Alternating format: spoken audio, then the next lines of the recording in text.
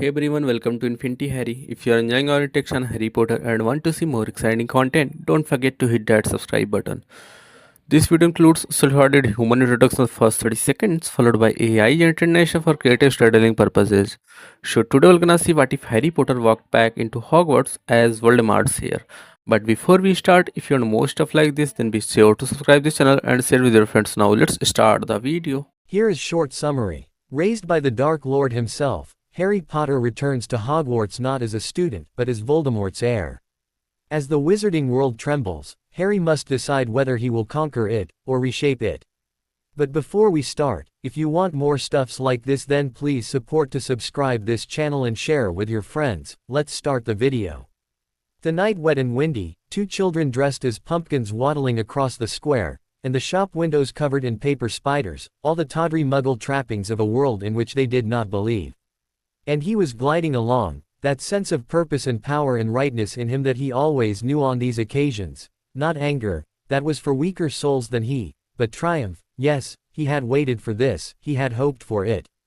Along a new and darker street he moved, and now his destination was in sight at last, the Fidelius charm broken, though they did not know it yet, and he made less noise than the dead leaves slithering along the pavement as he drew level with the dark hedge, and stared over it. They had not drawn the curtains, he saw them quite clearly in their little sitting room, the tall black-haired man in his glasses, making puffs of colored smoke erupt from his wand for the amusement of the small black-haired boy in his blue pajamas. The child was laughing and trying to catch the smoke, to grab it in his small fist. A door opened and the mother entered, saying words he could not hear, her long dark red hair falling over her face. Now the father scooped up the son and handed him to the mother. He threw his wand down upon the sofa and stretched, yawning. The gate creaked as he pushed it open, but James Potter did not hear.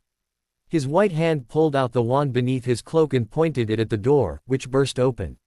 He was over the threshold as James came sprinting into the hall. It was easy, too easy, he had not even picked up his wand. "Lily, take Harry and go.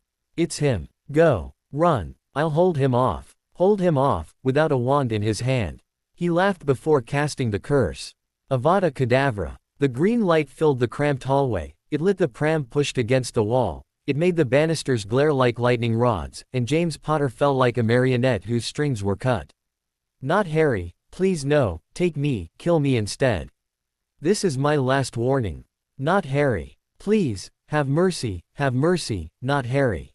Not Harry. Please I'll do anything. Stand aside, girl." He could force her away from the crib, but it seemed more prudent to finish them all. The green light flashed around the room and she dropped like her husband.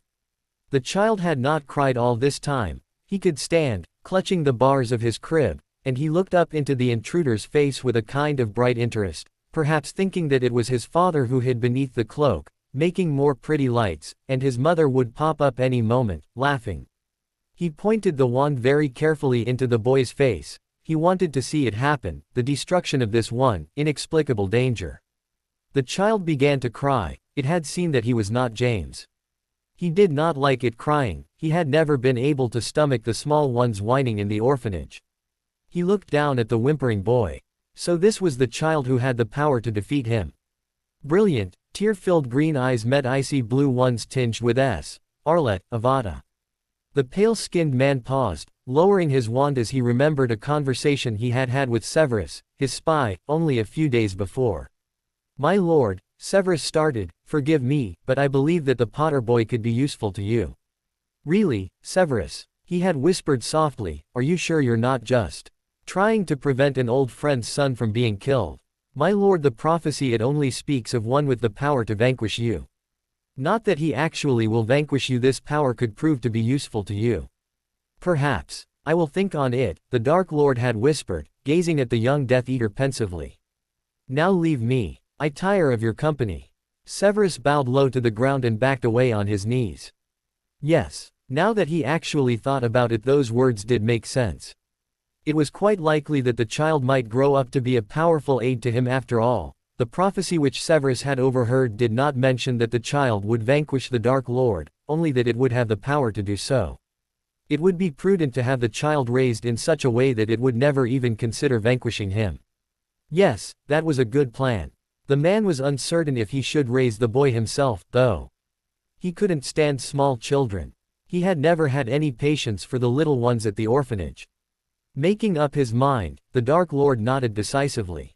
He thought furiously. It would do no good to allow Dumbledore to know that Voldemort had taken the prophecy child. The old coot would likely arrange an ill-conceived attempt to regain his infant savior. No, the best thing to do would be to make the whole world believe Harry Potter was dead, and Voldemort had sudden inspiration him as well. He would be able to lull the whole world into a false sense of security as he raised this child of prophecy to be his own heir. Once the boy had started Hogwarts, he could resume his fight. Voldemort cast a spell right in front of the door which created a scorch mark and did the same right in front of Harry's crib. Then he rubbed his wand and conjured ashes and left it there. The old fool would assume that both he and the boy had perished from a spell gone awry. He pulled a spare wand out of a holster on his thigh and picked up the boy. The child stopped crying, startled, but stared at the pale man with wide eyes. Voldemort then disapparated with the boy to a dark, lonely hill with an old house sitting atop it. The man calmly walked around the side of the grand old mansion, gazing at Slytherin Manor as he went. The child's head turned this way and that as it took in its new surroundings. Voldemort had discovered this place in his 20s after a great deal of research and a ridiculous amount of ward breaking. After claiming the decrepit property as his own, the young man had rewarded the manor and its grounds to prevent intruders. It was even better warded than the infamous Black Townhouse, and young Tom Riddle was quite glad to have a home that was entirely his own. After the war had started, the young Dark Lord had begun using this place as his base of operations, and had given a select few Inner Circle followers permanent access to the location, among them being Lucius Malfoy, his sister-in-law Bellatrix Lestrange, and the Dark Lord's young protégé Barty Crouch. He went around back and unlocked the door. Voldemort then entered his study, a dark and practical room filled with books and a large oaken desk, and sat behind the desk there. He pulled out a piece of parchment and began to write. After a few minutes of writing, he sealed the missive and handed it to an owl. As the owl was flying out the window, Voldemort turned back towards the desk and began to think. He had sent a letter to Lucius telling him of his location and that he required his service. The Dark Lord would have to get some of his Death Eaters to infiltrate the Ministry. It could be useful having influence over the Minister of Magic. He and the boy would also need aliases. Suddenly Lucius apparated into his study. "You sent for me, my lord?" Lucius asked. "Yes, Lucius," he replied, "I have decided that the Potter boy could be useful to me. I will need a few house elves to care for the boy. Also, in a few hours you will likely begin hearing reports of my death. If any inquiries are made, you will claim that you had no involvement in any Death Eater activities. If they give you any trouble, plead the Imperious Curse and pull out some gold. I will give you compensation for any fees necessary to clear your name." He paused as Lucius took all this in, and then continued, "I also want you to bring Bellatrix here before she learns of my demise, and does something foolish. She will be assigned care of the child over your house elves." "Anything you need, my lord," Lucius said, bowing his head slightly. "Wrinkle. Dobby," he shouted. 2 house elves apparated to the side of their master. One was ruddy and very old. The other was small and bouncy. He looked like he was very young. "You two will go with the Dark Lord," Lucius commanded them. "You will do everything he says. Wrinkle, Dobby, you now belong to the Dark Lord." They nodded and looked to Voldemort. "Wrinkle, you will be in charge of cooking our meals and all of the other housework." The old one nodded its head vigorously. "Dobby, you will be in charge of taking care of the boy. Give him whatever he wants or needs. You are under his command too." He handed the boy to Dobby. "Now go. You may leave as well, Lucius. I want Bellatrix here as soon as possible, remember that." Dobby was so happy. He had just started serving the Malfoys when Master had called him. Next thing he knew, he was serving the Dark Lord and looking after the boy. A child. What every house elf dreams of. Dobby. After Lucius had left Slytherin Manor, Voldemort began brewing a blood adoption potion and an everlasting spell potion. He would use the blood adoption potion to make the child biologically his own son, adding to James Potter's genetics to make the boy look like less of a Potter. The everlasting spell potion was more complex. It would make any potion drunk or any spell cast on its consumer permanent and unreversible. The potion lasted for exactly 1 hour after being drunk, so he had to act quickly. He pulled out a knife and prodded his finger, drawing blood. He let one drop fall into the cauldron of blood adoption potion before magically sealing up the cut. The potion turned Arlet, signaling its completion. The everlasting spell potion had already been finished and a portion poured into a vial, so the Dark Lord took a vial of the blood adoption potion as well and went to the nursery. Harry was sitting on the floor playing with toys when Voldemort entered. "Dobby, make the boy drink this," he commanded the house elf, holding out the vial of everlasting spell. "Yes, master," Dobby squeaked immediately. The little elf then coaxed Harry into drinking it. Immediately after, Voldemort set to work. He had Harry drink the blood adoption potion next. The child's hair lightened from black to a brown similar to Voldemort's own and his emerald eyes became a very pale shade of green. Voldemort then aged Harry by 2 years. The boy instantly grew slightly and lost a bit of his infant chubbiness. After the everlasting spell potion wore off, Harry Potter had become 3-year-old Harish Blake.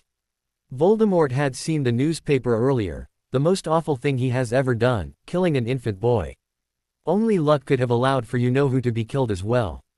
This disguise would prevent anyone from mistaking his heir for Harry Potter. Eventually over the next year, Harish stopped asking about his parents.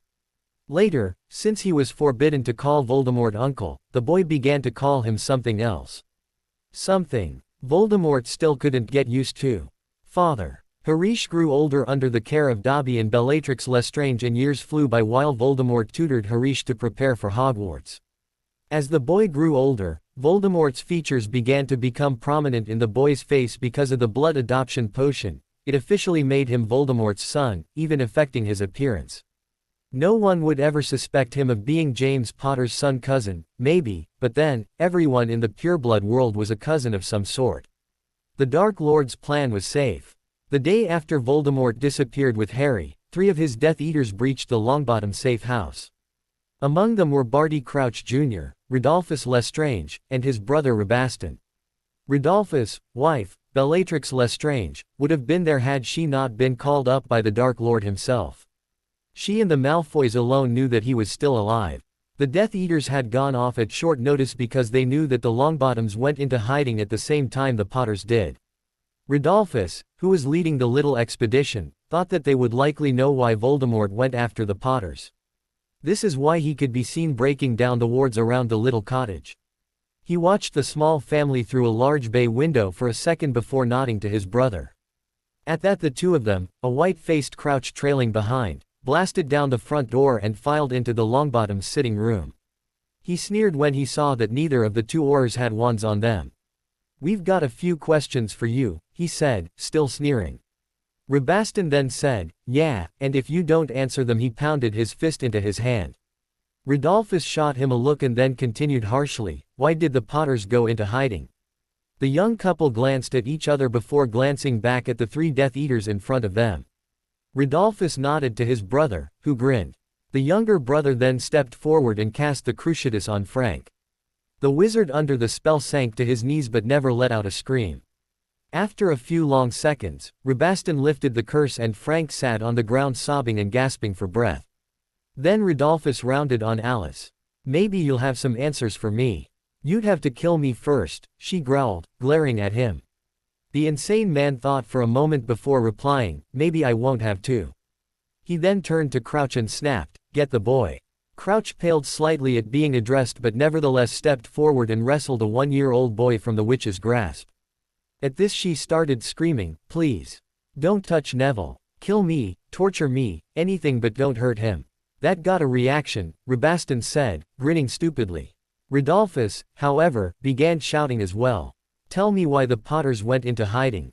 "Don't." Frank shouted to his wife. "Crucio." The Auror was now writhing on the ground. Rabaston held the spell for over a minute. Rodolphus turned his wand on Neville and Alice began screaming again and he ended up torturing her as well. They spent after almost an hour. They finally left as they realized that they were not going to get any information out of the 2 Longbottoms, as they could no longer think straight from the pain. They exited the house leaving a baby boy, Neville, to sniffle and cry for his mummy. After a couple hours, Dumbledore showed up and took Neville to his grandmother's. When she had answered the door, Dumbledore gave him to her, told her what had happened, and told her to keep a firm hand on the boy. Then, he left and called up an order meeting. "Why have you called us here?" Molly Weasley asked. A lot of the members that were left looked at him curiously, waiting for an explanation. "As you know," he started, gaining everyone's attention. "The Potters were murdered by none other than Lord Voldemort." Everyone nodded, tears in their eyes. "Well, some Death Eaters wanted to know why he died, so they went after the only other family that went to hiding at the same time as the Potters, the Longbottoms." The room gasped. Alice and Frank were tortured into insanity today, leaving poor Neville pretty much without parents.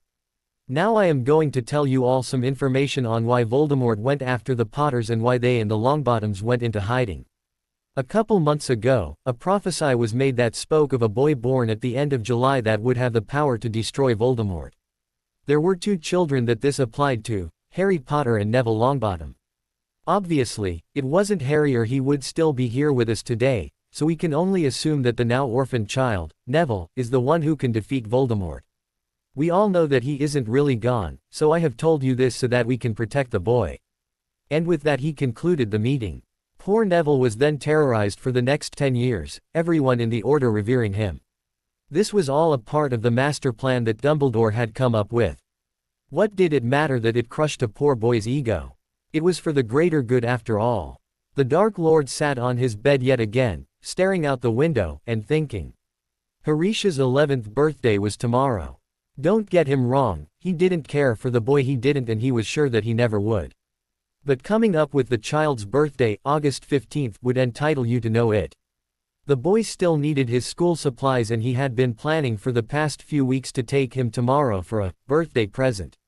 Of course technically he was just getting the boy his supplies on his birthday, not for his birthday. He absolutely did not care for the boy. As he was thinking about these things, he heard a knock on the door. Harish's pale face appeared beside the slightly open door. "Father, tomorrow's my birthday." Voldemort rolled his eyes. How could he not know that? "And I was just thinking about school. Are my school things coming by mail?" He didn't answer the boy at this, but turned and looked out the window. "I thought that maybe this year maybe you might take me somewhere for my birthday."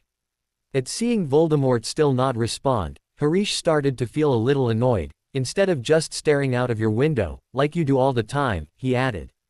Voldemort's eyes flashed and Harish, knowing the temper his father sometimes had, took a step back. "I'm sorry," he started, "I didn't." "No, you're right," Voldemort whispered quietly, standing up. "I haven't gone out of this house for some time, you may go back to your room now." He ended with a stern tone. "But, now," he hissed and the boy jumped and ran out of the room. Voldie hates affection hates Voldy. Harish sighed and lay back on his bed. He couldn't help but feel miserable. He had a nice room, large house, expensive clothing, and nearly always got what he wanted. The only thing was that his father fully ignored him. They used to at least talk, during his lessons for instance. Now this past year father has been mostly avoiding him and hiding out in his room. He wanted more attention. He really did love his father. He remembered when he was 5, he would go around saying that he wanted to be his father when he grew up. That was also when he had figured out he was a Parseltongue. Ever since then, all he and his father spoke at home was the snake language. Then, of course, there was Nagini, his father's giant snake. He had loved having conversations with the snake. She seemed really intelligent. She would also tell him stories about his father. She had even told him of his father's school days, including the whole incident with the Chamber of Secrets. Harish giggled. He couldn't believe that his father didn't think that Harish knew what his job was. Harish had known that his father was Lord Voldemort for nearly as long as he could remember. It had startled the Dark Lord greatly when he discovered that his son was in fact fully aware of his job as a terrorist-style revolutionary. He didn't really mind, though. He loved his dad and thought he was awesome. Everyone should worship the ground the Dark Lord treads on, in his opinion. His father was the coolest person in the history of the wizarding world since Salazar Slytherin and Merlin. Harish hated his father's opponent Dumbledore, on the other hand, with a fiery passion. He knew that Dumbledore was the reason the two had been forced to hide in Slytherin Manor since Harish was a toddler, and Harish was also aware of how much his father resented the confinement. Harish didn't blame him, he hated being locked up in one place too, and it was all Albus Dumbledore's fault. Harish still wasn't sure whether father was actually planning to take him to Diagon Alley or not. If only he knew legilimency. Then he might be able to tell what his father was thinking. He wondered what had caused his father to close up his shell like that. He guessed that he would never know, and would have to wait to see if they were going to Diagon Alley tomorrow. He hated waiting almost as much as he hated being stuck in this empty manor. Harish wants attention, yum yum yum. Voldemort entered Harish's room. Come on, we are going to Diagon Alley, he said. Strangely enough, he felt satisfied when he saw the boy's sullen face perk up with excitement. Harish was almost immediately at his side. Now before we leave, Voldemort said as Harish trotted happily up to him, I need to tell you to not speak anything other than English while we're at Diagon Alley. No Parseltongue. Why? Harish asked. Most people believe that Parseltongue is a dark talent. Britain especially insists that being a Parselmouth is a sign of a dark wizard. While I will admit that some of that prejudice was enhanced by my own formidable reputation, most of it was already present in the society before their war with me. In fact, Salazar Slytherin was greatly villainized by historians due to this very same talent. You will often find, my son, that wizard is a whole or idiotic sheep. Oh, Harish said. Okay, now, we will be apparating there. Harish nodded, preparing himself for the not-so-pleasant sensation that came with apparating. Then he gripped Voldemort's wrist and they disapparated. They reappeared in the middle of the alley and Harish stood in amazement. The place was so full. It was loud and overwhelming as he watched the people bustle back and forth in the shops. Owls were screeching, cats were meowing, and toads were croaking. He smelled wonderful smells of chocolates as they passed a candy store. There were 2 witches haggling over some eel's eyes.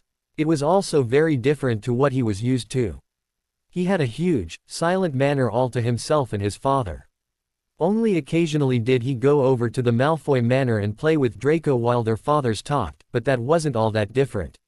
Even playing Quidditch with Draco up with all of the chattering birds had been more tame than this alley. Harish was herded into Gringotts so that they could use the boy's inherited fortune on their shopping trip. His father intended to teach him how to manage finances using the Potter money. When Harish had asked how he even had access to the Potter vaults, an answer had not been forthcoming. His father had given him the tight-lipped glare he had whenever he did not wish to divulge information. Harish wasn't bothered. He would weasel the facts out of him eventually. Voldemort walked up to the counter. He sneered down at one of the goblins and said, "We are here to open the Potter Trust Vault." The goblin peered over the desk at them. "I'm afraid that the Potter Vault is closed unless someone with Potter magic claims it," he said, sneering back at the man. Voldemort scowled. "You can have him tested if you want." Harish, who had been watching the interaction intently, noticed that neither his father nor the goblin were very happy. His eyes narrowed in suspicion. Why did his father want the Potter Vault specifically? He grinned internally. This promised to be a very diverting mystery. "Very well," the goblin said as another one walked up. "Griphook will take you to a private room to have the boy tested." The 2 of them followed Griphook to a private room. Once there, the goblin took out a piece of parchment labeled Potter, and had Harish put his hand to it. The paper glowed gold before writing scrawled across the page. Harish leaned forward and read the writing. It was just a list of the Potter accounts that were available to him, there weren't many, and how much stuff they had in them. At the bottom of the page, it said, Harish Anata Blake, Potter Heir, and nothing else. The goblin regarded the parchment with an odd look on its face. What did that mean? His father asked Griphook. The parchment will turn blue if they have a relation to the Potters by marriage, red if by blood, and gold if only by magic. The parchment only rarely turns gold. In fact, I have never actually seen this arrangement occur before. I only knew it was possible due to prior record.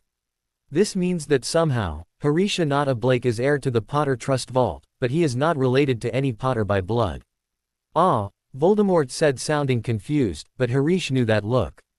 He could tell that the explanation had made perfect sense to the man.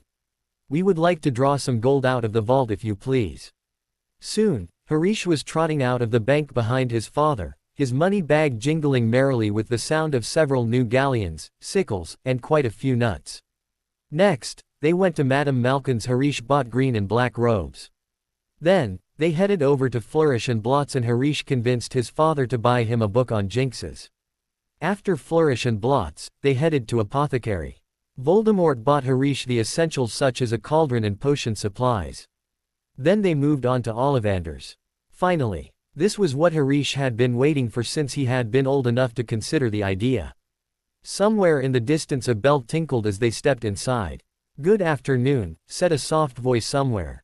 "Hello," Harish said. "Ah, but who are you?" "Harish Blake," he replied. Which is your wand arm?" Ollivander asked as he pulled out a measuring tape to begin to measure Harish for a wand. "My right." Voldemort started to edge out of the shop. He knew that Ollivander would recognize his second wand. The one that he nearly had to blackmail him to make. No doubt Ollivander would want to see his wand if he noticed him. He quietly opened the door and squeezed out into the fresh air. Ollivander likes wands, they have brains.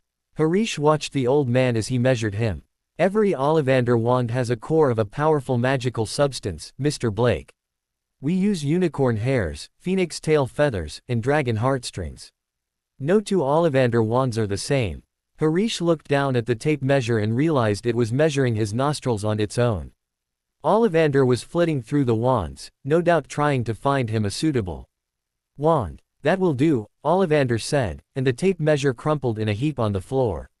He gave Harish wand after wand only to have them grabbed right out of his hand before he could wave it. The pile of tried wands grew higher and, to Harish's astonishment, so did Ollivander's mood. "Tricky customer, eh?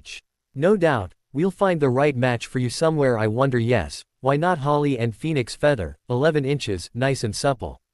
As Harish took the wand, he suddenly felt a warmth in his fingers. He waved the wand over his head and green sparks flew out, dancing on the walls. "Oh, bravo. Yes, indeed. Very good. Curious," he muttered while wrapping up the wand and placing it back in its case. "What's curious?" Harish asked earnestly. "I remember every wand I've ever sold, Mr. Blake. Every single wand. It so happens that the phoenix whose tail feather is in your wand, gave another feather just one other. It is very curious that this wand should be destined to you when its brother its brother belonged to he who must not be named." "Why is that, sir?" Harish asked. Ollivander pinned the boy with a steely gaze. "I have a very long memory, young man, for people as well as wands. I recognized your father sneaking out of my shop, and despite the changes he has made to his appearance, I know exactly who he is." At Harish's abruptly defensive stance, the elderly man smiled gently. "Do not worry, Mr. Blake. I am, and have always been, completely neutral. No one dares to aggravate a wand maker, particularly one of my caliber. Your father's secret is safe with me. I said that it was curious for this wand to choose you because it is most unusual for a child to have a brother wand to his own parent. I find that curious because such a choice shows great devotion to your father and a great similarity." Harish flushed a bit with pride. Somehow hearing that he was very similar to his father from this strange old man seemed quite significant. But Ollivander wasn't done yet. "The wand chooses the wizard, remember," he whispered. "I think we must expect great things from you, Mr. Blake. After all, your father did great things, terrible, yes, but great.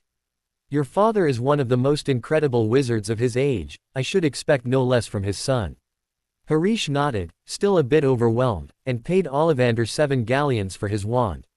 As he turned to the front of the shop, he saw his father waiting for him outside with an eager expression on his face. "Very odd.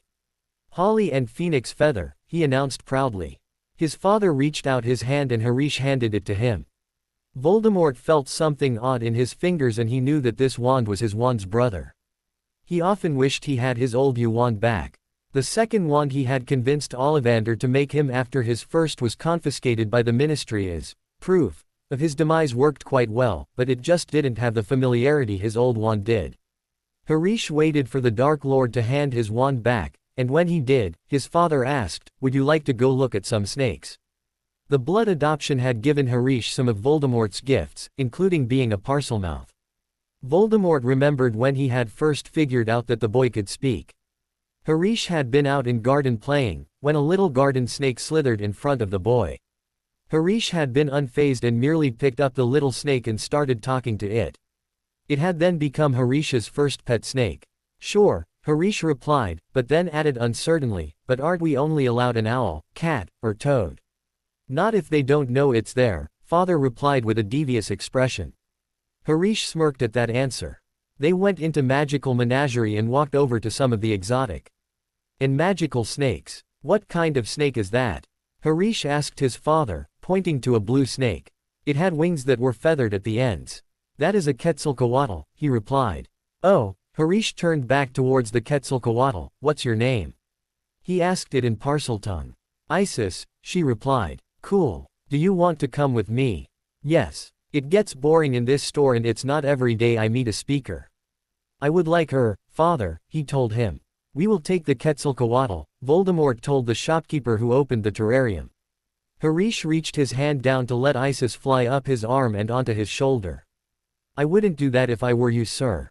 He has a nasty temper. I have a way with animals, Harish replied. Oh, and by the way, Isis is a she, not a he. The storekeeper gaped at him in astonishment as Isis slithered up his arm and curled about his shoulders. The two then walked out of the shop with their newest scaled edition and dissipated home. The rest of the month Harish spent reading his textbooks, and as soon as he finished them he went perusing through the great Slytherin library for something else to keep him occupied. He was often having to find something to keep him busy so that he wouldn't get bored, such as reading or Quidditch. Finally the time to get ready for school arrived. He had to pack his trunk, or order Dobby to do so, and make sure that he had bought all of the school supplies he would need. The night before September 1st he got Dobby to set his trunk by the door so that he would be ready to leave first thing in the morning.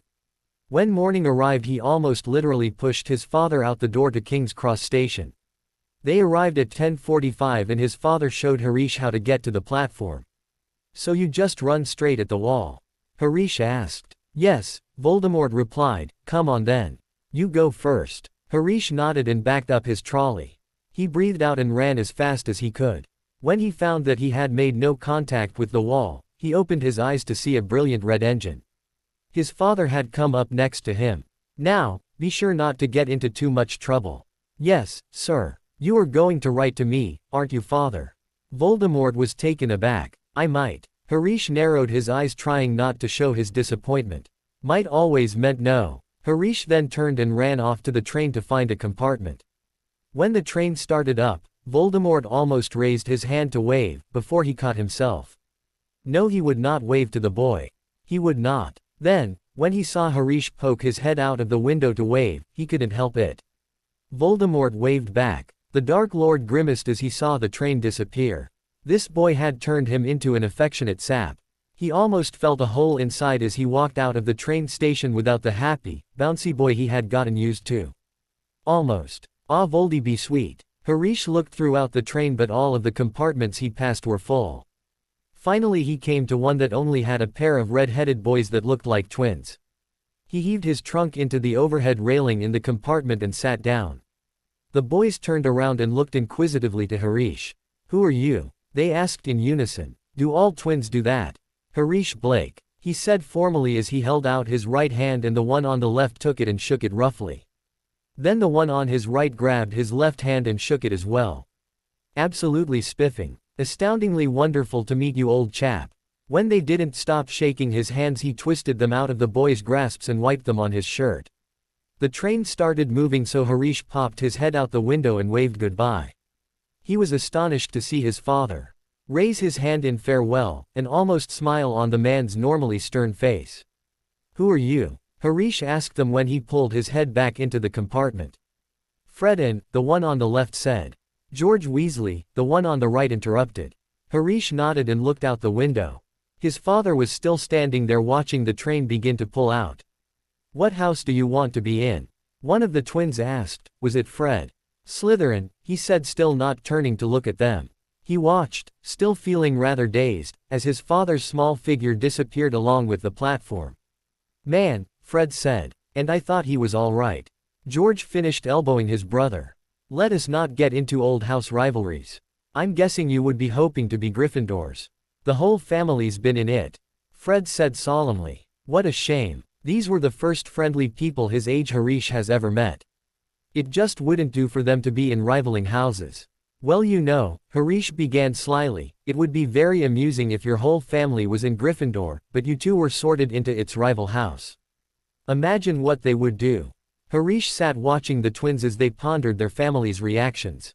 You know, old chap, George asked. That would be a wonderful prank. Fred exclaimed. The three of us could have loads of fun. In the same house. Harish beamed. The twins then proceeded to tell him about their pranks that they had done over the years.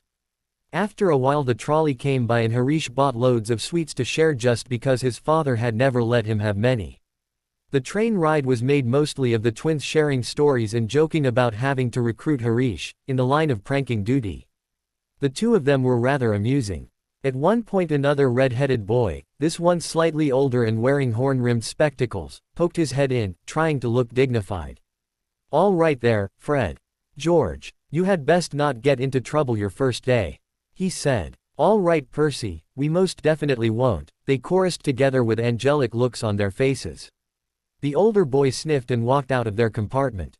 Who was he? Harish asked. Percy. He's a third year. After the sky began to grow dark, they changed into their school robes and waited to pull into Hogsmeade Station.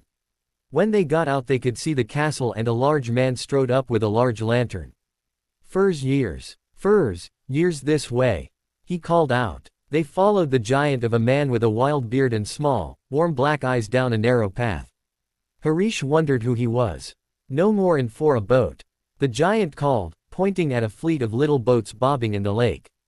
Harish and the twins climbed into the boat along with a boy who had dreadlocks. The giant, who had a boat all to himself, shouted, everyone in. All right, forward. The boats then zoomed across the smooth lake and when they reached a cliff with ivy hanging down, he shouted, heads down. When they passed through, they could see a close-up view of the castle. All of the first years oohed and awed at the magnificent sight. They were led along a dark, damp tunnel until they reached an underground harbor, where they climbed out. They walked along the dark corridor until they came to the grassy lawn and then finally, climbed up a flight of steps to a pair of large oaken doors. The giant raised a fist larger than Harish's whole head and knocked upon the great doors 3 times. It was immediately opened by a witch in emerald green robes.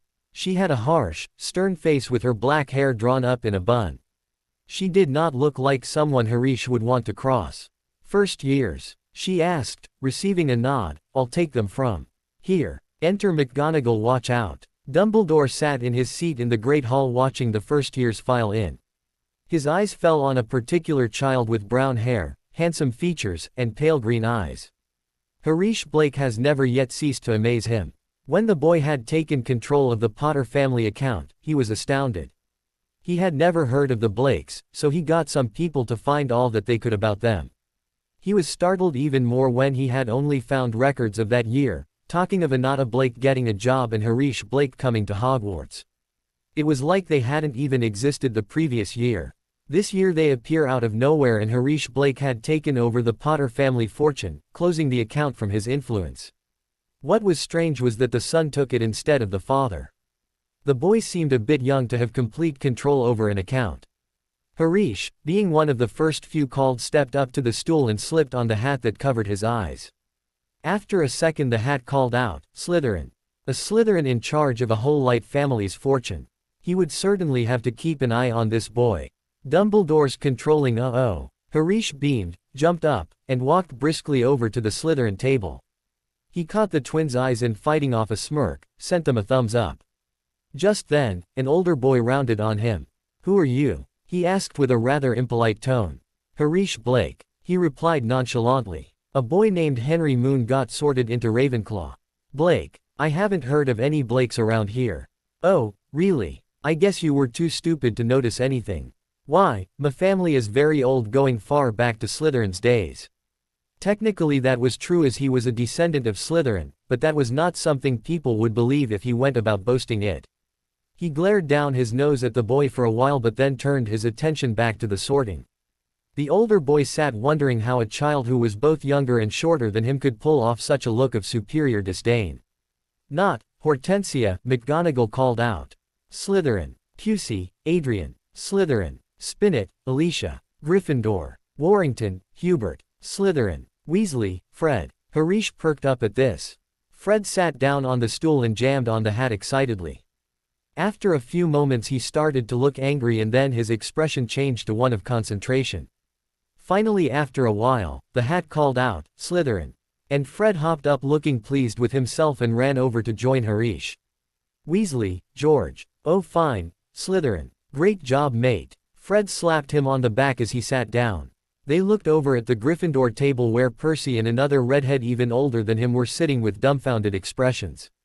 "Look at their faces," George exclaimed with glee. "Percy looks like he's trying to decide whether he should be mad," Fred started, stroking a fake beard.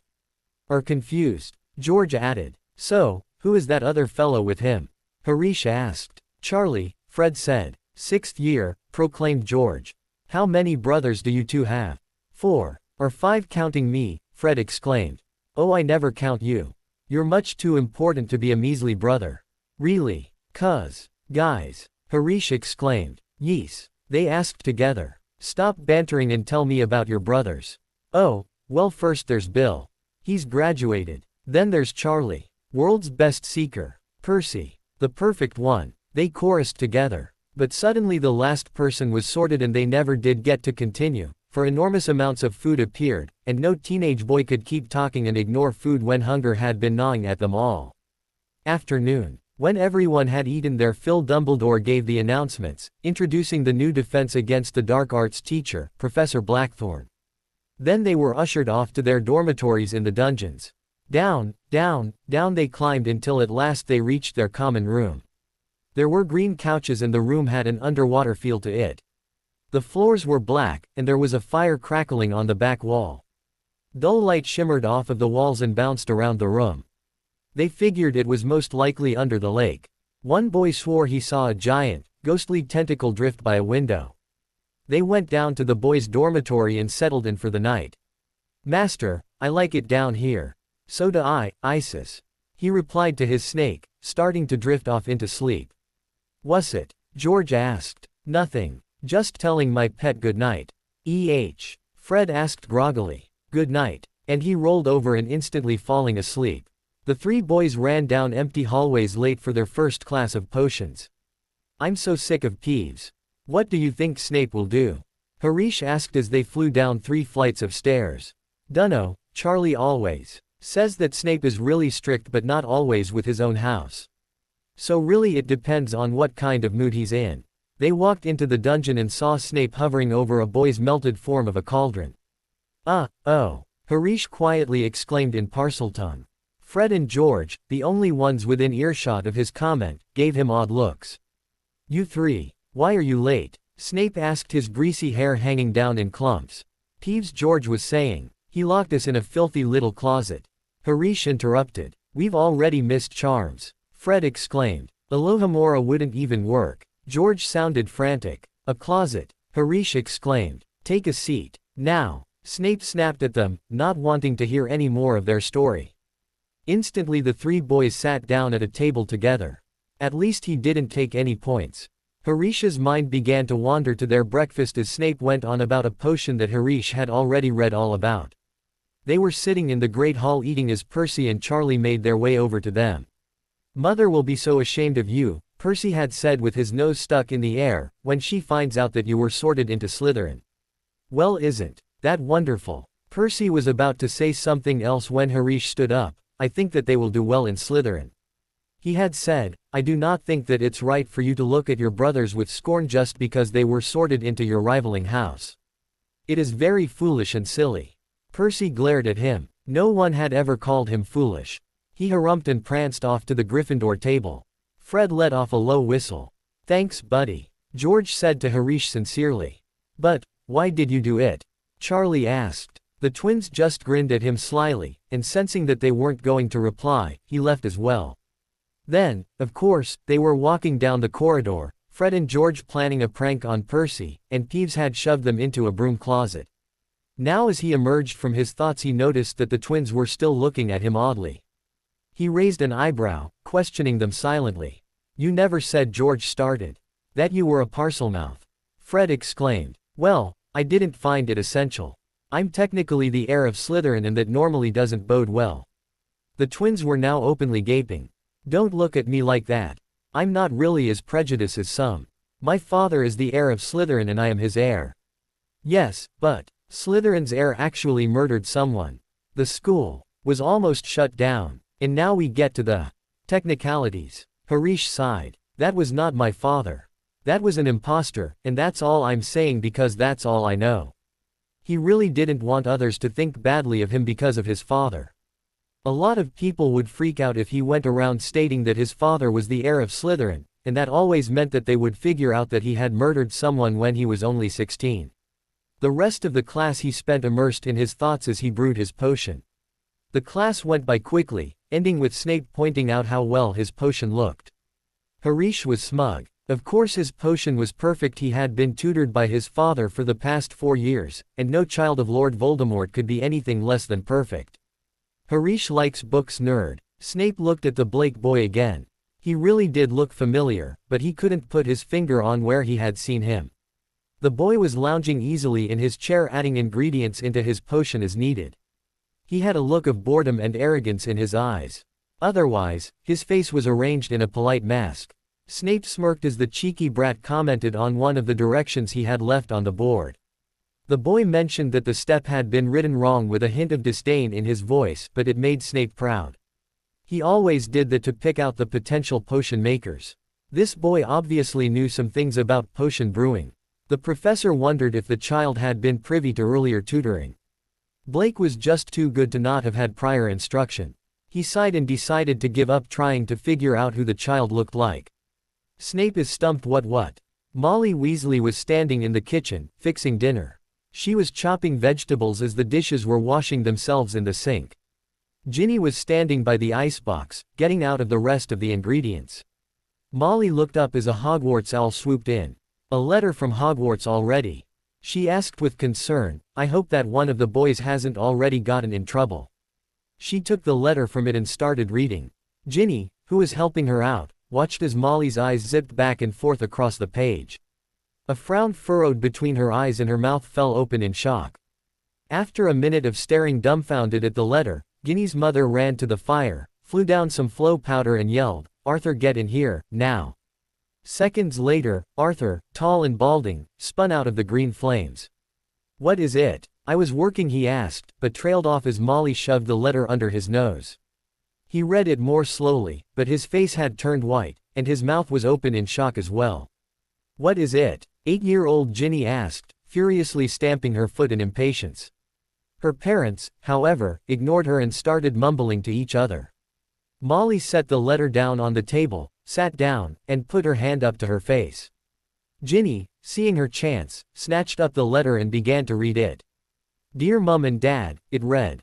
"I am so sorry to tell you this, but before you read this letter, you'd better sit down. As you know, Fred and George were sorted this evening, and I regret to tell you that they are both in Slytherin.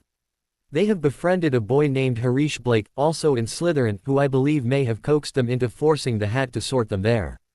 Your dutiful son, Percy." Ginny actually giggled. This sounded like something the twins would do. She wondered who this Harish Blake was though. Ron, her brother, who was a year older than her, suddenly bounded into the kitchen. "When's dinner? I'm hungry," he whined. Then his eyes fell upon his dad, who was back early. Then, his mom, who was sitting slumped in a chair. Finally, he noticed Ginny, holding a letter. "Let me see that," Ron said, snatching it out of Ginny's hands. After he had read it, his eyes narrowed in distaste. So Fred and George, the traitors, were sorted into Slytherin and it was all this Harish Blake's fault. He was probably the son of a Death Eater or something. Ron wondered how the twins could have been led onto the wrong path. Page Angry Faces Prejudice Ronikins D. After potions ended, the boys ran, under the persuasion of Harish, to the staff room to find Professor Flitwick and explain why they weren't there for their first class. "Professor Flitwick?" Harish asked as they entered the room. "Yes, Mr. Blake. We want to apologize for missing your class," he replied, nudging the twins painfully in the ribs. "Yeah," they said in unison. "Not that we had much of a choice in it. Peeves locked us in a closet," Harish explained. Flitwick's eyes narrowed. "I need to be having a talk with the Bloody Baron. It's already bad enough that he antagonizes the teachers and students, but recently he's locked 7 different students into various closets." Maybe the Baron can straighten him back out again. The three boys looked at each other in disbelief, relieved that Flitwick had believed him. Harish gave a start as Flitwick walked out of the room. "Professor!" Harish shouted. The tiny professor hummed, stopping and turning back to the three boys. "What about our homework?" "Oh, yes. Just read the lesson on levitation charms and write 6 inches on it." And he hustled off to find the bloody Baron. Just as they were about to head out as well, Professor Blackthorn bent over and began coughing really hard. Harish stopped and looked at him for a minute. "Are you all right, sir?" he asked. The middle-aged professor nodded and stood up straight, wiping some sweat off of his forehead. Yes, I'm fine." "Okay," he said, not really convinced, but not wanting to press any further. Finally, the three of them reluctantly left. The boys then headed to the dungeons to get started on their homework. For Harish, the twins, however, were wanting to plan a prank on Percy, and Peeves if they got to him, and possibly Charlie, and the annoying, snotty kid in their dorm. "Come on," Harish sighed, "you have to do your homework." The twins started grumbling simultaneously about too much work. "Fine," Harish huffed, putting his quill to the piece of parchment. "It's not my problem if you make teas." The twins sighed in unison and pulled out some parchment as well. Their mother would ground them for the rest of their lives if they made teas in their school work. As soon as all three of them finished, the twins dragged Harish up to their dormitory, forced him to sit on his bed. "Now, Harish," Fred began. "We know how childish you think pranking is. But we're going to change that today. You are going to help us to prank Percy, whether you like it or not." Harish sighed and picked at his sheets as the twins launched into their plan, often asking Harish for input. "Devilish evil geniuses, he. Percy woke up and rubbed his eyes. He blearily pulled on some clothes, squinting badly in the bright light. Then he combed his hair as he walked down to the Great Hall. At first, he didn't notice the people laughing and pointing, but soon he caught on that they were laughing at him. "What is it?" he snapped at his friends, who were doubled over in laughter. Someone walked past their table and smacked his on the back of the head. Seeing his aggravation, one of his friends handed him a mirror. Everything he had on, his hair, his robes, and even his shoes, were dyed green and silver. He looked down at the front of his neon green shirt. It read, "I am a stuck-up, good-for-nothing, judgmental idiot." He twisted it around to look at the dark green and gray striped back. It read, "Slap, punch or kick me. I'm a half-wit dunce, I'd love any of them." Percy could feel his ears turning red. He growled dangerously. He knew exactly who did this, and they would get in so much trouble for this. "Percy really is a dunce, ah yeah." The twins laughed with satisfaction. Harish bowed as the insults on Percy's shirt now also read, "I am a snitch, a tattletale, a bigmouth, a busybody, a blabbermouth, and a sleazemonger." It had been Harish's idea for the different variations of the word tattletale to appear on the shirt if Percy had ratted them out, expecting that he would. He really had enjoyed this, although his father wouldn't be pleased. It had been fun. The twins smirked at each other. They had finally wormed out the real Harish. Not the one hiding behind the glum, dull, and skeptical mask. They now saw childish glee in Harish's eyes. The twins knew that the professors would have to watch out. They now had 3 devilish pranksters to deal with for the next 7 years. George came up with the ideas, Fred put the plot into action, and Harish supplied good spells and insults. Together, they were going to make their teachers' lives hell. The twins are worthy of Slytherin, thank you very much. The week went by quickly, with their first prank making it pretty interesting. With Percy showing up on the second full day of the term looking the way he had, everyone in Slytherin began to accept the twins. Apparently, a prank of such magnitude on their own brother, no less, showed a sense of house pride which cut them some slack. A fourth-year boy even came up to the twins and told them that if they continued to act in such a Slytherin manner that they might be able to absolve themselves of their blood traitor status. Then, the next day, Percy entered the Great Hall, his front holding proof that he had ratted on his brothers. Professor McGonagall, luckily, had no way to prove that it was them. So, no points were taken, even though she did keep them behind after class to help her sort through some homework. Percy's Slytherin get-up finally disappeared on Saturday, after 5 days of the prank. Several teachers were very impressed and Flitwick used them as an example when he was teaching his third-year students hair-changing charms. After the week going by without a hitch, the trio started plotting for their next prank. Harish smiled, reading the letter he had just received from his father. It was written in response to the one Harish had sent to him about their prank. At first, his father had freaked out and started listing threats and reasons about how silly pranking was. Then he moved on to talk about how proud he was that Harish was showing true Slytherin antics. Then, he gave them some advice on not being caught in the act of their pranks. The twins decided that they would like Harish's father very much. "Your dad sounds very interesting, Harish." "No, he's usually really dull," Harish replied, surprised at what they had said. "Well, at least he doesn't rant on and on about muggles. Non-stop." Harish merely grunted in reply and he started to stroke and talk to Isis. "Don't do that," Fred said. "Do what?" "That," George replied. "You're stroking the snake. It's creepy," Fred added. "Well, she was commenting on you too," Harish said, acting as if it was perfectly normal to be talking to a snake. "Oh?" the twins asked sarcastically. Harish gritted his teeth. "She was saying that you were doing me some good." After a pause he clarified, "Loosening me up." The twins looked from him, to Isis, then to each other. Then, after a pause, the both started laughing. "Come on," George said, punching his arm. "Laugh. It'll do you some good," Fred said, taking George's lead and punching Harish's other arm. Harish shoved them both face down into their beds in retaliation. There was another pause before the three of them started laughing again. Happy, happy, happy. Dumbledore sat in the meeting with the faculty. He had observed Harish over the past week. In seeing Harish with a malicious glint in his eye, relishing in the prank they had pulled on Percy, he began to get worried. How had this child taken hold of the Potter account? Only a direct descendant of the Potter line could have taken over that vault. He couldn't see how it was possible that this Slytherin brat could have possibly gotten a hold of it.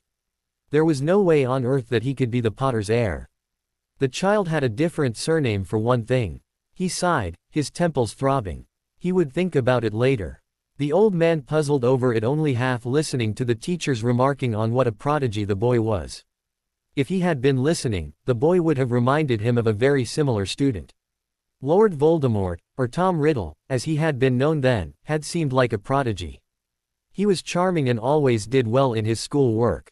Harish was showing very similar traits to his father, but Dumbledore wasn't even paying close enough attention to notice. UHO Dumbledore. The trio were in an empty hallway with their arms full of different colored dung bombs. George had come up with a wonderful idea. He wanted to see what would happen if they changed the color of the brown dung bombs. He believed that the smoke would be multicolored. They had several black, green, and blue ones, but the prize of them all was the one that Harish had so cleverly enlarged and dyed multiple colors. They decided to set that one off first, so Harish lit it and placed it in the center of the hallway. After a second, blue, green, and red smoke shot out of the grand dung. It smelled of rotten eggs and they whooped and cheered at the spectacular show. After the smoke cleared, they were about to set off another one, when they saw Filch at the other end of the hall. They froze. Fred had earlier said that if they were caught, that they should not try to escape until later, so that they could have a look in Filch's office. They were sure that there would be some valuable knick-knacks which had been confiscated. So the three followed Filch along, half listening to Filch wheeze on about hanging children by their thumbs in the dungeons. They were led to his office in silence. "Sit," Filch barked. The three sat on a bench across from Filch's desk. Harish looked around the office as Filch listed their crimes. Immediately, Harish spotted a drawer labeled, "Confiscated and highly dangerous." Harish discreetly nudged Fred and nodded towards the drawer. Fred then nodded to George, and before Filch could list their punishments, George lit a black dung bomb and threw it at Filch. Immediately, Harish flew towards the drawer aided by Fred and the two of them opened it and pulled out a heavy piece of parchment. Then, they grabbed George and fled from the room. They ran as fast as they could for the dungeons, hearing Filch screech angrily behind them. They finally lost him as they sought refuge in their dormitory.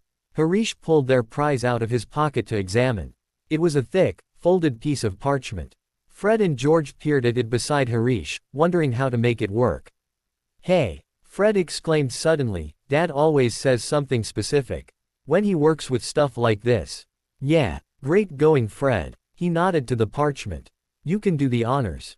I, Fred Weasley, would like you to reveal your mechanics. Mr. Mooney does not hand out valuable information so freely. The three of them sighed in disappointment, before more words scrawled across the page. Mr. Prongs concurs with that notion and would like to propose a test. Mr. Padfoot would like to know what the number 1 rule is for pranksters.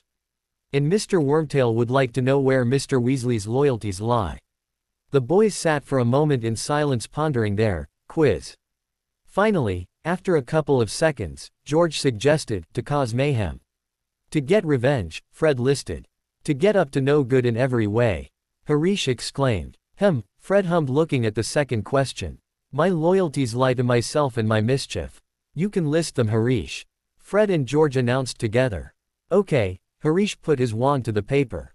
Harish Blake, Fred Weasley, and George Weasley say that our loyalties lie to ourselves and our mischief, and the number 1 rule of any prankster is to cause mayhem, get revenge, and to get up to no good in every way.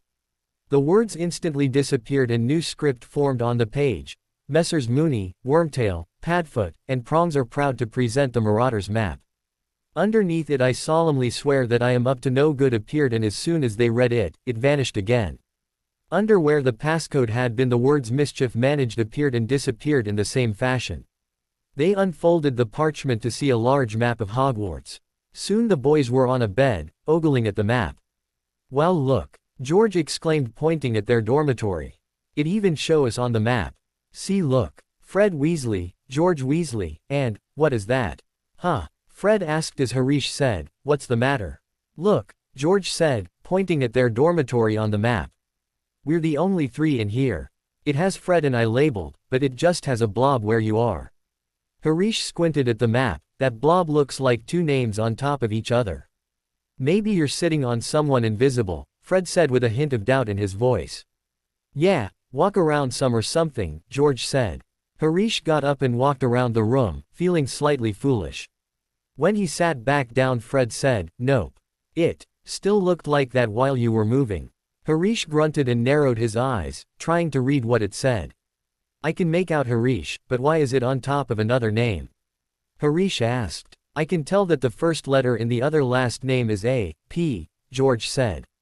If you lean back like this, Fred said, and tilt your head to the side a little, it looks kind of like it says Highly Pinklace.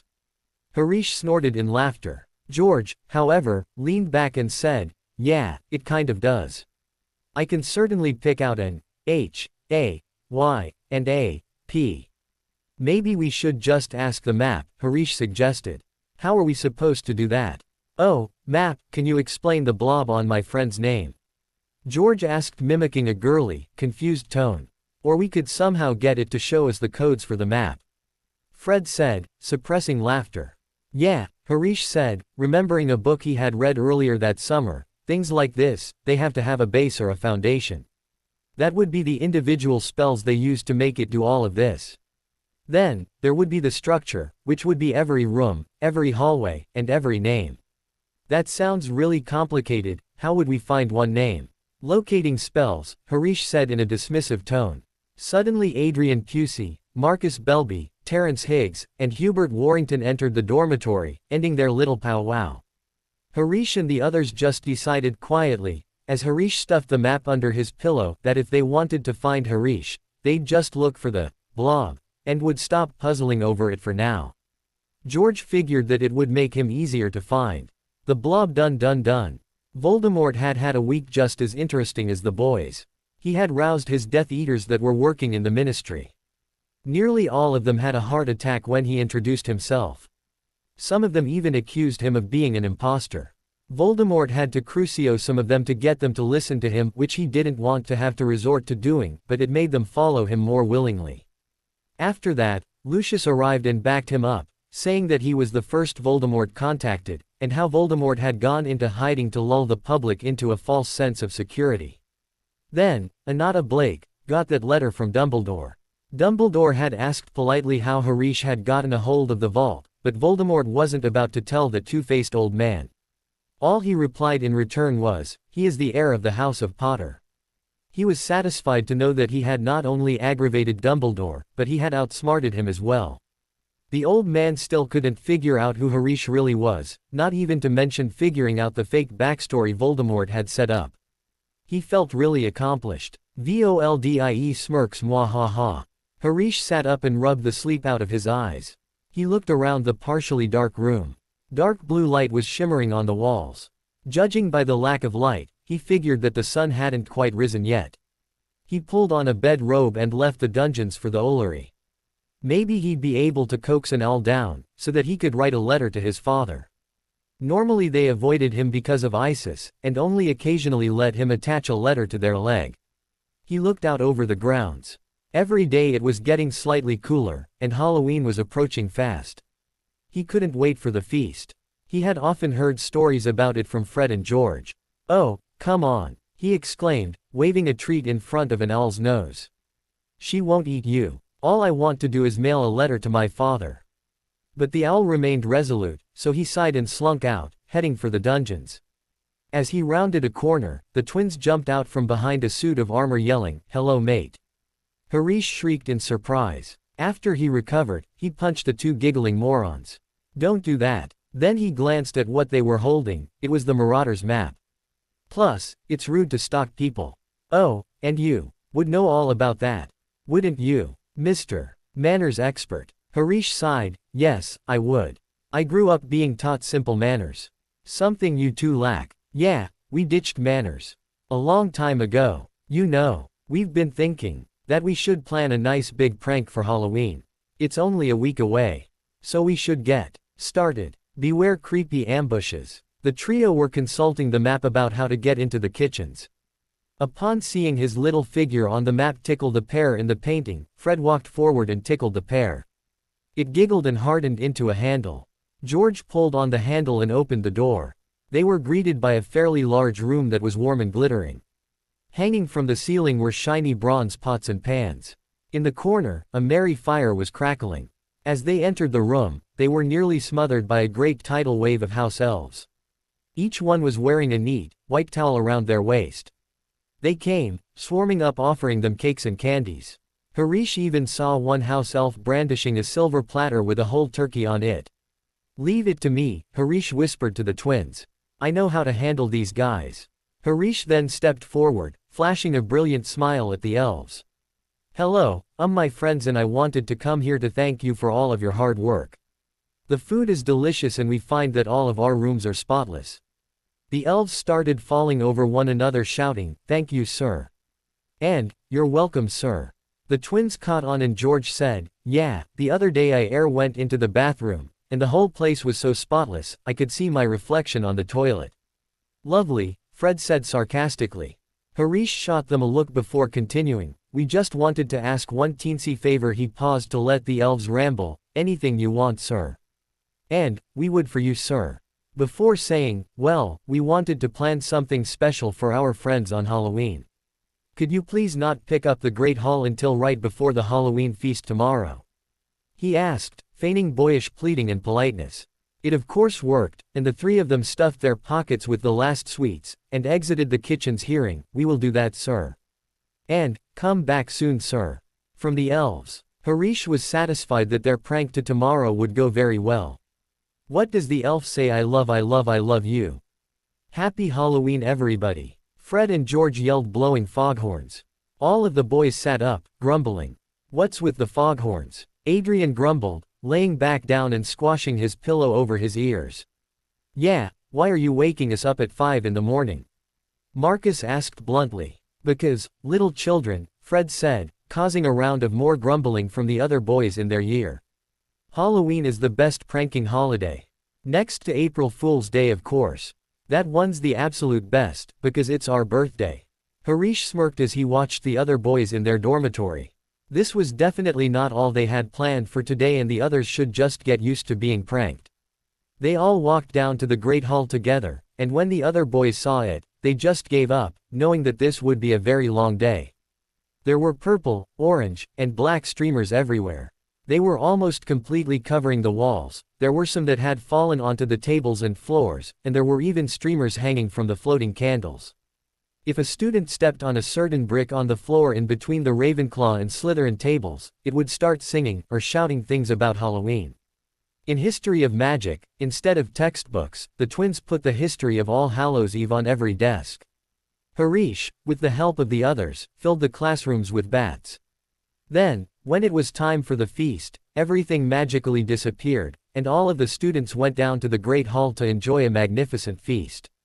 The trio had the most wonderful day, and they had already begun planning to top this performance next year. Fun apple bun. It was now late November and everyone were sitting in the Great Hall for breakfast. Harish was sitting in the middle of the first years flanked by the ever-present Fred and George.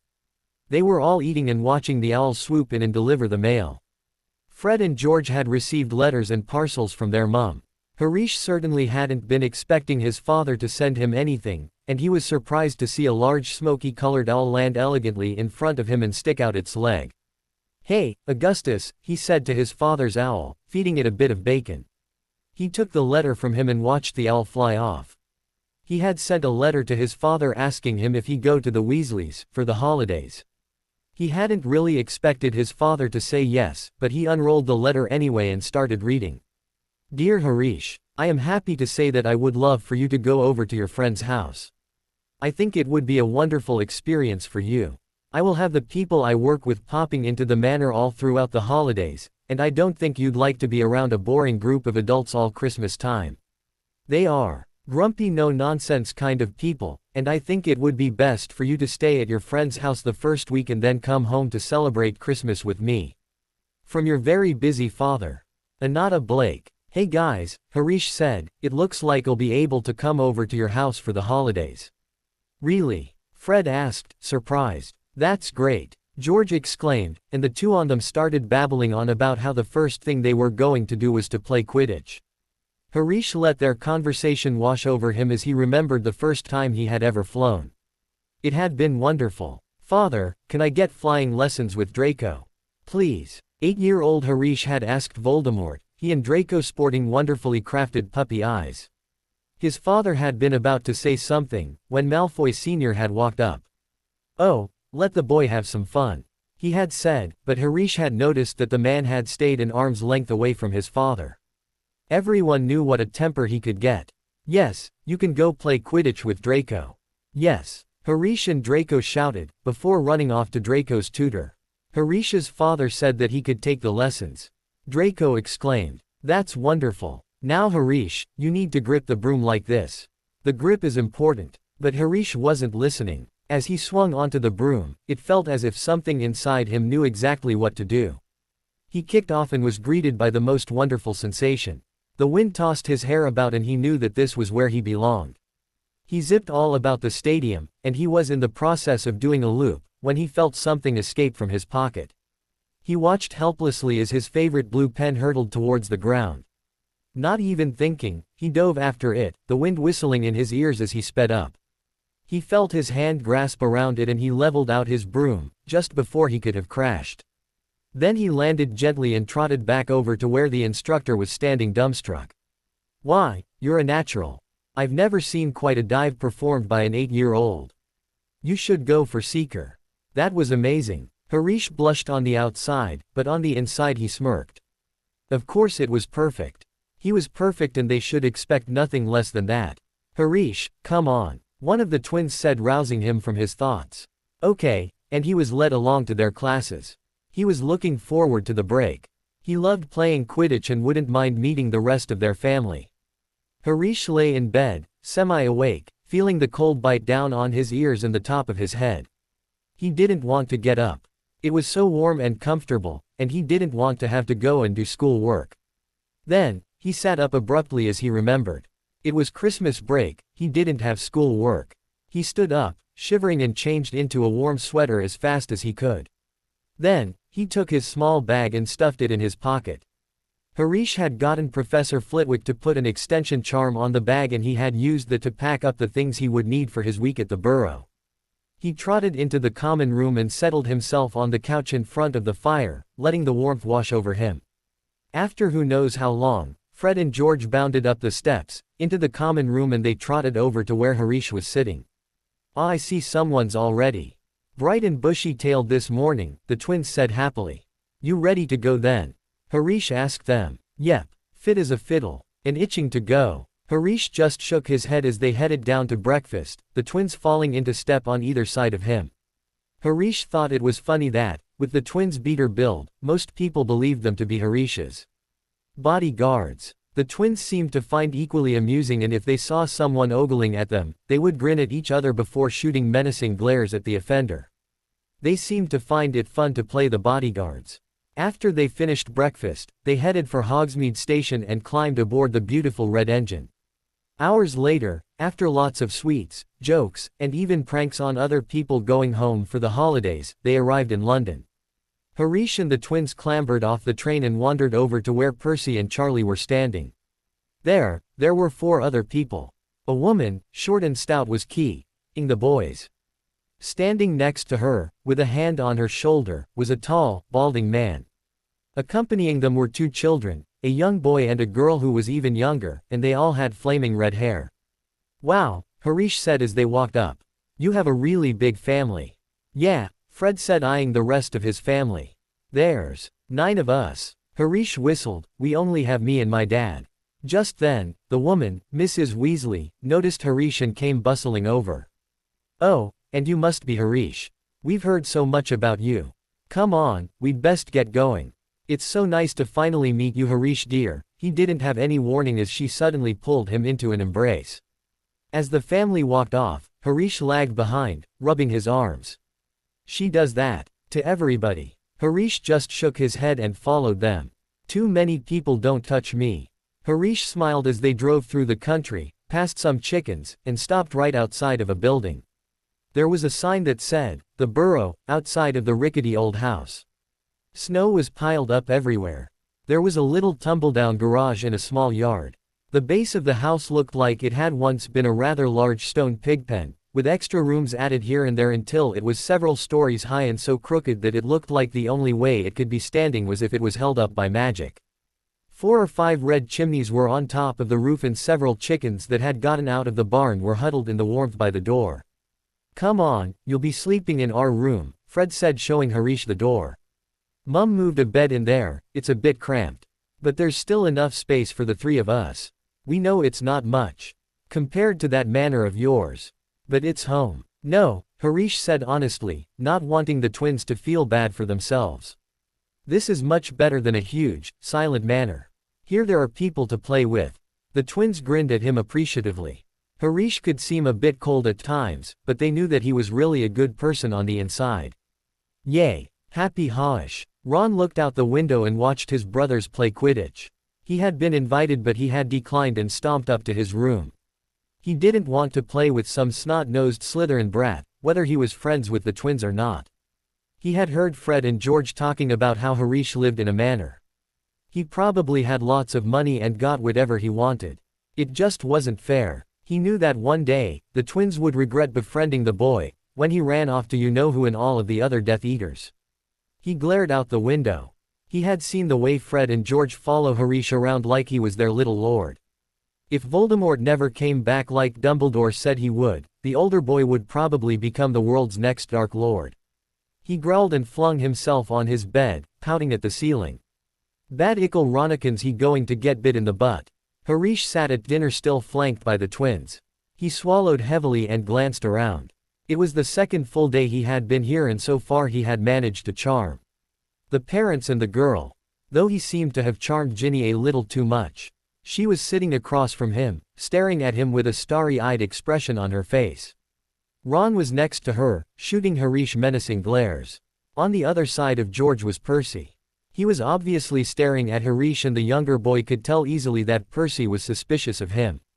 He looked up at Mrs. Weasley who was trying to convince him that he was as thin as a stick and needed forts on turkey.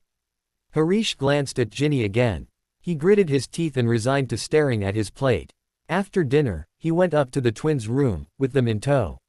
He sighed and sank onto his bed. "Yuck," was all he could manage. The twins burst out laughing. "I think that Ginny wants your autograph." Harish glared at them. "This certainly is the most interesting holiday I have ever had, I'll have to give you that. First, there's Ron who seems to hate my guts. Percy who obviously believes that it's all my fault that you're in Slytherin.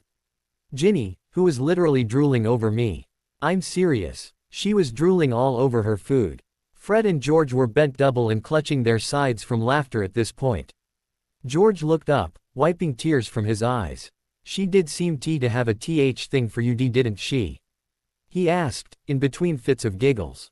Harish rolled his eyes. Yeah, it's hilarious. That only seemed to make them laugh harder. Harish couldn't help but laugh as well. The twins looked really funny bent double with their faces bright red from laughter. He liked his friends, they were nice to him. Draco was nice, but the Malfoy heir was 9, the boy just didn't get it. He wondered what they would do when they figured out that his father was Lord Voldemort. He didn't want them to start hating him because of that. Harish decided that he would have to slowly ease them towards the dark side. When the three of them had calmed down, Fred asked, "Don't you think it's weird that your dad let you come here?" "Yeah," Harish replied, remembering his father's reply. "I wonder who the people he works with are," George said thoughtfully.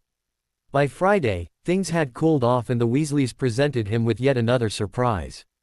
"We have decided to celebrate Christmas slightly early so that the twins and everyone can give you your presents before you leave tomorrow," Mrs. Weasley was saying.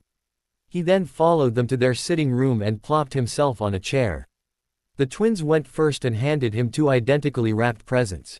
Harish ripped off the paper on the one from Fred to reveal a set of Quidditch supplies and several dung bombs. He also received a book on how to jinx family members without them noticing and several screaming yo-yos from George.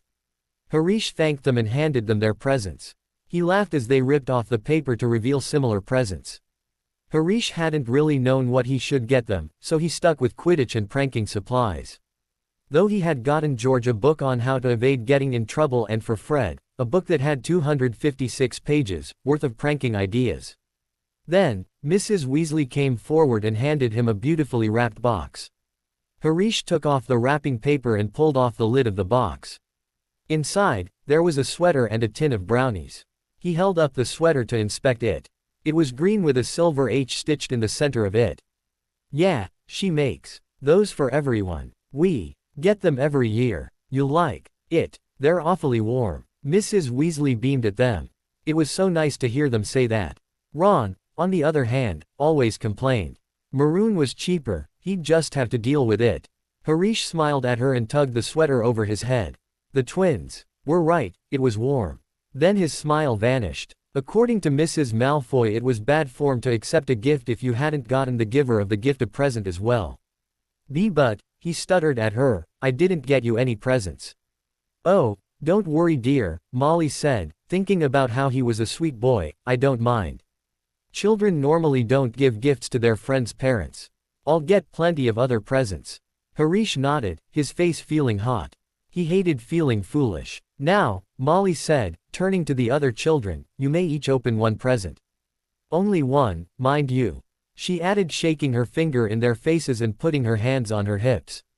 The others immediately crowded around and chose a gift. Ron grabbed the largest one he could get his hands on. Soon after, Ginny started whining that the present Ron had chosen had her name on it. The twins glanced at her before smirking at Harish. "We'd better go," Fred said. "Soon this will be turned into a free-for-all." George finished. Harish nodded and followed them, deciding he would rather return to their room than stay in the same area as Ron and Ginny, whose faces were growing increasingly red as they argued. Harish and the twins entered the room and sat on their beds.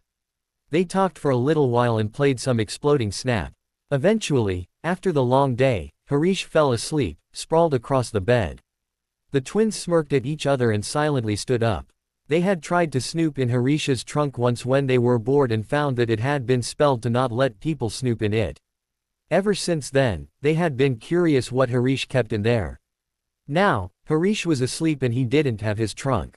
Harish had a bag that he had gotten Professor Flitwick to cast one spell on.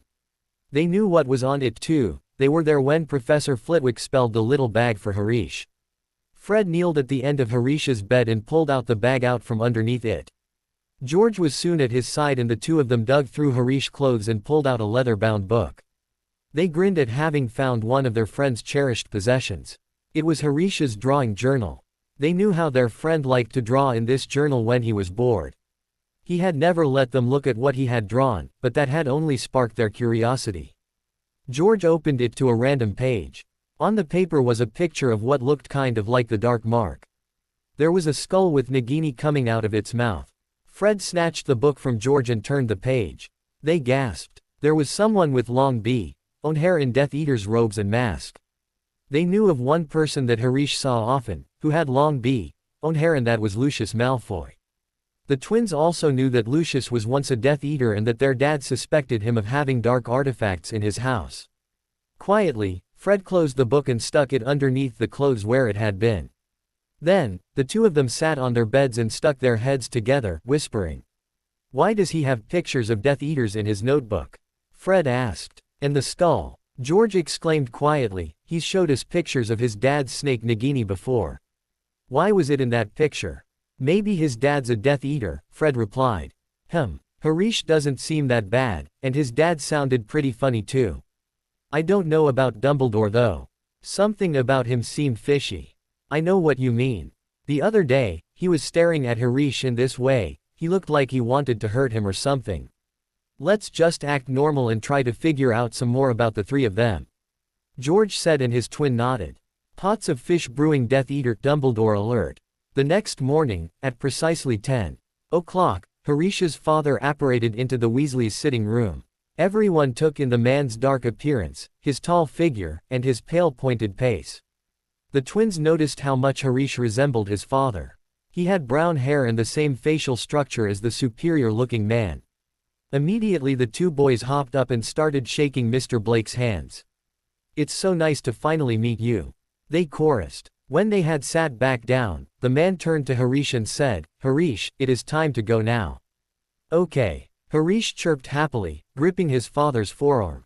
The man then turned to the senior Weasleys. "Thank you for the hospitality you have shown my son," he said just before they apparated back home.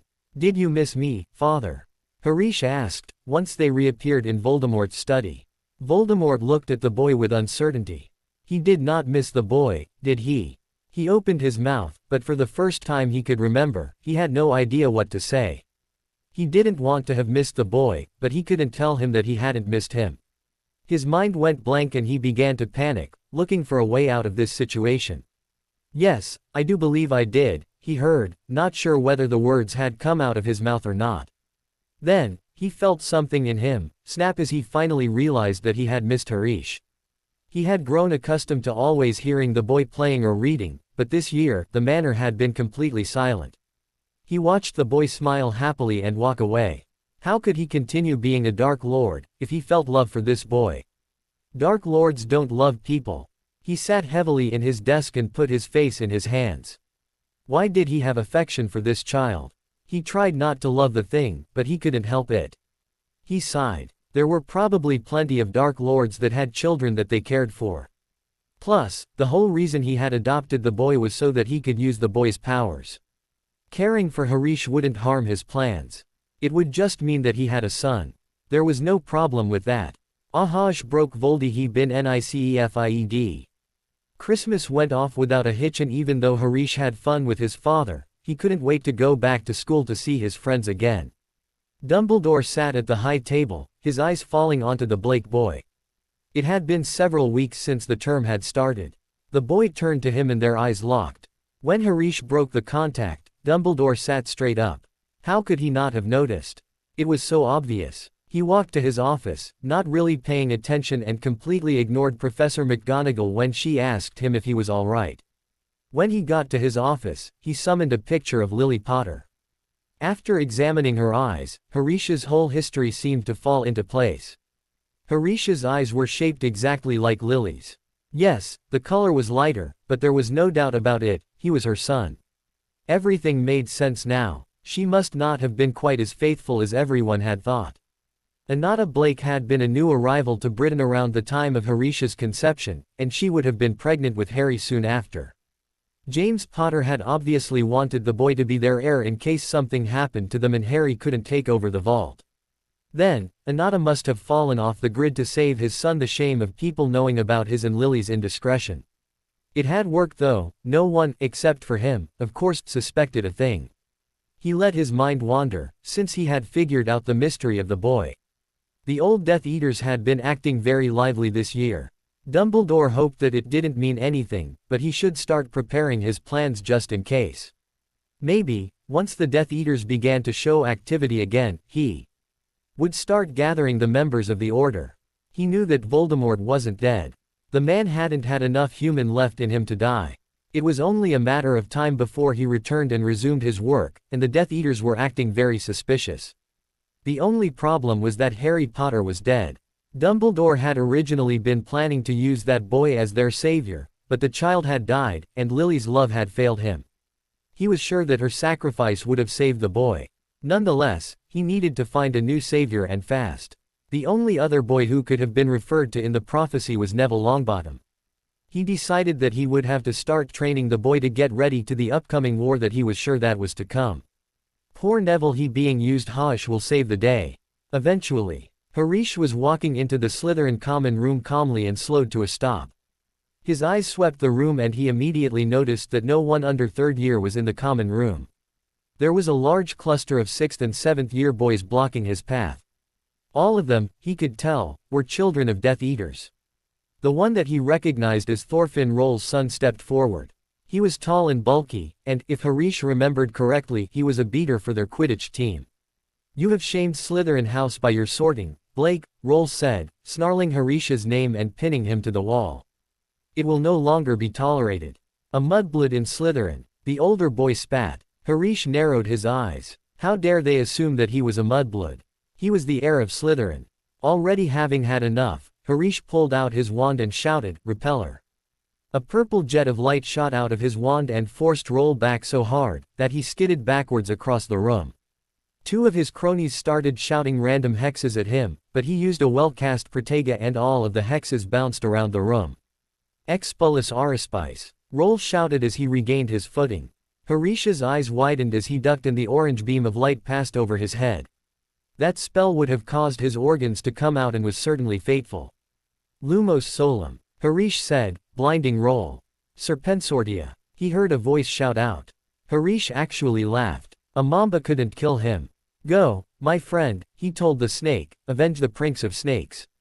Several people stopped casting spells when they saw the large snake turn around and head for the person who had cast the Serpensortia. Expulso, the 7th year stuttered, exploding the snake. One last person stepped forward and sent a whole blasting hex and a tickling charm at Harish. He evaded the hex, but got hit with the tickling charm. He let out infuriated giggles as invisible hands began to tickle him. He roared in anger at the humiliation when the charm wore off. As he began casting a spell he was angry, angrier than he had ever been in his entire life. His eyes flashed a bright emerald green for a second, causing everyone to shudder, thinking of the killing curse.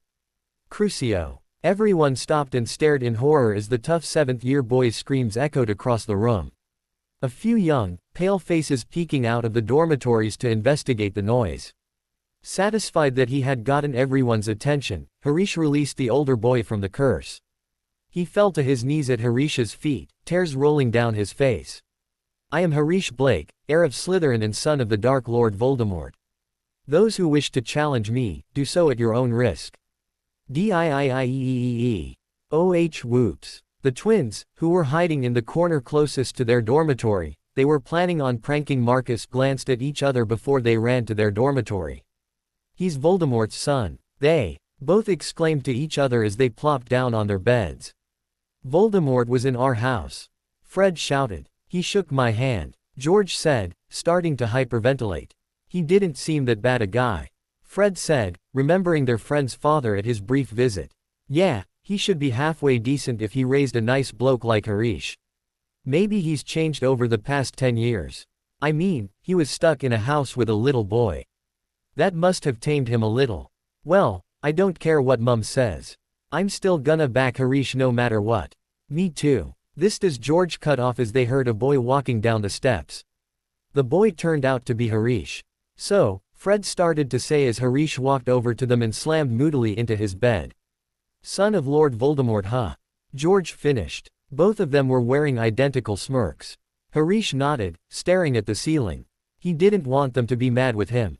They were the only friends he had. He didn't want to see their faces. "Where did you learn the Cruciatus curse?" They asked in chorus, eager expressions on their faces. Harish sat up and looked at them. He was startled to see that they didn't sound mad at all, they just sounded excited. "My Aunt Bella," he said as a wave of relief washed over him. "I sure hope no one heard those screams. You'd be expelled. For sure." Harish smiled. "No, the whole Slytherin common room is warded to keep the sound in. You can only hear something if you are inside either the common room or the dormitories." The twins nodded in relief. Then, the two redheads giggled. They had just witnessed their friend use an unforgivable, a curse that was banned, but they weren't shocked or scared at all. They didn't really feel any emotion. In their opinion, Harish deserved to use that curse because older wizards, who had 6 more years of experience than them, had used gruesome and even fatal spells. The 7th and 6th years were the ones who started the fight in the first place. "Come on," Harish said suddenly. He hopped off of his bed and headed towards the Ollery. "Where are we going?" the twins asked as they climbed up the many flights of stairs. "To send a letter. You're ratting too. Your dad, aren't you?" "Yup," Harish said, and the three of them smirked widely. Once they got to the Ollery, Harish pulled out some parchment and a quill and stood writing a letter for a minute. Then, he coaxed an owl down and sent the letter off. "Some brat's gonna die today." Voldemort was sitting in the large sitting room when a Hogwarts owl swooped in the window. The brown bird of prey swooped into the room and landed on his knee, sticking its leg out. He took the letter from it, wondering what this could be about. It read, "Dear Father, I am so sorry, but I might have just let slip where all of Slytherin could hear that I am your son. I was walking into the common room when several older boys, Jugson, Roll, Selwyn, Travers, and Gibbon, confronted me, accusing me of being a mudblood. Roll shot an entrail expelling curse at me. I fought them back, crucioed Gibbon, and then told them about my heritage. I hope it doesn't hinder any of your plans. Love, Harish." Voldemort sat back, feeling something he had never felt before. He pondered on what it was for a minute. Pride. He was feeling proud of Harish, and he had never had anyone to be proud of before. A smile graced his lips. The boy was following in his footsteps already. He had cast the Cruciatus on a senior student at school. Voldemort could also tell that Harish would be at the top of the Slytherin hierarchy after this stunt. His heir was already living up to his name. Then, he reread the letter and the smile soon disappeared. His Death Eaters would need dealing with. He had told them months ago that Harish was the son of someone very important, not mentioning that the boy was his son, and commanded them and their children to treat the boy with respect. Apparently, his men did not relay the message to their children, or they needed a better hold on them. He started concentrating on the surnames that Harish had listed for him. The Death Eaters' marks would start burning soon enough. Then, he sat back in his chair and waited for the accursed men to appear. When all of them had arrived, he stood up imperiously. The 5 grown men cowered before him as he began to circle them. "So," Voldemort hissed, his voice as cold as ice, "you didn't find it important to do as your lord says. You didn't care about the outcome of what would happen, did you?" What are you talking about?" Roll asked. "Your son almost killed Harish. He shot an entrail expelling curse at my son, and I'm holding you responsible," he shouted, his face inches away from Roll's. "Crucio!" Roll's screams echoed about the room. The other Death Eaters looked down at their feet, not wanting to see their master's face. He had not mentioned that the boy was his. When did he get a son? After a couple minutes, Voldemort seemed satisfied and let the Death Eater drop to his feet, sobbing pitifully and coughing as spasms ran through his body. He bent low and looked the man in the eye. "Now, are you going to let it happen again? If it does happen again, I will personally make sure that your life is torture." He didn't even listen as the man babbled on about how it won't happen again. Instead, his eyes fell to his next prey. The men were standing nervously. Some were fidgeting, and all of them wouldn't dare look up at him. "I'm going to let you off easy because I think you got the right idea from watching Roll suffer. But if anyone, your children or anyone else's, harms my child again, the 5 of you will get the brunt of the pain." The Death Eaters nodded frantically and happily apparated away once he dismissed them.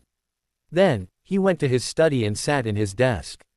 He had sent a letter to Yaxley earlier that day to have the other man get a higher position in the ministry. He was glad that most everyone trusted the Death Eater. He was planning to have Yaxley run for Minister of Magic, and it wouldn't help him get that position if people didn't trust him. Voldemort had originally offered Lucius to run for minister, but the senior Malfoy was comfortable where he was and didn't really fancy being the minister. Things were going well for his cause and maybe, in a year or two, he might start the war back up again.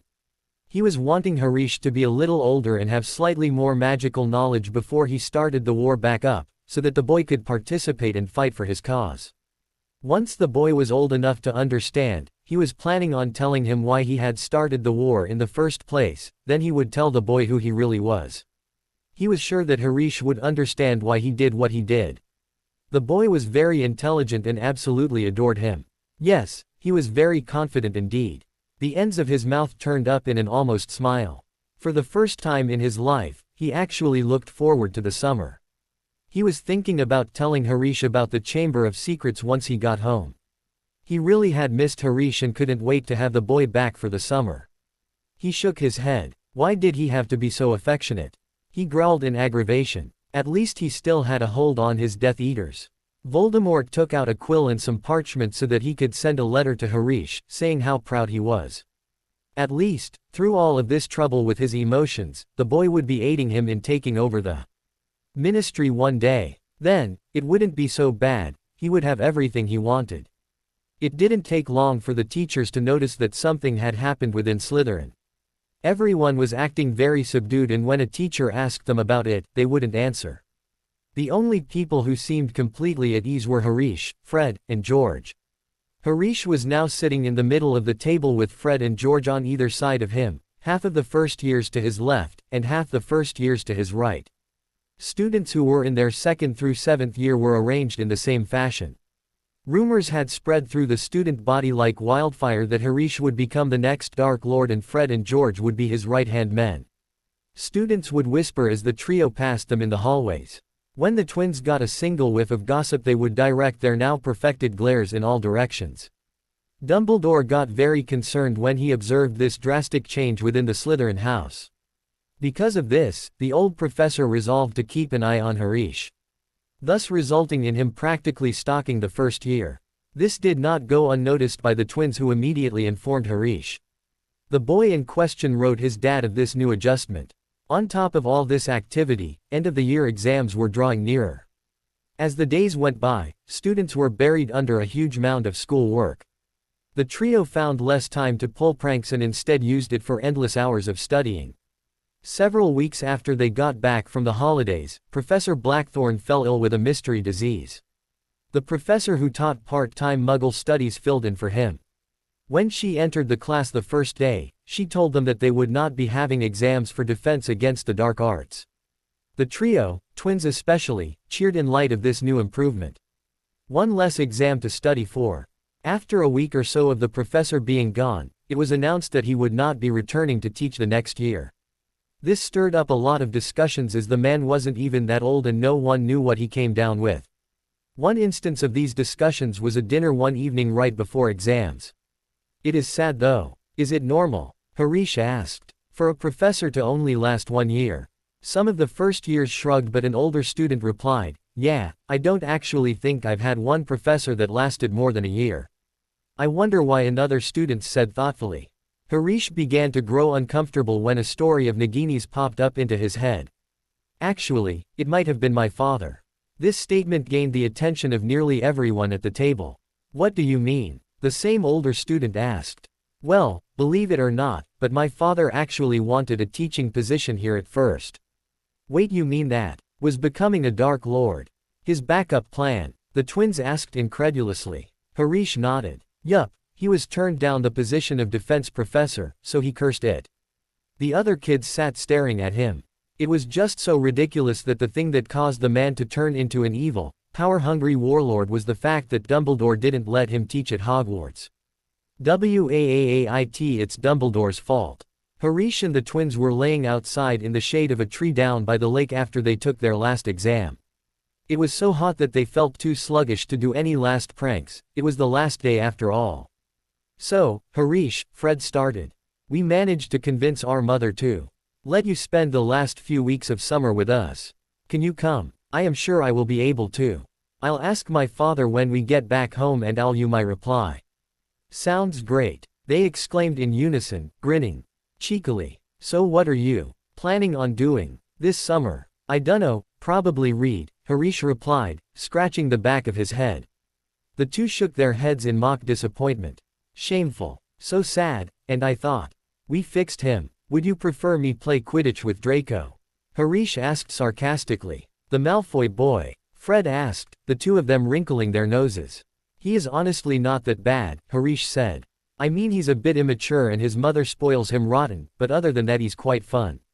Then he said quieter to himself. I still don't get why people turn their kids against each other before the children have even met. The twins both donned a thoughtful look before saying, I guess we can give him a chance. Harish grinned. At least the twins were very open. The boy had no idea what he would do if he had befriended their brother Ron instead. He seemed convinced that all Slytherins were evil. Then he shrugged. He could care less about the little brat. He looked out over the lake at the setting sun. Oh, he exclaimed, jumping up and running back towards the castle. What is it? The twins asked. We're going to be late for the feast. The three ran up the steps into Hogwarts and straight to the Great Hall. They entered the hall with the last few people and took their seats in the center of the Slytherin table. All around them were green and silver banners. After a few minutes, Dumbledore stood up. Another year has come and gone, he said, drawing everyone's attention. And now we find ourselves on the very last day of school. Now before you all eat and pack up ready to leave, we must announce our winners for the House Cup. He paused as everyone leaned forward in interest. In fourth place is Hufflepuff with 304 points. In third is Gryffindor with 323 points. Ravenclaw has 416 points and Slytherin tops it all off with 432 points. A storm of cheering broke out at Slytherin table. Some were banging their goblets on the table and others were so happy that they hugged each other in delight. The twins high-fived each other and then hugged Harish. He simply shrugged and began cheering with the rest of his house. Yes, well done, Slytherin. Dumbledore shouted. And now we feast. Food appeared on their plates and everyone dug into their food. After dinner the trio went down to the dungeons, packed up their trunks, and went to bed. The next day Harish and the twins had their own compartment on the train. They played Exploding Snap and plotted new pranks for the next year.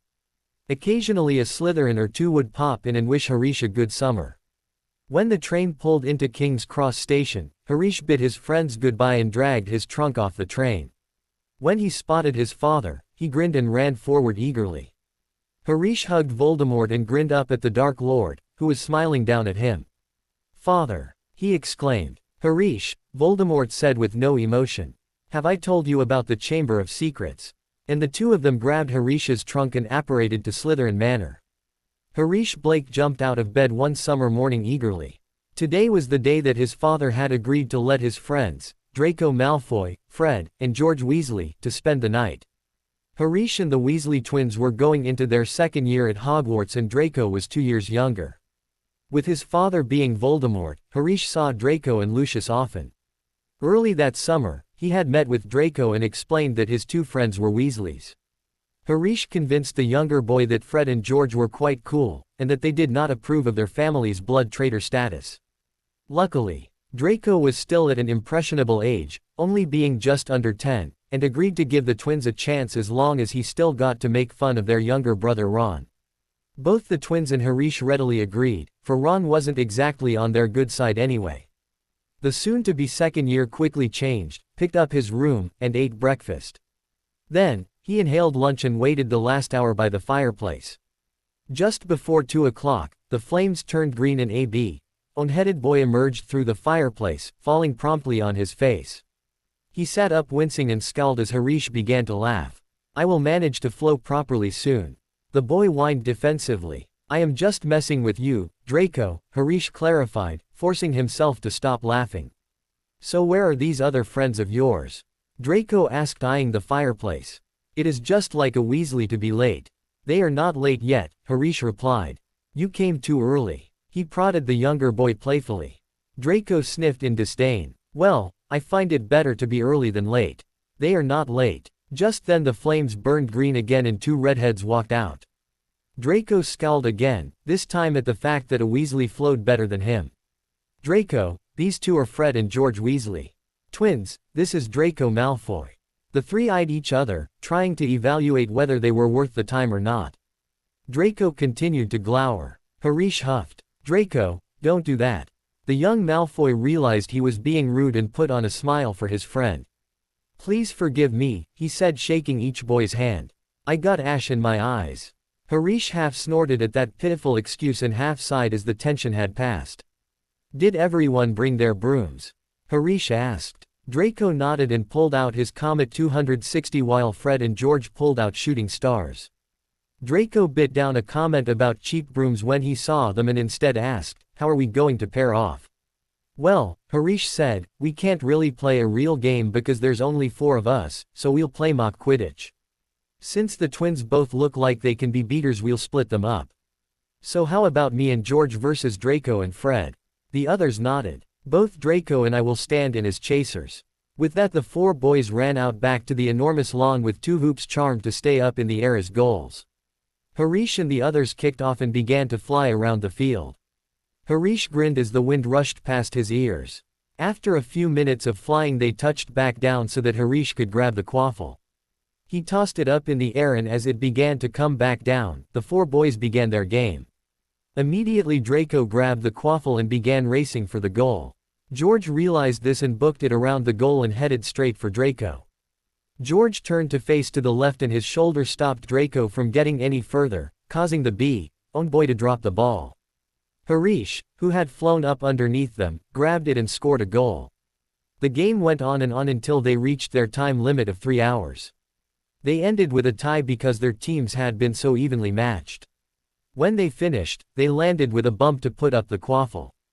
"Good game, guys," Harish said as they went inside. "So, what are we gonna do now?" the twins asked. Draco looked at them funny before raising an eyebrow at Harish. The boy in question laughed and made "it's a twin thing" face. "Come on," Harish said, leading them up the grand staircase to his bedroom. "I have something to tell you guys." "What is it?" Draco asked as they pulled up chairs in a circle and sat down. "Well, you know the Chamber of Secrets?" he asked, receiving 3 nods. "It's a legend," Draco said as if it explained everything. "Everyone knows about it." "Well, it is not just a legend," Harish replied. "What do you mean?" "It's real, and we are going to find it." "How?" the twins chorused. "I don't know. My dad told me about it and said that it took him 6 years to find it. He says that if we find it before our 6th year, he'll give us a reward." "What kind of reward?" Draco queried, perking up. "The kind that we get to choose what we get." All 3 boys grinned and said together, "I'm in." Then after a second, Draco slouched and began to pout. "What's the matter, Draco?" Harish asked. "How am I supposed to help you if I'm not even going to be at Hogwarts?" "You could always ask your dad if he knows anything about the chamber," Harish replied reasonably. "I'm sure he'd love to find that you're taking an interest in it." Draco grinned and said, mocking his father's voice, "Oh Draco. I am so proud you have come asking me about your heritage. I always knew you weren't blood traitor." The 2 boys sniggered at their inside joke, leaving a very confused Fred and George behind. Then Harish sobered. "You know this means that you'll have to actually write me this year. As I recall, you didn't send me a single thing all year long." "Sorry," Draco replied bashfully. "So," Fred said, "how do we find this chamber? Where do we even start?" Harish considered this for a moment. "I guess we should start in the Slytherin dorms, then look through all the dungeons, and then search any other part of the castle." The twins nodded, pondering this. Then Draco put in, "I think that I will also look through the library back at Malfoy Manor, as well as interrogate my father." "That sounds good," Harish agreed. "I will look through the library at school since these 2 bums won't set foot in there." "What can we say, mate?" the twins asked in unison. "The library is horrible," Fred said. "Verified cause of death," George added. "How do you die from a library?" Draco asked incredulously. "Okay," George said, looking like he was about to rehearse a well-planned court case. "Say it's exam time. And the library is packed with people," Fred added. "So packed in fact, that it nearly makes you suffocate. And you're in there studying really hard. And there are 3 options. A. You die from overheating. B. You die from suffocation. Or C. You die from starvation because you wouldn't take breaks from studying so much, the twins ended in unison. Harish half laughed and half shook his head in exasperation. He had heard this theory several times. Draco, though, frowned in confusion. Apparently there were several things they had said that utterly confused the 9-going-on-10-year-old boy. But, how would you die from overheating? He finally blurted out. Come on, think, Fred exclaimed. Wouldn't you get a little hot? If you were in a library absolutely packed with frantic, sweaty people. Plus, Harish cut in because it was quite funny. Exams are in the late spring. Even with the windows open it would be stifling hot. Exactly, the twins agreed. Draco nodded as if this made perfect sense and the two redheads smirked. Harish simply shook his head. Sometimes, the two of them were really ridiculous. Okay, Harish finally said, steering his friends back to their previous conversation. So after today, maybe I could go over to Draco's and help him start looking through the Malfoy Manor's library. I could stay with him for a week and then spend the last 2 weeks over at the burrow. Draco nodded. I know my father will be fine with it as long as yours is. The twins nodded as well, replying with something along the same lines, we'll ask Mum when we get back. I'm sure she'll say yes. Well then, Harish said, clapping his hands together and hopping up. That's all settled then. He led the others to his father's office and he knocked gently on the door before heading in. Father, he asked, addressing the tall, pale man that sat in his high leather-bound chair. We were wondering if I could arrange to stay with Draco for the next week and then the last 2 at the twins' house. Lord Voldemort seemed to consider this for a moment before replying, that seems completely reasonable. Harish grinned. From his father, that meant yes. He watched eagerly as the Dark Lord walked gracefully over to the great fireplace and threw flow powder into it. Lucius Malfoy, he stated, sticking his head in. My son wants to know if he can stay a week at your manor. Yes, I'll tell him that. He pulled his head out and turned to Harish. Mr. Malfoy said, don't forget to bring your broom. Harish and Draco grinned at each other. Thanks, Dad, Harish exclaimed. I will owl you, Mrs. Weasley's reply. With that the 4 boys ran up to play a game of exploding snap. The next morning, as planned, the twins flowed back to the burrow while Harish loaded up his trunk for school and the rest of summer. They intended to visit Diagon Alley with the Weasleys in the end of the summer. Then he and Draco flowed over to Malfoy Manor. Back to the Slytherin lair, yay. Father, Draco asked, peeking his head around Lucius' office door. I was wondering if you would help me with something. Yes, what is it, Draco? Lucius asked distractedly, flicking a page of his newspaper with a wave of his wand. What do you know about the Chamber of Secrets? Now this got Lucius' attention. He laid his newspaper down gently and sat up to peer down his nose at his son, his eyes looking less cold. Ah, he said dramatically. I always knew this day would be coming. Nice to see you are already looking into the Slytherin house's past. You will be a Slytherin for sure. Yes, I do know about the chamber though. It was opened when my father was in 6th year. They say that there was a dispute between Salazar Slytherin and Godric Gryffindor. Slytherin believed that the other founders should be more precise in who they let into their school. Gryffindor, however, did not agree. So, according to legend, Slytherin created a chamber that could be opened by his heir alone. It was said to be the home of a horrible monster. No such chamber has been found, of course. You said it opened. Yes. About 50 or so years ago. The school was put into a state of panic. Nearly shut down. Where could the chamber possibly be? Draco asked. Wanting to find it for yourself, eh? Lucius joking with a hint of a jeer in his voice. I was only wondering where it could be if no one has found it yet. It must be in the least likely place. Thoughts of a true Slytherin, Lucius said before returning to his newspaper as if indicating that their conversation was done.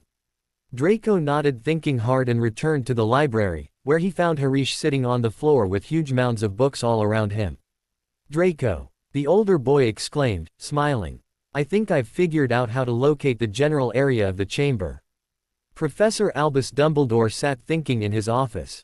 He knew that Death Eaters had gotten more lively in the past year. Dumbledore always knew that Voldemort would come back. This didn't mean that the Dark Lord was, in fact, returning, but it caused a great deal of concern. Another problem was the fact that, when Voldemort really did return, he would not have Harry Potter to use as a savior. The only other boy who the prophecy could apply to was Neville Longbottom, who was currently living with his elderly grandmother.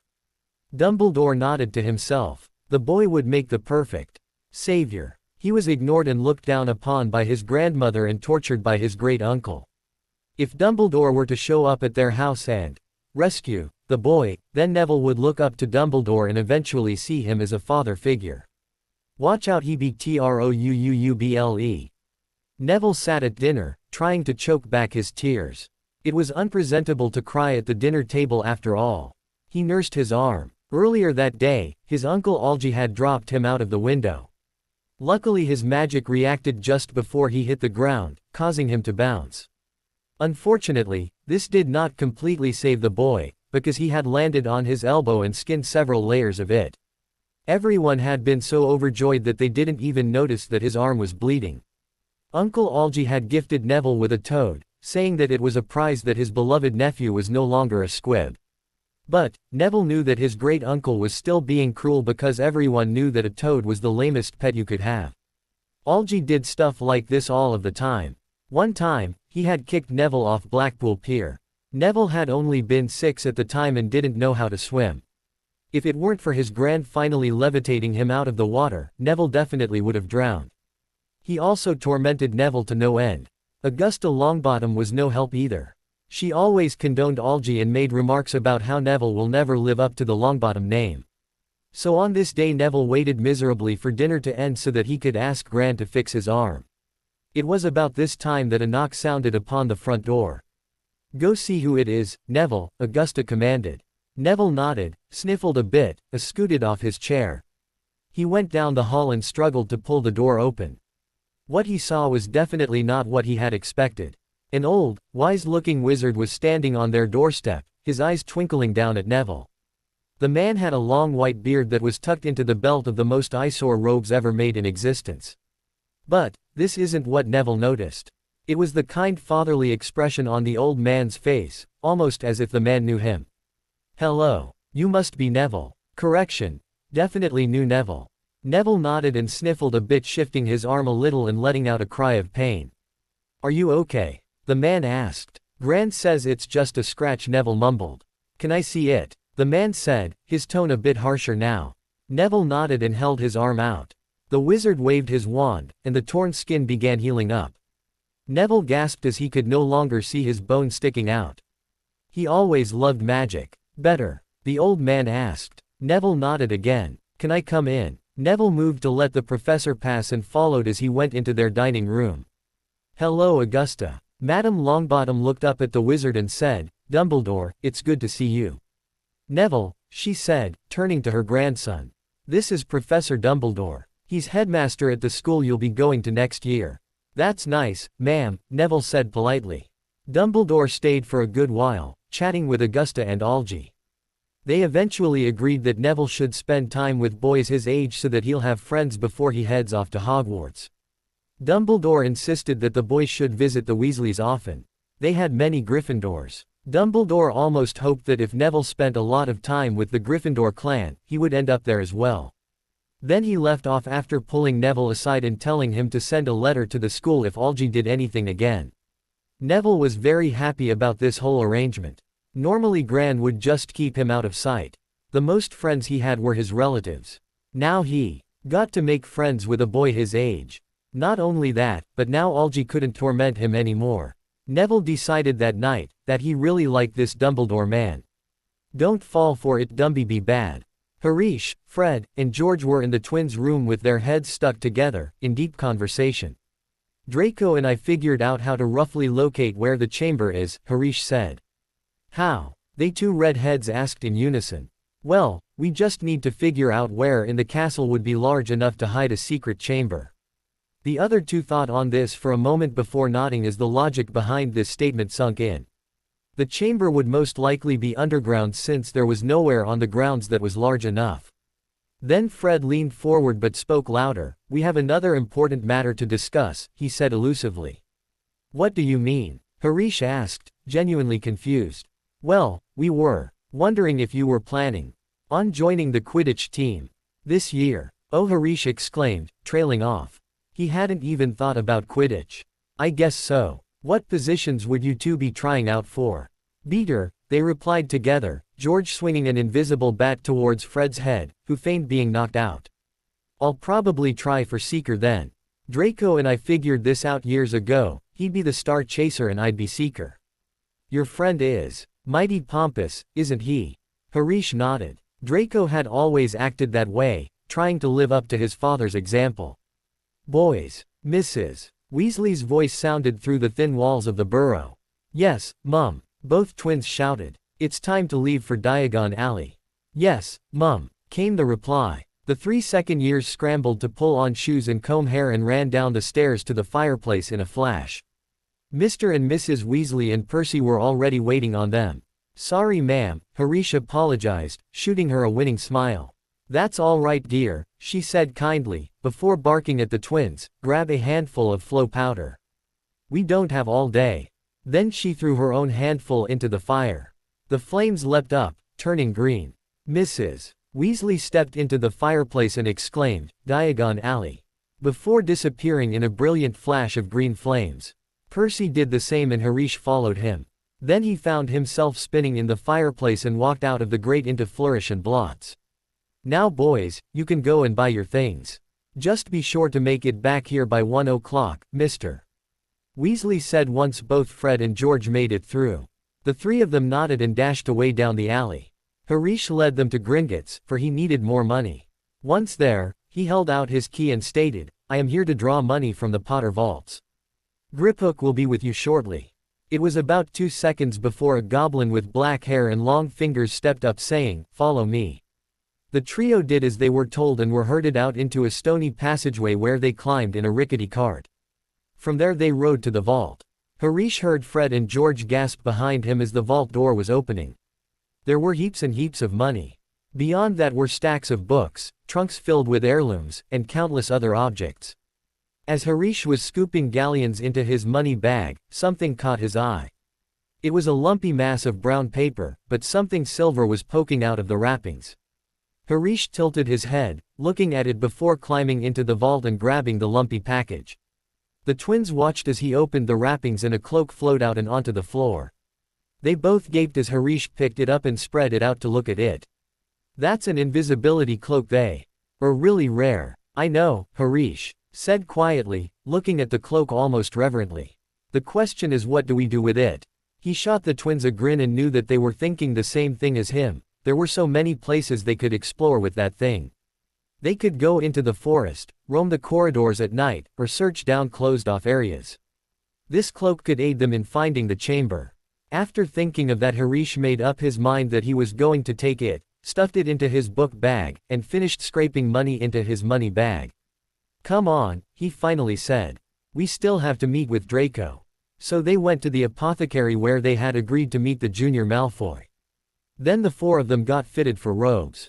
After that they bought their books for the year, and then headed to Florine Fortescue's where Harish bought all four of them ice creams. I can't believe that the holidays end this Monday, Fred said glumly. I know, George agreed, licking off a large hunk of ice cream. And then it will be a whole other year before I can play Quidditch with Harish again. Draco exclaimed with a horrified expression. Don't worry, Harish said, leaning back and smiling. After that year you'll be going to Hogwarts with us. It seems so long away, Draco Ned.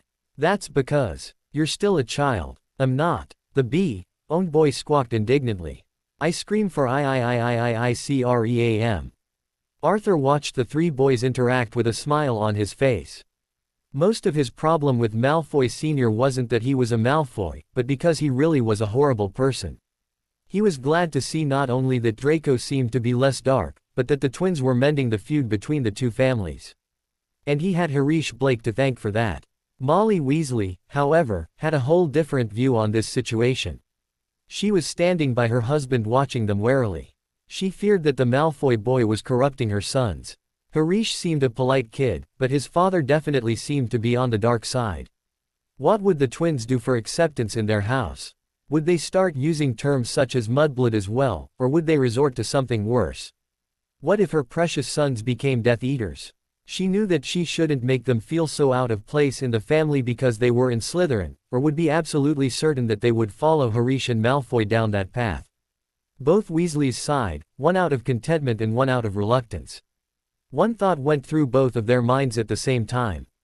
We'll just have to wait and see. The Slytherin trio woke late on September 1st, not quite ready to leave for Hogwarts. They threw their last belongings into their trunks and lugged them down the stairs and into their father's car. Then they ate a hurried breakfast and rushed out the door. The boys were then driven to King's Cross Station, along with Percy, the Prat, and practically ran to the barrier. Harish sighed happily at the sight of the red engine. They were finally going back. After staying there for 9 months, it seemed like another home to Harish and he couldn't wait to be back. The twins felt exactly the same way. It was definitely more fun to pull pranks at Hogwarts than it was at home, where they always got in trouble because they were the only ones that ever pulled pranks. The two of them swore to do better this year. Last year's pranks were so meager, not to mention there were only a couple of them. After saying goodbye to their parents, Fred and George boarded the train, but Harish lagged behind, seeing if he could spot his own father's tall figure. And, to his surprise, there was his father, leaning casually against a pillar. Harish trotted over to say his goodbye. Voldemort cleared his throat before saying, "Go show all of those people who you are.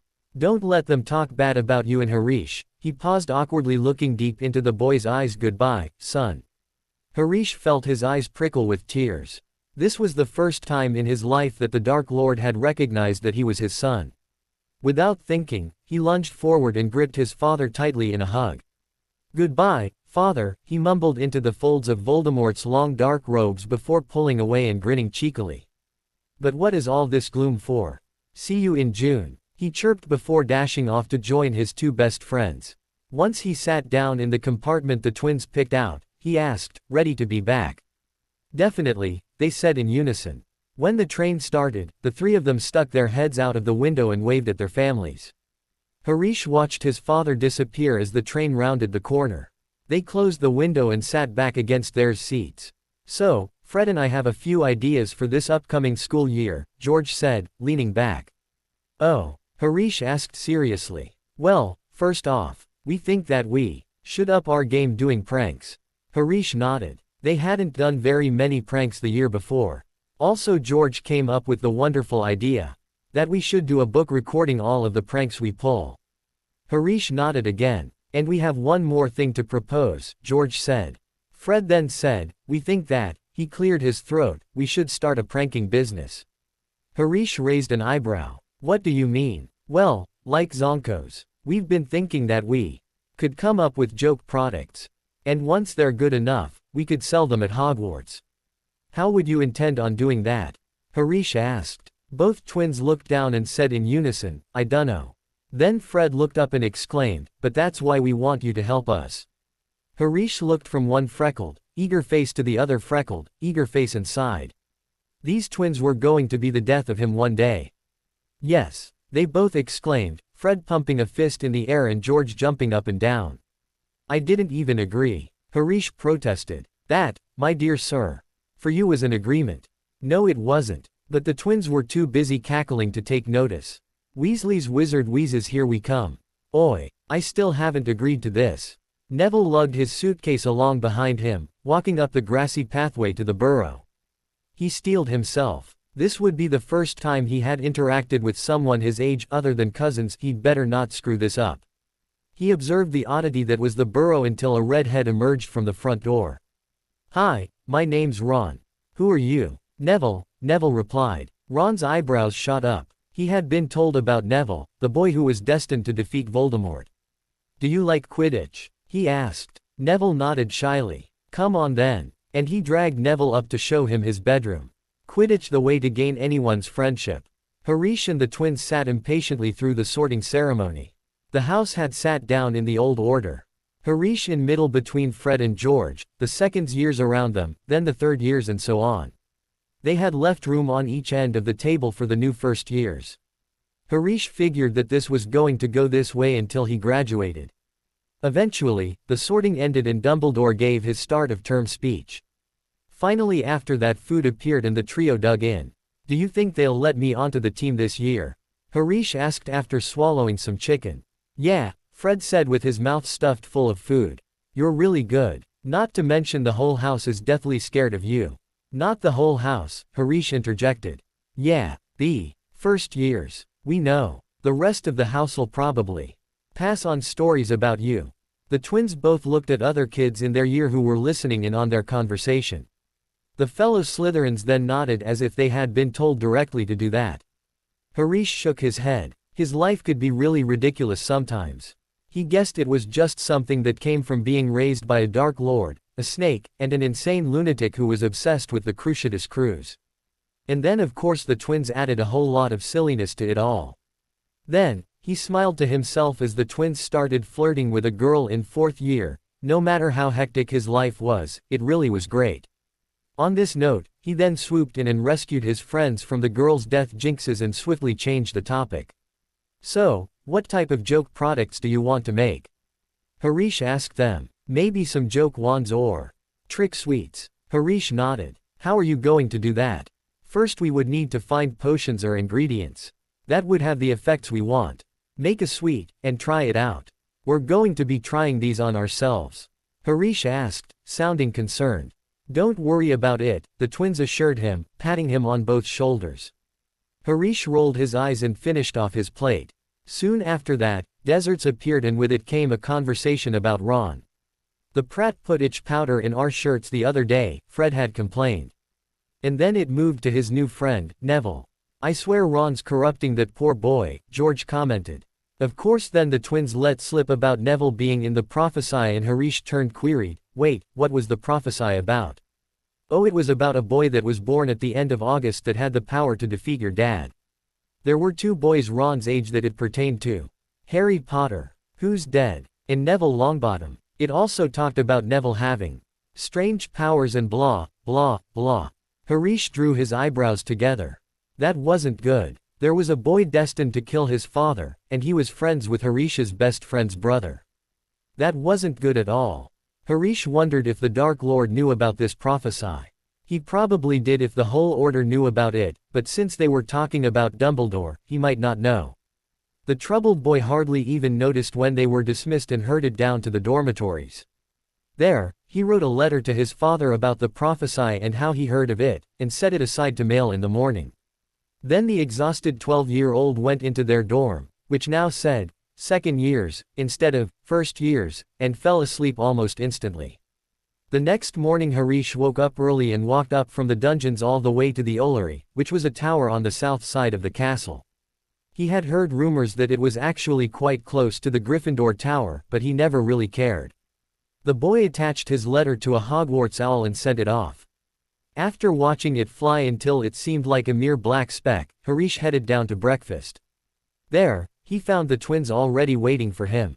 Where've you been? They whispered. Sending a letter to my dad, he replied, sounding and looking completely casual. This seemed to satisfy the twins, because they proceeded to fill Harish in on the conversation they had been holding. The trio, after finishing their breakfasts, waited patiently for Snape to come around with their schedules. When the boys finally received them, they headed off to their first class, Defense Against the Dark Arts. Their new defense professor was an old man named Professor Dobbins, who admitted to planning on staying there only a year before he retired. It was a good thing too. Though the man knew a lot about defending himself against the dark arts, he was really scatterbrained. He kept forgetting what he was talking about or forgot which year he was teaching. Even though he was dotty, he was quite funny. He had started off the class by calling roll, occasionally commenting on a name or a child whose name he had called. Then he swayed for a moment before pointing to a boy sitting in front. You, he had barked, causing the whole class to jump. You want a job? He asked loudly, as though he couldn't hear himself. He probably couldn't, he was that old. The boy's eyes bugged and he didn't say anything. The old professor must have taken that as a yes, though, because he began prattling everyone's ears off. And every morning I want you to come and check my pulse. If I'm still alive, wake me up or anything, but if there is no pulse, he shouted that last word, then you don't have to have class. The class laughed at his joke before he continued on with his lesson. Maybe it wasn't so bad that he was only staying for 1 year, because he had forgotten to assign homework at the end of class. Their next class was Transfiguration. Professor McGonagall was as strict as ever and she piled on loads of homework even though it was the first day back. The three boys reluctantly trudged down to the common room to get started on their homework after lunch. Harish zipped through all of his, which caused both of the twins' eyes to gravitate towards his paper. After sitting of a few moments, trying to relax while Fred and George copied off his work, asking what a word was every other sentence, Harish hopped up and exclaimed, "That's enough. Do your own work." "Ah, come on. That's no fair." They both darted forward and tried to grab the paper out of Harish's hands. He ended up running out of the common room and into the library, where he sat down in a window seat, sighed, and closed his eyes. He sat there in peace for several minutes before his homework was yanked out of his hand. He slit one eye open just in time to see a pair of robes whip around the corner. He made to get up, but sighed reluctantly and leaned back against the window. What did it matter if they copied off of him? At least they weren't pestering him anymore. Harish is a lazy bum that definitely didn't come from Lucius. Lord Voldemort sat in his study, arranging his plans for Yaxley, who was his minion in the ministry. Suddenly, a Hogwarts owl swooped in and dropped a letter in his lap. He picked it up slowly and with concern. A letter from Harish already. This must not be anything good, he thought. The man ripped the letter open and quickly read through it. So Harish had finally found out about the prophecy. The Dark Lord knew that the boy would have to learn of it eventually. The sooner the better, maybe wasn't quite the appropriate saying for this situation, but he was glad that he didn't have to tell Harish himself. This raised the question of when to tell Harish, or rather Harry, who he really was. The pale man had always planned on the boy knowing eventually, but now that he already knew of the prophecy, well, now he actually had to think about it. Voldemort sat thinking before finalizing that he would tell the boy in a couple years or so after he heard the rest of the prophecy. He knew that Severus hadn't given him the whole prophecy, so he also knew that he needed to hear the rest of it. Then, he would be able to figure out how to tell Harish about why he had stripped the boy of his family that night. Even though he felt sure that Harish wouldn't make a big deal of it, he couldn't help but feel uneasy. What if, when he did tell the young man, the boy in question became angry and abandoned his cause? After thinking this, Voldemort quickly banished the dark thoughts from his mind. The boy adored him. As well as that, he also had a very rational way of thinking and would see the logic behind the man's choice. Voldemort shook his head and instead started figuring out how he could get the prophecy for himself. Sweet Harish, nice Harish, he always understands. Harish, Fred, and George eagerly bounded to the Quidditch pitch where tryouts were currently being held. He had a Nimbus 1999 slung over his shoulder, which he had had for several years. It was now starting to look slightly beat up, but luckily he had heard that a new model would be coming out in a year or so. Fred and George both had ancient shooting stars, but their playing skills made up for the lack of speed. This didn't really matter though, as they were trying out for beaters, and they needed a lot more arm strength than they did speed or agility like a seeker would need. They lined up with other students who were going to be trying out as well, and waited for the team captain, Marcus Flint, a fourth year, to stride out onto the field. Instantly, he began giving orders out. The first people to try out were the chasers. Terrence Higgs, Adrian Pusey, and Pierre Bull were made chasers. Flint was a one as well. Then the keepers tried out. Out of the three, Marius Bletchley was made keeper. Then, it was Fred and George's turn to try out. Flint had them fly around and whack a few bludgers at targets. Then he pulled out measuring tape. "What's that for?" the twins asked. "Oh, we just try to go for a certain size when it concerns our beaters." So he measured them from shoulder to shoulder. Finally, after writing something on his clipboard, he shook both of their hands and said, "Congratulations, you're on the team." Then he turned to look at Harish, who was the only one left standing there. "You want to try out for Seeker?" he asked. Harish stepped forward and smiled. "I guess I do." He heard one of the twins snigger from behind him. Of course they had told the entire year that Harish was going for Seeker, so that there wouldn't be any competition. Flint squinted at him, taking in his slim frame and small stature. Then Flint grunted and commanded him to fly around the stadium for a bit. Harish did so, zooming around and making spectacular dives. Finally, Flint waved him down and he stood there excitedly. "Since you're the only one who tried out," Flint growled, "I guess I'll let you on the team." Then the boy stalked off and Harish rejoined the twins to walk back to the castle. "I think he liked you, mate," George said as they walked off. "Really?" Harish asked skeptically. Yeah, he definitely gasped during that one dive, Fred replied, grinning. Then one of them mimed flying a broom while the other pretended to swoon. You keep up that good flying, and you'll have him eating out of the palm of your hand. Harish shook his head, but grinned anyway. Yay for James Potter catch that snitch. So, Harish started, spread across his bed on his stomach, looking at the twins who were sitting on Fred's bed together, facing him. What kind of prank should we pull? Well, George said, I've been thinking, have you ever heard of that muggle prank that involves cups of water?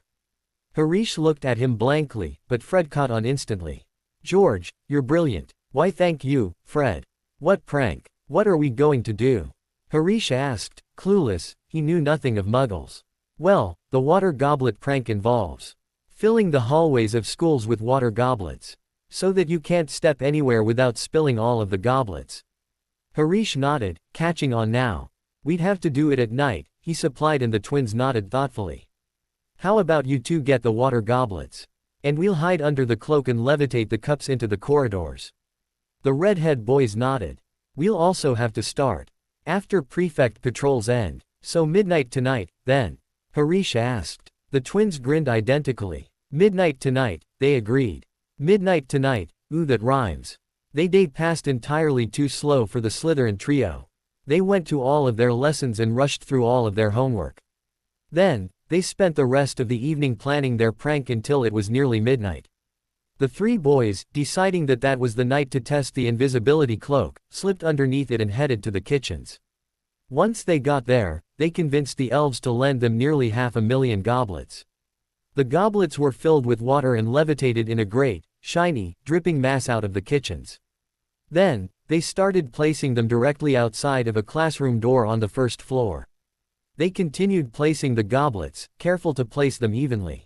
The boys went on and on until finally, they reached the last floor, where they had stashed brooms. After they placed the last goblet, the 3 second-year pranksters climbed on their brooms and zoomed down to the corridor that led to the common room, which miraculously didn't have any goblets outside of it, unlike the Gryffindor Tower, Ravenclaw Tower, and Hufflepuff Commons, which were near the kitchens. Then, they trudged exhaustedly to their bed and slept the last dwindling hours of the night away. The next morning, even though they were eager to see what would happen, they also didn't want to get up. Finally, Harish convinced the twins that they needed to get up early enough to put the rest of their plan into action. So Harish, followed by a surly Fred and George, walked up to the common room and out to the corridor where they had first planted the goblets. There they found a mass of unhappy students, eager to get to class. I bet it was the Gryffindors that did this, Marcus grumbled. A couple other students nodded. Now no one will be able to get to classes today because of them. Hubert Warrington agreed. This got a chorus of agreements as the other Slytherins got stirred up as well. Finally, Harish stepped up, grinning and clutching his broom. Hey, I happened to have my broom in the commons because the twins were planning on pranking me with it. Would anyone want rides to their classes? All of the students looked at him interested. Finally, Adrian Pusey spoke up. How much do we have to pay to borrow your broom? Yup, that was a Slytherin for you. They never did anything without expecting something in return. 5 galleons. The other students nodded and eagerly began coughing up. Slowly, the mass of students dwindled and it was getting close to time for potions, so the 3 boys hopped on the broom and flew up to their classroom as quickly as they could. This looked to be a promising day. The rest of the day Harish loaned his broom to fellow Slytherins and Dumbledore spent it spelling every single goblet away, and it took, well, let's just say he spent all day doing that one task, along with the help of a couple teachers of course. Also time was added due to the fact that someone had tried to get through a corridor on the 2nd floor and ended up flooding the whole level.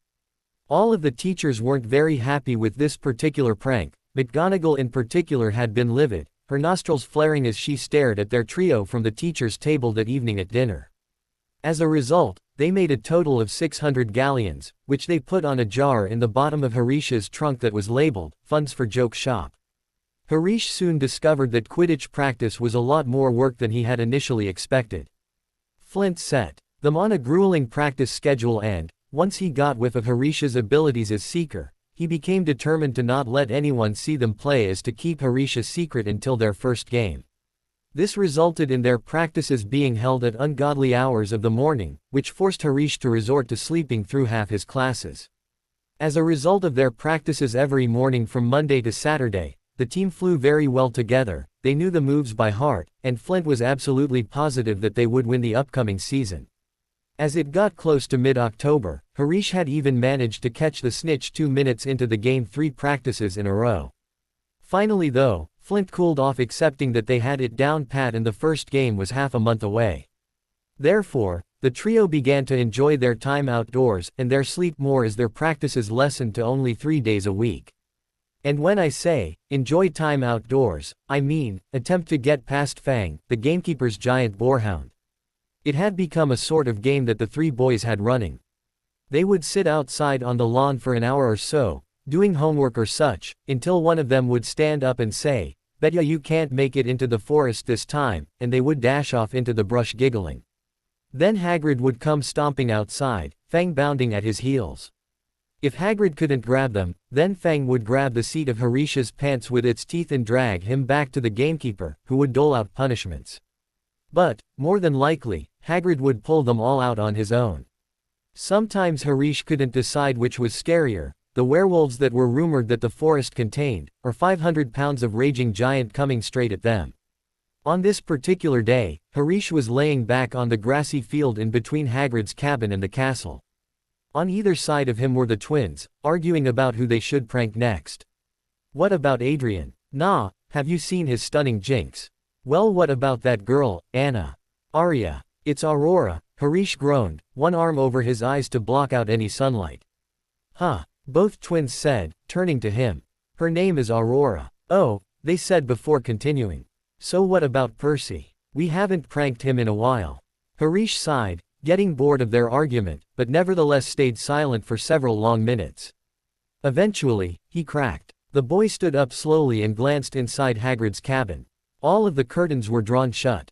Then, he turned to observe the forest, which seemed to have nothing moving around in it that day. Finally, he turned back to the twins and said, "Hey. I bet ya you can't make it to the big pine." "Of course I can. Hey, wait for me." "Come on, Fred, are you a sissy?" "Who are you calling a sissy, butthead?"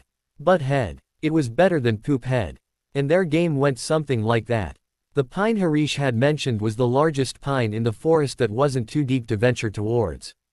As the 3 boys ran to it, shouting and laughing, a large hairy face peered through one of the windows of his cabin. Quicker than a stampede of mad hippogriffs, Hagrid puffed his way out to the woods. Harish and Fred were standing on either side of George, who was carving something into the tree as they heard the snapping of trees and harsh breathing of the half-giant, Hagrid. "Hurry up!" Fred shouted to George frantically. "You're not the one carving." George shouted back, his face red with concentration. "Oh, move over," Harish commanded before pulling out his wand and casting a spells that caused slashes in the tree's bark. "I thought I told boys to stay firm these woods," shouted Hagrid angrily. "Oh, hi Hagrid," the twins said, smiling innocently at him. "Detention with me," he yelled, causing all 3 boys to shrink a bit, their smiles frozen on their face. They walked off sadly, yet triumphantly. They had finally managed to carve something on one of the trees, yet it was a bittersweet victory. As they walked up to the castle, a leaf fluttered past the message, "Property of the Marauders Junior Edition. Marauders started a thing sniff so accomplished." Harish, Fred, and George followed Filch out to Hagrid's cabin. They were going to be doing their detentions with him, enlarging the pumpkins for Halloween. Hagrid loomed over them, making sure that they didn't talk. It took them a lot longer than Harish had initially expected. There were nearly 100 pumpkins to enlarge and each took about 5 minutes. Between the 3 boys, it took them just over 2 hours. So basically, by the time they finished, it was well past dinner time. "Anyone else fancy a trip to the kitchens?" Harish asked as they walked away, each stowing their wands up their sleeves. The twins shot him identical grins, which he took as a yes. The moment the portrait swung to the side and the 3 boys entered the kitchens, house elves began swarming all around them. "Master Blake, Masters Weasley," they all squeaked. "So they may have had a few late-night snacks last year. Could we have some dinner?" Harish asked. Of course, Master Harish. And they were steered over to a table and heaps of silver platters were piled in front of them. The three growing boys happily dug into all of the food, devouring as much as possible. After they finished off the multiple main courses, they ate dessert in comfortable silence. Finally they exited, thanking the elves as they went. Once they were back out in the corridor in front of the kitchens, Harish pulled out two tools that he and his friends considered crucial to life, the Marauder's map and Harish's newly found invisibility cloak. This seems like a good as place as any to start looking for the chamber, Harish said, turning back to the twins. The redheads nodded and asked, exactly what are we looking for? I don't know, a big chamber-like thing, Harish said inanely, flapping his hands out in indication of a large room helplessly. Great, they replied in unison. Very insightful, Fred said sarcastically. We totally couldn't tell that it would be a chamber from, I don't know, the Chamber of Secrets. Harish rolled his eyes and handed the map over to the twins while he pulled the cloak over himself. For a couple hours or so, the boys looked around every crack around the kitchens and the upper dungeons. After a while, they met back up and the twins suggested that Harish say something in Parseltongue to open it, but they still couldn't find the chamber. As silvery light flooded through the windows and the moon rose higher in the sky, the Slytherin trio finally gave up as they were already exhausted.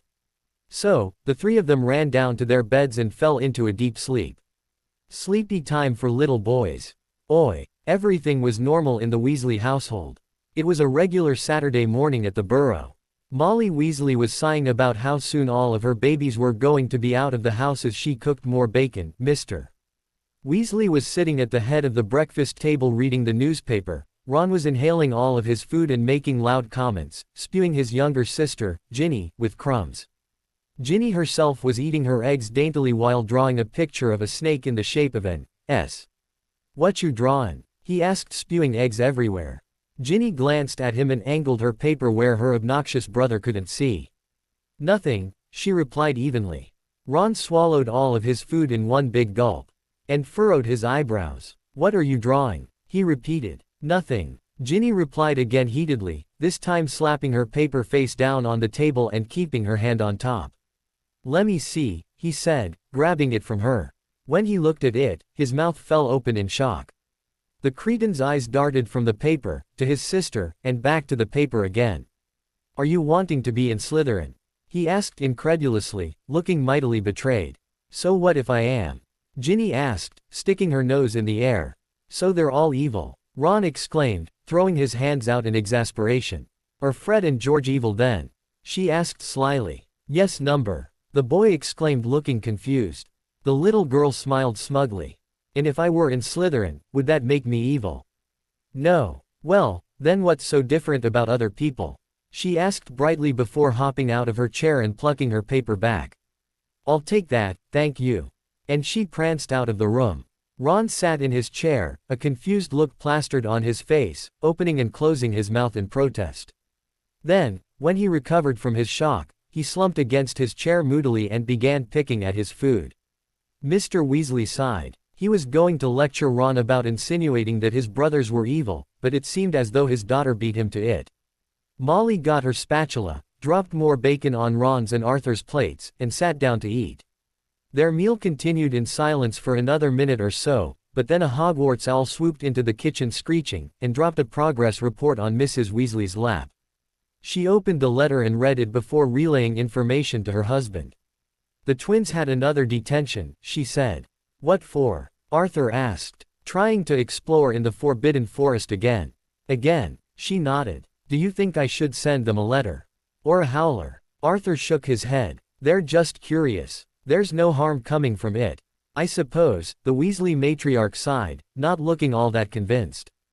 Silence overcame the table once more and then yet another owl dropped a letter in. This one was actually from the twins. Instead of falling on Molly's lap, this one fell on Arthur's. It read, Dear Dad, we know that it's kind of early, but we were wondering if we could spend the holidays at Harish's. He came up with the idea because we were discussing Christmas, and he said that since he came over last year, we should go over to his place this year. Love, Fred and George. The twins want to spend the holidays at their friend, Harish's house. Ron, unnoticed by anyone, stabbed a pancake rather viciously. First Harish corrupted the twins, now he's corrupted Ron's baby sister. Oh, how the 10-year-old redhead wished he could go to Hogwarts already to knock some sense into that boy. As it grew closer to the end of October, the weather procured increasingly colder temperatures. Frost lay on the grounds in the mornings and trees turned bright red. On one particular morning, Harish was up early staring out a window. He hadn't been able to sleep as Halloween was that day and their first match was a couple days after that. So, he went to an alcove that he had discovered. It was a window that sill was wide enough to sit in, and it was hidden behind a tapestry. The only problem was that, with the map there was hardly anywhere in the castle that the twins didn't know where was. The first time Harish had hidden in this alcove, the twins had jumped him when he left. It was for this reason that Harish had the cloak stuffed up his shirt. Harish sat in the window seat overlooking the grounds. It was quite chilly that day. Frost streaked the ground and the sun, which was just rising, hidden behind clouds that were streaked red. Leaves fell slowly to the ground in wide arcs and off in the distance, the whomping willow shivered from its frosty bark. Smoke rose slowly from Hagrid's cabin chimney and Fang could be seen asleep in the batch of pumpkins, which were each now the size of a house. The young man sat watching this scene silently for a little while, until he finally decided that it would be late enough for breakfast to have started. So, he silently pulled his invisibility cloak out and draped it around himself, even tucking it under his feet. Then, he listened intently and sure enough, he heard quiet murmurs of Fred and George, and a small clink of metal. Ah, so they were hiding behind the suit of armor. Suspicions confirmed, the boy hit the tapestry in a manner that made it flow outwards as if being pushed by a strong breeze. Before it came back to hang limply once more, Harish slipped out silently, making sure that the cloak didn't come up to show his feet. Then he went to stand behind the twins, who were in fact peering from behind a suit of armor, investigating what made the tapestry move. Finally agreeing that it was the wind, the two boys relaxed. That was when Harish decided to strike. "Yah!" he shouted loudly, jumping forward and jabbing both of their backs. The twins, in turn, jumped rather high and let out identical, high-pitched screams. The two clutched each other for a second, their heads swiveled towards where Harish was standing, still invisible. Finally, after they recovered from their shock, they both reached forward together and groped in the air a second before finding the cloak and pulling it off of their friend. "Touché," the two of them said together and Harish grinned. "Ready for another Halloween?" "Duh," Fred said while George replied, "Of course." "Well, then what are you waiting for? Let's go eat breakfast." And he turned on his heels and bolted down to the Great Hall. The twins followed closely behind him and they went in, sat down, and dug into their food. This year, they had decided to lull everyone into a sense of false security by not pulling any pranks all day long. Then, at dinner they were going to pull the biggest prank yet. Their plan that was involved was so foolproof, there was no way it could go wrong. The trio waited impatiently for the day to end, going over their plans in their heads. In each class, students looked at them weird because they hadn't pulled any pranks yet.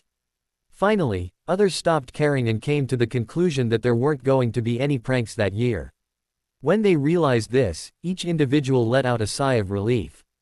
The twins were the best pranksters Hogwarts had seen in years. Some teachers even foolishly hoped that this lack of pranks would continue. Then, all of them realized how stupid they had been when the feast rolled around. That night 1,000 live bats fluttered and swooped all around the Great Hall, causing the candles in the large pumpkins to flutter. Along each table were smaller pumpkins, each of them had a different face carved into it. The feast appeared suddenly on golden plates as it did at start of term feasts.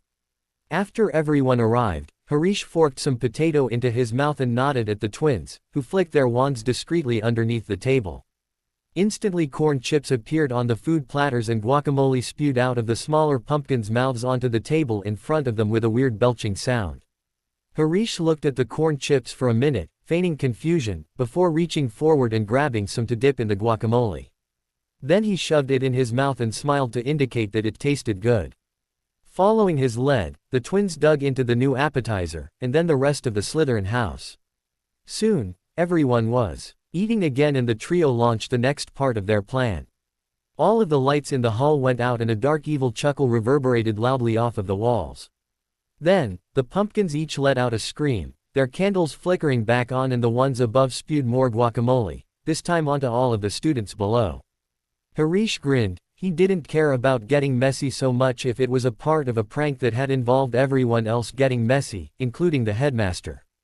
He glanced up at the high table where each teacher was wiping green goop off of their faces. First, he looked at Snape, who was scowling profusely. Then he looked to Professor Dobbins, who cleaned himself off with a flick of his wand and laughed the whole thing away. Harish then looked from the dotty old man to their deputy headmistress, Professor McGonagall, whose lips were pressed firmly into a thin white line. Finally, he glanced at Dumbledore. When he did so, he automatically scooted closer to Fred as he noticed that the headmaster was staring at him with no emotion at all. Harish then turned and whispered to the twins, who both leaned in to hear, "Look up at Dumbledore." "Is he?" Fred whispered before George finished for him. "Staring at you. It's like he can read our minds," the twins said together before one said, "Weird."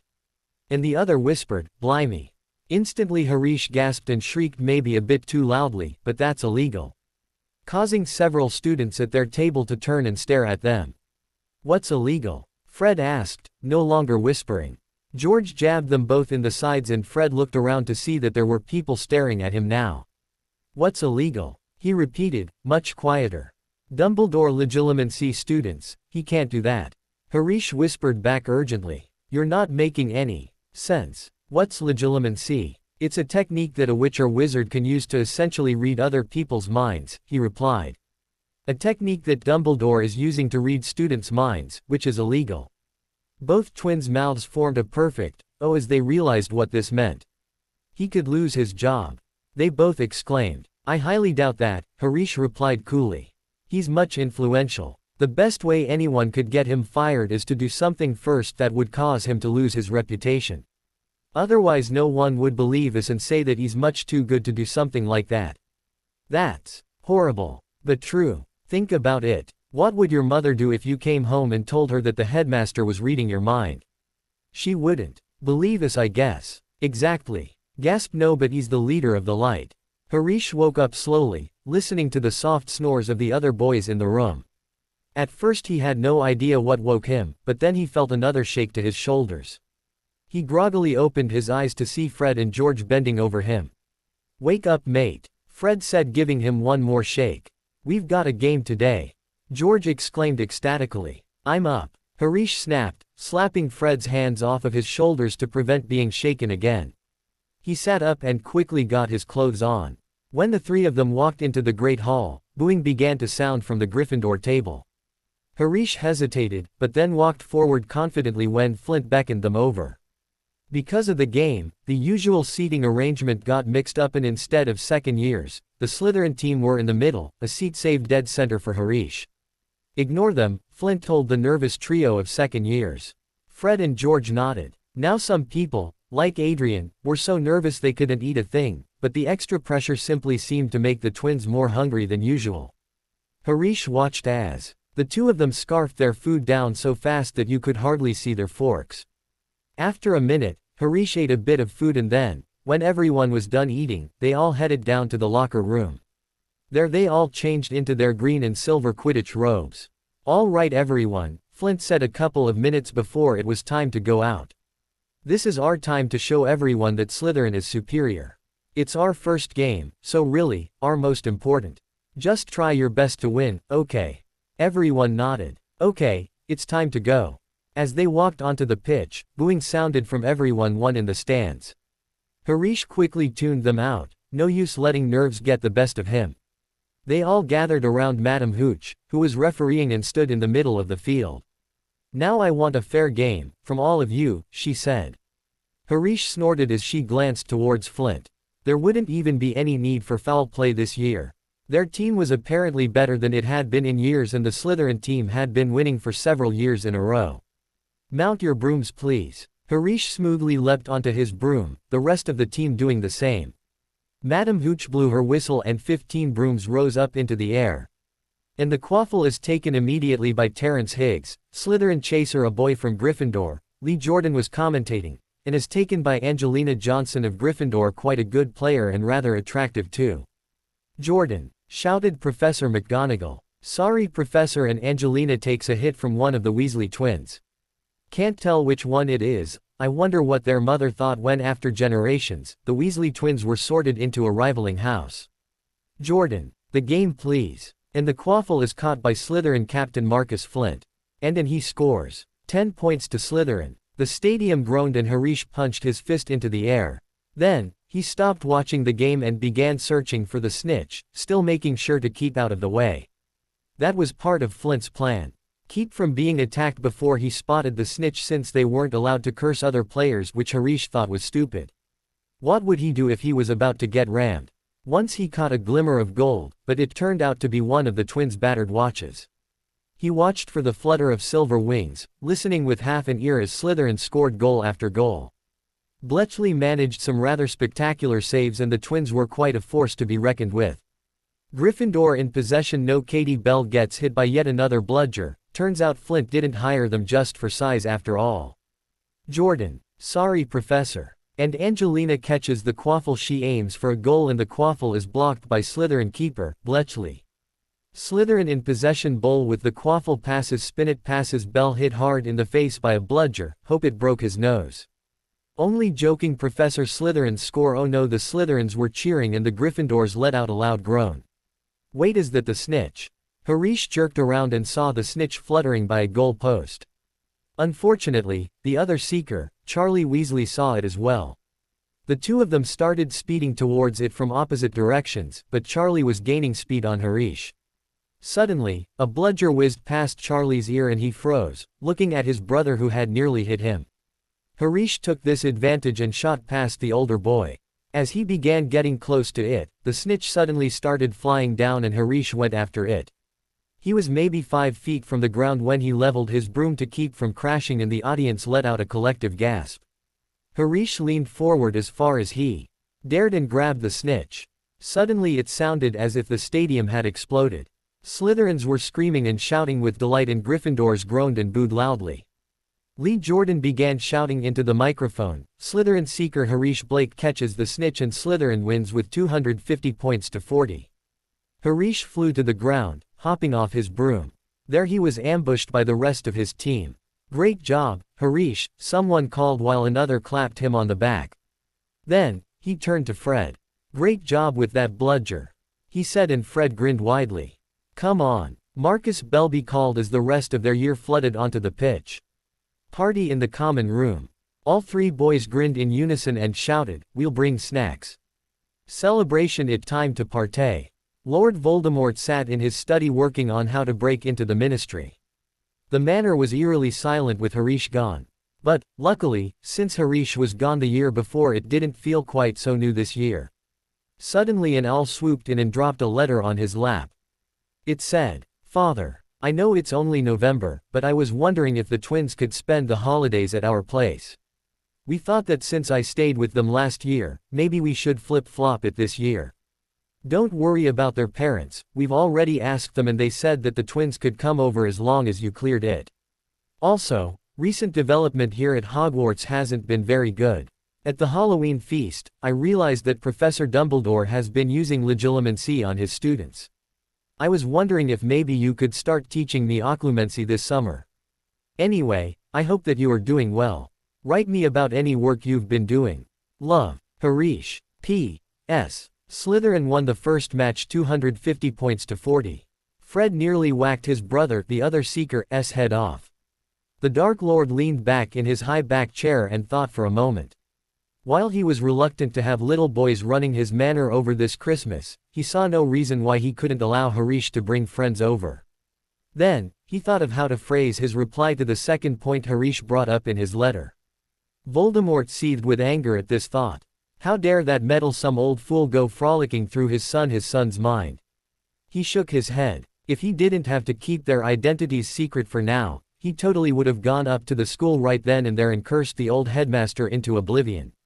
Sighing, he brought his quill up to a piece of parchment, writing, "Harish, I thank you for letting me know that the headmaster is committing a crime such as reading my son's thoughts. I will definitely teach you occlumency this summer, and maybe then you can instruct your friends in it as well. We don't want the old man knowing who we really are. Also, I am sure that Dobby and Wrinkle would welcome a few guests as they only ever get to serve me now. I would not mind if your friends stayed with us this break.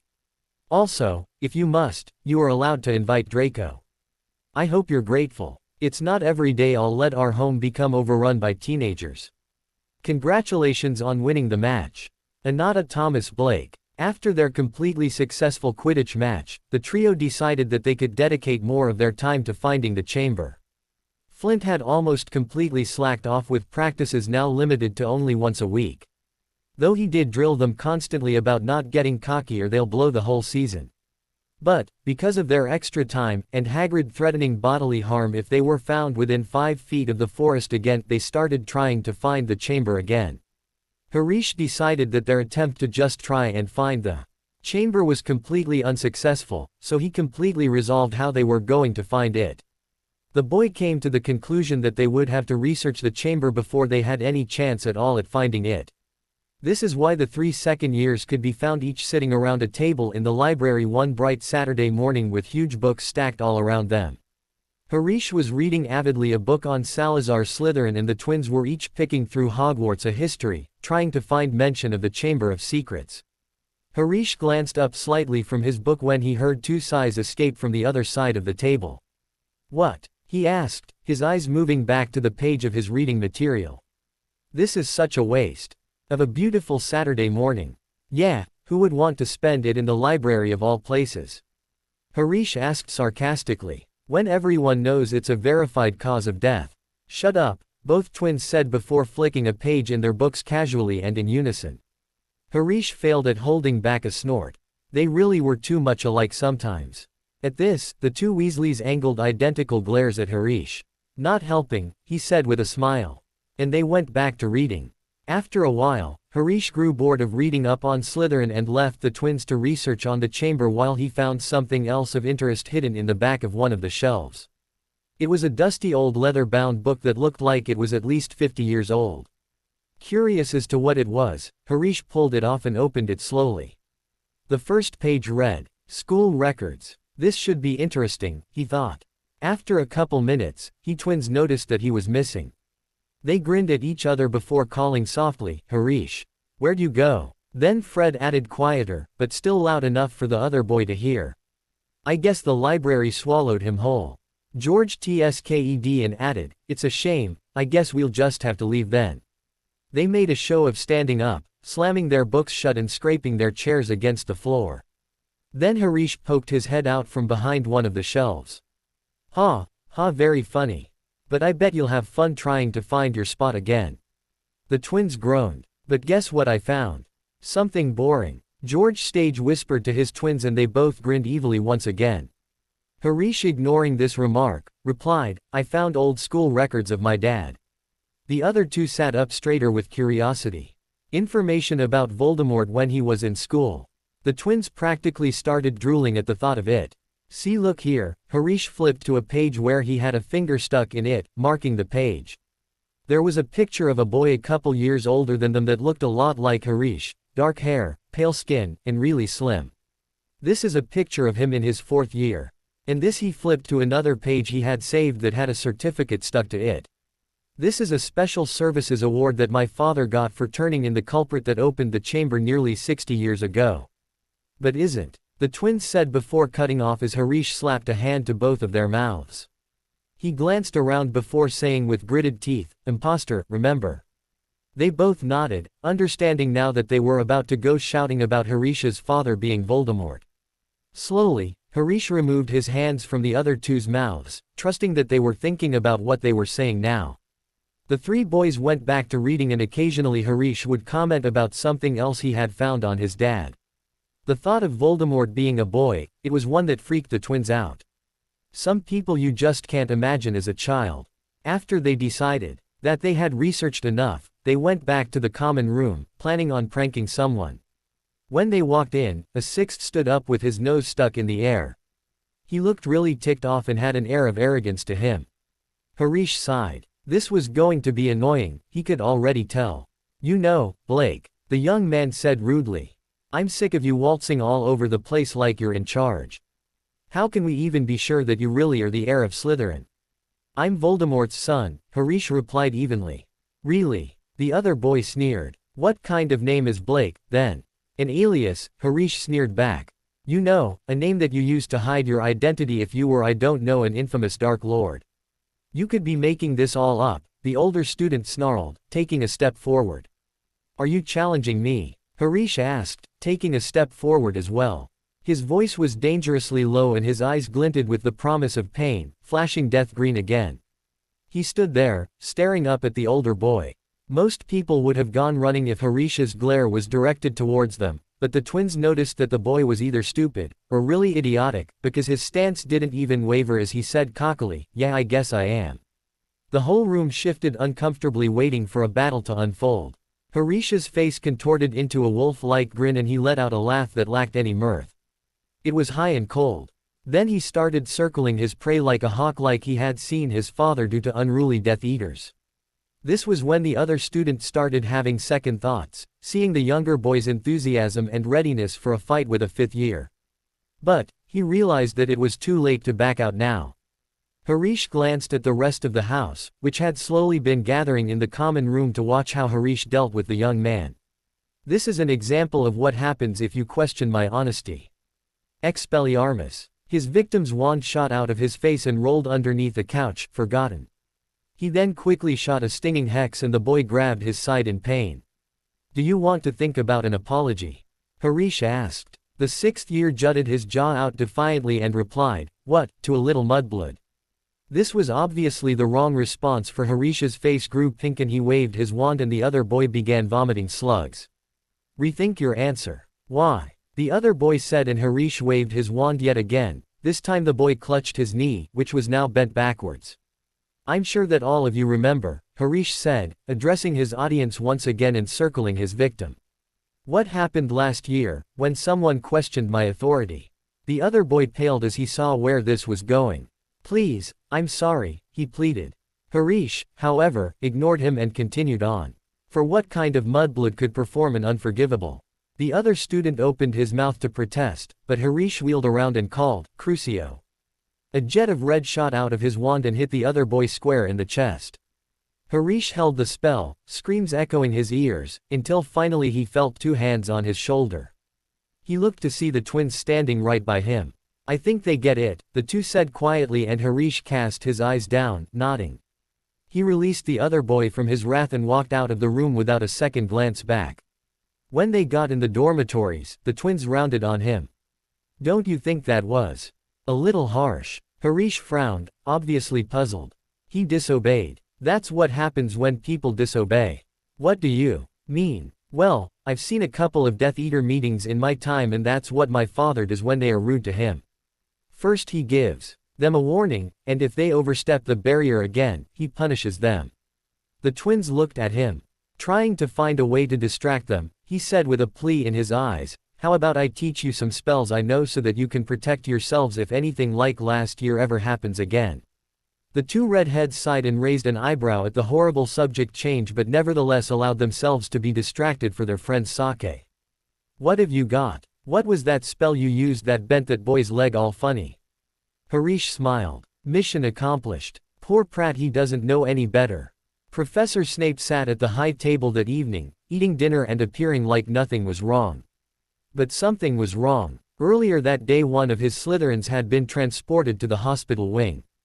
Poppy had later informed him that the student was suffering from a slug-vomiting hex, a splintering hex. His knee was bent in a way that knees were never designed to face, and he appeared to have either been victim of 100 stinging jinxes or had the Cruciatus cast on him. This was peculiar though, because no one could use an unforgivable in the castle. He sighed tiredly. This was a lot like what had happened 1 year previously when several 4th to 7th year boys had shown up in the hospital. That had also occurred right before that drastic change within his old house. He narrowed his eyes. Something fishy was going on, and all evidence pointed towards top student, Harish Blake. He still couldn't figure out who that boy looked like. He glanced at the boy, taking in his prominent cheekbones, pale pointed face, and almond-shaped pale green eyes. The face looked like no one he had ever seen. The boy glanced his way and their eyes caught Harish's, narrowing warily when he noticed that his head of house was watching. After a minute he looked away and Harish's gaze slid away as well, but his eyes snapped back to the other boys. Those eyes, Snape nearly fell out of his chair in shock. They were Lily's eyes. The professor guessed that he didn't recognize them until right then because Harish's eyes were several shades lighter, just enough where they looked almost completely different other than shape. But, how? How was this boy related to Lily? His gut wrenched and he looked away, no longer able to stand it. He didn't care how the boy was related to Lily at the moment. He did not want to stir up painful memories. So, he shoved these revelations to the back of his mind and quit thinking about them. No use in trying to figure these things out when he had papers to grade. The most major day in history, the turning point of the world, the change of all life as we know it was the day that the Slytherin trio discovered Hogwarts' many secret passageways. Or at least, this is how they saw it. 3 12-year-old boys were searching the map for a new location to explore, as 12-year-olds do, when Harish had pointed to a couple of lines and asked, "What's this?" This was what looked like a tunnel, leading off the map. "I dunno," the twins said. "But look, there's one here and another here." And they all led off the map. Harish trailed off. The three of them grinned at each other. "Guys, I think we just discovered hidden passageways. Should we see where they lead to?" Harish was already pulling his cloak out of his trunk. Definitely. So the next few weeks were spent doing just this. In turn they found 7 passages leading to Hogsmeade, 4 that they were sure that Filch knew of, 1 passage behind a mirror, 1 passage behind a statue of a one-eyed witch that led to Honeydukes, and another passage that was underneath the Whomping Willow. They didn't explore this one though because Harish did fancy keeping his head, thank you very much. Plus there were several passageways hidden throughout the school that were very useful for navigating around corridors that were very full. Now of course, once equipped with information of such passages, they couldn't help but use them. This is why, one day, the twins decided to drag Harish to Hogsmeade. Yup, you read it right. The 3 second years wanted to bypass all of the security set up for Hogsmeade trips and sneak into it a year before they could even be allowed to go. Well, of course Harish didn't want to go, but who could deny the twins a field trip when they threatened to tell the Dark Lord that his son had abandoned the dark side and was becoming very close friends with Albus Dumbledore. This wasn't really true, but Voldemort wouldn't know that. So this is why one could find Harish, Fred, and George all in a secret tunnel together, heading for Honeydukes. Harish had grumbled for a while, but after a couple minutes his curiosity set in and he was too busy looking all about the tunnel to complain anymore. The tunnel itself was a very narrow, low, earthy passageway. It twisted and turned, almost like a burrow of a great big rabbit. The 3 of them hurried eagerly, occasionally tripping on the uneven floor. Harish was in front with his wand lit so that they could see where they were going. Finally, the path began to rise. 10 minutes later, they came to the foot of some worn stone steps, which rose out of sight above them. They paused here for Harish to get out the cloak and drape themselves in it before they climbed up and up until finally, Harish hit his head on something hard without warning. He groaned and massaged his head before feeling what he hit his head on, discovering that it was some sort of trapdoor. Jackpot! He shushed the twins before putting out his light and listening to make sure that there was no one nearby. When he was satisfied that they were in the clear, he quickly clambered out, Fred and George following him. They stood there panting for a minute to get the cloak resituated before creeping to a set of wooden staircases and silently ascended it. They reached the top of the stairs and slipped through a door, only to find themselves behind the counter in Honeydukes. They carefully went underneath the counter, making sure that no one's feet showed. Then they discovered that Honeydukes was so crowded that there was no hope of the 3 of them remaining under the cloak, so Harish reluctantly pulled it off and tucked it away. No one seemed to notice the 3 second years anyway, so they took this as an advantage to explore the shop without hindrance. There were shelves and shelves of the most fattening-looking sweets imaginable. Creamy chunks of nougat, shimmering pink squares of coconut ice, honey-colored toffees, hundreds of different kinds of chocolate and rose, a large barrel of every flavor beans, and another of fizzing whizbees, levitating sherbet balls, along a whole wall were special effects, candies. Drubel's best blowing gum, which filled a room with blue bubbles that refused to pop for days, strange tooth-flossing string mints, tiny black pepper imps breathe fire for your friends, ice mice that made your teeth chatter, sugar quills, and exploding bonbons. But, no matter what quality sweets there were, the twins thought that this was nothing compared to Zonko's. There were all kinds of dung bombs, fanged frisbees, exploding snap decks, screaming yo-yos, non-explodable luminous balloons, belch powder, and grow-your-own warts kits. The twins bought several of each product and finally left the shop saying that they could make much better joke products than that. After they visited these shops, the twins had bags full of jokes and Harish had bags full of sweets. They stopped to have a look at the shrieking shack before deciding to head back to the castle, this time taking the passage that was hidden by a drainage grate that came out behind a tall mirror. All in all, it was a pretty fun trip and most importantly they didn't get caught. A couple weeks before the holidays, snow began battering the old castle relentlessly. Any chance of escaping outdoors was out of the question.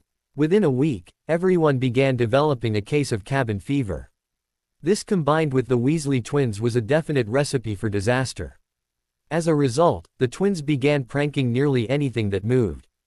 By the time they only had a week left, suits of armor were singing Christmas carols very loudly, paintings all were dyed red and green, every Slytherin showed up each day covered in soot as a result in some sort of explosion, and Harish resorted to taking the map and hiding somewhere from the devils to keep from being ambushed and forced into another ridiculous scheme. On top of this, at the beginning of that last week, Harish had received a letter bringing bad news. Harish wasn't sure if it was quite classified as bad when it was actually a good thing. The day he had received it, the Slytherins, all except for the trio, were sporting stringy gray hair that stuck up straight. The twins were trying to dye dung bombs underneath the table, accidentally spraying dyeing spells all over Hubert Warrington, who was unfortunately sitting across from them. Harish was sitting in his usual seat, eating happily when an envelope dropped in his lap. He fed some bacon to Augustus before opening the letter. When he read it he let out a groan. "What's the matter?" the twins asked. "Bellatrix has come back from her mission in France. She's going to be coming over to stay with us for the holidays. And that's bad." "Well, it's good that she's home but she's just," he trailed off. "She's not that bad is she?" George asked hopefully. Harish gritted his teeth. "You'll see." And indeed they did. Their holidays started with a kick. The twins had pulled one last prank and frankly, everyone was more than glad that they were going to be leaving for the holidays. Then when the boys had gotten off the train they had been greeted by Voldemort himself. The twins managed to act as if they hadn't a clue who he really was, and Draco, who was hopping up and down beside the ominous man. Then they had had their ears chattered off by Draco on the very long drive to Harish's manor. "Mr. Blake just picked me up for my father is with the Minister of Magic. Hey, did you know that Dobby used to be my servant? Hey, did you know that Thestrals can only be seen by someone who's seen death? Well, I didn't. Did you really make pumpkins puke? Sorry, I peeved guacamole. I'm having to take courtesy lessons. They're so boring." Harish was really glad when they finally arrived at the manor, but that relief was short-lived when a large, curly-haired, black blur sped towards him and he found himself scooped into a very tight hug, his toes a couple inches from the ground. "Oh, Harish, I've missed you so much." Bellatrix cooed, looking down at her nephew. "How's my favorite nephew? Let me look at you. I can't breathe. You are such a darling thing. How is your Cruciatus coming?" "Hey," Harish choked out, catching sight of her actual nephew. "Look at how much Draco's grown." Draco's mouth fell open in horrific silence, his eyes looking so betrayed. Soon Harish found himself in a heap on the floor as Bella bustled over to embrace the younger boy. "Oh, Draco, look how you've grown. I'm going to kill you," Draco gasped as his lungs were crushed. Harish smirked. There wasn't a chance that he would be beat now, not with training on pranks from the twins. Bella, I don't think they're quite ready for the Cruciatus yet." "Come on," Harish whispered to the other three boys. They were currently standing outside his father's meeting room. That was where he met with all of his Death Eaters on numerous occasions. The boy was never allowed in there, hence the whispering, but he wanted to show the room off to his friends. He crept forward and silently pulled the door handle down, letting it swing open. Then the insane boys went quickly into the room and shut the door behind them. "Where are we?" the three other boys whispered almost at once. "This," Harish stated, "is where my father holds his Death Eater meetings." This got the reaction Harish had completely expected. The twins glanced at each other before quietly glancing around, and Draco, he was excited. "Really? Have you ever been in a meeting? Have you at least watched one?" Harish nodded slowly. "Oh, cool. You're so lucky." "Draco," Harish said, failing to get the boys' attention. "My father barely even glances at me, let alone tells me what happens in the meetings." They're really secretive. The 10-year-old kept babbling on. Draco. Harish repeated louder. Suddenly they all stopped and listened when George said, "Do you hear that?" Harish strained his ears and made out the Dark Lord's footsteps as he walked down the hall. They could hear the man talk quietly with Bella. The boys began to panic as the footsteps drew nearer and as the doorknob started turning. Harish thought quick on his feet. The second year spotted a cupboard in the corner, grabbed his frozen companions to drag them into the cupboard, and shut the door behind them, leaving enough of the door cracked to observe the meeting with. Voldemort walked in right after the boys were tucked out of sight, Bellatrix in tow. Nagini sat atop his shoulders and he was wearing his nice black robes. Bellatrix was wearing black robes as well, but had a mask obscuring her face. The Dark Lord then walked up to a chair that he had at the front of the room and sat down, looking as if he were waiting on something. Bella followed, standing at his left. A minute later a crack sounded and Lucius, adorned with his own skull mask, walked forward and stood at Voldemort's right. Next thing they knew, other Death Eaters were popping into the room and gathering in front of the three adults. It seemed that the exact moment Harish wished to show his friends the meeting room, they got caught up in an actual meeting. He glanced at his friends. Draco was standing squashed up against the door peering out as well and looking rather smug that his own father was one of the two people the Dark Lord trusted. The twins, who were behind him, had a mixture of excitement and curiosity written all over their faces. Harish quickly turned his head back to the gap as a voice spoke out. "What are they doing?" The twins whispered. "Shut up," Harish hissed as he strained to hear what his father was saying. "Gibbon," he was saying. "Did you bring me your research?" "Yes, my lord." Harish watched as Gibbon handed over some parchment to the Dark Lord. The Dark Lord nodded before turning to another Death Eater. "Yaxley. My lord, I have found that the best time to invade would be in the spring." The four boys hiding in the cupboard glanced at each other. "Invade. In the spring," Voldemort announced, his lip curling in satisfaction. "I want to break into the ministry. Would any of you want to volunteer?" Bellatrix shot her hand up looking excited. "No one. Well, then I'll just choose one of you. How about roll? I will speak with you about details closer to when I want to invade." Bellatrix stuck her hand back down and looked down at the ground. And with that, the man went about listing things for Death Eaters to do and announcing some things that they may need to know. Then he dismissed everyone. After everyone had apparated out, he turned to Bella, who was still pouting. "I need you here," he said to her, noticing her jutted lip. "I don't want you to get caught. Anyone who touches the prophesy would be killed." She smirked at him. And roll. His son nearly killed Harish. Draco, Fred, and George all looked at Harish, who was looking quite shocked himself. His father must really care for him if he was sacrificing one of his Death Eaters just because the man's son had tried to kill him. "Well," she said, smiling now. "I guess that's not too bad then." And she walked out of the room leaving Voldemort alone in the center of the room. The pale man then walked over to the cupboard and opened the door causing all four boys to fall on the floor. "Next time you snoop in here, you need to be careful not to sit whispering," he said walking out of the room as well. "What wait he didn't ground me for life." Dumbledore sat in his office sipping tea, and once again enjoying the fact that all of the children were out of Hogwarts for a couple weeks. He was waiting for a staff meeting, which would be held in a couple minutes. The old man's mind wandered from topic to topic as he waited. The Death Eaters had been rather lively this year, increasingly more so than last year. He had received news the day before of a break-in into the Department of Ministries. He had no idea what they would want out of there. Several things were of possibility and none of them were good. The professor popped a lemo drop into his mouth. After thinking on this for a few more seconds, his mind wandered to Severus. He had been rather quiet of late. The headmaster had no idea what would cause the sinister man to succumb to such a silence. He almost worried for the boy, he was his most valuable spy after all. Just after he popped another lemo drop, he glanced up at his clock and watched the large hand strike 6. It was finally time for the meeting. Pocketing another couple sweets, he left his office and made his way to the staff room. There Minerva, Severus, Pomona, and Phileas were waiting for him. He sat down and began their meeting talking about the first year's progress. From the first years they moved to the second years. "What do you think of Harish Blake?" Dumbledore asked. "Well," Minerva said thoughtfully. He is a very keen boy. He finishes all of his work in class, casts the spells perfectly, and does rather well on tests. Of course this isn't surprising, squeaked Flitwick. Ever since he came here he was something of a prodigy. Such a polite boy too. How do you mean? Dumbledore asked, filling with dread. He always asks his questions thoughtfully and politely. Always thinking of his grades.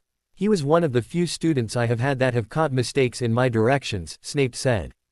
I believe that he may have been predisposed to tutoring in my subject, though he does have a natural aptitude for potions. Dumbledore reluctantly thought back to the first day the boy had come to the castle as the other teachers prattled happily about him. Blake, only months before his first year, had taken over the Potter's account in Gringotts. When he had been sorted into Slytherin, the headmaster quickly became uneasy. It seemed that not only was the Dark Boy in charge of a light fortune, he was bearing several similarities to the Dark Lord Voldemort. If he didn't know that the Warlord would be returning, he would have certainly thought that the boy may even become the next Dark Lord. Dark Lord Hogwarts, King of the Purple Monkeys. On Christmas morning Neville woke up and sat up to see a large piles of presents. Among them were a letter from Gran, a plain old quill from Uncle Algy, a tin of sweets and a sweater from Mrs. Weasley, and a pack of self-shuffling cards from Ron. He was very excited when greeted upon the pile of presents and tore through them happily, Ron doing the same. After they opened every package, the two boys then went down to eat a nice breakfast of eggs and toast. Neville liked meals at the Weasley household. They were so much friendlier than the straight-backed silence that his Gran had caused him to grow accustomed to. Where are your other brothers? Neville asked as they began to make a snowman outside. I thought you said you had 5. Ron scowled. I do, he said glumly. But Fred and George, they're staying at a friend's.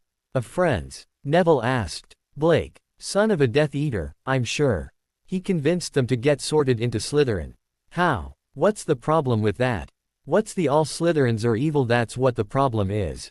He floundered, restating his speech that he used on Ginny. It was the only argument he could seem to come up with. Neville had no way of knowing this, of course. He just sat wondering exactly how evil this Blake was. Poor Neville too, shut away in that house of old people. On New Year's Eve the twins were shipped back to the Burrow and Harish needn't up to attend the annual New Year's party which he had missed last year. Draco had insisted that he come, for he would not stand for his favorite cousin to not come yet another year. Draco hated being stuck with the non-social lumps, Crabbe and Goyle, and the clingy pansy Parkinson.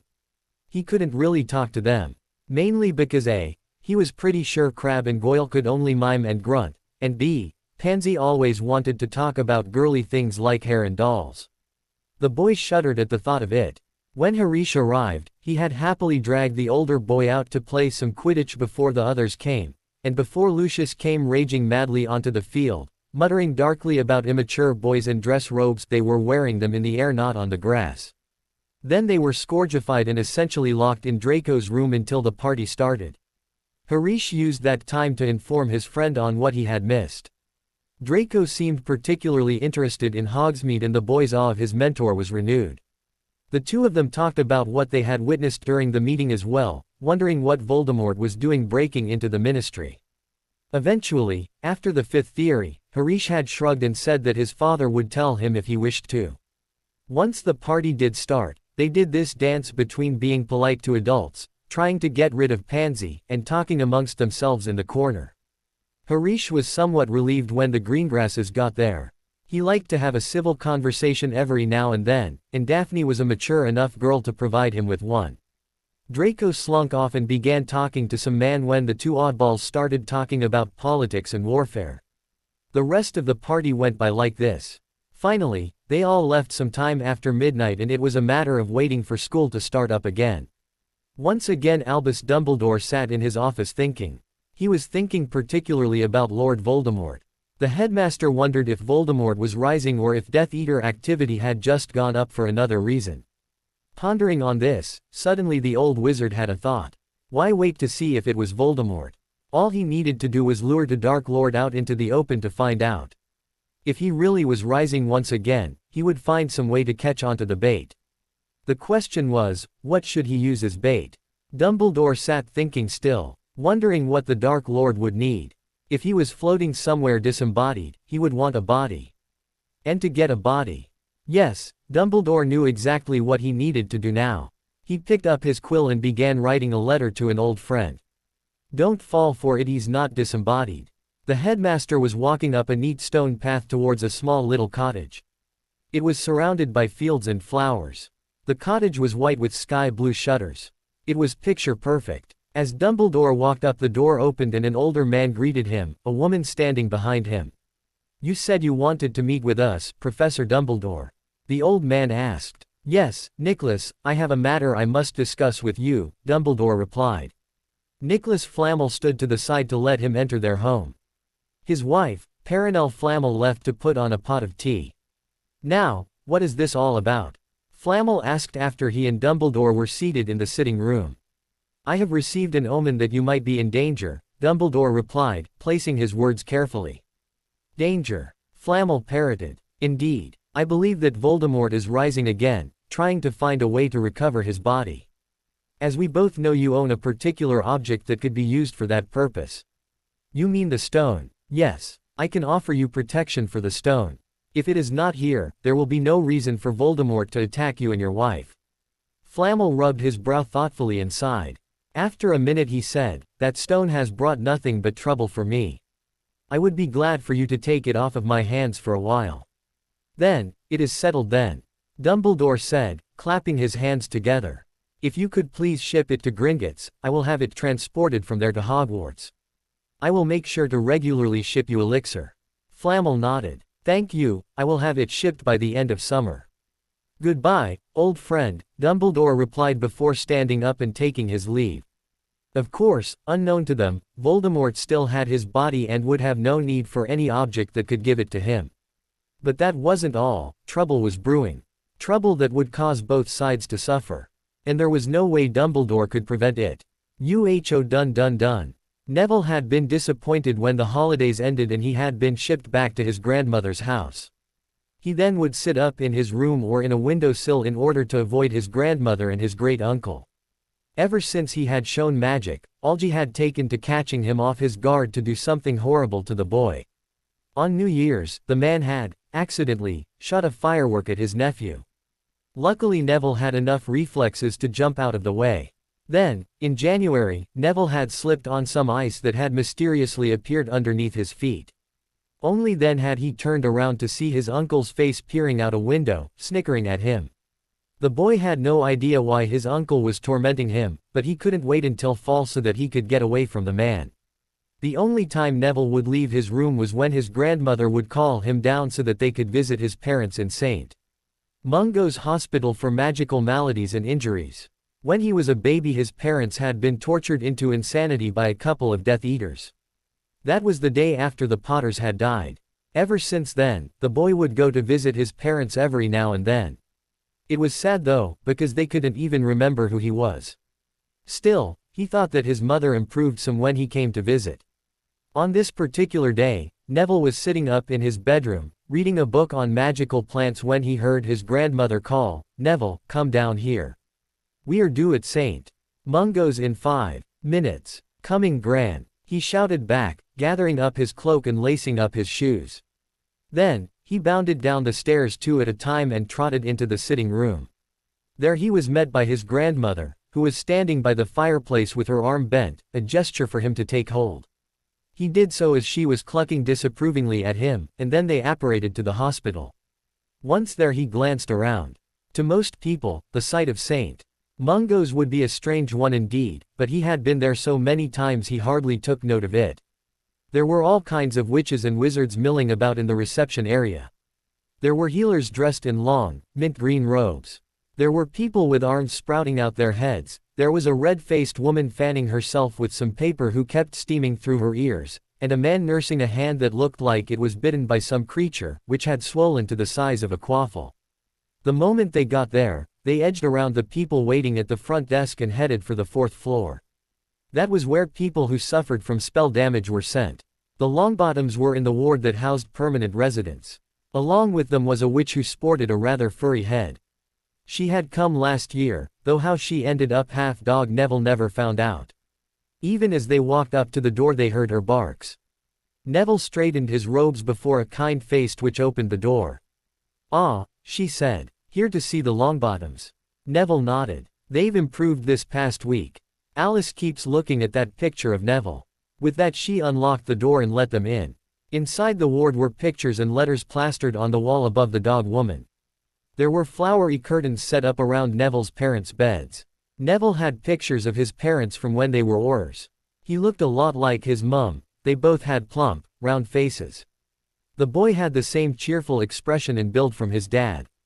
The years hadn't been kind to them, however. Alice's round, cheerful face was now long, thin and worn. Her thick brown hair was now white and wispy.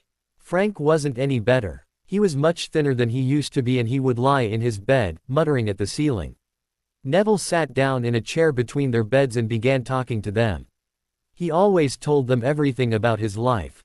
The boy's hopes rose when he thought he saw his mother smile at him when he started talking. Today he was telling them about his new friend, Ron. He had just gotten to the point in telling them about the candy Ron gave him for Christmas when Alice started, looking as if she just remembered something. She sat up a little and beckoned silently for Neville to come closer. He came forward and cupped his hands in front of him. She dropped a Drubel's Best gum wrapper into his hands and he slipped it into his pocket, planning on add it to the collection of things his mother gave to him. After several hours and 2 more candy wrappers, Neville and his gran left. Augusta shook her head sadly as he returned back to his bedroom and hung the wrappers on the wall above his desk. Poor Neville, not Augusta, mind you. As February moved to April, the castle was battered by heavy rains. It got so bad that the Quidditch match that took place on the 4th of February lasted really long, because neither seeker could find the snitch until it flew up Cedric Diggory's sleeve, causing Hufflepuff to win and putting Slytherin in the lead. Finally the rain let up, but no one could enjoy the sunshine because work was piling up once again as the Easter holidays grew nearer. The trio had precious little time to do anything other than school work.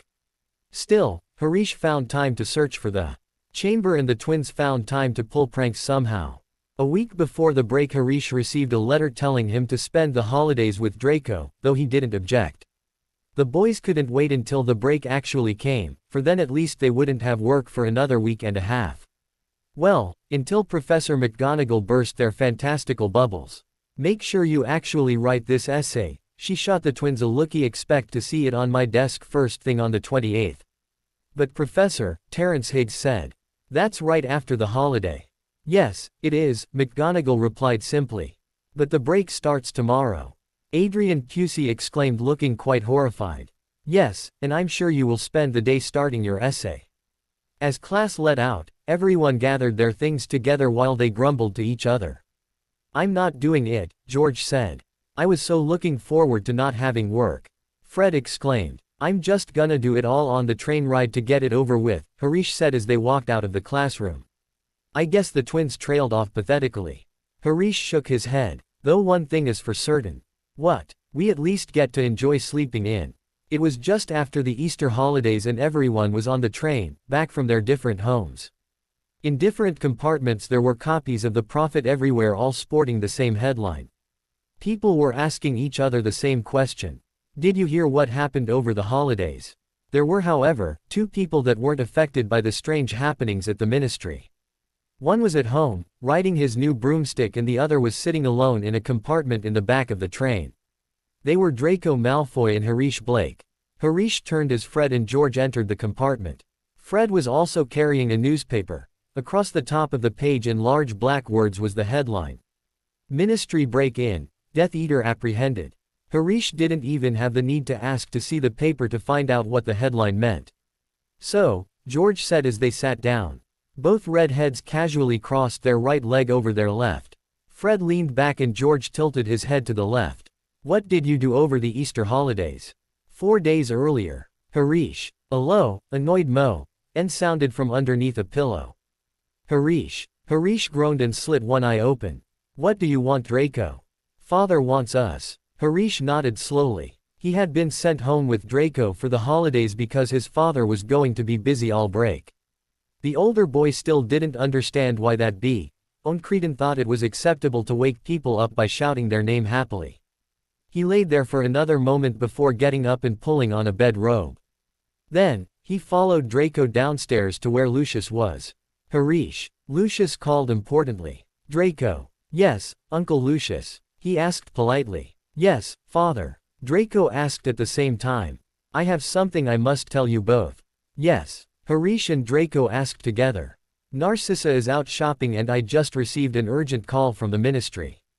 Urgent call. Both boys repeated. Nothing of importance, of course, Lucius said smoothly. I just need to be there and I can't leave you two here alone. So, I need you two to smarten yourselves up, for you are coming with me. Really? To the ministry? Draco asked eagerly. Harish shook his head and began climbing the staircase to put on some decent clothes. Draco soon followed and the two of them got dressed as quickly as possible. Then Draco stampeded downstairs, Harish followed with much more grace. Finally Lucius apparated the two of them. As soon as they got there, Harish could tell that whatever called Lucius to the ministry was certainly of importance. He could hear screams and shouts. They seemed to be in an office that was no doubt Lucius. There was a desk, one high-backed chair, one rickety chair on the other side of the desk, and two neat stacks of paper. A man came skidding into the room and panting heavily exclaimed, "We've just apprehended a man from the Department of Mysteries. The minister wants everyone to check the perimeter to make sure no one else got in." Lucius looked concerned at this news and commanded as he followed the man out, "Stay here." The two boys looked at each other. After a second, Draco plopped himself on the rickety chair and Harish made his way around the desk. He sat in the chair and propped his feet up on the desk. After a minute of silence Harish said nonchalantly, "You know I've always wanted to know what was in the Department of Mysteries." 5 minutes later found them running through deserted corridors. "So," Draco panted quietly as they reached the lift. "Do you do this sort of thing, often?" Harish couldn't help it. He laughed. "Yes, Draco. It's a daily occurrence," he said after a minute. "What is?" "Breaking the rules." The lift bumped to a halt and a woman's voice echoed through the lift. "Department of Mysteries." The two boys stepped off together. Ahead was a plain black door. As Harish stepped forward, it swung open and he walked through it. They were standing in a large circular room. Everything was black including the floor and ceiling identical, unmarked, handle-less black doors were set at intervals all around the black walls, interspersed with candles that burned blue. "Shut the door," Harish told Draco. His cold, smooth voice echoed about the room. As the door clicked shut, they were instantly plunged into darkness.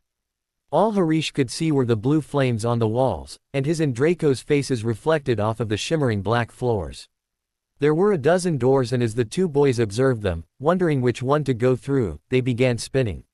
For a few seconds the blue flames were blurred into a neon line as the wall sped around and then, just as silently as it started, the doors stopped. All Harish could see were the blue streaks that had been burned into his eyes. "I think," he said quietly. "They don't want us to know which door we came in. How are we going to get out?" Draco asked, his voice going up in pitch. Harish simply shrugged and walked forward and inside one of the doors. Draco said, not moving from the center of the room. "Are you going to stay there all by yourself?" Harish asked. There was a moment of silence before Draco came bolting through the door as well. Their eyes were met by a brilliant sparkling light. It took a few seconds for their eyes to get used to the light, but when they did all Harish saw were clocks, everywhere. They walked slowly through the desks, glancing around and heading toward a crystal bell jar that was quite taller than they were and appeared to be full of a billowing, glittering wind. "Look," Draco said, pointing at the heart of the bell jar. Drifting along in the sparkling current was a tiny egg. As it rose in the jar it cracked open and a hummingbird emerged, which was carried to the top of the jar but as it fell it became bedraggled and damp again, and by the time it came back to the bottom of the jar it was an egg once again. They stopped to watch it, the younger boy becoming entranced. Harish glanced over to see a door at the end of the room. "Where does this go?" he asked, walking towards it. Draco tore his eyes away from the bird to see Harish open the door. Not wanting to be abandoned again, he trotted over. The two boys walked down aisle after aisle of glowing orbs. For some odd reason, Harish felt compelled to go forward, almost like something of importance lied within one of the shelves. They passed row after row, finally coming to a halt at row 97. Harish looked around and as he turned to go back down the aisle he saw something out of the corner of his eye. There was a faint blue glow coming from under the shelf. "What's this?" he asked quietly, pulling the orb out from underneath the shelf with his toe. "A prophecy," He bent over to pick it up, but Draco's frightened voice rang out, "Don't touch it. You'll go insane." His hand froze inches above the prophesy. "Someone's already touched it," he said after thinking for a second. "That's why your father was called here. If it's already been picked up off the shelf, the protection won't work anymore." With that, Harish closed his hand around the orb and picked it up. A voice, harsh and ragged, echoed through his ears. "The one with the power to vanquish the most powerful wizard of our time approaches." Harish's stomach plummeted. Whoever the ministry apprehended didn't take just any old prophesy. It was the prophesy he had heard about at the beginning of the year. Born to those who thrice defied the Dark Lord, born as the 7th month dies. It was the prophesy against his father. Then, he had a feeling that he didn't pick up this orb by mistake. There was every possibility that Voldemort had been trying to get it.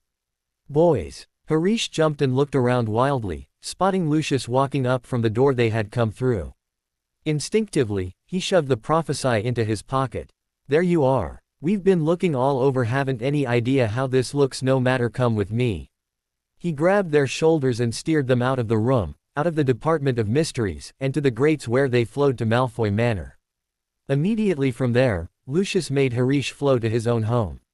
When he stumbled out of the fireplace, he saw his father standing with his back to him, his arms crossed behind his back. When the Dark Lord heard the fireplace die back down, he turned around and looked straight into Harish's eyes. His mouth was pressed into a thin line, but other than that he showed no emotion, and that was what frightened Harish the most. "Lucius told me what happened," he stated. Harish bowed his head. "The prophecy." Harish looked up, startled. Voldemort was standing there with a hand outstretched. "How did you know?" Harish asked as he placed it in his father's palm. Voldemort actually smiled. "I know you better than you think, my son." "Present day. You mean, he actually set that up?" the twins asked after Harish finished his whole tale. Harish nodded. "I think it was some sort of test. Also revenge on roll. But I think he wanted to see if I would retrieve the prophecy if I was there. That's even why I spent the holiday with Draco." The twins' mouths formed perfect O's. "Your dad's," George said. "Really?" Fred trailed off, uncertain for the right word. "Slytherin," Harish supplied. "Yeah," both twins agreed. "The great all-knowing Lord Voldemort." For a good while the ministry break-in was all anyone talked about. It put the entire wizarding world into a state of panic. After Voldemort's defeat, everyone was lulled into a sense of false security. They celebrated, they forgot all about the statue of secrecy, and eventually they even forgot that they never found the Dark Lord's body. Then, years later, when a Death Eater was apprehended inside the Ministry of Magic, the people began wondering if something was going on. But, as all things go in and out of fashion, students began to talk about it less and less as exams grew nearer. By May, Harish was rather glad that no one wanted to ask his opinion on why a Death Eater was even in the ministry. They were so piled with homework that it came as such a relief. Harish spent hours on end studying in the library. The twins studied a little, but they were so easily distracted that they often ran off to do other things. On top of that, they also had to decide which classes to take. This, Harish knew, would be important for whichever class he took. It would contribute to what job he had when he was an adult. Several kids made a really big fuss out of it, but some just closed their eyes, pointed their wand at a piece of parchment, and chose the class it landed on. Also, everyone in Slytherin were trying to give Harish advice. One person would say, "You need to take divination. You'll never know when you want to take a look at what your future might hold." And then another person would say, "No, divination is just a joke. What you really want to do is arithmancy." Finally Harish got fed up with it and nearly hexed the last person that tried to give him advice. Eventually, the three boys all settled on ancient runes, care of magical creatures, and divination. Harish didn't really like the idea of divination and he would have taken Muggle studies instead, but he was sure his father would kill him if he knew his son was learning about Muggles. At the end of May was the final match between Slytherin and Hufflepuff. The Slytherin team, now most definitely unbeatable, flattened Hufflepuff 200 points to 10. Harish was treated as a hero at the party that took place shortly afterward. Finally exams were upon them and they spent their days taking an exam, studying for the next one, taking that exam, and then studying all night for the two they would take the next day. Harish was pretty confident that he scored well on all of them by the time it was the last day of school. At the feast it was announced that Slytherin had yet again won the House Cup and they went to sleep in their beds for the last time that year. The next day, after confirming that the twins would correspond with him to see about getting together, Harish finally said a miserable goodbye and they parted ways, ready for the next year to come. The year that Draco would finally join them at Hogwarts. Yay Draco! Anger is all I feel. They did this to us, this is their fault. I need revenge. This is all their fault. Revenge is what I need. A thin hand pointed to a recent newspaper of the break-in at the ministry. This one Dumbledore spoke about it, saying that it was no big deal to get worried about, but later in the article the reporter started going on about how everyone now suspected that, you know who is behind this. They did this to me.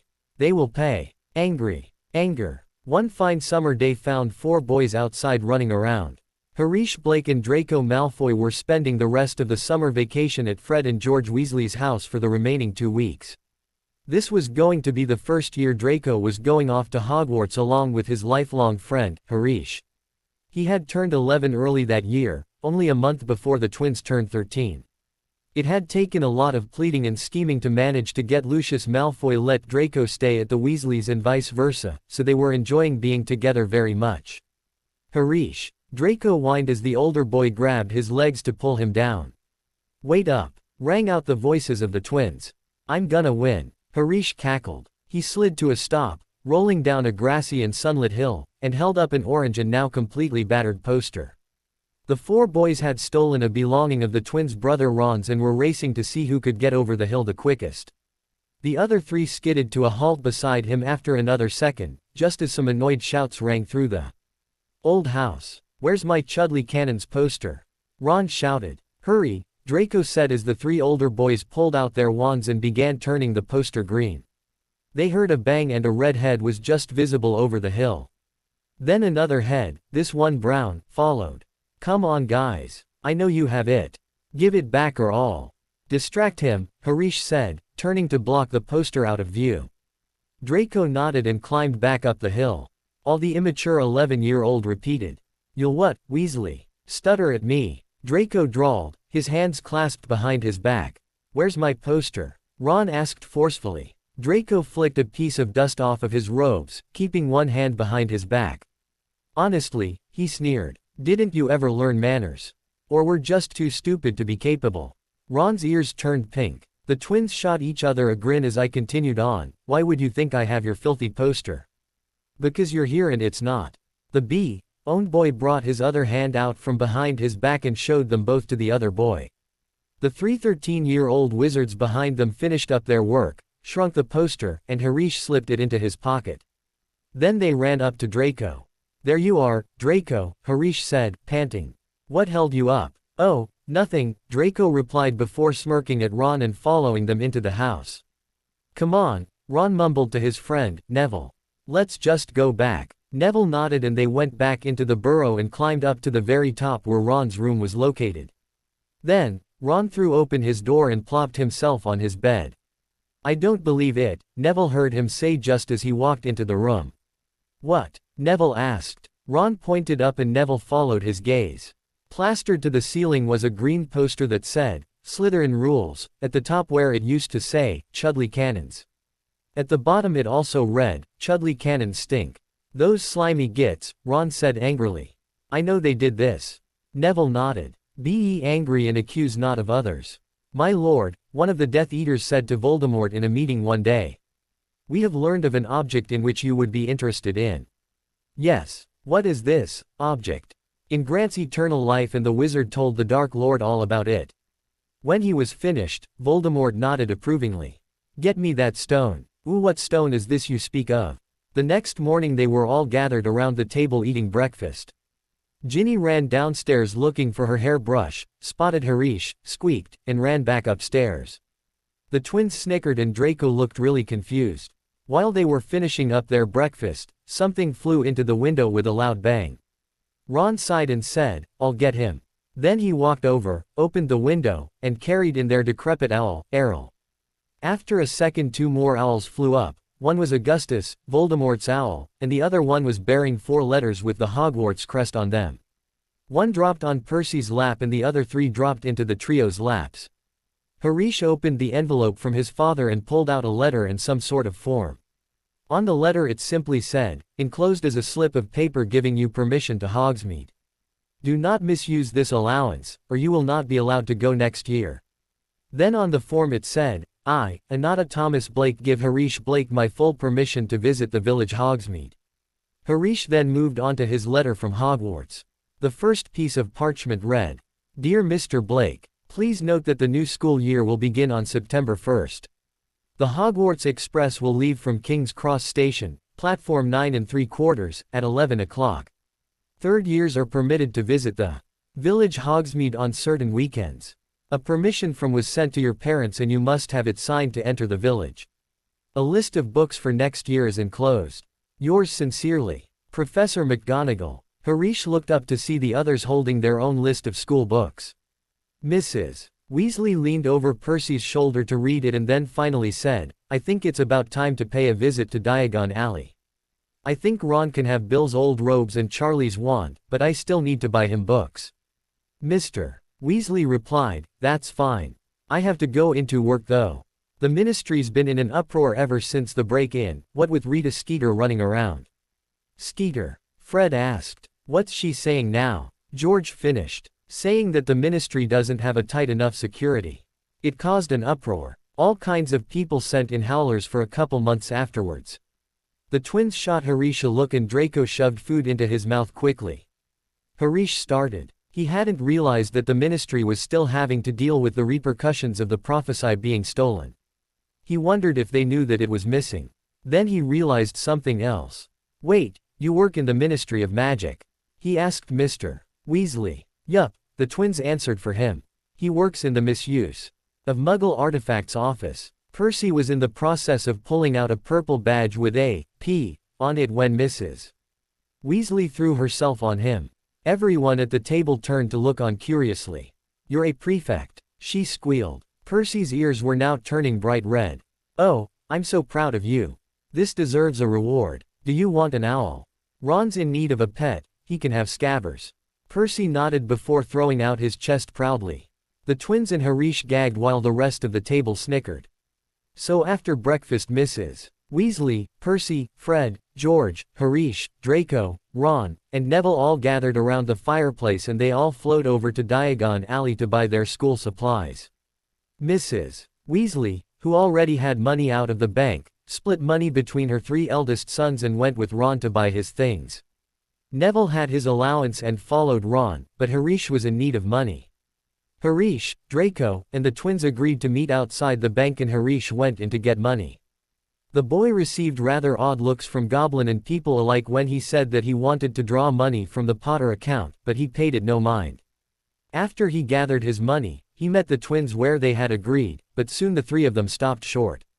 Is that the gamekeeper? Draco drawled suddenly. I say, it is. The twins exclaimed. I wonder what he's doing here, Harish said, craning his neck to look at him. The 13-year-old pulled out his invisibility cloak and pulled it around the 4 of them. They crept closer and Harish strained to hear the giant's conversation with a shopkeeper. Ah, Hagrid, would you like the new stock of fertilizer we've had shipped from Peru? No, I'm afraid that I'm here on urgent business. Who for? The 4 boys moved so close that if Hagrid stepped to the side slightly Draco would have been trampled as the giant's voice reduced to a harsh whisper. Professor Dumbledore. But I can tell ye no more. It's top secret, it is. And the gamekeeper strode off towards the bank. Harish pulled off the cloak and the 3 boys stepped into Madame Malkin's. What was that all about? The twins asked. I have no idea, Draco replied quietly as he smoothed down his hair. It seems as though our dear Professor Dumbledore is having something taken to Hogwarts, Harish said. How do you know that? Well, he's here on Dumbledore's orders heading to Gringotts. I don't know what else you could deduce from those facts. But what is he? Harish suddenly elbowed Fred in the ribs as he realized that Ron and Neville were in the shop waiting to be fitted as well. Ron had just shot them a weird look and seemed to be eavesdropping on them. They stood there in silence for a minute until Madame Malkin came bustling out of the back room. Are you all being fitted for Hogwarts robes? Harish nodded. Those 3 are first years. He gestured towards Ron, Neville, and Draco. They can go first. You first year? She asked, taking Ron's arm ready to steer him over to a stool. Oh, no, his ears turned bright red. I'm going to be wearing my brother's. I'm just here with Neville. She nodded and dragged Neville over to a stool instead. She started fixing him up and her assistant did Draco. When Neville was done, he and Ron hurried out of the shop and Harish was dragged over to be fitted for new robes. When all 4 were done, Harish insisted on buying new robes for the twins as he had way too much money stored away. They went and bought all of the rest of their school supplies. Then, they left and returned back to the burrow.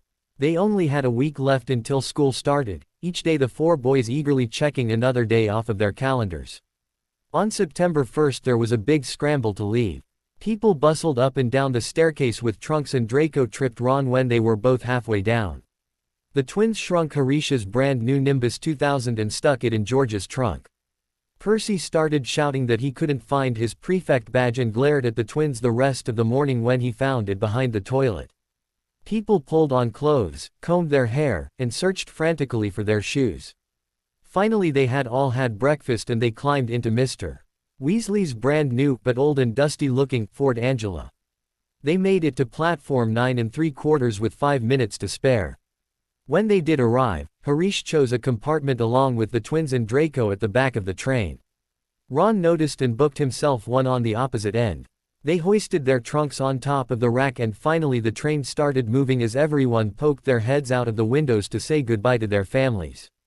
Ginny ran alongside their car laughing and crying.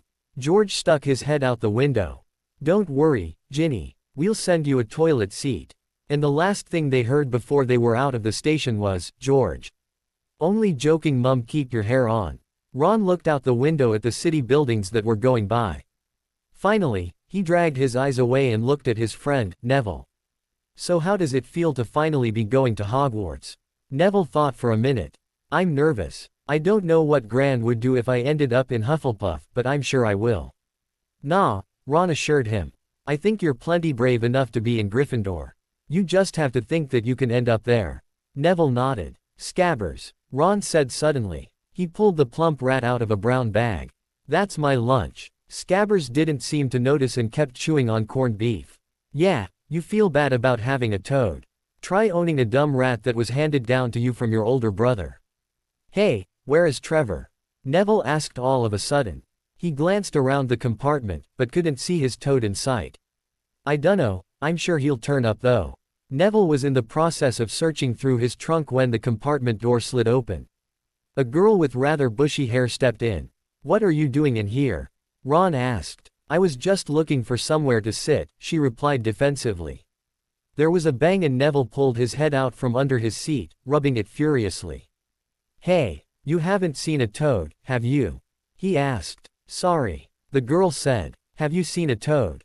I can't find mine. No, what's your name? I'm Hermione Granger. Neville Longbottom. Oh, I've read about you. My family started buying your newspaper, and you were in several articles. I think the wizarding world is fascinating. I didn't know I was a witch until I got my letter. But when I did, I was ever so pleased. What house do you think you'll be in? Never mind, I'll go and see if I can find your toad, she said it all in one breath, but then walked towards the door. Then she turned back and said to Ron, oh, you've got dirt on your nose by the way. Did you know? And she left. Whatever house I'm in, Ron said after she left. I hope she's not in it. Neville didn't know what to say, but Ron was his only friend so he just decided on agreeing with him. Peer pressure, it's snort no joke. When the trolley arrived, Harish and Draco just about emptied it with all of their money they had. Then they sat talking as they ate their candy.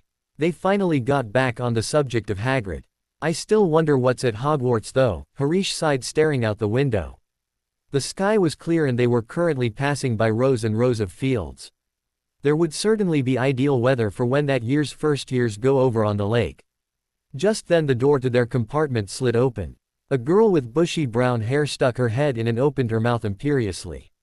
She froze as she saw that she had just entered a compartment of boys, tall, 13-year-old boys no less. Then she asked nervously, have any of you seen a toad? A boy named Neville's lost one. Harish snorted. Neville. I don't doubt that. You know him? She asked more confidently this time. He's our brother's friend, the twins said. She nodded and made her way to close the door, but Harish's smooth voice stopped her. What house are you wanting to go into? Gryffindor. All the greatest wizards went into Gryffindor. Like Professor Dumbledore. He's the headmaster. Harish nodded. He could practically sense the thirst that she possessed to prove herself. Yes, she had ambition to rival Slytherin himself, he was sure. I'm not so sure about that, he said. I know many great men that were in other houses, but if that's where you want to go, he shrugged. What's your name? Hermione Granger. Oh, well, my name is Harish and this is Fred, George, and Draco. Why are you walking around the train anyway? I was helping Neville find his toad. Do you not have anywhere to sit? If you don't, you can sit here, Harish offered. Oh, no, I wouldn't want to bother you, and she left. Harish waited until she was out of earshot before saying, now that I've planted doubt in her mind, let's see where she'll actually end up.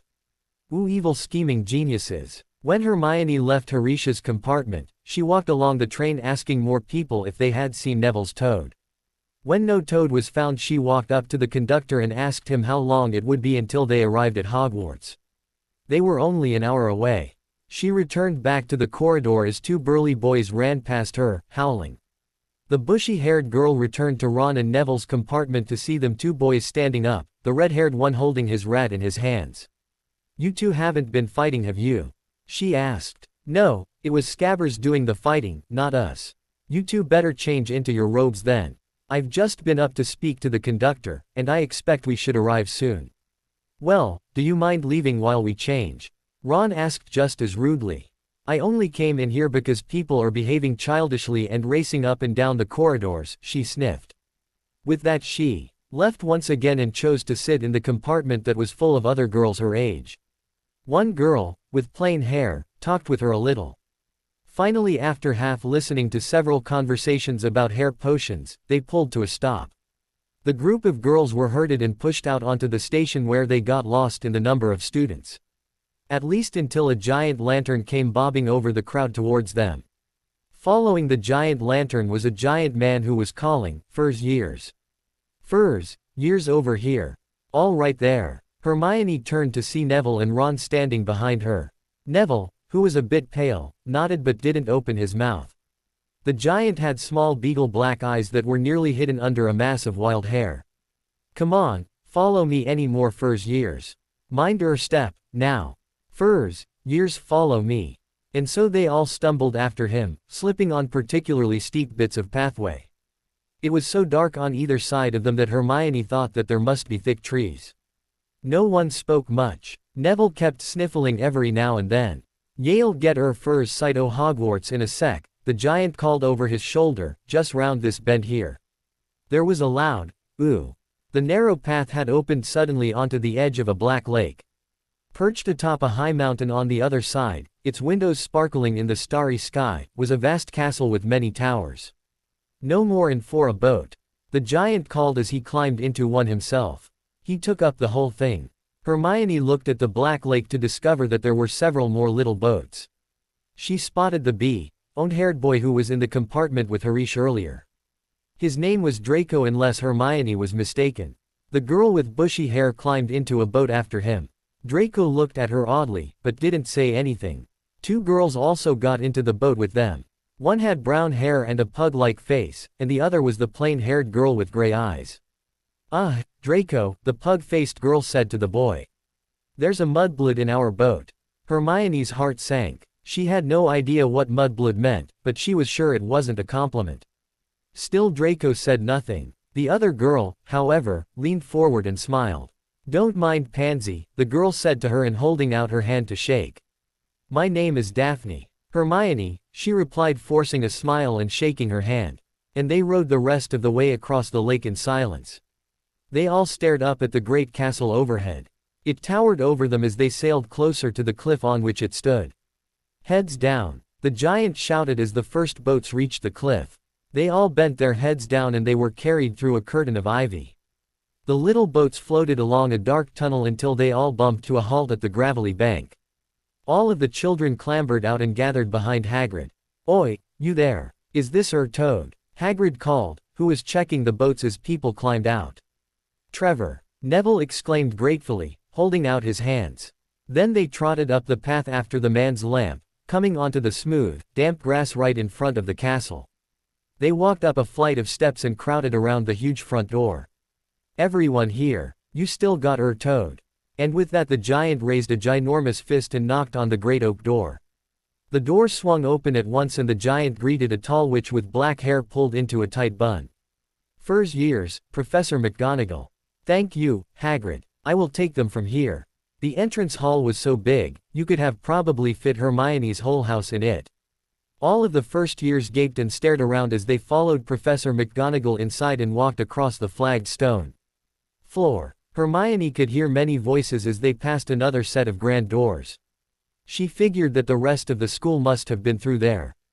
But instead of going in there, they were led straight past the doors and into a small chamber off the hall. They crowded in, standing very close together, peering about nervously. "Welcome to Hogwarts," Professor McGonagall said.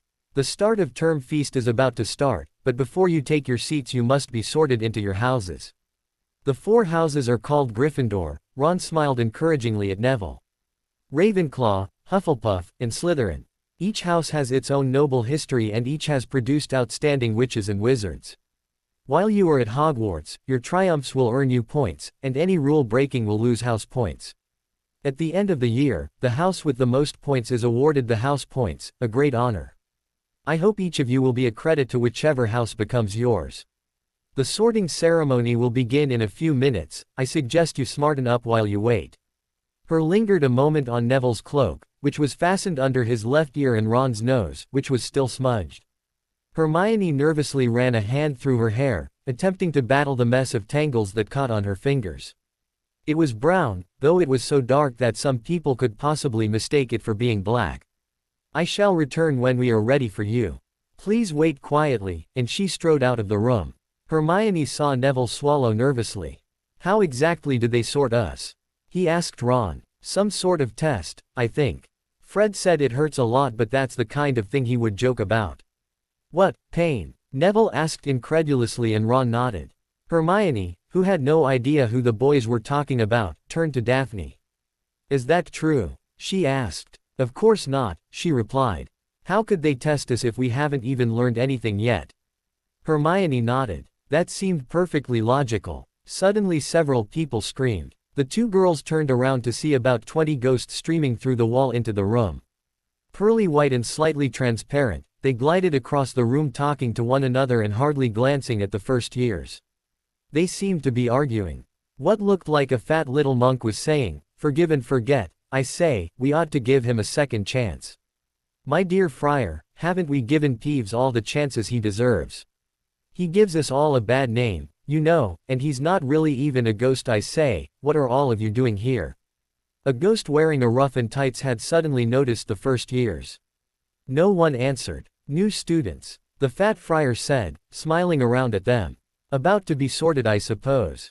A few people, Hermione included, nodded mutely. "Hope to see you in Hufflepuff," the friar exclaimed. "It was my old house, you know." "Move along now," said a sharp voice. The sorting ceremony's about to start. Professor McGonagall had returned. One by one, the ghosts floated away through the opposite wall. "Now form a line and follow me." Hermione then began to feel nervous as they followed the professor out of the room and through the doors they had passed earlier. She had never imagined such a place. There were 4 great candles, each lit by candles that were floating in midair. The high ceiling did not seem to be made of stone, but the sky above. Each of the tables were set with golden plates and goblets. At the top of the hall was another long table where the teachers sat. Professor McGonagall led them up there and they gathered around a stool where an old, frayed hat sat.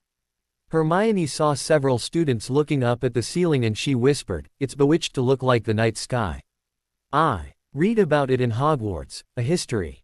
Then her gaze fell back on the frayed hat. And so did everyone else's as its brim twitched and it began to sing. It sang about the 4 houses and about how it was made to sort the students of Hogwarts. Around her, students breathed sighs of relief.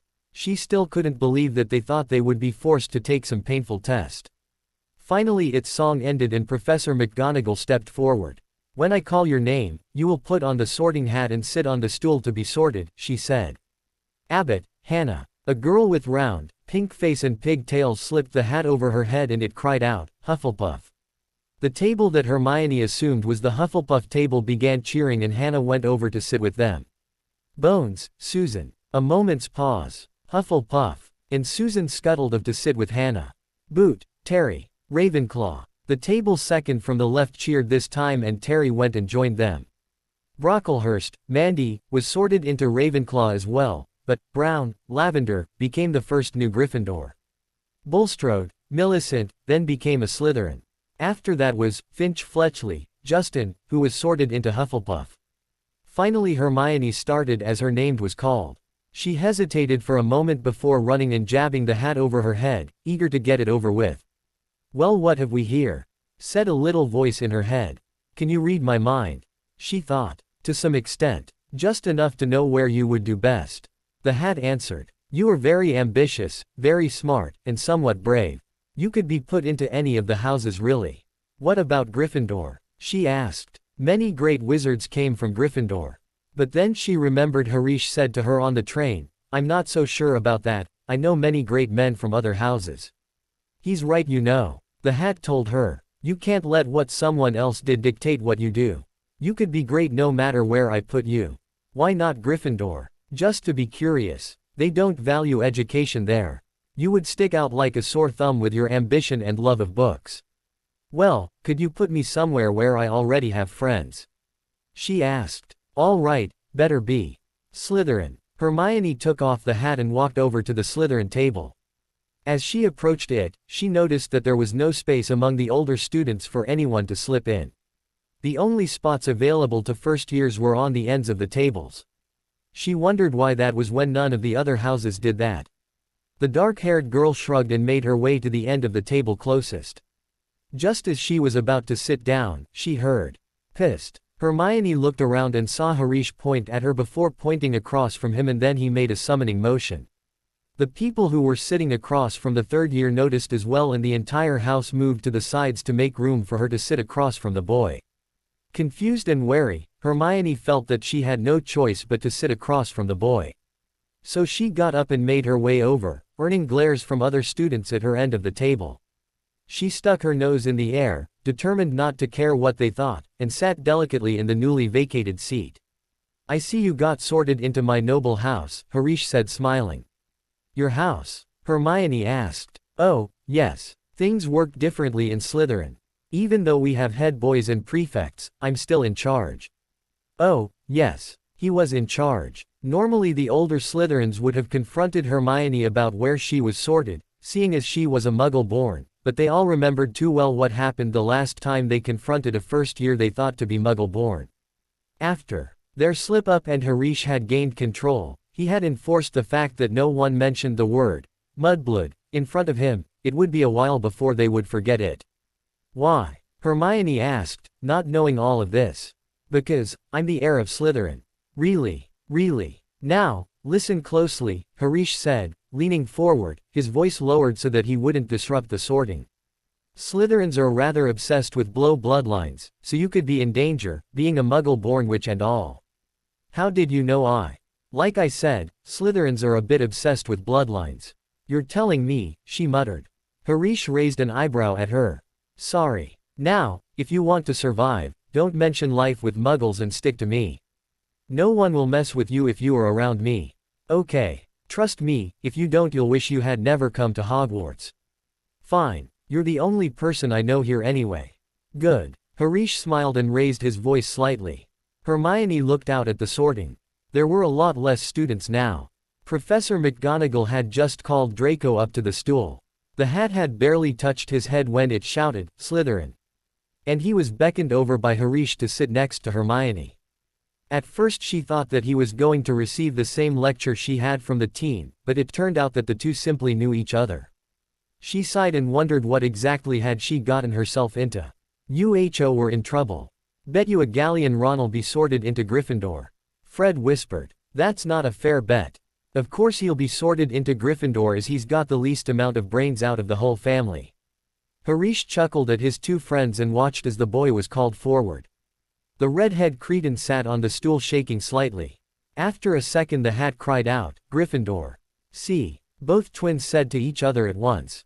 Some students around them discreetly rolled their eyes, but most laughed at them as well. Even though Harish had a good hold on most of the house, he couldn't make them all like the Weasley twins. Though some did acknowledge that maybe they had shed their blood traitor status and deserved attention. But to keep from causing too much disturbance from either side, no one really talked with them except Harish. The twins didn't mind though, it was just how they liked it. Several of the older students craned their necks to get a look at Hermione before putting their heads together to discuss her sorting. "How did a mudblood get in?" one boy asked. Everyone that was a part of the conversation looked nervous. Maybe one girl started, but wondered how to voice her theory. "Maybe she's not a mudblood at all." "Yeah," another boy whispered. "I mean, did you see the way she carried herself? It was certainly not the poise of a mudblood." "Besides," the girl added, "remember the last person we thought was a mudblood?" Everyone nodded. "Blake," they all said together. "Exactly, and he isn't a muggle born at all, he's the Dark Lord's son. Plus aren't most children we think are muggle-borns actually the last descendant of an ancient bloodline that went into hiding? It is very possible. We know of several families that disappeared after the war. But then whose could she be? Not a Lestrange, they're all in prison. What about a Black? Don't be stupid. The last Black is in prison also. But, think about it. He was arrested for the killings of 13 Muggles, right? The others nodded. The day after the Potters were killed. Another student caught on. And that was almost a year after this lot of first years would have been born. Exactly. What do you think? The girl asked one of the boys. You've been rather silent. He sighed. I don't know, guys. That seems pretty far-fetched to me.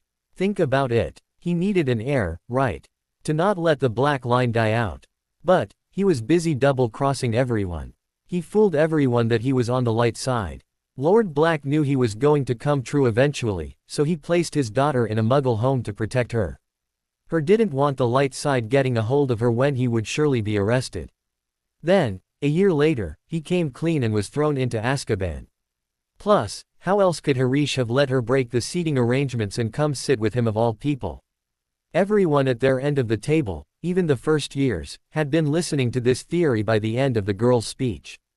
They all sat there silent, contemplating the possibility that she was the last Black. Then, the first-year girls whispered hurriedly to each other. And I called her a mudblood. Pansy wailed. Tracy Davis patted her consolingly, but Daphne rolled her eyes. Several people started arguing about the plausibility of this theory, but finally Daphne said, "Oi." They all fell silent and looked at her. You know one person that would know for sure. The Dark Lord's son. Ooh dun dun dun. When all of the desserts finally disappeared off of everyone's plates, Professor Dumbledore stood up to give the usual start-of-term announcements. It was all regular, no students allowed in the Forbidden Forest, no casting spells in the corridors, Quidditch trials being held next week, but the last announcement the old man gave had the three mischief makers jittering in their seats. And finally I must tell you that the third-floor corridor on the right-hand side is forbidden to all students who do not wish to die a slow and painful death. Now off you trot. The three of them left immediately and on the way to the dungeons, Harish whispered to the twins, this must have something to do with whatever was taken here by Hagrid. The other two nodded. Harish was silent for a moment. I hope Granger doesn't get killed in her sleep tonight. It's practically my fault she's in Slytherin. Why are you even bothering with her? The twins asked as the three of them entered the common room together. I dunno, Harish replied uncertainly. I can just feel magic coming off of her. That's not something you see in everyday 11-year-olds. Plus she's got enough ambition to stretch from here to Durmstrang. I figured we could use her. Just then a prefect entered the common room with the first years trailing behind her. She told them where the dormitories were before waving at Harish and going into her own dormitory. Draco went with a couple of other boys to inspect their dormitory and so did a couple of other girls. The rest of them stood huddled in a group nervously in the middle of the room. Finally one girl, Daphne Greengrass to be specific, stepped forward and walked up to him, smiling. We have a quick question for you, she said. And what is that? Harish asked, wondering what this was about. We were wondering if the Lord Black happened to have children before he was arrested. We thought you might with your dad, and he was a big follower. Harish smiled. Oh, this was perfect. Hermione would certainly be left alone if the whole house believed this theory. And they would certainly believe it if he approved it. Caught on, have you? He asked imperiously. The little girls gasped. So Hermione is a Black. And they bustled off to spread the news. Harish's grin grew into a smirk and he motioned for the twins to follow him. They walked down to their dormitory and Harish, wanting to talk to the twins without someone eavesdropping on their conversation, said, "Clear out." Instantly the boys in their dormitory were scrambling to exit the room. It seems, he said once everyone was gone, that the house thinks that Hermione is the last descendant of the ancient and most noble House of Black. Hermione soon discovered that Hogwarts was a very odd place. Aside from the hierarchy and huge gap between purebloods and mudbloods that Hermione learned of the very first day, there were many other things that were somewhat odd. First off, she soon discovered that these things were most certainly not an issue in the other three houses. Also, there were so many different passageways and corridors that it was easy to become lost. There were trick stairs that disappeared if you stepped on them, tapestries that hid whole other corridors, and on top of all of that was Peeves, the school poltergeist. The only thing Peeves obeyed was the Slytherin ghost, the Bloody Baron. Then there were the classes. Though Hermione had memorized all of her textbooks by heart, the lessons themselves were odd. But even with getting lost on several occasions and receiving homework in all classes, she could not be distracted from the odd behavior of nearly every student in her house. Thankfully, the rumor of her being Sirius Black's daughter hadn't spread throughout the entire school, yet. Though she didn't actually know rumors were going around about her being Sirius Black's daughter, everyone pestered her because of it. Everywhere she went, Slytherins would try to get a good look at her. Pansy Parkinson and her gaggle of friends always whispered whenever she was around. Some older students would just randomly walk up to her, stare at her face for a few seconds, and then call to a friend, "Yeah, I see what you're saying. She does look like Bellatrix Lestrange." The only people that didn't seem to care were Harish, Fred, George, Draco, and Daphne. At meals, Hermione found herself now a part of Harish's small group of friends. Other people noticed as well, saying that he was starting to gain an inner circle like the last Dark Lord had. Hermione didn't mind hanging out with them all that much. The twins were funny and Daphne was the only girl in the year that would talk to her. When she had asked why, the plain girl had simply said that her family was neutral, she didn't care about the wizarding world's problems. Harish, though distant and always acting like he was a prince, wasn't all that bad either. He had taken her in and was being really nice to her. The only person in the group that wouldn't really talk to her was Draco, but Hermione didn't care enough to ask why. For Draco, his life turned odd as well. Not only Pansy fawned over him, but it was nearly every single girl in the school. The only girls not affected were Hermione and Daphne. It was really quite bothersome, and he couldn't figure why they all acted like that. Before Hogwarts, the only girl that acted odd around him was Pansy, but he had thought that it was just her. On Friday of the first week, Hermione went to sit in her seat at breakfast that she had finally grown used to. Several people craned their necks to look at her and she hardly failed to notice. Unknown to her, Harish slipped a potion into her goblet while she looked at the students who were being quite obvious about staring at her. The twins, however, did notice and Harish held a finger up to his lips. Hermione turned back to her plate and shook her head. "This is just so odd," she muttered. "Welcome to my life," Harish replied, smiling. "So what do we have today?" Daphne asked, sitting in a vacant seat beside Hermione. "Double potions with the Gryffindors." "Ah," all 6 Slytherins said together. "Be sure to give Ron a nice kick for us," the twins said before winking at Hermione. She laughed. "I may end up doing that just because he's so rude." Then Fred turned to Draco. "Now Draco, you are allowed to pick on Ron. Just so long as you don't mention anything about our parents or their money," George added. Draco nodded. "All right. He is stupid enough that I should not have to bring in insults about your parents." "So what do you think Professor Snape is going to be like?" Daphne asked Hermione. "I've heard that he's rather strict. But not with Slytherins," Draco said. "Plus I'm his godson, so there would be no need to pick on you." Good morning, Daphne, Harish said to her.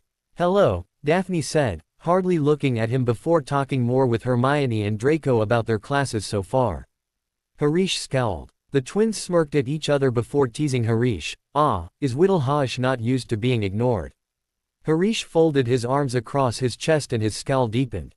George mocked gasped, and Fred lowered his voice and said where Daphne couldn't hear, or does someone have a crush? No, just no. He hopped up and said, I need to go grab my book for divination.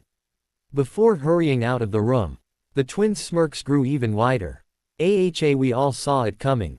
Ron and Neville sat down together at the Gryffindor table. Ron began shoving food into his mouth as quick as possible.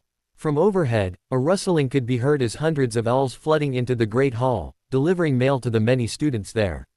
Neville's own owl dropped multiple things on his lap. One was a package of things he forgot that were shipped there by his grandmother and the other was a letter. Curious, he opened it and read it quickly. What does it say? Ron asked, his mouth full of food. The giant, Hagrid wants to know if I want to have tea with him this afternoon. Why? Ron asked. I dunno, it says that he knows my parents. Ron suddenly became interested. Neville never mentioned his parents. Well, how about we visit him after potions? He suggested. Neville nodded and jotted down his reply on the back of the parchment. Hagrid, you mean the scary giant that guards the forest? After Harish left, the twins looked at each other before going out of the room as well. When they caught up to Harish, Fred asked quietly, really though, what did you slip into Hermione's goblet? Just a little potion to block ancestral spells. Is it permanent? They both asked. No. The effects wear off if she is blood adopted by a witch or wizard. They nodded. They walked all the way back to the common room and Harish grabbed his book. As they were heading to divination, Harish muttered quietly to the other two. You know what I think? What? The twins whispered in unison. I think that after our lessons we should check out the third-floor corridor. The twins cracked two identical grins. Motion carried. They started the 10-minute walk to North Tower, where divination was to be held. After 5 minutes and their 7th staircase, they stopped for breath. Here, Harish said between gusts of breath and pulling out the Marauder's map. I think there's a shortcut somewhere around here. Harish was about to lead them to the left when a voice sounded from behind the three of them. Aha! Harish turned around to see a painting of a short knight standing in front of a fat, gray pony. They watched, half amused as he attempted to point his rage sword at them, but ended up dropping it on his foot. What villains are these that trespass upon my private lands? Come to scorn at my fall, perchance. Draw, you knaves, you dogs. Harish looked at his knees and sure enough, there were grass stains on them, indicating that he had just fallen off of his pony.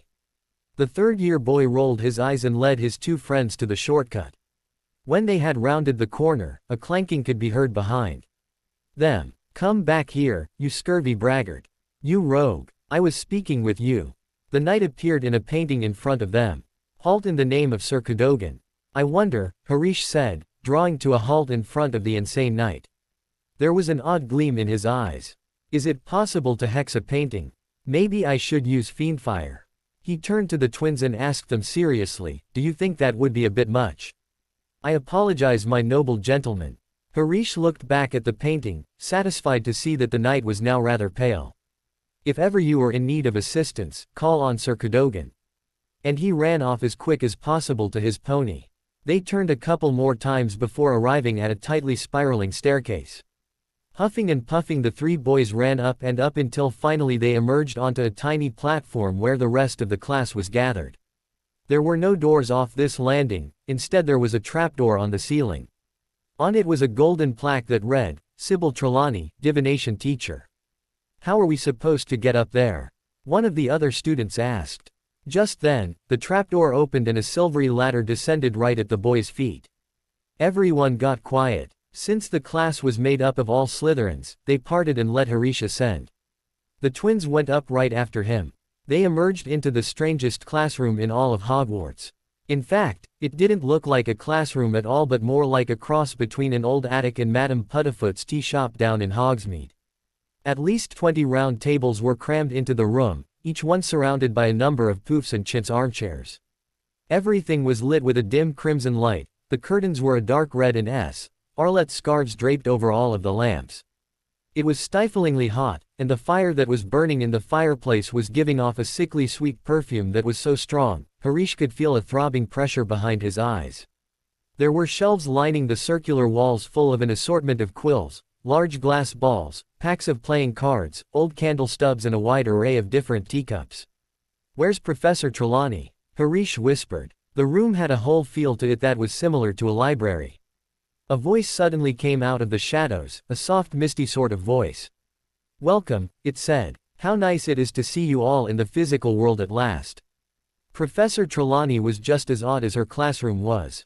She was very thin and her eyes were magnified to 10 times their regular size by a pair of large, round glasses. She was draped in many shawls.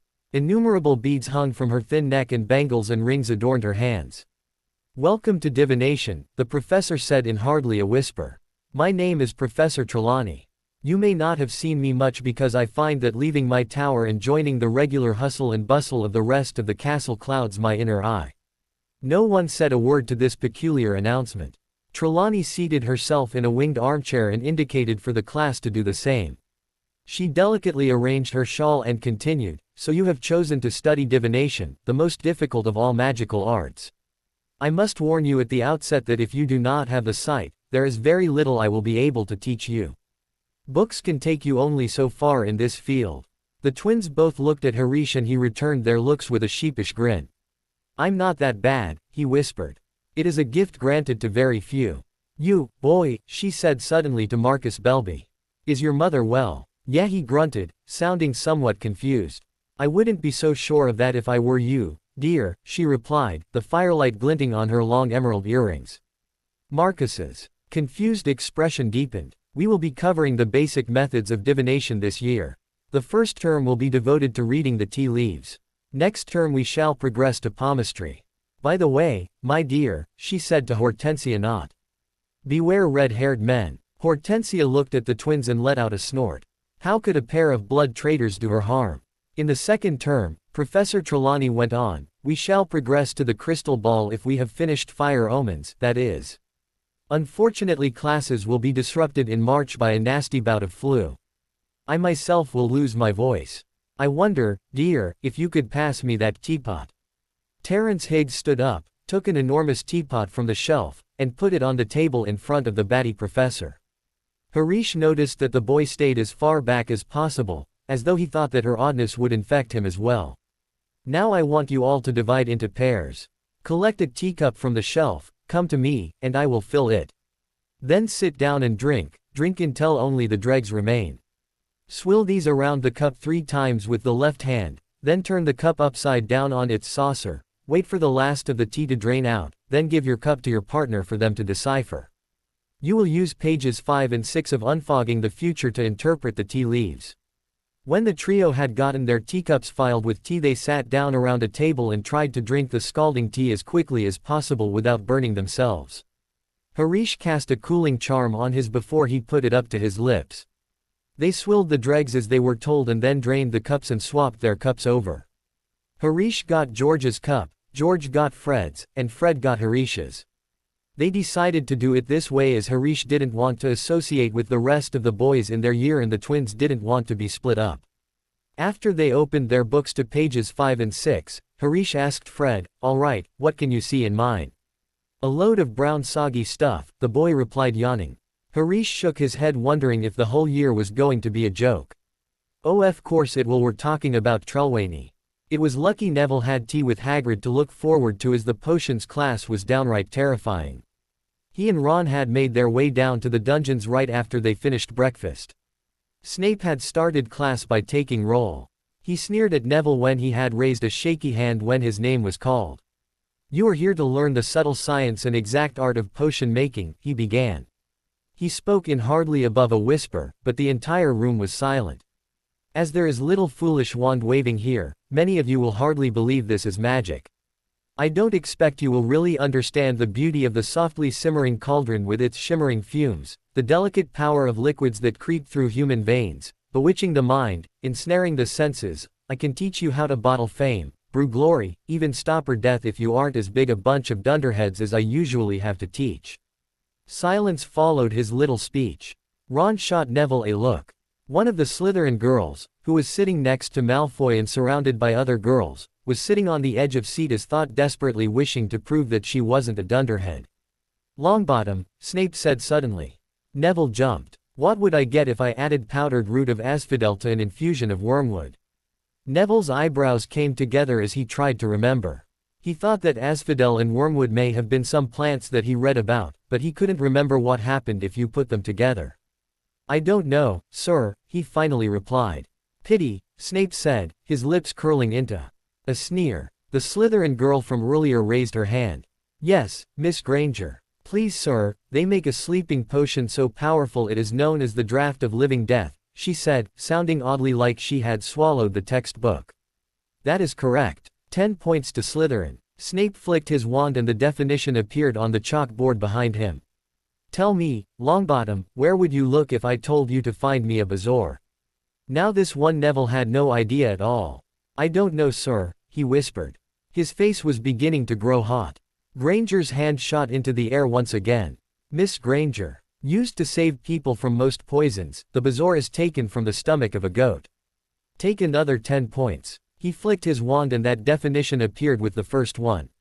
What is the difference, Longbottom, between monkshood and wolfsbane? Neville knew this one. It was in a herbology book he was currently reading. Nothing, sir. They are the same plant also known as aconite. Snape looked rather sour and the last one appeared on the board. 20 points from Gryffindor for not being able to answer the first two. But that's not fair, Ron exclaimed. You didn't even award Neville for the one he did get right. And another 10 for your cheek, Mr. Weasley. He looked around at everybody. Well, why aren't you all writing this down? There was a rummaging for quills and parchment and everyone wrote them down. Things didn't improve after that either. Snape put them all into pairs and had them working on a simple potion to cure boils. There was an uneven number of Slytherins, so Granger was paired with Ron and Neville was put with Seamus. Then he swept around in his long black cloak, watching them weigh dried nettles and crush long snake fangs, criticizing almost everyone except some Malfoy, who he seemed to like. The professor was just showing the class how perfect Malfoy had stewed his horned slugs when Neville was suddenly engulfed in a huge cloud of green smoke and the cauldron let out a hiss as it began to melt. Everyone began to watch as the cauldron turned into a twisted blob and the potion that was inside began to seep all over the floor. Hermione, who had been commanding Ron imperiously to chop roots, hopped up on her chair and continued stirring their potion. The others also climbed on chairs and table to prevent holes being burned into their socks. Neville was drenched in the potion and felt painful boils sprout on his face and his arms and legs. Idiot boy, Snape snarled, casting a spell causing all of the potion to disappear. Didn't I say to add the porcupine quills after taking the cauldron off the fire? Neville whimpered as boils sprouted on his nose. Take him up to the hospital wing, Snape spat at Seamus and the two of them left the class. Neville was fixed up pretty quick by the nurse, Madame Pomfrey. I am a line break. Harish and the twins left for the third floor after classes ended. When they got out of the North Tower and back into the main building, Harish pulled out the cloak and draped it around the three of them. They were now getting the height where it would soon be hard to fit all three of them underneath it. As they walked to the third floor, the cloak pulled up around their feet when they walked. They could only hope that no one saw 3 pairs of feet wandering the corridors of their own accord. When they got to the third floor, they passed the 4th corridor on the right. Then they passed the 3rd and the 2nd, finally coming to a stop at the 1st corridor. Harish looked at the door for a second before attempting to pull it open. It was locked. Alohomora, he whispered and the lock slid open. Then he pulled the latch on the door up as quietly as possible and he pulled the door open a crack. He had no idea what he was expecting, but it certainly wasn't what he saw as he opened the door enough to look into the corridor. There was a dog. It was so large that it towered all the way from the floor to the high ceiling. It had 4 sets of enormous claws and 3 enormous heads. It had 6 sets of mad, rolling eyes and 3 sets of snarling white teeth. The monster's growls shook the floor as Harish stood staring at it. After he recovered from the shock, he quickly scanned the rest of the corridor. His eyes fell at the dog's feet where one of the paws was situated on top of a trapdoor. The dog bounded forward, snapping, and Harish slammed the door shut, and in their haste to get as far away as possible, Harish forgot to lock the door back. He tore the cloak off of the three of them and they ran all the way down to a courtyard. When they sat down beneath a tree, Harish asked, "Please tell me you all saw what I saw." "A three-headed dog standing on a trap door," Fred asked. Harish and George nodded faintly. "That must be," Harish said, still breathing heavily, "where the object was taken.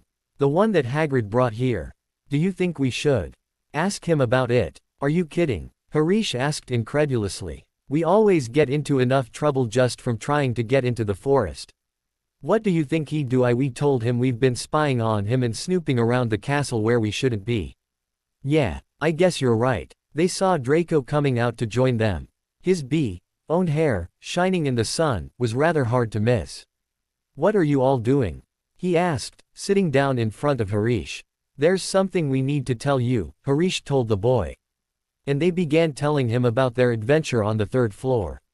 About halfway through, Harish cut off as Hermione walked towards them. "Go away, Mudblood," Draco snapped. He was rather annoyed that he didn't get to hear what was in the forbidden corridor. "Can't you tell that we are busy?" Hermione halted. She observed him before gazing at the three older boys. She had noticed that they had stopped talking as she walked up. "Fine," she huffed. "I would rather talk with Daphne than some boy who obviously thinks he is better than me." Some people that were nearby that heard this announcement shook their heads. "We always knew that the Blacks and the Malfoys were on the same status level. The poor girl obviously feels annoyed that the Malfoys have risen above that because they managed to stay out of prison." Meanwhile Hermione stormed off to the dungeons. Draco turned back to Harish and prompted him, "You were saying?" But Harish observed him coldly. Any friendliness that was usually in his demeanor when he dealt with the younger boy was gone. "Come," he said before grabbing the younger boy by the ear and steering him out of the courtyard. The twins stood on either side of Harish and Fred grabbed Draco's arm. Any Slytherin that had been in the courtyard as well followed curiously. Harish took Draco all the way to the common room and finally took notice of the people following him. "I have an announcement to make." Hermione, who was now sitting on a couch next to Daphne, looked up at him. "Slytherin is a house of nobility," he said finally, staring into Draco's face as he spoke. The younger boy began to feel slightly unnerved and embarrassed. He knew that this speech was somehow caused by him. "We work together to meet our goals. Within in the Slytherin common room we can have our quarrels, but out there we must get along. We need to at least appear united to the other houses. I do not want any of you picking on any member of the house, especially when you are around other students. If you do, I shall find out and I shall punish you accordingly." Draco hung his head knowing exactly what he did wrong. "No." Harish continued, "If you are insulting or provoking people from other houses, you must use cunning that we pride ourselves in possessing. Do not openly provoke where there is a possibility of getting in trouble. That is all. Now clear out." Everyone made their way to get up, but Harish pushed Hermione back onto the couch when she stood up. "Not you. I need to speak with you." He looked at Draco. "I have decided to let the Mudblood know of certain things that have been going on inside the castle." So he started over, telling Hermione about what they heard Hagrid say at Diagon Alley. Then he moved on to tell both of the first years what they had seen in the corridor. When they were finished Hermione frowned slightly, thinking all of this over. Draco looked confused. What could they possibly be hiding within the school? The trio shrugged in unison. "That's what we would like to find out," Harish replied. "Don't ignore this top-secret pumpkin juice, Draco." After potions ended, Ron met up with Neville and the two of them went down to Hagrid's. He lived in a small wooden house at the edge of the woods. Leaning beside the front door were a pair of galoshes and a crossbow. When Neville knocked they heard a frantic scrabbling from inside the cabin and several booming barks. The Hagrid's voice rang out, saying, "Back, Fang, back." The giant's big hairy face appeared at the door as he pulled it open. "Hang on," he said. "Back, Fang." He let them in, struggling to keep hold of the collar of an enormous black boarhound. There was only one room inside and fowls hung from the ceiling. A copper kettle was boiling on the open fire and in the corner stood a massive bed with a patchwork quilt over it. "Make yourselves at home," Hagrid said, letting go of Fang's collar. The dog bounded to Ron and started licking his ears. Like Hagrid, Fang was not as fierce as he looked. "Hello, Neville," Hagrid said. He poured 3 huge mugs of tea and put rock cakes onto a plate. I haven't seen ye since ye were a baby, but ye look like dad. Neville grinned at being compared to his dad. That wasn't something that occurred often. Neville started nervously. This is Ron. Another Weasley, Hagrid grunted, glancing at Ron's freckles. I spent half me life chasin' twin brothers away from the forest. Ron scowled at the mention of the twins. Hagrid seemed to notice this and the twinkle in his black eyes receded somewhat. The rock cakes were shapeless lumps with raisins that almost broke their teeth, but Neville and Ron pretended to be enjoying them as they told Hagrid about their lessons so far. Fang rested his head on Neville's knee and drooled all over his robes. Hagrid started asking Ron about his brother, Charlie, who was now doing work with dragons in Romania. Ron was telling the giant all about the dragons his brother told him about when Neville picked up a piece of paper that was lying on the table under the tea cozy. It was a cutting from the Daily Prophet. Gringotts break-in latest. Investigations continue into the break-in at Gringotts on the 31st of July, widely believed to be the work of dark wizards or witches unknown. Gringotts goblins today insisted that nothing had been taken. The vault that was searches had in fact been emptied the same day. But we're not telling you what was in there, so keep your noses out if you know what's good for you, said a Gringotts spokesgoblin this afternoon. Neville and Ron, who had been reading the paper over his shoulder, both looked up at Hagrid. We were there that day. We saw you as well. It could have been stolen while we were all there. The first 2 weeks back in Harish didn't even notice that they hadn't had time to pull pranks or search for the chamber. With 3 extra classes along with Quidditch, the 3 of them made the team once again. There was little time for anything else. Though defense against the dark arts, most everyone read the whole class because they couldn't make out the lesson through Professor Quirrell's stutters. Professor Trelawney was a joke, most of his class reckoning that she was a fraud. They couldn't really learn much because of her. It was quite annoying really. Then there was Care of Magical Creatures, taught by the batty old Professor Kettleburn, who was missing a leg and several fingers. He was close to retiring, so he gave them things like flobberworms to care for. Then he assigned them lots of homework looking up things about flobberworms. The other elective, Ancient Runes, was complicated and they always had more homework in that subject than any other. Flint was training them harder than ever. He seemed to think that unless they thought that they would not win all of their games, they would lose them. Harish guessed that it was the concept that once a team starts winning all of their games, they slack off and lose because they think they are going to win no matter what.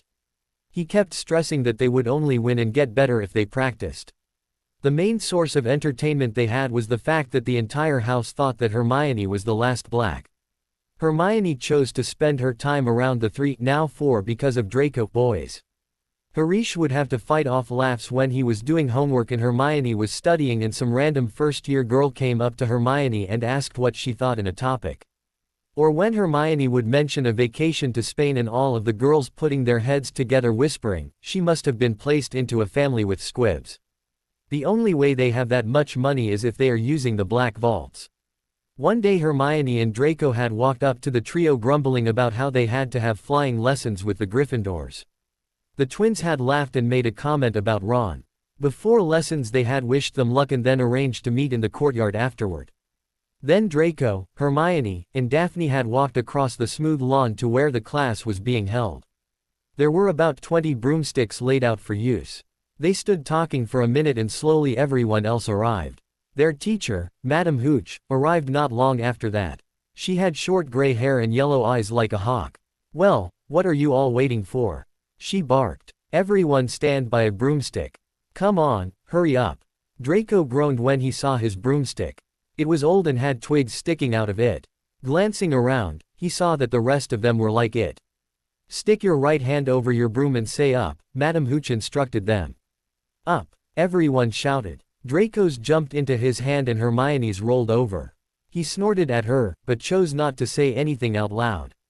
Madame Hooch then walked around and showed them all how to properly mount the broom.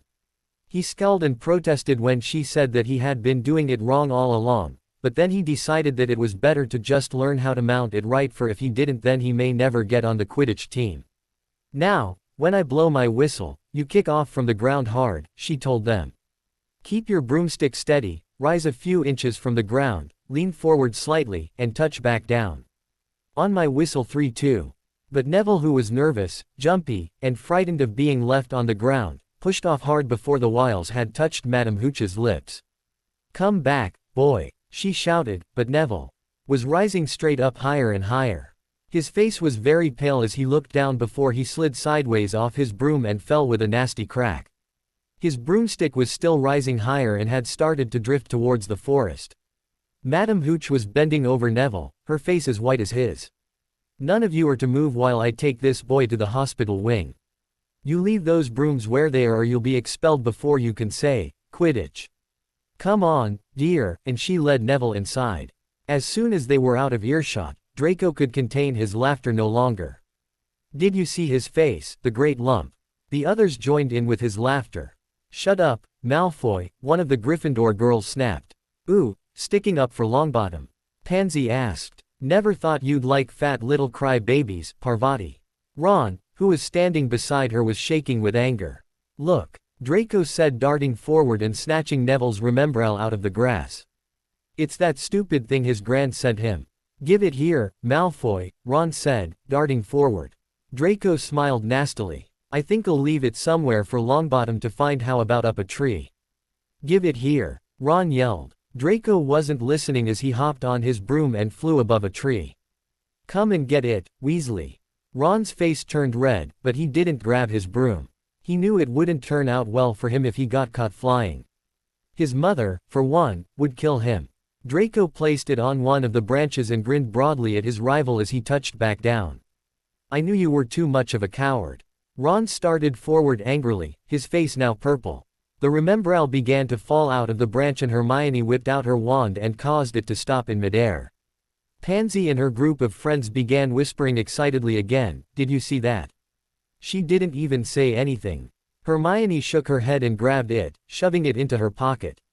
"Come on, Draco," she said. "Class is over by now." So they left to find the older boys. Years and years ago, a man walked up to his employer. "You told me to find out all I can about you-know-who," he asked. His employer, face half hidden in the shadows, nodded. "I think I have found something you might be interested in." "And what is this information you have for me?" "His son, Harish Blake. Somehow he has control of the Potter vaults." "Is this so?" "Yes, I am certain of it." The Wizards' manager narrowed their eyes. "I think that this young Harish may be our key of getting to him." No pun intended. By dinner time Ron was fuming. He watched as the twins and Blake entered the hall, sitting in the center of the table. Not long after that, Malfoy and Granger came in and sat across from them. Ron ate his food slowly, his face hot with anger. Finally he got up and went over to the Slytherin table.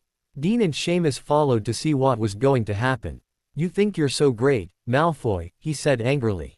The twins frowned at him. Granger looked confused, but Draco and Harish smirked identically. "Why don't you find out?" Malfoy replied. "Duel tonight in the trophy room at midnight. Unless you are too much of a coward to show. With your brains I wouldn't be surprised if you didn't know what a wizard's duel was." "Of course I do," Ron snarled. "Seamus'll be my backup." "Who's yours?" "Harish," Malfoy replied. "See you tonight then." And as Ron stalked away, Draco and Harish snickered. Hermione looked even more confused if possible, and so did the twins. "We planned this all out," Harish explained quietly. "General rule. Never let your enemies choose the time and place for a battle." That night Ron and Seamus left the common room at 11:30. Right after they exited the portrait hole and were walking a little ways down the corridor, they heard a small snuffling and turned around to see that the fat lady was gone from her portrait. There was no turning back now. Ron looked down to see a shivering lump underneath the portrait's frame. "Neville," he exclaimed, rushing forward to help his friend up. "What are you doing out here? Why weren't you in the common room earlier?" "Thank goodness you found me," the boy said gratefully. "I couldn't remember the password to get into bed. I've been out here for hours." "Keep your voice down, guys," Seamus whispered. "The password's pig snout, though it won't help you now as the fat lady's gone." They started off back towards the trophy room, but Neville darted after them. "Don't leave me here. The Bloody Baron's already been passed twice." "Well, come with us then," Ron whispered. "But we've got to keep quiet, okay?" Neville nodded and the three of them set off together. They flitted along corridors striped with moonlight from the high windows. At every turn and every creak Ron jumped, thinking that Filch had caught them, but they were lucky. They sped up a staircase to the third floor and tiptoed to the trophy room. Malfoy and Harish weren't there yet. The crystal trophy cases glimmered where the moonlight caught them. Cups, shields, and plates glimmered gold and silver. They edged along the walls, keeping their eyes on the doorways. Ron wouldn't put it past Malfoy to ambush them or sneak up on them. The minutes crept by. "He's late," Ron whispered to Seamus, "maybe he's chickened out." A noise in the next room made them jump. Ron raised his wand as a voice spoke and his heart nearly stopped when he realized it wasn't Malfoy. "Sniff around, my sweet. They might be lurking in a corner." It was Filch talking to his cat, Mrs. Norris. Panicking, Ron motioned wildly for the other two to follow him quietly. The three first-years scurried towards the door as quickly as possible. Neville's robes had just whipped around the corner when they heard Filch enter the trophy room. "They're in here somewhere, probably hiding. Come on," Ron mouthed to the others and they began to creep down a gallery full of shining suits of armor. They could hear Filch getting nearer. Neville let out a frightened squeak and broke into a run, knocking over Seamus and a suit of armor in the process with a loud clang. "Run!" Ron shouted, pulling Seamus to his feet and bolting down the corridor. They swung around the doorpost, not looking back, and ran down one corridor after another without any idea where they were going. They ripped through a tapestry and found themselves in a hidden passageway, hurtled along it, and came out near their charms classroom. "I think we've lost him," Seamus panted finally. Ron leaned up against the wall to catch his breath and Neville was bent double, wheezing. "We've got to get back to Gryffindor Tower as soon as possible," Ron said. "Malfoy must have tricked us," Seamus said, turning to Ron. "Let's go," he replied, not wanting to admit that Malfoy had outsmarted them. They hadn't gone more than 3 paces when a doorknob rattled next to them and something came shooting out of the classroom. It was Peeves. When he saw them, he let out a squeal of delight. "Shut up, Peeves, please, you'll get us caught." Peeves cackled. "Wandering around at midnight, ickle firsties. Tut, tut, tut. Naughty, naughty, you'll get caught. Not if you don't give us away, Peeves, please." "Should tell Filch, I should," Peeves said. "Get out of the way," Ron said, shoving past him. "Students out of bed," Peeves shouted as loud as possible. All 3 of the boys cringed. "Students down the charms corridor." Ducking under Peeves, they ran for their lives, right to the end of the corridor where they slammed into a door. Thinking quick, they threw it open and shut it behind them. Seamus, Ron, and Neville piled on the door and pressed their ears to the rough wood. "Which way did they go, Peeves?" they heard Filch ask. "Tell me, quick, say please. Don't mess with me right now, Peeves. Which way did they go?" "I shan't say nothing if you don't say please," Peeves said in a sing-song voice. There was a pause. "All right," Filch gritted out. "Please. Nothing." And he zoomed away cackling. Ron opened the door a crack. "He's gone," he whispered. "I think we'll be all right." Neville, who had been tugging on Seamus' robes for the past minute, gave his cloak an extra hard tug. "Neville, get off," he exclaimed. "What?" He turned around to see a giant head of a dog staring straight at him. And there was another head staring at Ron, and another staring at Neville. It was a dog with 3 heads. The dog took a step forward and his eyes fell to its feet where it was standing on a trapdoor. The 3 of them shouted in fright and ran all the way back to their dormitory where Seamus told the other 2 what he saw. The dog was guarding something, but what would it be guarding? While Ron, Neville, and Seamus discussed why the school would have dog locked up inside it, Harish, Fred, and George wondered what the trapdoor could hold. Both groups assumed the same thing. "Whatever's down there, it must either be valuable or really dangerous," Ron had said to Neville. "Or both," Hermione had replied when Draco said the same thing. The trio had put Draco and Hermione to work researching so that the twins wouldn't have to. Harish simply shook his head every time they grinned and asked the 2 first years if they had fun in the library. Hermione certainly did, at least. She would tell them what she had found in a book that day. Draco, who still couldn't stand to be around her, always looked at books on the other end of the library. Hermione was slowly loosening up around the twins, almost like Harish did in their first year. When she learned that they had purposely sent Ron to get in trouble, she had freaked out, but after they explained that Slytherin wouldn't lose points, she didn't mind so much. It was Harish's personal goal to turn Hermione into a real Slytherin one day. A Slytherin that acted like she was a pureblood and didn't mind breaking rules at all. But that may take a while. Now that school had officially kicked off, work started letting up slightly and most likely wouldn't increase again until close to the holidays. On the other hand, the Slytherin Quidditch teams were meeting more and more often. This left the third years busy with that while the first years researched for the Chamber of Secrets, as Hermione was informed of it so that she could help. As it got closer to Halloween, the first year's lesson became more interesting as they got past the basics. On Halloween morning they woke up to the smell of baking pumpkin wafting through the corridors. In Charms it was announced that they would start making objects fly. Professor Flitwick put everyone in pairs. Blaise Zabini was Hermione's partner and Draco's was Pansy Parkinson. Draco was forced to attempt to focus while Pansy was flirting with him the entire class. He couldn't stand the simpering girl. "Now don't forget the wrist movement we've been practicing," Flitwick squeaked. "Swish and flick, remember, swish and flick." And saying the incantation is important as well. Never forget Wizard Barafio, who was S instead F, and found himself on the floor with a buffalo on his chest. It was slightly difficult, Draco had to admit. He and Pansy both swished and flicked but neither of them got any results. Beside them Blaise was having the same problem, but Hermione, who knew that she would have no trouble with the spell, tried to encourage Blaise. But it didn't seem to be working. "Wingardium Leviosa," he shouted, waving his arms around. "You're saying it wrong," Hermione finally snapped haughtily. "It's Wingardium Leviosa. Make the gar nice and long. You do it then, if you're so clever," he snarled at her. Hermione rolled up her sleeves, flicked her wand, and said, "Wingardium Leviosa." And her feather rose higher and higher. "Oh, well done," Flitwick said, clapping his hands. "Well done. See here everyone, Miss Granger's done it." Pansy leaned over to whisper to Tracy Davis and Draco rolled his eyes, not understanding what they were all whispering about. If he had known he would have been laughing his head off about how ridiculous they all were. When class ended, Draco and Blaise exited the room together. "She's a nightmare, really," he said. "The mudblood thinks she's better than everyone else.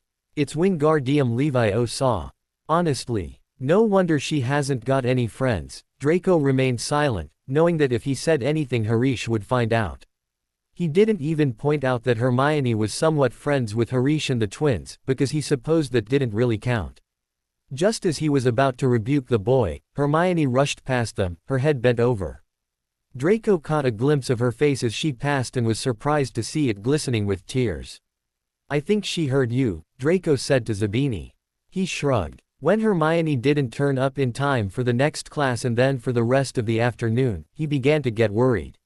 Finally, after hearing about Pansy talking about how Hermione had been crying in the bathroom all day, Draco went to go find her right after he told Harish where he was going, as the feast was about to start. Sure enough, the minute Draco entered the girls' bathroom, he could hearing Hermione's sobs. "Hermione," Draco called hesitantly. He began to think of what he should say to cheer her up, but he had honestly no idea. He was bad at this. "What do you want?" Hermione snapped. Draco trailed off. "Yup, he was definitely bad at this. I wanted to make sure you were all right." The bathroom stall opened and Hermione's pale, tear-streaked face peered out at him. "Why? You can't stand me anyway." "Well, you know, you're not all that bad. I mean, you were the only person that could make their feather fly." Hermione smiled, looking cheered up at that. Draco continued on more confidently. "Blaise didn't really mean what he said, he was just annoyed that he couldn't cast the spell right. You just need to know how to read people right. That's how it works in Slytherin. Trust me, I've grown up with most of the people in our house. If you act like their insults don't bother you, then they won't insult you so much, see?"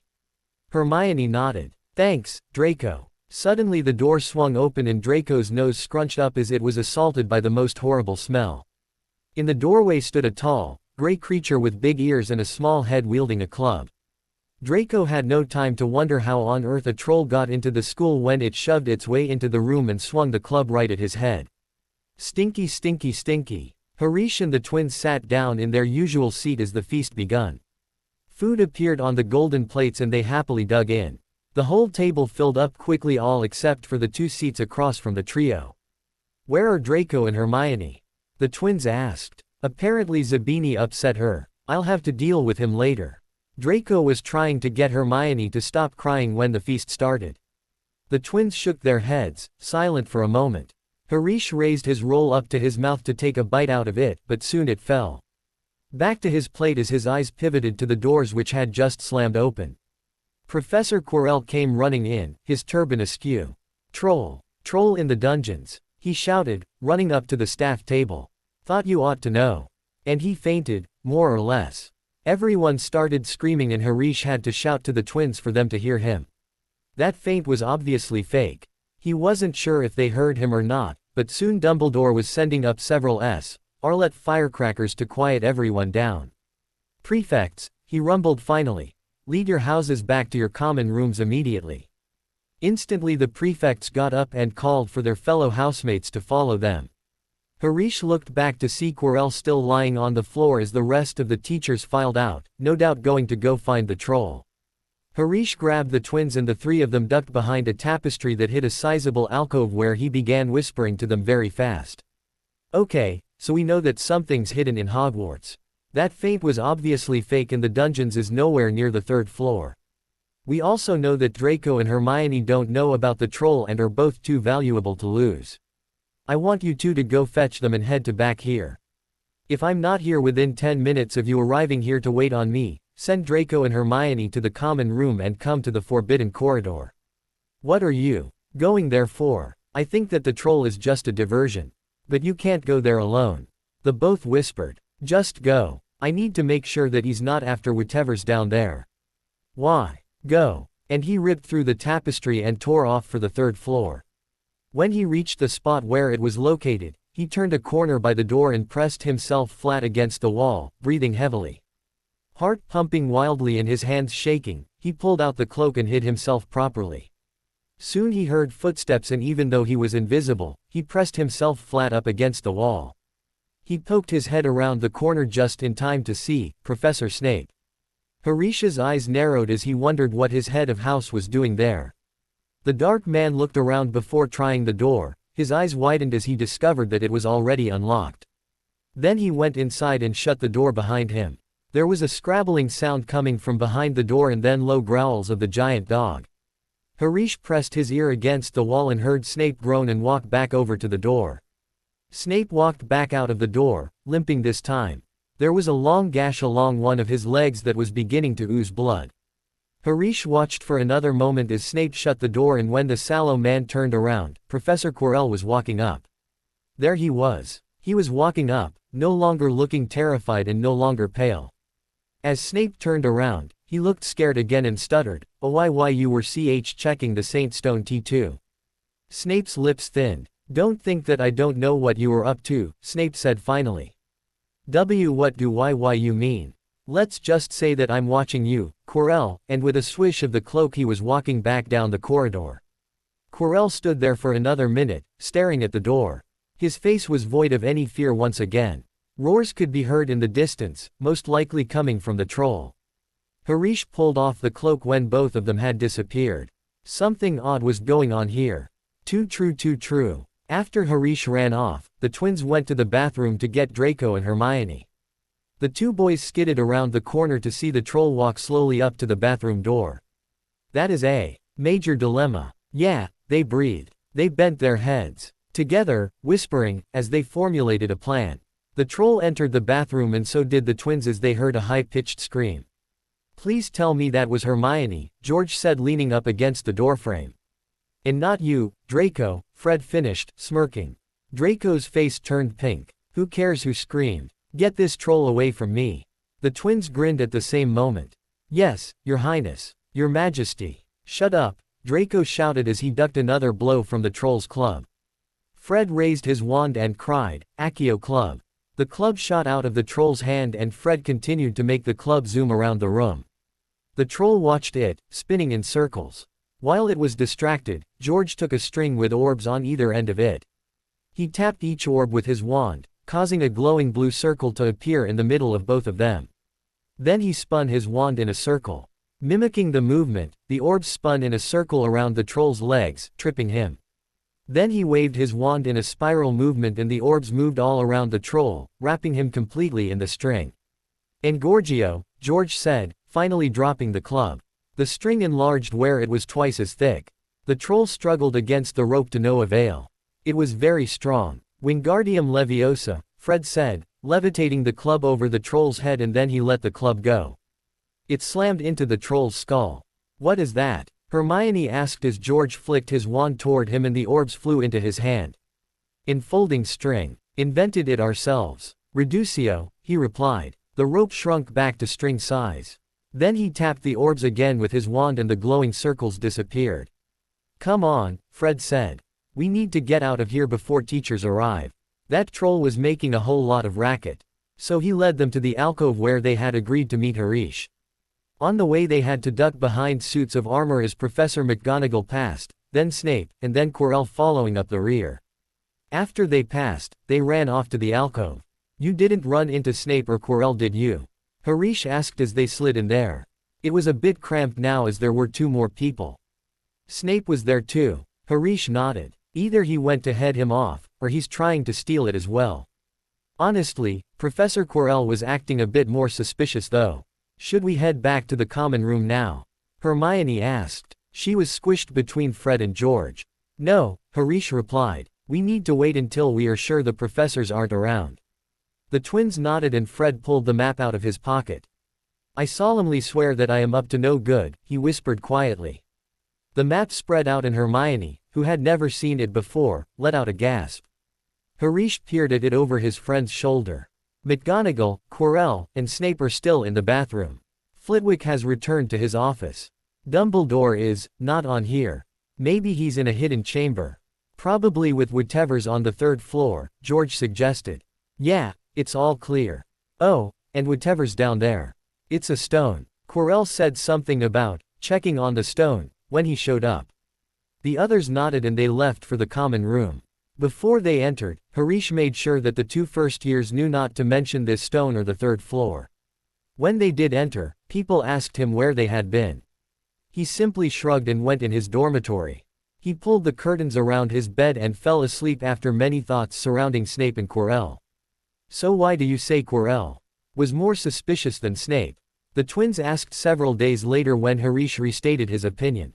They were walking back from Quidditch practice and it was rather cold out. Harish cast a warming charm on himself and he stopped shivering.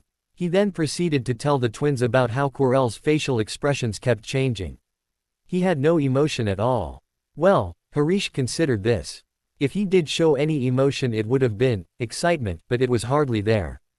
The twins nodded and Harish continued, telling them of the conversation that had been exchanged between the 2 professors. He told them about how Quirrell stood there for another second after Snape had left, all fear gone once again. "Yeah, that is mighty suspicious." Harish nodded. "Now the question is, what type of stone is it? What does it all mean? Double Rainbow Draco, seriously." Ron, Neville, and Seamus were sitting on the steps to the courtyard. Ron and Seamus were looking at a dung bomb that had been sent in the mail to him, wondering who had sent it. Snape came limping out and the 2 had no warning before he came over to them. "Dung bombs are no longer allowed, Weasley. Hand it over." Fuming, Ron handed it over and watched as he limped away again. "He's been in a foul mood ever since Halloween," Seamus said. "What's happened to his leg?" Neville asked. Seamus shrugged. Ron leaned forward and lowered his voice. "It was like that the day after Halloween. You don't think he let that troll in as a diversion, do you?" "What do you mean?" "Well, whatever that dog's guarding, it must be valuable. Snape must have let the troll in as a diversion and went to the 3rd floor to head it off. When he got a nasty bite on his leg, he decided he couldn't get past it." Ron looked proud that he had managed to figure something like that out. "He does seem evil enough," Neville replied hesitantly. "Evil, evil, evil." On the morning of the first match, the team all sat together once again, but Harish made sure that the 2 first years kept their usual seats. After a couple of minutes the Gryffindor team walked in and they started booing loudly. Oliver Wood, the Gryffindor captain, shot dirty looks at them all morning. At 10 to 11, the team decided to make their way down to the changing rooms. As they stood up to leave, George said, "Hold on." He fished around in his pockets for a second before pulling out the enfolding string and handing it to Hermione. I don't trust any of them to leave this alone, and he hurried off to catch up with the rest of the team. Hermione stuffed the enfolding string in her own pocket. Draco, Hermione, and Daphne then went to reserve good seats. They sat in the middle of the top row in the Slytherin section. Over the course of the next 10 minutes, the rest of the school gathered in the stadium. As it was the first game of the season, most of the teachers showed up as well. The game kicked off and the stadium roared as instantly Slytherin took possession of the quaffle. Hermione, who didn't really like sports all that much, was on the edge of her seat as the quaffle passed from Slytherin to Gryffindor and back again. Draco had to shout the rules to her over the noise of the crowd. Slytherin scored again and again, while Gryffindor repeatedly failed to get past the twins' bludgers and the Slytherin keeper. It was all a very fun experience until... What is Harish doing? Draco asked suddenly. He pulled out a pair of binoculars to watch more closely. Hermione looked up to see Harish rising about 5 feet per second. More people began to notice as his broom began trying to buck him off, Harish clinging to it for dear life. After a second or so, his broom started rolling around. It looks like he lost control of his broom, Hermione stated. But that's a brand new Nimbus 2000. Draco protested. The only way it could be bewitched was if someone used dark magic. No one on the team would have done it because it's jeopardizing the game. Let me see those, Hermione said suddenly, snatching the binoculars out of his hands. She looked over at the teacher section. I knew it. Quirrell is jinxing his broom. What? Draco took the binoculars back and inspected the professor. Sure enough, he was staring avidly at Harish, his mouth moving rapidly. Hermione looked back at Harish to see him dangling from his broom by one hand. What do we do? She asked. She quickly began rummaging in her pockets, trying to grab her wand, but her hand closed on something else first. The brown-haired girl brought the enfolding string out of her pocket and in unison, she and Draco stared at it before looking up at each other. Hermione then grabbed her wand out of her pocket and tapped each of the orbs. Then she tried to flick her wand over to Professor Quirrell, but she flicked it wrong and the string went hurtling out into the stadium. Whoops, she muttered before aiming her wand at Professor Quirrell, meaning to wrap him up like the twins did the troll. The orbs flew straight at his face, knocking him over. What are you doing? Draco asked. It's a lot harder than it looks. She exclaimed back at him. The owned boy glanced up at the boy he had grown up with. Harish was just managing to swing himself back onto his broom. Keep distracting him, he shouted to her over the cheers of the Slytherins. Hermione nodded and wiggled her wand around, causing the orbs to fly all around Quirrell's face. As the man recovered from his shock, Hermione saw him pull out his wand. Don't want these messed up, Hermione said as she flicked her wand towards herself and caught the orbs clumsily. Or the twins'll have both our hides. Both, Draco drawled. I'm going to tell them it's your fault, not mine. Thanks a lot, Hermione replied sarcastically. They both looked up just in time to see Harish swoop into a dive and catch the snitch. Slytherin won, but the two first years hardly took notice. What was going on? First the troll, and now Harish attacked. Was someone trying to do him in? If so, why? How could someone possibly know that he was Voldemort's son?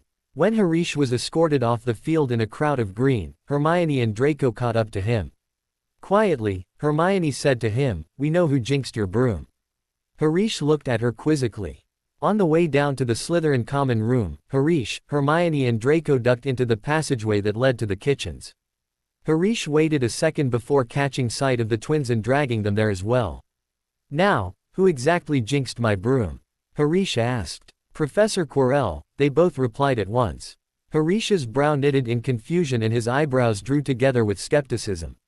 You're sure? He asked, his tone suggesting that he didn't believe them. Positive, Hermione replied briskly. Look, I know a jinx when I see one. You have to maintain eye contact and Quirrell wasn't blinking. He wasn't, Draco confirmed. He was sort of, muttering under his breath.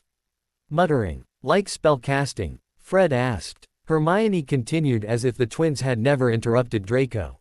And then when we knocked him over. Knocked him over? George asked, a grin splitting his face. Harish was able to get back on his broom. I like these two, both twins said to each other at the same time. Very observant, Harish agreed coolly. Are you even listening? Yeah, it sounds like. Some weird is trying to do Harish in.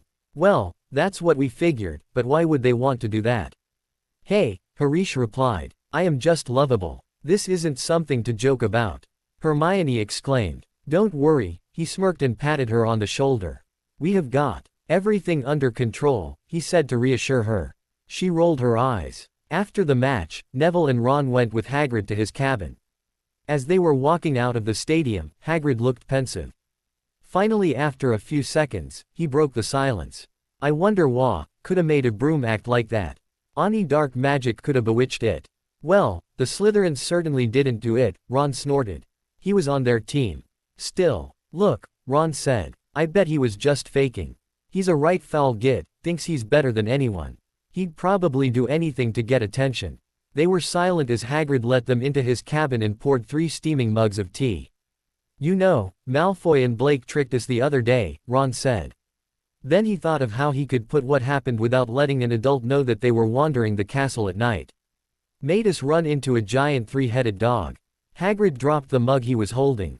How do ye know Abu, Fluffy? Fluffy? Neville asked. That thing has a name. Ron asked. Course he does, he's mine. Bought him off a Greek chappie in the pub last year, lent him to Dumbledore to guard the he cut off and looked as if he had just said something he wasn't supposed to. Yes, Ron and Neville asked. Don't ask me any more, Hagrid said gruffly. That's top secret, that is. But Snape's trying to steal it. Ron shouted. He let that troll in as a diversion. Haven't you seen his leg? He was checking up on Fluffy. Listen, meddlin' in things that don't concern ye. Things that don't need meddlin' in. Ye forget that dog and forget what it's garden that's between Professor Dumbledore and Nicholas Flamel. So there's someone involved named Nicholas Flamel, is there? Ron asked. Hagrid looked furious with himself. Fluffy like ball, Fluffy want ball. Hermione and Draco were waiting in a group of people to be let into potions. Ron, Neville, and Seamus were standing apart from the others, whispering excitedly. Hermione caught sight of them and nudged Draco. Why do you think they're whispering like that? She asked him quietly. Let's find out, he replied, and they slowly made their way through the group, stopping behind the group of Gryffindor boys. He named it Fluffy. Seamus was asking. Yeah, I know. Who would name a giant 3-headed dog, Fluffy? Ron said. Their eavesdroppers shot a look at each other. I still wonder what Nicholas Flamel has to do with the 3rd floor, Neville said. He must have a major role, cuz Hagrid looked furious when he realized he had let that slip. Hermione and Draco returned back to the Slytherins. How did they know about the 3rd floor corridor? Hermione whispered to him. I don't know. I would like to find out who Nicholas Flamel is. We have got to tell Harish, he would know. Hermione nodded. So that afternoon they did just that. When the two got out of classes, they went and found Harish, Fred, and George in the courtyard. They rushed up to them and then told them about the conversation they overheard. Instantly Harish, who had been lounging against a tree trunk, sat straight up. Do you know who Nicholas Flamel is, then? Hermione asked. Of course, he exclaimed quietly. It's so obvious what the object is. Dumbledore is hiding a Philosopher's Stone here, at Hogwarts. A what? Both first years asked in unison. A Philosopher's Stone. Nicholas Flamel is famous for creating the Philosopher's Stone, which produces an elixir that will make the drinker immortal, and will turn any metal to gold. Flamel is also good buddies with Dumbledore. It's all on his chocolate frog. So Quirrell is trying to steal the Philosopher's Stone? Draco asked. Looks like it, Harish replied, leaning back against the tree trunk. Are we going to do something about it? Hermione asked. No. Okay. Christmas was coming. The castle windows sparkled with frost and snow lay thick on the grounds. The lake froze over and the twins were caught bewitching snowballs to flick themselves at Quirrell's turban. Along with that came arranging where they were to stay over the holidays. The twins were staying at Hogwarts because their parents were going to Romania to visit Charlie. Harish was also staying at Hogwarts, for Voldemort planned to hold a Death Eater meeting at that time, though he didn't tell the boy this, and he wanted Harish out of the way. Draco, however, was going home for the holidays. He had offered to let Harish come as well, but he decided to stay to keep the twins company. Both of them knew that there would be no chance of ever convincing Lucius to let Weasleys stay in his house even for a day. Ron had to stay as well, but Neville wanted to return home for the holiday. Seamus opted to stay so that the two of them could continue searching the library for Nicholas Flamel. Ever since that Quidditch match they had been going through book after book, but they hadn't found so much as his name mentioned in any of the books. Though when the holidays did arrive, the two boys were having too much fun to go searching through the library, as they had their dormitory to themselves. It's beginning to look a lot like Christmas. The day before Christmas, Voldemort held a Death Eater meeting as planned. Then afterwards he tried to figure out a way to get a Death Eater inside the castle to take the stone.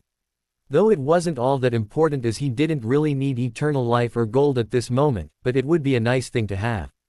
Chances were that the stone would stay at Hogwarts for a good little while, so the Pale Man was thinking of sending a Death Eater to apply for a teaching position the next year. It would be very useful. But as he thought of this, something nagged in the back of his mind, it's too good to be true. He scowled at the annoying voice. Of course it wasn't too good to be true. But it may be a trap. The little voice said. Dumbledore would know that you might want eternal life. He couldn't argue with that. The old man had certainly kept an annoyingly close watch on him most of his time at Hogwarts, and even afterwards. If it was true that this was a trap set up by Dumbledore, then that meant that he had noticed the Death Eater activity. That meant that he suspected that Voldemort was still alive. The Dark Lord became alarmed at this. If the old man knew he was still alive, that meant that he would not be far from figuring out that Harish was Voldemort's son. Or even worse, he could find out who the boy really was. Voldemort was absolutely certain that if the old man found out, he would find some way to tempt his son into the light. The Pale Man put his hands up to his face as these thoughts overcame him. Then his scowl left and a look of determination filled his eyes as he lowered his hands again. He could not let that happen. Are you all right? A voice came from behind him suddenly. The Dark Lord quickly steeled himself, forcing himself not to jump of fright. Then he arranged his face to remove any surprise. Then he turned to see Bella standing in the doorway. My lord, she asked tentatively. I am fine, he snapped. Are you worrying about Harish? She asked boldly. He didn't respond. I worry about him much. It would be dreadful if anything happened to him. It would, Voldemort replied quietly. He will be fine, she said finally. He always is. The boy is your son after all. But Voldemort could not help but think about how the boy wasn't truly his son, something that still bothered him to that day. He's an angry elf. The most fun Harish had in ages was when he and the twins went outside for a snowball fight.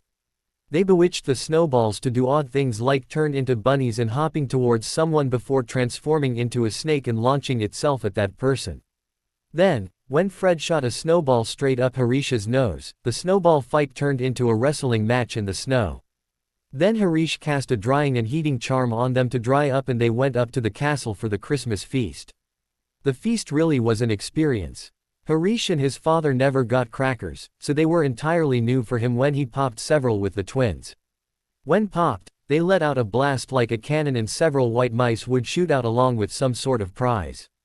The prizes including various hats and joke products. All in all, it was a great holiday. Hogwarts is awesome, best Christmas ever. Neville was visiting his parents at St. Mungo's. The hospital was also decked out for Christmas. There were floating red baubles in the lobby and fairy lights in the hallways. The boy always told his parents about his life. When his grand stepped out to talk with the nurse, he found himself telling them all about Hogwarts. Neville's father was staring at the ceiling as he spoke, but his mother smiled at him doughtily for a few seconds before her eyes would glaze over and she would stare out the window. Neville thought that this was sort of an improvement, for both of them rarely acknowledged that he was there. Yeah, there are these Slytherins that are kind of mean. Blake and his gang. Malfoy is in our year. The other day, Blake and Malfoy challenged Ron to a duel. I had to go with them because I had broken my wrist that day and couldn't get into the common room. When we showed up, neither Malfoy or Blake were there. It was just a trap. We ran so far that we accidentally ended up in a forbidden corridor on the 3rd floor. You'll never believe what's in there. There was a giant, 3-headed dog standing on a trapdoor. Seamus figures that it's guarding something, but Hagrid won't tell what it is. The only thing is that he let slip about Nicholas Flamel being a part of it and he moved on to tell them more about Hagrid. After a little while his grandmother came in and visited with his parents before herding him back out of St. Mungos. Neville sighed sadly, wondering why he couldn't have a regular family like Ron. Then he went up to his room to reread his book on outdoor gardening. Gardening, Neville's way of letting off steam. Draco dreaded speaking about a particular subject with his father, but he dreaded even more talking about it with his mother. After a little while he forgot about how peculiar girls acted around him, though it always remained in the back of his mind. Finally, and something happened that made him remember about his troubles. As he didn't have Harish to hang out with that year, no one to play Quidditch with, and no homework of any sorts left, he went perusing through their library trying to find something to do. He sat in the middle of the floor and picked up a book. He flipped through it, read the first 2 words, and threw it behind him. Then the next book he pulled off of the shelf looked old, but in a good condition. Even though it had been sitting on a shelf full of dusty books, it gleamed from cover to cover. Draco opened the book and the pages merged into one page and grew, the parchment curling as it grew in length. There was a large tree growing on it, and the boy realized he was holding his family tree. He happily looked at the Malfoys from France and watched as more and more ancestors he knew grew out of branches. Finally he saw his mother's family join his, and then there were the names. Lucius and Narcissa beside each other, and then he appeared, ending the tree. He looked down at her family and almost started laughing when he saw that he was descended from Avila. No wonder girls acted odd around him. It was far back, which explained why it wasn't as bad as he knew full-blooded Velas had on the opposite gender. Then he closed the book and put it back on the shelf. He knew that he must never let Harish know this, or he would be teased for the rest of his life. Oh ho ho, little Draco, quite the snake charmer. Harish always found that a good way to fall asleep was to get up and walk off his extra steam for a few minutes. It wasn't often that Harish couldn't fall asleep, but when he couldn't, he liked to use the extra time he had while he was awake. One night after Christmas Day, Harish laid in bed wide awake for several hours, staring at the ceiling. Every time he tried to relax, he would either feel like he needed to shift positions, or his mind would flit to some random topic. After he thought over the events of that year and thought of the Philosopher's Stone for quite a while, he sighed and slid out of bed. Quietly, he felt his way to his trunk and pulled out his invisibility cloak and the Marauder's map. Lumos, he said once he exited the dormitory. Then he pulled the cloak around him and followed the light of his wand, which seemed to be floating in midair. He held the map in his other hand and with his nose pressed to the parchment, he made his way to his window seat behind the old tapestry. Maybe it was because it was hard to concentrate on where you were going when you were watching Mrs. Norris grow closer and closer, but he took a wrong turn somewhere and ended up standing in an old disused corridor. The first door handle he tried was locked, but the second one was not.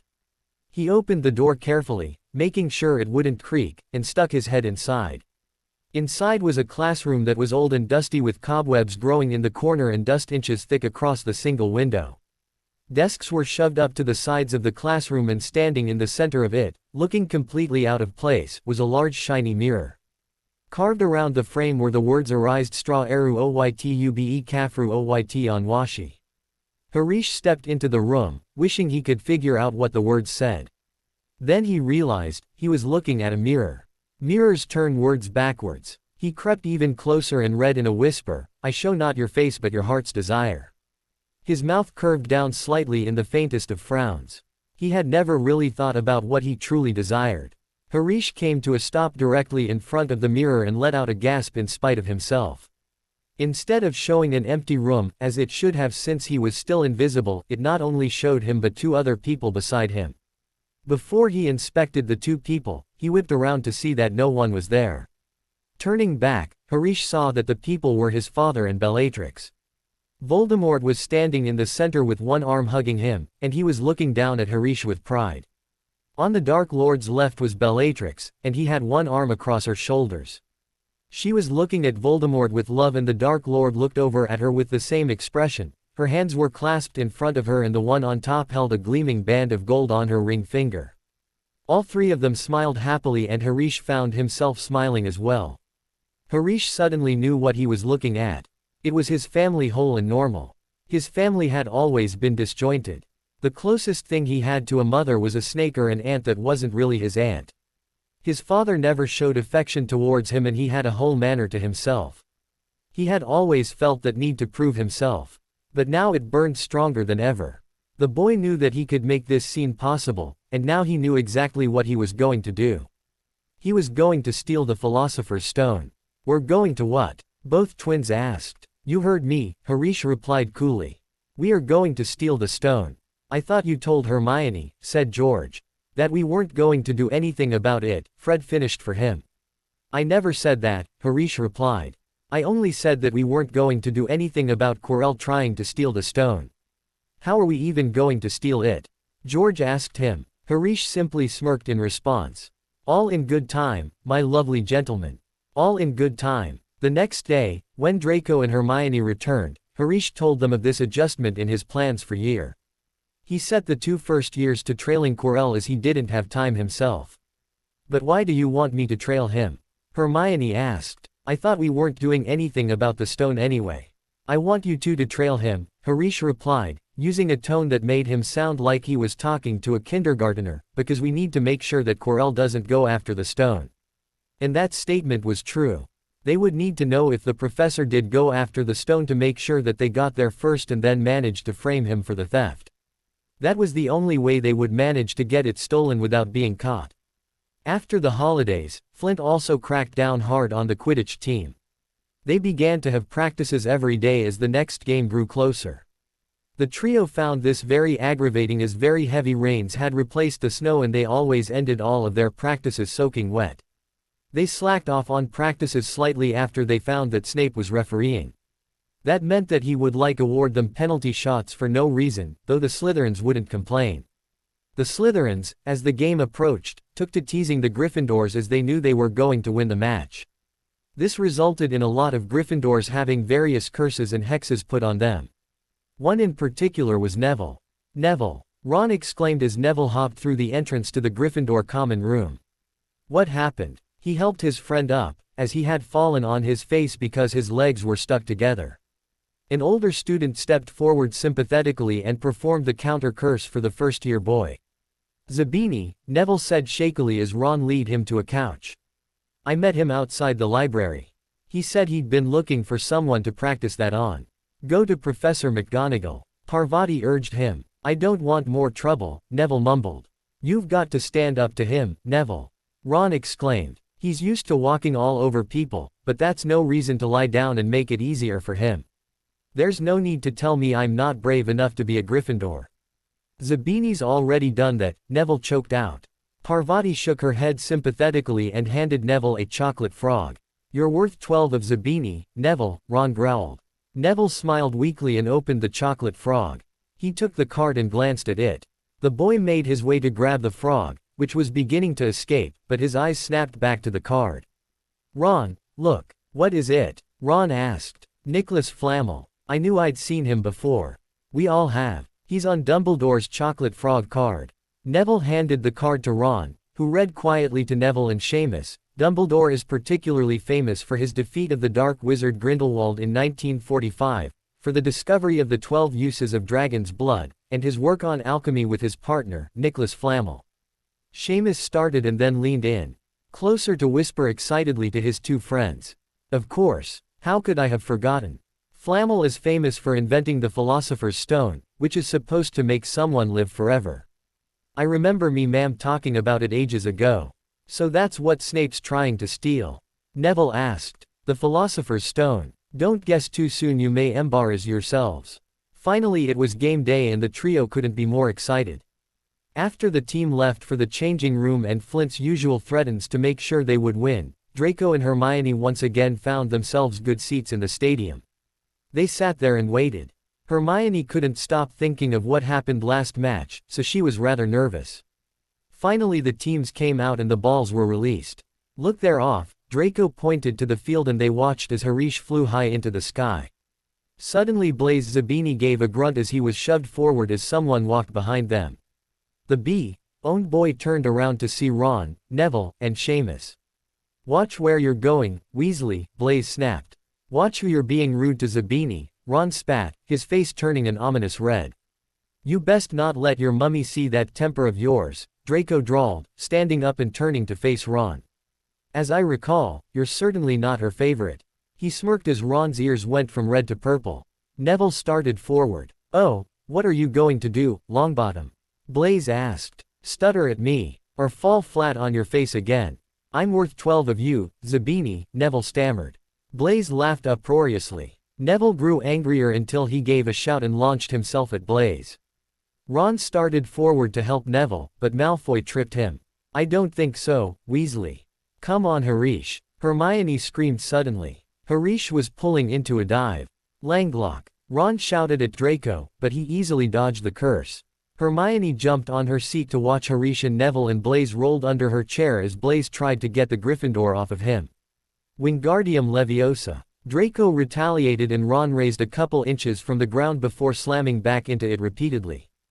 "Draco!" Hermione shouted, her eyes still on the field. "Draco, where are you? We've won. Slytherin won." "What?" Draco asked, turning around and climbing back into his seat. He looked at the field to see the rest of the Slytherin team gathering around Harish, who was holding his fist up in the air, clutching the snitch. "Wah," Blaze said, lifting his head slightly, but Neville socked him in the nose and he passed out, unconscious. "Come on," Ron said, pulling Neville to his feet again, and they and Seamus left the stands grumpily. Hermione and Draco, however, ran to meet up with Harish and the twins. "You were brilliant." Both first years chimed at Harish. "Of course I was," he smirked. "Oi!" Fred exclaimed. "What about us?" George asked heatedly. Harish smiled before faking a thoughtful look. Then he patted them on their arms. "I guess you were all right. I mean, you could have knocked out the entire team opposed to 4 of them," he trailed off, smiling. "Oh, I'm so sorry, your lordship," George exclaimed, bowing down and pretending to look scared. "It won't happen again," Fred said. Then both of them said in unison, "We will strive to do better." Ron, who had just passed them, gave them an odd look and sped up, whispering to Neville excitedly. The twins snorted before the entire group started laughing at him.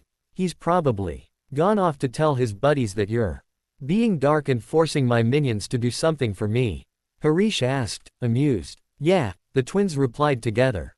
And they all started laughing again. "Hold on," Harish said as they approached the broom shed. "Is it just me, or does it look like Snape's up to something?" They looked over to see Snape striding across the lawn to the Forbidden Forest. His robes were billowing impressively behind him. Without waiting for a reply, Harish said, "Come on," and he dragged the twins onto his broom and they took off. Harish took them low over the trees and silently he slipped onto a rather thick bough of a tree. The twins followed his lead and did the same, and then Fred handed the broom to Harish. "I wish we had something that would make it easier to hear far away," George whispered, and the other two nodded before leaning over to listen. "DD don't know why you wanted to meet H here of all PP places." "Oh, I thought we would keep this little meeting private," Snape drawled, his voice was icy. "Students aren't supposed to know about the Philosopher's Stone, after all." Harish leaned forward. "So they were right about the stone." Quirrell was mumbling something, but Snape interrupted him. "Have you figured out how to get past that beast of Hagrid's yet?" But Severus, you don't want me as your enemy, Quirrell," Snape said menacingly as he stepped forward. I don't know what you mean." "You know perfectly well what I mean," Snape replied. An owl hooted loudly and Harish missed what was said next. Angrily, he shooed it away, and by the time he had started listening again, Snape said, "Your little bit of hocus pocus. I'm waiting." But I don't." "Very well," Snape replied. "We will have another little chat soon, and then we will find out where your loyalties lie." He strode off and Harish noted that Quirrell's face was void of any fear of Twitch once again. They waited until he left as well, and then they hopped down and made their way to meet back up with Draco and Hermione and to put up his broom. After the trio had eavesdropped on Snape and Quirrell, Harish decided that they needed to keep a close eye on the professor. He knew it was only a matter of time before he made a move to get the stone. But, surprisingly, in the next several weeks, there was no more activity. This set Harish on edge.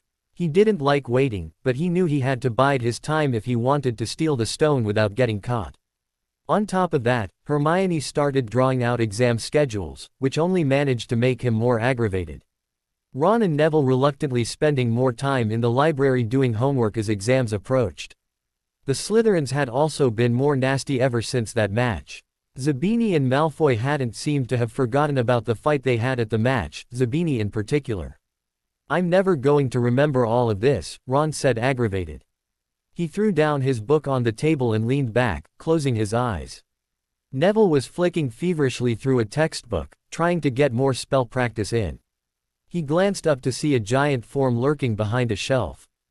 Hagrid, what are you doing here? He asked. Hagrid stuck his head around the shelf and glanced around. I was just browsing, he said. Something about his tone suggested that this wasn't really the case. And, what are ye up ter? Not still lookin' fair Nicholas Flamel or ye? Oh, no, Ron replied proudly. We found out about him ages ago. We know what Fluffy's guarding too. It's a philosopher's street. Shish. Hagrid shushed him, glancing around to make sure no one had been in earshot. Don, go shoutin' about it. Wha's the matter with ye? We do want to know what's guarding it other than Fluffy, Neville said, and Hagrid started motioning for him to stop frantically. Shish. The giant shushed even louder. Listen, come and see me later. I'm not promisin' to tell ye anything, but Don, go blabbin' about it here. See you later then, Neville replied, and Hagrid shuffled away. I smell something fishy, Ordragony. Voldemort was once again sitting in his study. This time he was reading a book. Rain was falling and pattering against the window. The sky was dark and clouds covered the moon. Suddenly the fireplace flared green and the Dark Lord glanced up to see Lucius come spinning out of the grate. He was wringing his hands and he looked slightly disheveled. What is this, Lucius? Voldemort asked, sitting back in his chair. I am not usually disturbed at this hour. The bee-owned man began wringing his hands again and he walked up to the desk, stalling for time. Finally, he said quietly, it is gone. Gone. What is gone? The Dark Lord queried. Your diary. Voldemort jerked his head up at his Death Eater and his back snapped straight. What? He asked quietly, hoping fully that he had heard the man wrong. Your diary, it is, gone. How? Where? I have been at work and Narcissa was out shopping, Lucius began explaining. We had our house locked and warded. The diary was in a secure location. When I arrived home, books and papers were scattered everywhere. Tables were overturned and cushions were slashed. I soon discovered that the diary was stolen. Whoever stole it was looking for it specifically. Voldemort took a deep breath, trying to swallow some of his anger and fear. That diary was dangerous and he had placed it at the Malfoys for a reason. He knew he would have to punish the man for this. And that's not all. This means that whoever stole this knows things about you that even I don't. I love that diary, Crucio. Draco, Hermione, and Daphne were walking from herbology up to transfiguration and were passing a group of Gryffindors that were making their way to the greenhouses. Draco stopped and grabbed Hermione's elbow to stop her as well. Then he pointed discreetly over his shoulder at Ron and Neville, who were passing. Ron was saying as they passed, honestly I think we should just skip herbology. I mean, how often are we going to see a dragon hatching? We might get Hagrid in trouble, though, Neville muttered. Just then Seamus walked up to the pair and saw Draco and Hermione listening. Shish, he whispered. The two Slytherins then hastily sped off. Dragon, Hermione whispered as they sat in their seats. Hagrid has a dragon. He shouldn't, Draco said after a second. It is against the law to breed dragons in Britain. It was outlawed ages ago. Mr. Malfoy, Professor McGonagall suddenly called. Please pay attention. Draco could feel his face growing pink and he resigned to being silent until class ended. When it did, the two of them found Harish and told him about how Hagrid was hatching a dragon. So Hagrid is hatching a dragon? Harish demanded. Dragon? Fred asked. You've got to be joking. But the thing is, Harish said. How many people wander around with dragon eggs in their pockets? This cannot be a coincidence. You think Quirrell gave the gamekeeper a dragon egg? Hermione asked. I don't see who else would have, George replied, agreeing with Harish. Draco, Harish suddenly said. See if you can find anything else about the dragon egg. Draco nodded and left the common room, heading out to the gamekeeper's cabin. Curtains were pulled shut over the windows and smoke furled out of the chimney. As the boy walked up to the window and peeked around the curtains, he could hear voices. Isn't he beautiful? The giant man was asking. The baby dragon looked like a slimy, crumpled up black umbrella. Hagrid, Weasley asked. How fast do Norwegian ridgebacks grow? Draco saw the gamekeeper's hairy face glance out the window and he ran for it. The boy was almost positive he had been spotted. What is it? Ron asked. As Hagrid's face paled, someone was looking through the gap in the curtains. It was a kid. He's running up tear the castle. Ron opened the door and looked out. There was no mistaking that owned Heir. Malfoy had seen the dragon. The smile lurking on Draco's face the next week put Ron and Neville on edge. They spent most of their free time in Hagrid's darkened cabin, trying to convince him to get rid of the dragon. Just let him go, Ron said. Set him free. I can, Hagrid said. He's too little. He'd die. They looked at the dragon, which had grown 3 times the size it was when it hatched in a week. Smoke rose from his nostrils. Hagrid hadn't been doing his gamekeeping duties because he had been so busy taking care of it. There were empty brandy bottles and chicken feathers all over the floor. I've decided to call him Norbert, Hagrid said, looking at the dragon with misty eyes. He really knows me now, watch. Norbert, where's Mummy? He's lost his marbles, Ron muttered in Neville's ear. Hagrid, Neville said quietly. You live in a wooden house. Give it another week and the whole place will be burned down. Hagrid bit his lip. I know I can keep him forever, but I just can dump him. Neville suddenly turned to Ron.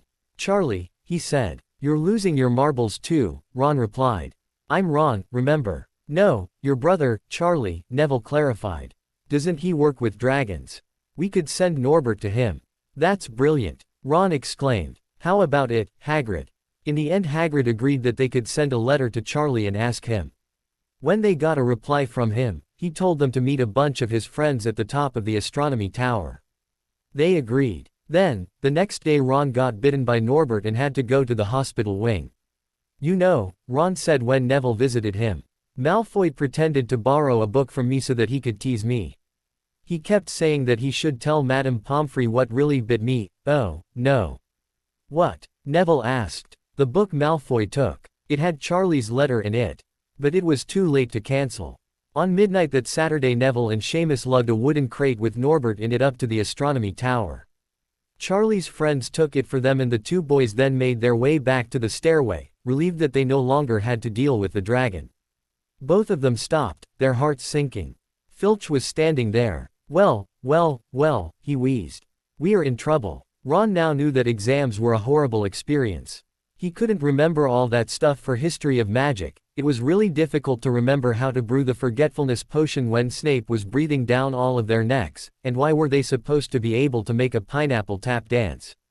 He had no idea what they would need to use that for outside of school. It was stifling hot and all of the exams were charmed with anti-cheating spells. After their last exam, they went out to lay in the sunshine, something neither boy had had time for in the past 2 months. The twins were tickling the giant squid's tentacles, causing it to squirt black ink everywhere. Blake was sitting underneath a tree reading. Ron lay on his back looking up at the sky and Neville was eating another chocolate frog. Suddenly Ron sat up. What? Neville asked, concerned. Without answering, Ron jumped up and began running over to Hagrid's cabin. What is it? Neville repeated. Don't you think it's a bit odd? He finally panted as he climbed over the hill. That what Hagrid's always wanted most of all is a pet dragon, and randomly some stranger in a pub happens to have one. I mean, how many people just wander around with dragon eggs? Why didn't I see it before? They finally reached his cabin where Hagrid was sitting on his porch with his sleeves rolled up, shelling peas into a large bowl. Hello, Hagrid said, smiling at them. Finished your exams? Got time for tea? No, we're in a hurry, Hagrid. I've got to ask you something. You know that night you won Norbert. What did the stranger you were playing cards with look like? I dunno. He kept his hood up. The 2 boys looked at each other stunned. It's not all that unusual. Ye get all kinds of funny people in the Hog's Head. He might have been a dragon dealer, couldn't he? I never saw his face. Ron stood there, still looking stunned. What did you talk about? Did you mention Hogwarts? Might have come up, Hagrid replied, frowning as he tried to remember. Yeah, he asked me I didn't. I said I was gamekeeper. He asked a bit about the sort o' creatures I look after, so I told him and I said how much I've wanted to have a dragon. And then, I can remember too well, he kept buying me drinks, and then he said I could have the egg if I won the game, but he wanted to make sure I could keep up with a dragon, and I said after Fluffy, a dragon would be easy. Did he seem interested in Fluffy? Ron asked, really getting alarmed now. Oh, course he was. How often do ye come across a three-headed dog? I just told him that the trick te any beast is te know how te come em. Take Fluffy for example, all ye have te do is play a bit o' music and he falls right asleep. Hagrid suddenly looked horrified and the two boys ran up to the castle. Ron then told Neville that Snape must have been under the hood, and now he knew how to get past Fluffy. Meanwhile Draco came running up to Harish, with Hermione right behind him. Harish, Draco panted. Harish. Harish looked up from his book and Draco skidded to a halt. Hermione stopped beside him and they both panted hard. What is it? Harish asked. Dumbledore's gone, Hermione replied. And Quirrell received a letter just now. He's going through the trapdoor tonight. Harish grinned. Perfect. The twins then came up and asked him, what's going on? We're going after the stone tonight. Look Draco, Hermione, I need you two to watch Ronnikins and Longbottom. What for? Draco asked. I think they think Professor Snape is trying to steal the stone. I just need you to keep them out of our way, all right? The two first years nodded. Harish was grinning like a madman now. He rubbed his hands together and said once again, perfect. Harish gave the map to Hermione and the two first years then waited outside the Gryffindor common room, to make sure they didn't leave. At midnight Harish gathered up the cloak, he and the twins got underneath it, and they made their way to the forbidden corridor. Harish opened the door. The sound of a harp playing reached his ears. He swore and muttered, Quirrell's already been through here. The twins nodded and they pulled the trapdoor open. You two go first. Again they nodded and Fred jumped through, followed quickly by George. Are you all right? Harish asked after he heard two soft thuds. Yeah, there's a soft landing. Quote, okay, he said softly and he heaved himself through the hole in the floor. He glanced around before jumping. This is Devil's Snare. The twins looked down to see that while they had been sitting there, the Devil's Snare had coiled its vines around their legs and arms. Lumos Solum. Harish exclaimed and a bright jet of light shot out of his wand. He heaved George up. Come on. And they went through a stone passageway. Water dripped from one of the walls and hit Harish. We must be miles beneath the school, the twins whispered. Do you hear that? He asked as they rounded a corner. Sounds like wings. They came to a stop at a door and Harish wrenched it open to reveal a room full of colorful winged creatures. Do you think they'll attack if we cross the room? I don't know, Harish said. He conjured a shield and darted across the room, but nothing attacked. He tried to pull open the door, but it was locked. So he tried unlocking it magically, but it still wouldn't budge. Harish, George said. They're keys. I bet the one we need is up there. Fred shouted. There, Harish said. The big one. The others are much too small for this keyhole. He looked over and saw brooms lining the wall. This must be Madame Hooch's enchantment. He laughed. This is too easy. And Harish grabbed one of the brooms. Instantly the other keys began swarming around him. He gritted his teeth and batted several away before spotting the right key and charging after it. Soon the twins joined him and they were spinning about the room, attempting to corner the key. Finally Harish pulled into a dive and caught it, rumpling its already damaged wing. The young wizard then stuffed it into the keyhole and unlocked the door. The next room had black and white tiled floor. Sitting on each of the tiles was a giant statue. It's a chessboard, Fred said. And indeed it was. Harish stepped onto the board and the pawns crossed their swords to keep them from walking to the other side. We have to play our way across, Harish said, disappointed. He had never been patient enough for chess. They really didn't have time if they wanted to get the stone before Quirrell. He thought for a minute before saying, I've got a better idea. He pulled out his wand and pointed it ahead. Get behind me and when I say, now, cast shield charms above us. Okay. Sure. Ready. Now bombarda. Rocks flew everywhere and bounced off the shields that the twins had cast. Harish signaled for them to lower their wands and they did so. There was dust everywhere and a giant crater in the center of the room. All of the pieces were destroyed. Smirking, he made his maid through the room and to the other door. The twins walked a little ways behind him, gaping at the wreckage. Way too easy, he said before opening the door. A disgusting smell filled their noses, causing them all to bring their shirts up to block the scent. Eyes watering, Harish saw that a troll was lying flat on the floor before them. It was even bigger than the one on Halloween and it had a great big bloody lump on its head. Ah, Harish said as they paused to glance at it. Come on, I can't breathe. He pulled open the next door. There was nothing disgustingly frightening in here.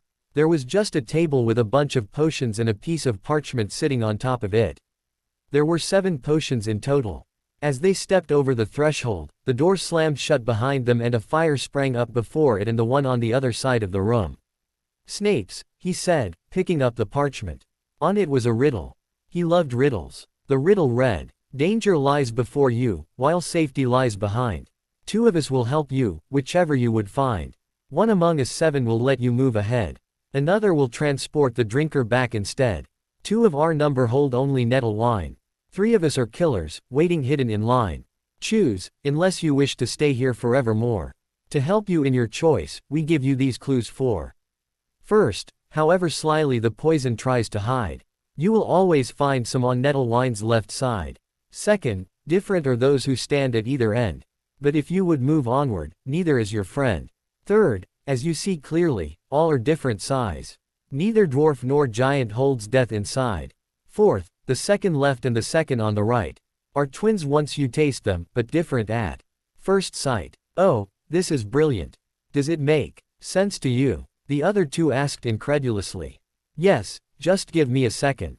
He pointed to the bottles on second left and second right. These are wine, which means the poison is here. He pointed to 3 bottles. He pointed to the giant bottle on the end. This will take us back. And he pointed finally to the smallest bottle, the third one in the row. This will take us forward. It's tiny, the twins said together. He nodded. Only enough for 1 person, and there's enough for 2 people. In this one, George held up the bottle to take them back. So you go back and I go forward? Harish asked, receiving nods. All right then, see you in the common room. They parted ways. Harish downed the potion and went through the black fire and the door at the end, leaving his 2 friends behind. There he saw exactly who he expected, Professor Quirrell. He was standing in front of the mirror of her eyes. So it was you, Harish exclaimed with a satisfied smile. Yes, it was me, Quirrell said. He was facing the mirror and hadn't turned when he spoke to the boy. But Harish muttered, puzzled. His eyebrows drew together as he thought. Why did you try to kill me? I mean, you, a professor. That's what my employer seemed to think. Didn't want me to draw attention to myself, no matter. I would have killed you anyway, if I hadn't been distracted. You didn't answer my question, the 13-year-old boy drawled. Quirrell finally turned to face him and smiled. The smile didn't quite reach his eyes. I know who your father is, that's why, the man snapped. Blake, or should I say Riddle? Harish froze. Not only did this man know who his father is, he also knew who he once was. No one except himself, Voldemort, Nagini, Bella, and maybe Lucius knew who Tom Riddle was. Yes, poor Riddle so far from his daddy. What do you see in the mirror? A real family, I expect. Harish didn't reply but started thinking again. You said employer, he muttered. Who do you work for? Quirrell didn't say anything but his expression grew dark. I mean, you taught Muggle studies last year. You would not have done something like this then. You met someone who changed your mind. Who was it? No one of your concern. The professor snapped. He then turned back to the mirror. Ah, Harish said, smiling. You don't know me as well as you think. What does that matter? Everything. You see, being the son of Voldemort, I am far more advanced than your average 3rd year. What do I? Expelliarmus, Incarcerus. Harish shouted and Quirrell's wand shot across the room. Then, ropes shot out of his wand, binding Quirrell from his shoulder to his feet. The rope snapped so tight around his ankles that he fell over and all he could do was wriggle a couple feet before he gave up on standing up. Harish then walked up to the mirror and stood in front of it properly. The other Harish in the mirror pulled a blood-red stone out of his pocket and winked, before placing the stone in his pocket. Harish was surprised as he felt something heavy actually fall into his pocket. Well, he said, turning to his professor. I have what I want. Now, I am going to let you go and you are going to run far. As far from here as you can. Why? I could help you get what you saw. If you give me that stone, we could do impossible things. Harish smirked. I know how to get what I want. I do not need some miserable old man who tried to kill me to get it for me. He walked past the professor and stopped to pick up his wand.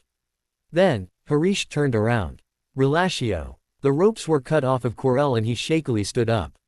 He waited a second before lunging at Harish. Crucio, he said with a flick of his wand. Quirrell sank to his knees and let out a yell. Now leave. Quirrell didn't have to be told twice. Harish watched as the professor ran out of the chamber and back to the trapdoor. Then, the boy turned to see if there was another exit. There was a ladder leading out of sight behind the mirror. He quickly climbed up the ladder and came out in a small door hidden behind a suit of armor. There he saw the twins waiting on him. He beckoned them over and the three of them got underneath the cloak. After a second, Quirrell came running past Fluffy, out of the door, and then down the stairs. They heard two great doors slam open as the man left the building. Then, after another minute or so, a faint crack could be heard as he disapparated. The twins made their way to move, but Harish stopped them right in time to keep them from walking into Professor Dumbledore. Then, they sidled out of the way when he went down the secret door Harish had come through. A minute later, he emerged and walked down the hallway. There Flitwick came out of his office holding a candle. "What is this, Albus?" he squeaked. "What's going on? The stone has been stolen. Go get Severus, Minerva, and Quirrell." "No need," came Snape's voice. "I am here." Then the three boys could hear that McGonagall had joined them.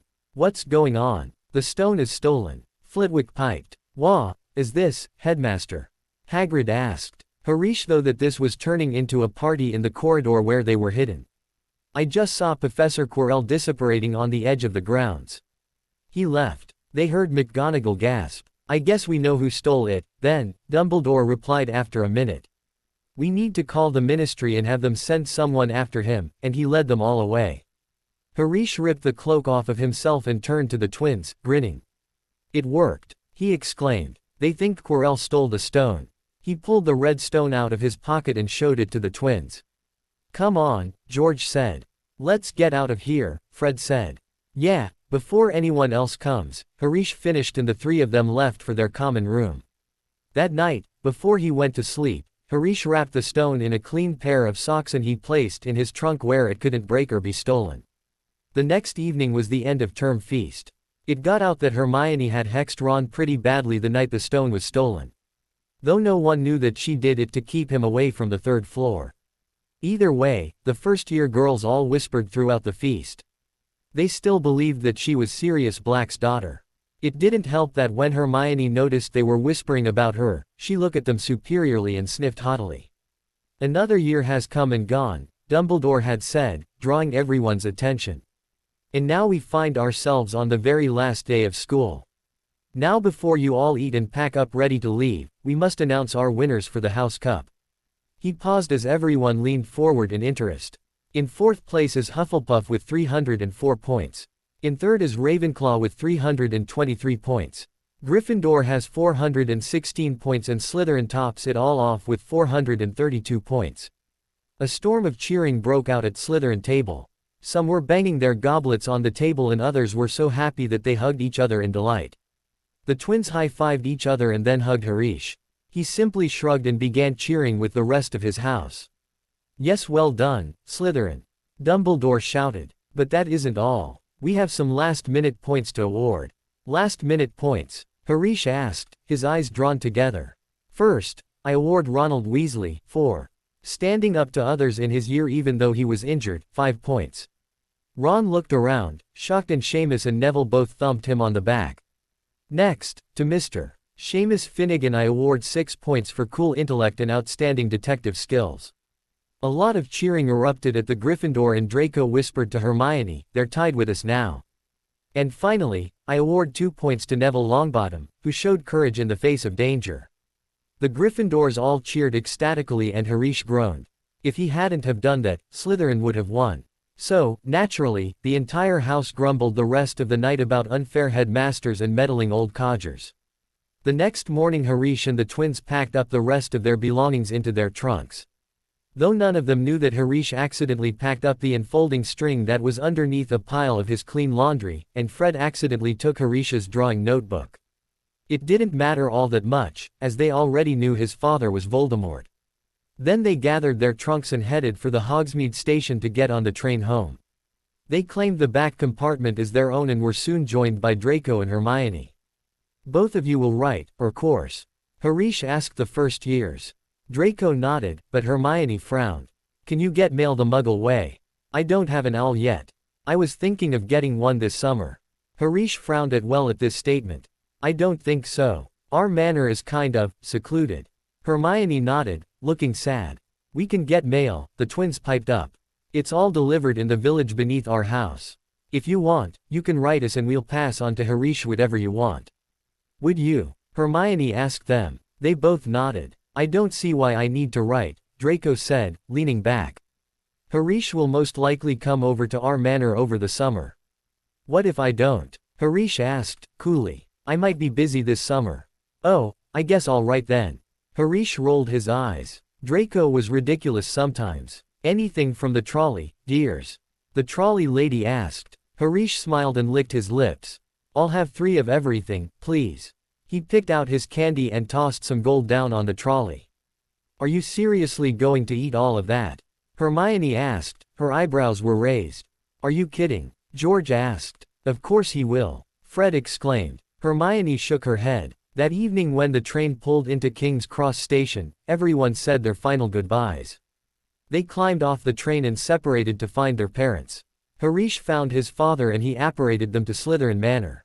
There Harish pulled the stone out of his trunk and bounded down the stairs to Voldemort's study. He held out the Philosopher's Stone for his father. Voldemort looked down at it, surprised. It's the Philosopher's Stone, he mumbled, not looking at the Dark Lord. I stole it for you. Harish looked up at his father as he took the stone from the boy's hands. He was startled to find Voldemort smiling down at him with pride. What did you do this year? Voldemort let out a small chuckle and the two of them were soon laughing together. Harish sat miserably at the window in the sitting room. He had not been allowed to visit any of his friends all summer and hardly had been able to even see his father. Death Eaters streamed in and out of their manor every day. The boy listened to the shouts and bangs coming from his father's study and he sighed. He crossed his arms and resting his chin on his right hand. Finally fed up with it, Harish got up and snuck quietly to the study door. There he pressed his ear up to the door, trying to hear what was going on. What do you mean? You still haven't found it? Voldemort, Harish's father, asked. His voice was loud and annoyed. I'm sorry, came the voice of whichever poor Death Eater had failed to do what the Dark Lord commanded. It has been months. Months. I need it found. Young Master hasn't eaten's breakfast. Harish turned to see Dobby walk up to him. Is young Master not hungry? Shish. He hushed the house elf. Then he pointed to the door. Do you know what's going on in there? Yes. Dobby squeaked loudly. Quiet. Harish whispered. Dobby nodded his head quickly. Yes, he repeated in a whisper. Master is missing his diary. Diary? Harish asked. Yes. It was stolen. Mr. Malfoy came by months ago and said so. Dobby was scrubbing the door frame and overheard their conversation. Why was it stolen? The soon-to-be 14-year-old asked. Mr. Malfoy said it was stolen from his big manor. The thief was looking for it specially. But why was it stolen? Harish repeated. Dobby opened his mouth to tell him, but began banging his head on the doorpost. Bad Dobby. Bad Dobby. Mustn't tell Master's secrets. Dobby quiet. Dobby stopped and by the looks of it, he had stopped breathing. Harish sighed. Breathe, he said, annoyed. Dobby gulped in air quickly. Did he catch you listening? Dobby nodded. Oh, such a beating Dobby had never received before. So, did he forbid you tell anyone about this diary? Dobby nodded again. Not even young Master himself's. The elf squealed. You are dismissed, Harish said and Dobby disappeared with a crack. 2 weeks later found Harish in the same predicament. He still hadn't had enough time to even request to stay at a friend's house. He wrote the twins about this and they had sympathized with him. After June ended, Harish decided that he should give up and simply practice some Quidditch outside, but that day when he had grabbed his broom and ran to the back garden door, he had stopped when he saw that it was raining. And it rained the rest of the month. It was surely the wettest July Harish had ever seen. He was stuck inside with only books and Dobby to keep him company, and Dobby was certainly the company Harish did not want. By the beginning of August, all he did was sit on the couch upside down and stare at the fire. Eventually he cracked and decided he wanted to do something. Anything. So he wrote a note, grabbed some flow powder, and threw it into the fire. The young wizard stepped into the tall emerald flames and cried, "The burrow." Instantly he began hurtling in up the chimney, spinning like a top. Different grates flashed in front of him until he came to a halt at a rusty-looking grate. "Harish!" chimed two identical voices. Harish stepped out of the fireplace and dusted the ashes off of his clothing. He had flowed to the living room of the burrow, where the twins were sitting with a cauldron and a bunch of random ingredients. The windows were dark as it was night. "What are you doing here?" they asked. "I got fed up with having nothing to do," he replied simply, shrugging his shoulders. "So what are you two doing?" Fred and George Weasley, Harish's two best friends, glanced at each other before glancing at the bubbling cauldron and then back to Harish. Then the two of them grinned wickedly. "We are working on stuff for the joke shop," Fred said. "While everyone else is asleep," George added. "What are you making?" Harish asked curiously, sitting down next to the two of them. "We are experimenting with different ingredients to see what properties we could use in the future." "So nothing in particular at the moment, then?" Harish asked. The other two sighed and nodded. "So anything I can do?" the Dark Lord's son asked after a moment. The twins shook their heads. We're just about to put it up anyway." Fred scooped the potion into a flagon and carried it up to his and George's room while George grabbed the cauldron. Harish followed them and saw them put the flagon in a chest, lock it, and put the cauldron in Fred's trunk. Then, they both wheeled around and grinned at Harish. "What do you wanna do?" they asked in unison. "I don't know," the pale boy shrugged.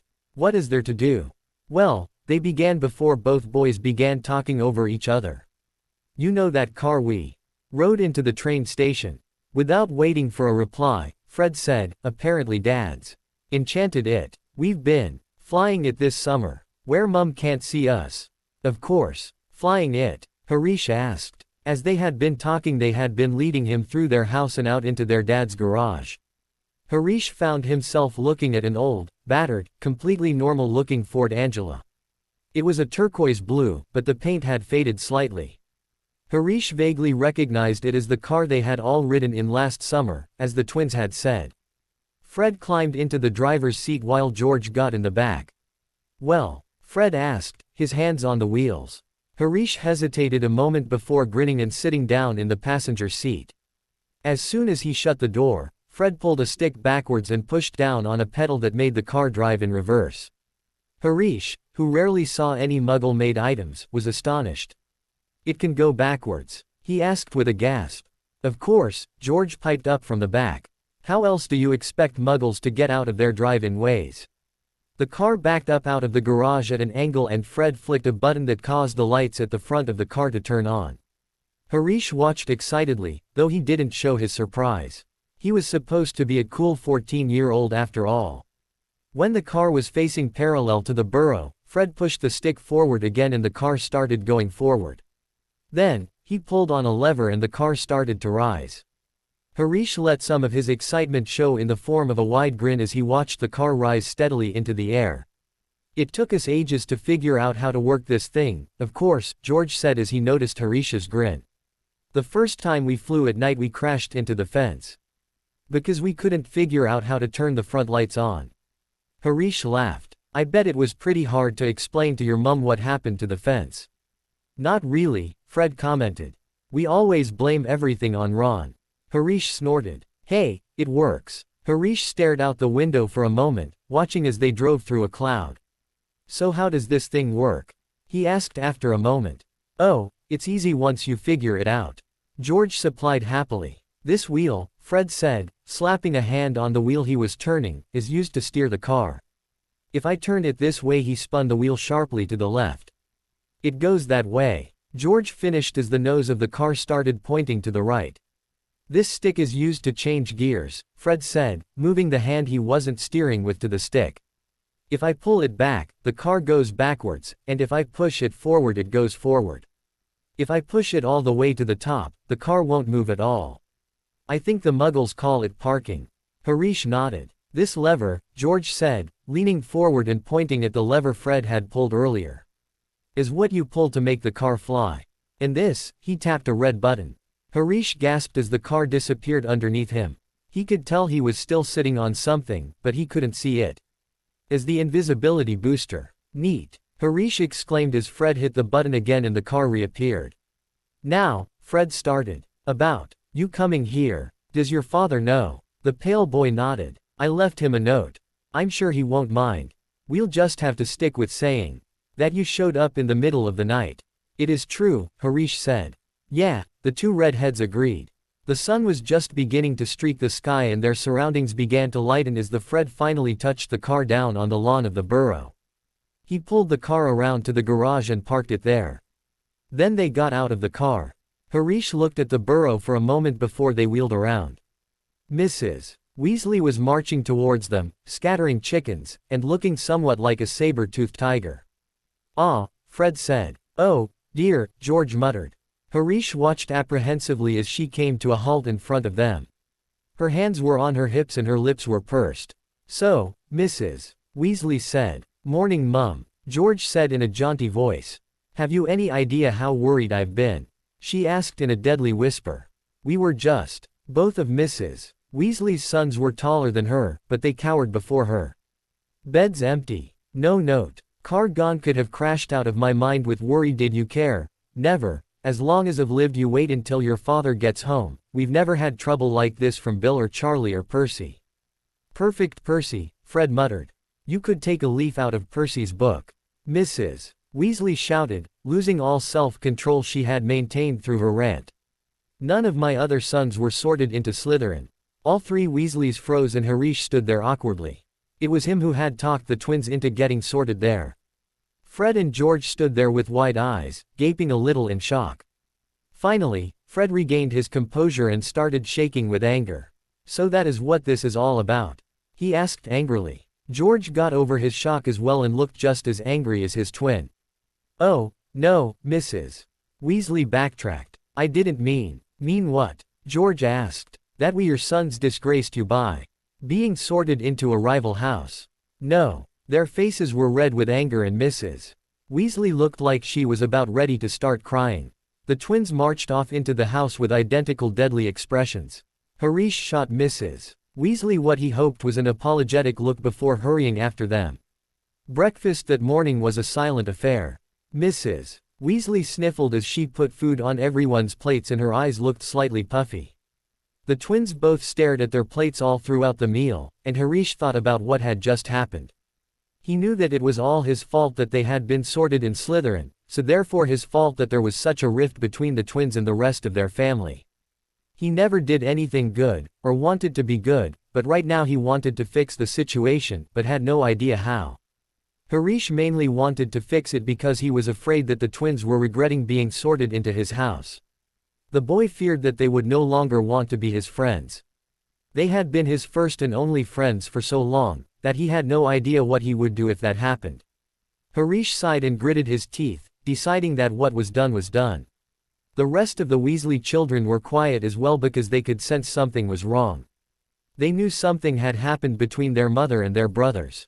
When breakfast ended, the three almost fourth years slunk away to the twins' bedroom. Once they got there, the twins started muttering darkly.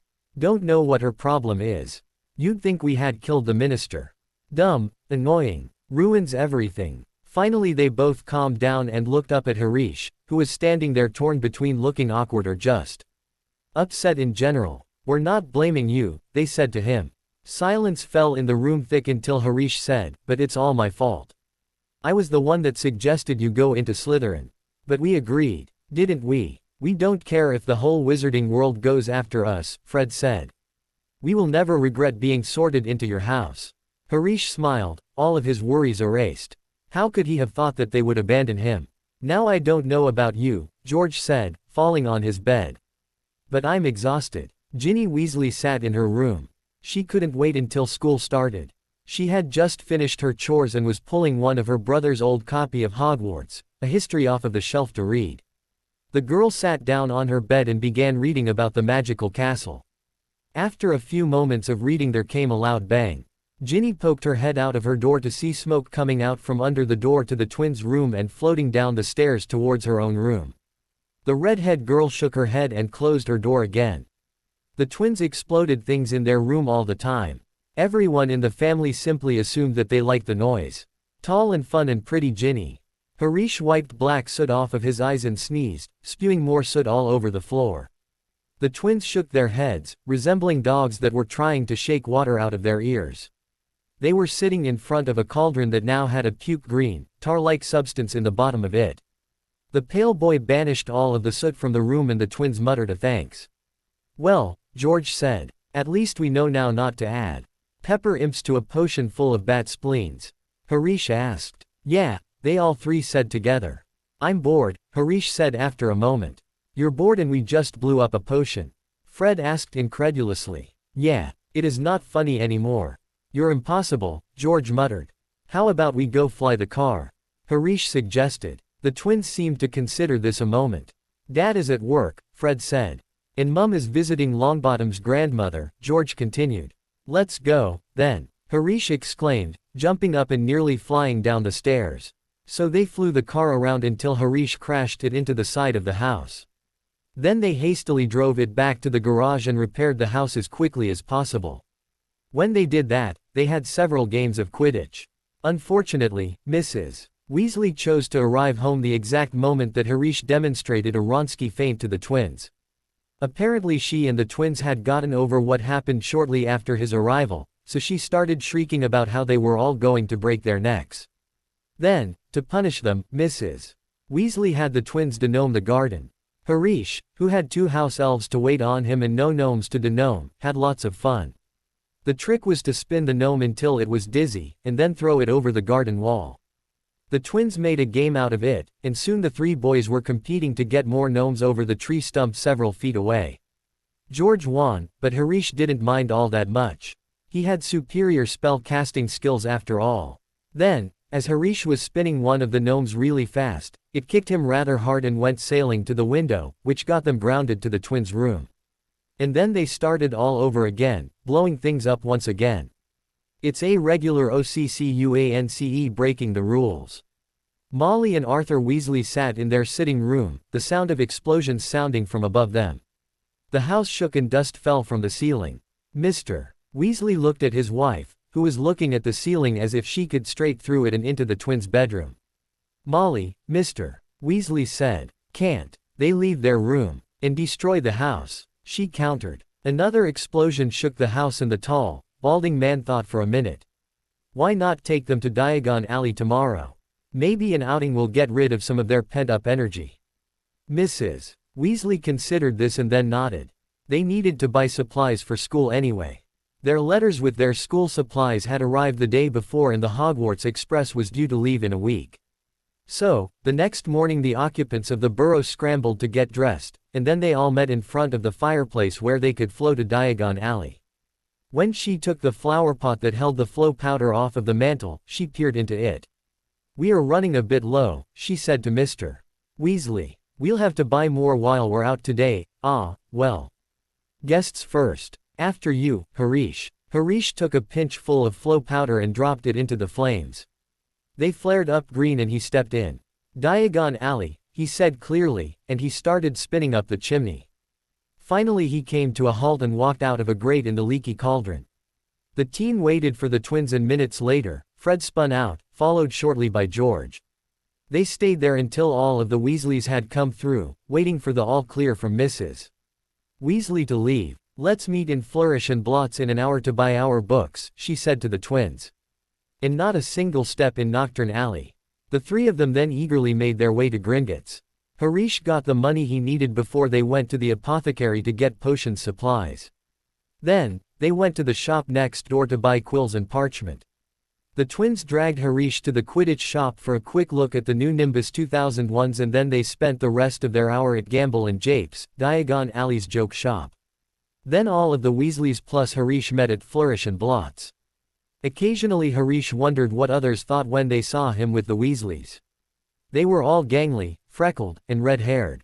Harish, on the other hand, had pale white skin and dark brown hair. His pale green eyes were unusual and a stark contrast from their brown ones. One thing was certain though. Whoever saw them together, definitely knew that he wasn't related to them. Completely immersed in his thoughts, Harish didn't see the crowd standing outside the bookshop until he had walked up and come to a halt next to the twins. Honestly, he had expected to go in, buy his books, and leave in a process that certainly wouldn't take long at all. Aggravated, he let out a growl and peered around for some explanation to why the shop was suddenly so famous. At seeing a poster on the window, the team discovered that it wasn't the shop that was famous, but rather the wizard that was doing book signings. The sign read, "Gilderoy Lockhart will be signing copies of his autobiography. Magical Me. Today 12:30 p.m. to 4:30 p.m. Harish groaned. He didn't like crowds, book signings, or famous people. On the sign was a picture of a wizard with wavy blonde hair, bright blue eyes, and a wide smile. Harish tilted his head and observed the picture as Lockhart winked. How could someone fit so many teeth into one smile? We can actually meet him. Mrs. Weasley exclaimed. Mum fancies him, George said in an exaggerated whisper. Mrs. Weasley turned and sniffed indignantly and went on inside. Harish did notice that most of the crowd was made of witches. Mrs. Weasley's age. A harassed-looking wizard stood at the door, saying, calmly, ladies, please, no shoving, mind the books. Fred, George, and Harish squeezed their way into the shop. A long line wound to the back of the shop where a table and many books were set up. Bent over the table with a large peacock feather quill in his hand, was Lockhart. The three boys each grabbed a copy of Standard Book of Spells, grade 4, and snuck up the line to where the rest of the Weasleys were standing. They stood there in line for a while, slowly moving forward. Harish, came a voice from right behind him. A voice that was way too happy to belong to anyone other than Draco Malfoy. Harish turned around to see Draco creep up to stand by him. So are you here with your parents? Harish asked. Yes, Draco replied. Mother is looking at robes for me, but father insisted on coming in here with me. Honestly, I think your father sent him to spy on you. As if to demonstrate this, Draco gestured to where his father was at the front of the shop. The man was craning his neck over the crowd, trying to keep an eye on them. The older boy snorted. I don't doubt that he would. Lockhart grew closer as the line slowly moved forward. The wizard flashed smiles and had dozens of pictures taken by a short, irritable-looking man. That Lockhart really thinks he's something, doesn't he? Draco asked, his nose was pointed to the air ever so slightly. It was a trick he and Harish had learned from his mother. Harish nodded with some sort of grimace plastered to his face. The only thing he hated more than famous people were self-centered famous people, and Lockhart certainly seemed self-centered. Out of the way there, the cameraman snarled at Ron. This is for the Daily Prophet. The four boys standing behind him grinned to each other. Big deal, Ron muttered, rubbing his foot where the photographer had stepped on it. Gilderoy Lockhart heard him. He looked up and saw Ron. Then, he saw Neville, who was standing with Ron. After a year, several rumors were going around about the boy. People had even started calling him the Chosen One. So, naturally, he stared. Then, he leapt to his feet and shouted, "It can't be Neville Longbottom." The crowd parted and looked at the boy curiously. Lockhart dove forward and grabbed Neville by the arm and pulled him to the front. The crowd burst into applause and Neville's face turned red. Lockhart shook his hand and the photographer started clicking away madly, engulfing the Slytherin trio in purple smoke. Nice big smile, Neville, Lockhart said through his own wide smile. Together, you and I are worth the front page. That would be more likely if he wasn't in it, Harish muttered to the twins. When Lockhart finally let go of Neville's arm, the boy tried to sidle sideways, but Lockhart clamped the poor second year to his side. Ladies and gentlemen, he said loudly, waiting for silence. What an extraordinary moment this is. The perfect moment for me to make a little announcement I've been sitting on for some time. When young Neville here stepped into Flourish and Blots today, he only wanted to buy my autobiography, which I shall be happy to present him now, free of charge. The audience started clapping again. He had no idea that he would, in fact, be receiving the real, magical me as teacher of defense against the dark arts this year. The crowd cheered and clapped. Lockhart's completed works were soon shoved into Neville's hands and he staggered away to dump them into Ginny's cauldron, intending to buy his own. Finally, Harish stepped forward to buy his books. When Draco, Fred, and George had gotten their books as well, they went to the front of the shop to stand with Ginny and Neville. Ron soon joined them. What are you doing here? He asked Draco rudely. What am I doing here? Draco asked indignantly. What are you doing here? I didn't realize that Flourish and Blots let trolls shop here. If I'm a troll, what does that make you? A jar of spleen juice. Draco smirked. Not the most inventive insult, he said nonchalantly. Boys, Mr. Weasley said walking up. There's not a problem, is there? No sir, Draco said innocently. My father and I were just leaving. Lucius clapped a hand on Harish's shoulder and walked out the door and Draco said a muttered goodbye. After Mrs. Weasley joined them, they made their way out of the shop. They had barely gone forward when a wizard bumped into Ginny, sending her cauldron flying with a loud clang. I am so sorry, the man said, stooping to pick up Ginny's books. Harish watched as the man placed the books in her cauldron, but the teen couldn't help but notice that the man kept his face angled away from the group. That was odd. Soon he forgot about it as they left Diagon Alley and he and the twins packed up their trunks, laughing about Draco teasing Ron.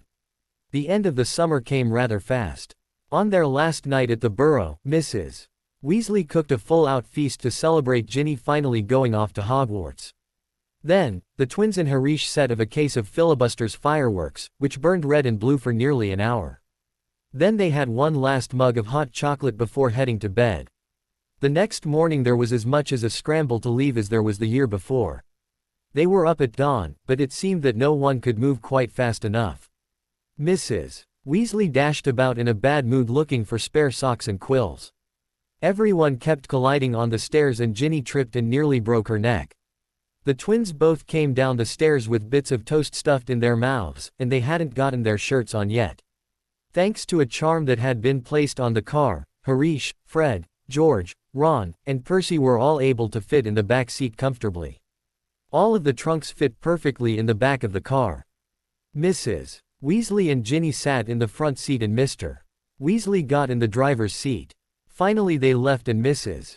Weasley peered into the back seat as they drove down the driveway.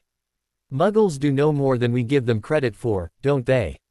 They drove 2 feet before George remembered that he forgot his box of fireworks, and they had almost reached the highway when Ginny shrieked that she had left her diary. By the time she climbed back into the car, they were running late and tempers were high. Mr. Weasley glanced at his watch and then his wife. Molly, dear. No, Arthur. No one would see this button here as an invisibility booster I've installed. We'd be there in 10 minutes and no one would be any wiser. I said no, Arthur, not in broad daylight. They reached King's Cross Station at 11:15. Mr. Weasley dashed across the road to get trolleys for their trunks and they all hurried into the station. They each went through the barrier separating platforms 9 and 10 and climbed on the train. They made it on with minutes to spare. The train pulled out just after Harish and the twins chose a compartment to sit in. As it was just the 3 of them in there, they spent the next few minutes reminiscing their summer. And when you crashed the car? Right into the side of the house. The twins exclaimed, laughing. I know. They fell into a comfortable silence before Harish suddenly looked angry and slammed his hand into the seat. What? The twins asked. We should have flown the car to school. He almost shouted. It would have been awesome. Totally. Both twins agreed. Oh, well, Harish said after a second. He slumped back against his seat. We're already on our way now. The 3 fourth years let out one collective sigh. After a minute of silence, the compartment door opened and Draco, Hermione, and Daphne came in to sit with Harish. Can we sit here? Daphne asked Harish. The faintest trace of pink streaked across her cheeks. As Harish nodded. Harish didn't notice, but watched her sit down. The twins smirked at each other. Had a good summer? Hermione asked. Both of them nodded silently and Draco started talking about his summer. Then, the twins told them all about their adventures over the holiday. The compartment door opened again and this time Ginny stood there. Can I come in? She asked. Her face flushed a bright red and she glanced at Draco. Harish nodded. They began talking again until the trolley came around with candies. After everyone in the compartment had had their fill of sweets and the windows had grown dark, they finally pulled to a stop in the Hogsmeade station. When they exited the train, Ginny went off to follow Hagrid to the lake and Draco, Daphne, and Hermione gasped when they saw the carriages pulling themselves. The trio simply ignored it, as they were used to it. The 6 of them climbed into one of the carriages and they rode on the bumpy road up to the castle, walked past the winged boars, and then went into the great hall where they sat in the center of the Slytherin table. Once again there was room on the outside ends of the table. Harish made the twins save a seat for Ginny, just in case. Each of the first years were sorted. This lot was looking even smaller than they had the year before. Surely Harish hadn't been that short his first year. Finally Ginny stumbled nervously up to the stool where the sorting hat was placed over her head. The whole hall sat still for a moment. Ron glared at the hat, as if he was daring it to sort her into Slytherin. The twins watched expectantly, wondering if she would follow them to the House of Snakes. Finally, the hat's brim twitched and it bellowed, "Slytherin." "No!" Ron shouted from the Gryffindor table. "Traitor!" Neville pulled Ron down and forced him to sit back in his seat. Harish laughed and the twins beckoned Ginny over to sit with them. "Welcome to my house," he said to Ginny once she joined them. "Your house?" Ginny parroted. "How can this be your house?" "First years," Harish chuckled. "They are so innocent, aren't they?" Ginny blushed. Everyone around them laughed. Harish grimaced. All of his conversations were overheard by at least one curious person. "Don't you all have friends to talk to?" he asked, annoyed. Everyone, except Harish's immediate friend group, averted their eyes to their plates. "Much better," he added to himself. Ginny suddenly understood what he meant by his house. The last person was sorted and food then appeared on the golden platters. Ginny gasped and everyone dug in. The twins in particular began shoveling food into their mouths. "I wonder if something will happen this year that is just as interesting as last year," Harish muttered to the twins. "Nah," George said, stuffing a chicken leg in his mouth. "What were the odds of something like that happening in the first place?" Draco asked. He had apparently been eavesdropping on their conversation. "Next to nothing," Hermione replied. She had been eavesdropping too, then. Daphne and Ginny looked confused as they had no idea what happened with the Philosopher's Stone. Harish shook his head. Why did everyone have to eavesdrop on him? The food was some gone and replaced with desserts. When the desserts were gone, Dumbledore stood up and gave his usual start-of-term announcements. He announced Professor Lockhart as the new defense professor, and then they left to go to bed. They split up from Ginny once again and then the boys went into their separate dormitories. Harish laid down in his bed and watched as the light glimmered off of the ceiling. It was good to be back. The next morning Professor Snape went around handing schedules out to them. He paused when he handed Harish his. The sallow man's eyes swept up and down the table before resting on Harish, who was sitting dead center. Harish narrowed his eyes in suspicion. Finally he moved on, handing out schedules to the 3 second years. The second-year Slytherins had Transfiguration and Charms first while the Gryffindors had double Herbology with the Hufflepuffs. Ron and Neville made their way down to the greenhouses. The class gathered outside the greenhouses and waited for Professor Sprout to show up. While they waited, a curly-haired Hufflepuff walked up to Ron and Neville, sticking his hand out to shake. "My name is Justin Finch Fletchley," he said brightly, shaking Neville's hand. "I know who you are, of course. Neville Longbottom, the chosen one." Neville nodded awkwardly and Justin shook Ron's hand. "And you're Ron Weasley, right? My name was down for Eden, you know. I can't tell you how glad I was when I got my letter for here instead."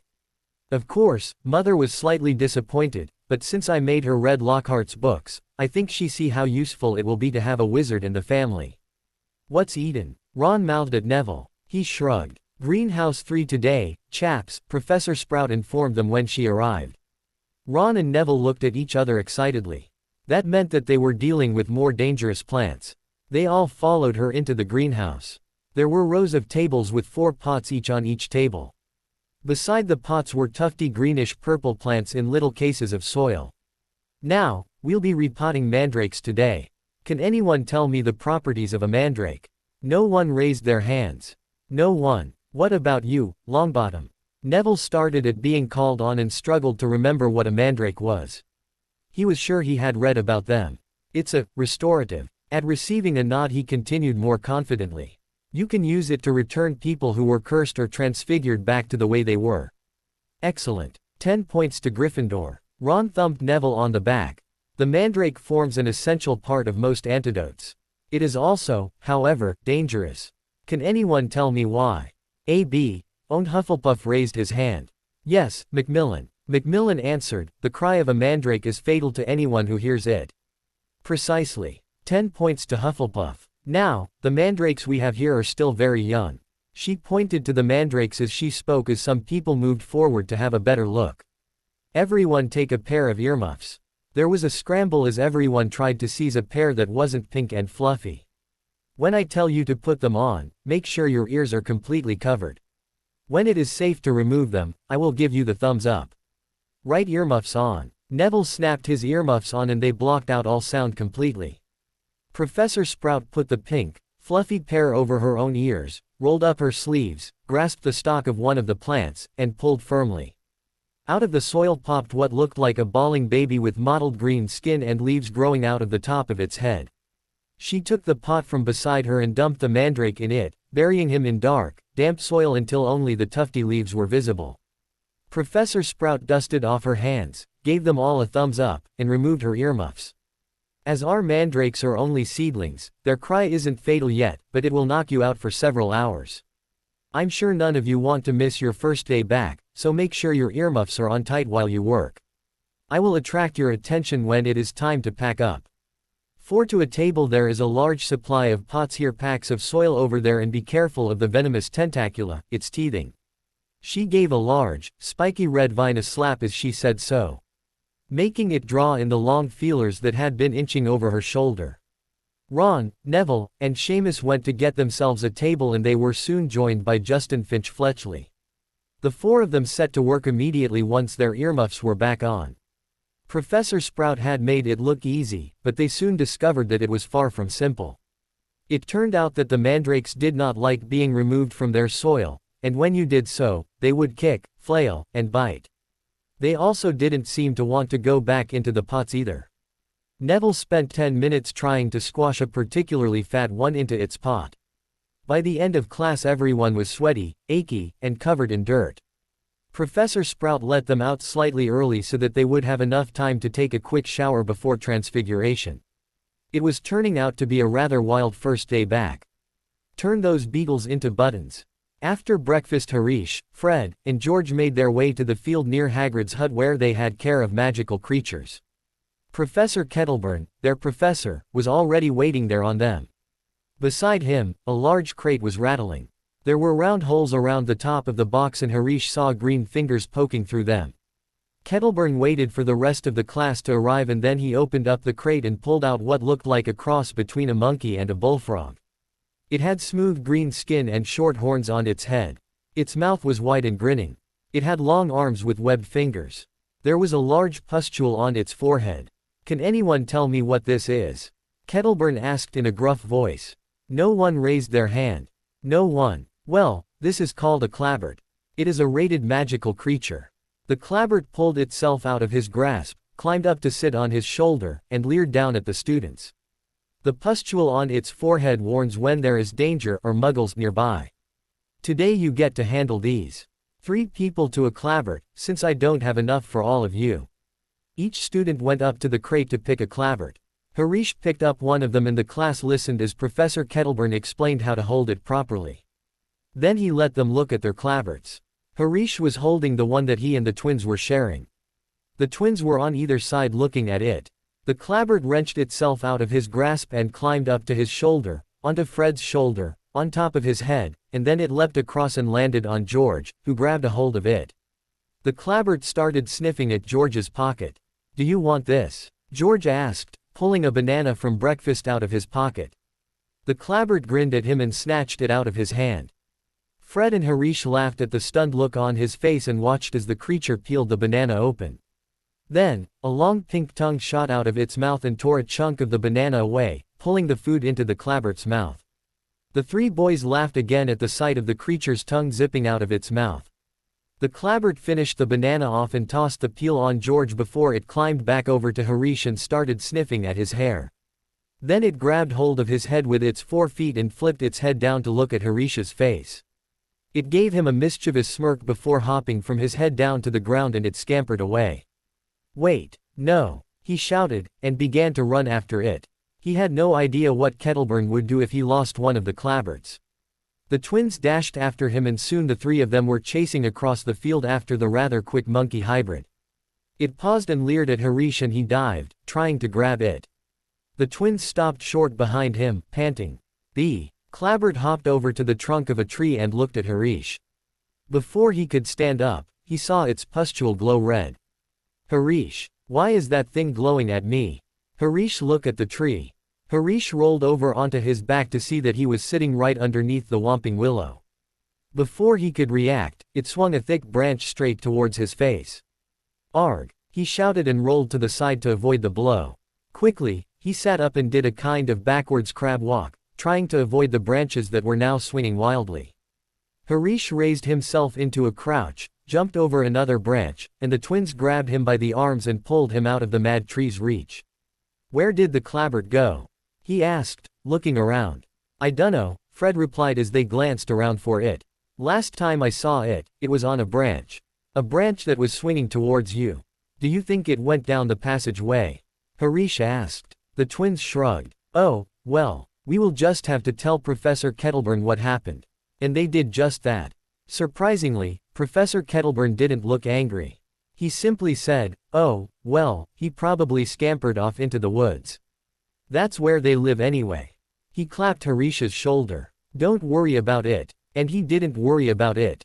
Soon, the class ended and they made their way up to the castle for Charms. After Charms' class, they headed to lunch. Harish grabbed a sandwich and a banana. He ate the sandwich quickly and then opened the banana. When he did, a green head poked out of his school bag. The Clabbert done. What do we have this afternoon? Ron asked as they walked out to the courtyard after lunch. Neville pulled out his schedule. Defense against the dark arts. Ron nodded. They went out to sit underneath a tree and Ron leaned against it. After a few minutes, Malfoy came outside and walked past them. Ron turned and watched as he walked over to where Blake and the twins were standing in a huddle, peering at something. He shook his head and leaned back up against the tree trunk. After a few minutes, they left for defense against the dark arts. Lockhart was standing behind his desk, waiting on them. When the class finally arrived, Lockhart cleared his throat for silence. He reached forward and picked up Neville's copy of Travels with Trolls, and held it up to show his winking portrait on the cover. Me, he said, pointing to it and winking as well.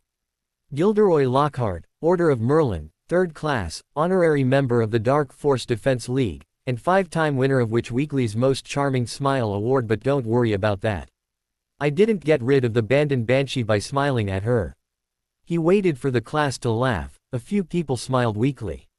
I see you've all bought a complete set of my books, well done. I thought we'd start today with a quiz. Nothing to worry about, just to check how well you've read them, how much you've taken in. He walked around handing out test papers, returned to the front of the class, and said, you have 30 minutes, start now. Neville looked down at his paper and read. What is Gilderoy Lockhart's favorite color? What is Gilderoy Lockhart's secret ambition? What, in your opinion, is Gilderoy Lockhart's greatest achievement to date? On and on it went, over 3 sides of paper. There wasn't a single question that wasn't about Lockhart himself. Half an hour late, Lockhart collected the papers and rifled through them up front. Tut, hardly any of you remembered that my favorite color is lilac. I say so in Year with a Yeti. And a few of you need to read more carefully. I clearly state in Wanderings with Werewolves that my ideal birthday gift would be harmony between magic and non-magic peoples, though I won't say no to some Ogden's old fire whiskey. He gave them another wink and Ron and Neville stared in disbelief. Seamus Finnegan and Dean Thomas were shaking with silent laughter. Lockhart bent down behind his desk and pulled out a covered cage, placing it on the desk. And so to business, he muttered. Now be warned. It is my job to arm you against the foulest creatures known to mankind. You may find yourselves facing your worst fears in this room. Know only that no harm can fall to you whilst I am here. All I ask is that you remain calm. Ron leaned forward for a better look at what was in the cage. Dean and Seamus stopped laughing now. I ask you not to scream, or you might provoke them. The class leaned forward eagerly, wondering what could be in the cage, and Lockhart whipped the cover off. Yes, he said dramatically. Freshly caught Cornish pixies. Seamus couldn't control himself. He let out a snort of laughter that even Lockhart couldn't mistake for a scream of terror.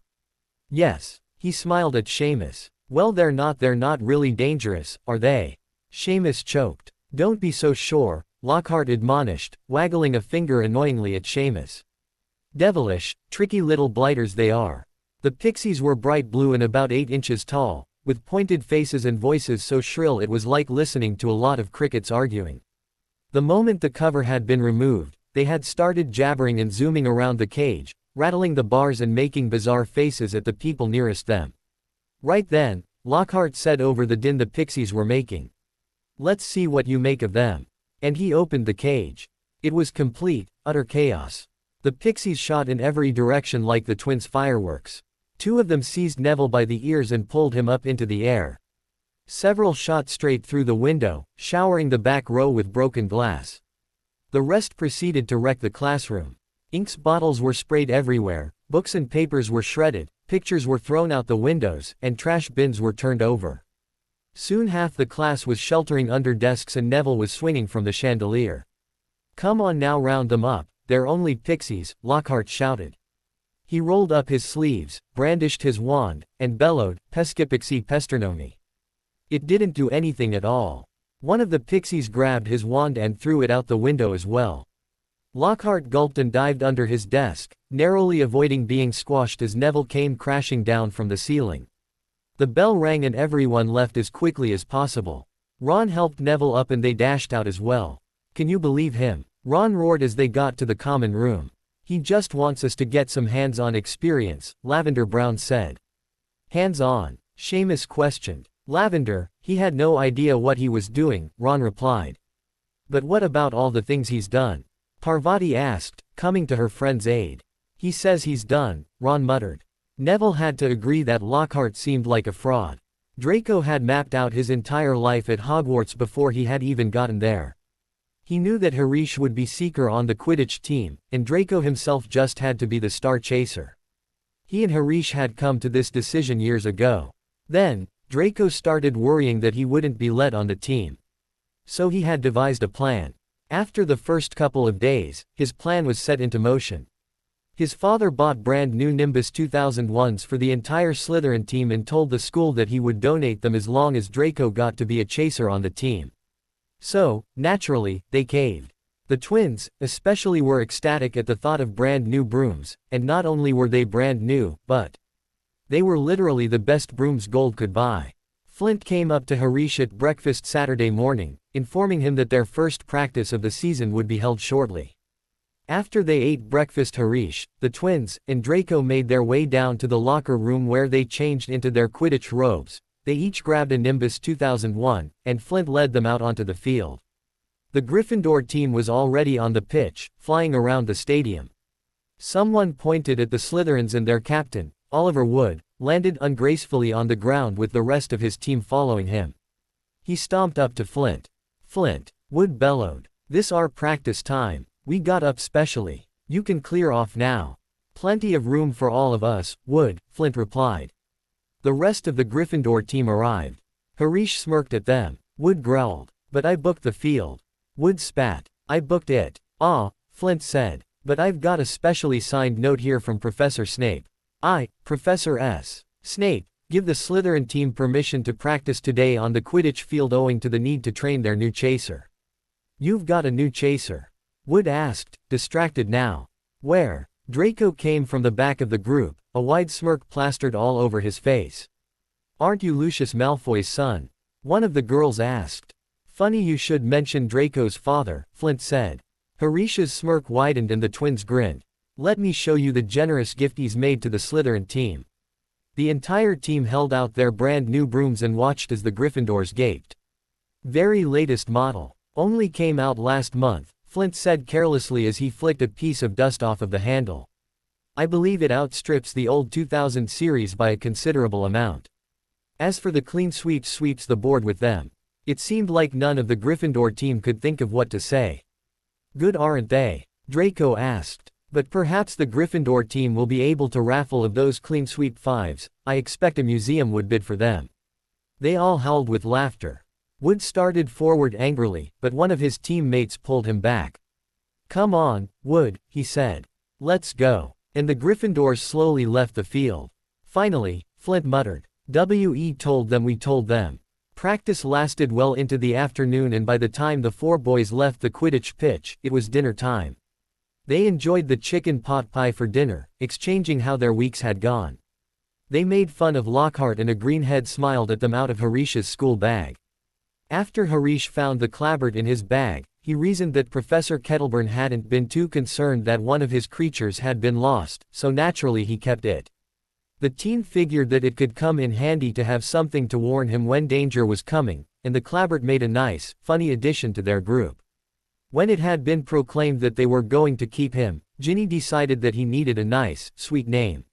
Why she thought Egglebert was a sweet name Harish had no idea, but it had stuck. So everyone called him Egglebert except for the twins, who thought it was hilarious to call him variations of Egg or Bert. After dinner, the group of 7 made their way to the common room. Ginny left saying she had to find a book in the library, and Harish waved her away distractedly as he listened to a story of Hermione's as she told them about her holiday to Spain she had took several years back. Foreign countries had always fascinated him. The twins played a game of exploding snap and Harish watched. Then, at about 7, Harish and the twins set of a box of fireworks that burned until nearly 9 o'clock. Slowly the common room emptied, and Harish, the twins, and Draco were the last ones left. The twins were plotting a prank. Draco was polishing the handle of his Nimbus 2001, and Harish was curled up reading a book. There was silence other than the merry crackling of the fire. But suddenly, the silence was broken and Harish bolted upright in his chair. Come to me, let me rip you, let me tear you, let me kill you." Harish's eyebrows drew together. The voice sounded raspy and venomous. "What?" he asked. He looked to where the twins were sitting on the couch behind him. "What?" they both asked together. Draco looked up from his broom. "What?" Harish asked again. "What?" Draco asked, completely confused. "Oh, very funny," Harish snapped sarcastically at the twins. "You don't have to pretend that wasn't you. I heard you too." "Heard what?" the twins asked. Harish froze. He could tell that they honestly had no idea what he was talking about. You didn't hear the voice?" the boy asked. "Voice? What voice?" "Nothing," Harish said. "I must have dozed off. I am going to bed." He walked to their dormitory and pulled the curtains around his bed. The pale boy couldn't think of why he had heard what he had and the twins didn't. He rubbed a hand over his face, deciding that Heck could have actually dozed off, so he laid down, forgetting to take his clothes off, and fell asleep. Over the next couple of weeks as October came in, cold weather clung to the castle and rain battered against the windows. Madame Pomfrey had to stock up on pepper-up potion as colds flared up.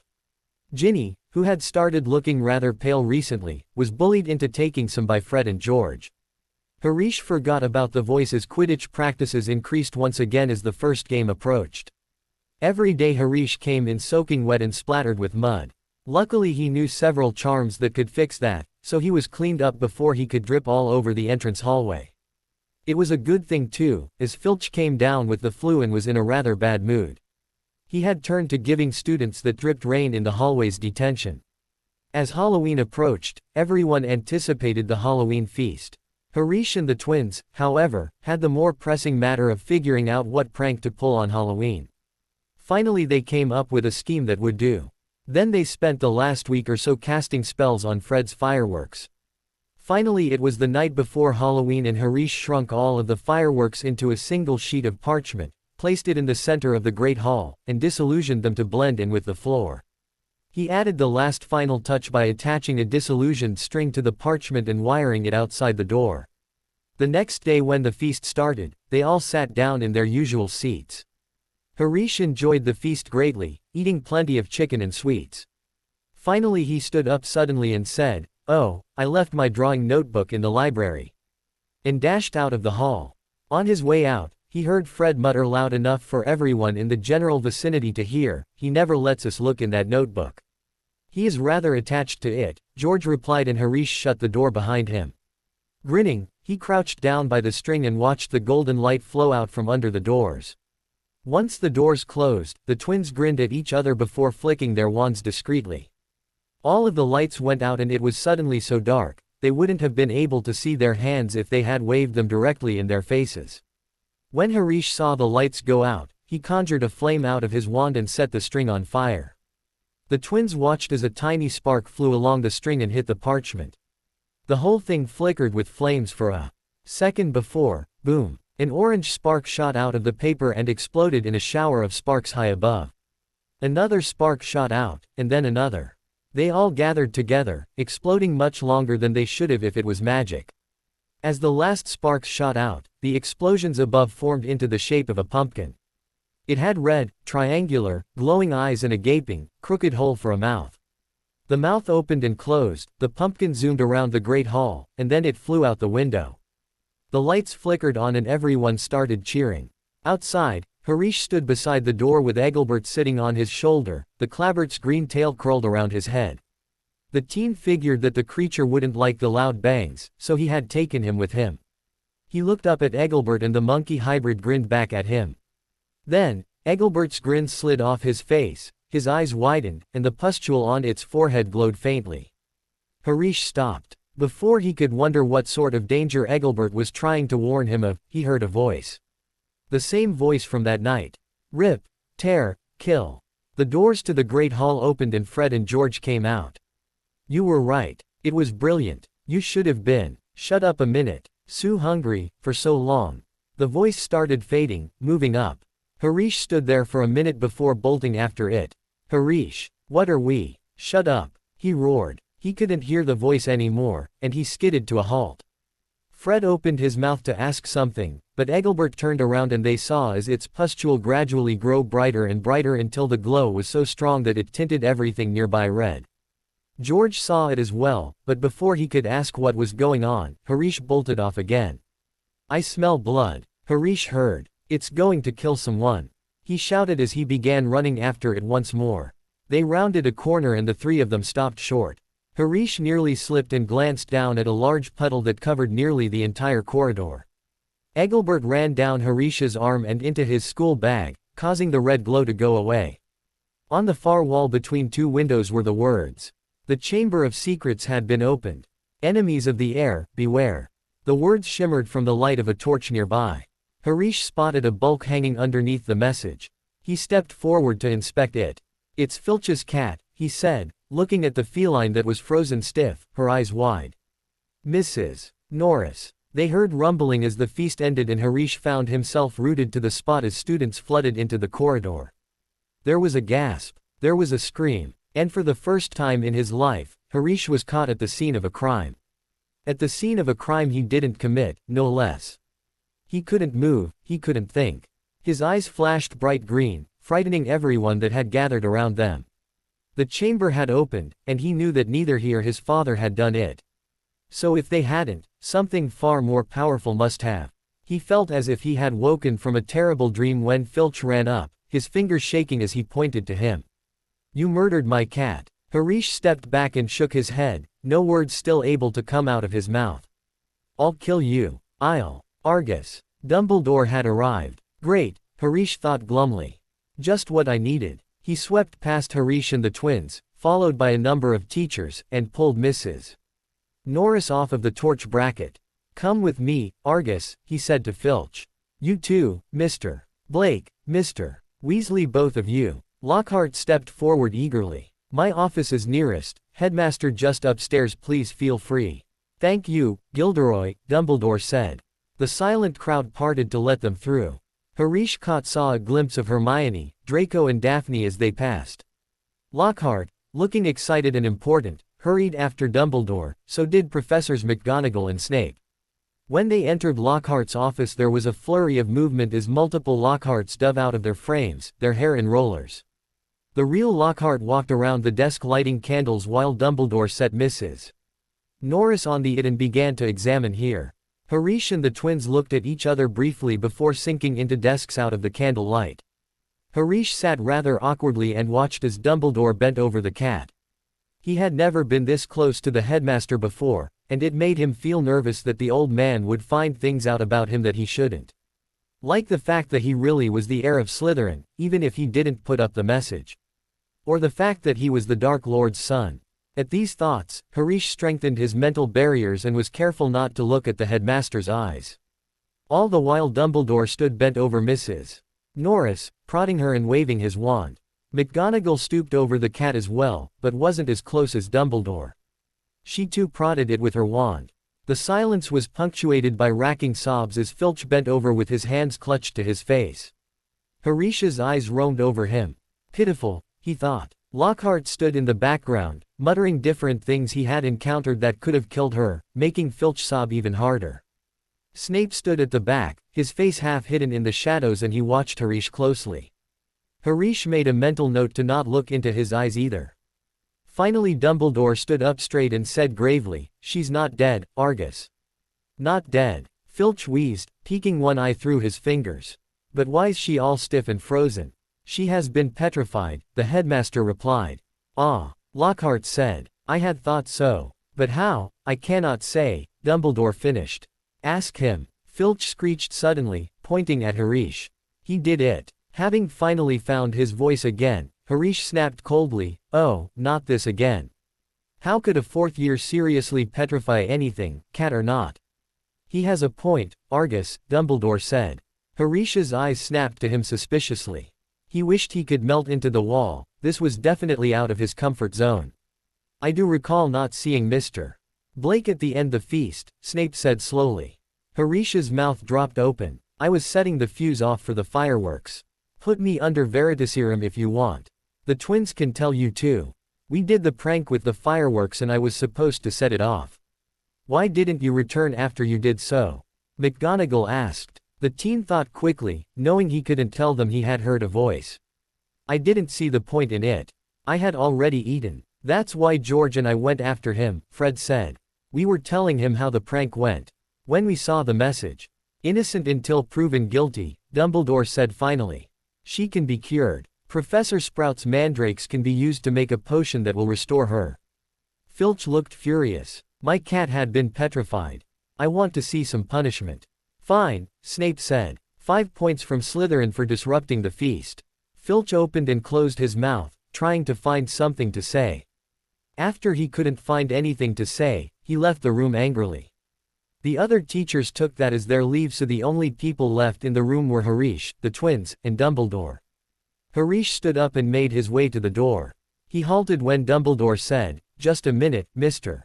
Blake." The twins stopped too. "Mr. and Mr. Weasley, you can leave us. I assure you this will only take a moment." So the twins left and Harish slowly turned around, strengthening his mental defenses even more. "I want to ask you if there is anything you want to tell me," Dumbledore said quietly. Harish could feel the old man's gaze boring into him. "Anything at all." Harish forced himself to look into the headmaster's eyes. "No, sir," and he left a slight swagger in his step to make himself seem more confident than he really was. The twins were waiting outside the office on him. They started walking back towards the dungeons and Harish joined them. "You do believe me, don't you?" he asked after a couple minutes of silence. About hearing the voice. The two redheads nodded. "Why would you make something like that up?" They continued on in silence and Harish went to sleep instantly, his mind a whirlwind of thoughts and fears. Like when the ministry was broken into, the attack on Mrs. Norris was all anyone talked about for the next several days. Most everyone suspected that Harish really was behind it, as everyone knew he was going to become the next Dark Lord, but the girls in Hermione's year reckoned she did it because she was the last black left. Filch kept it fresh in everyone's minds by pacing the spot where she had been found, as though he thought the attacker might come back. Harish had seen him scrubbing the message on the wall with Mrs. Scour's all-purpose mess remover, but with no effect. The words still gleamed as brightly as ever on the stone. When Filch wasn't guarding the scene of the crime, he was skulking red-eyed through the corridors, lunging out at students and giving them detentions for things like breathing too loudly, or looking happy. Ginny seemed very disturbed by Mrs. Norris's fate. According to the twins, she was scared rather easily and probably thought she was next. According to Ron, she was a great cat lover. Harish had too much to worry about to pay too much attention to it. The attack had a similar effect on Hermione. She normally spent a lot of time in the library, but now she practically lived there. Not even Harish could get her to respond. After defense against the dark arts one day, Harish made his way to the library to research for antidote and potions. He met Draco in the back, who was holding up his History of Magic essay. I don't believe it, I'm still 8 inches short, he groaned, letting go of it, and it rolled up. Hermione had done 4 feet and her handwriting is tiny. Where is she? Harish asked as he and the twins sat down at the table with the second year. Over there, Draco replied, pointing along the shelves. Looking for another book. At this rate she'll read the entire library before Christmas.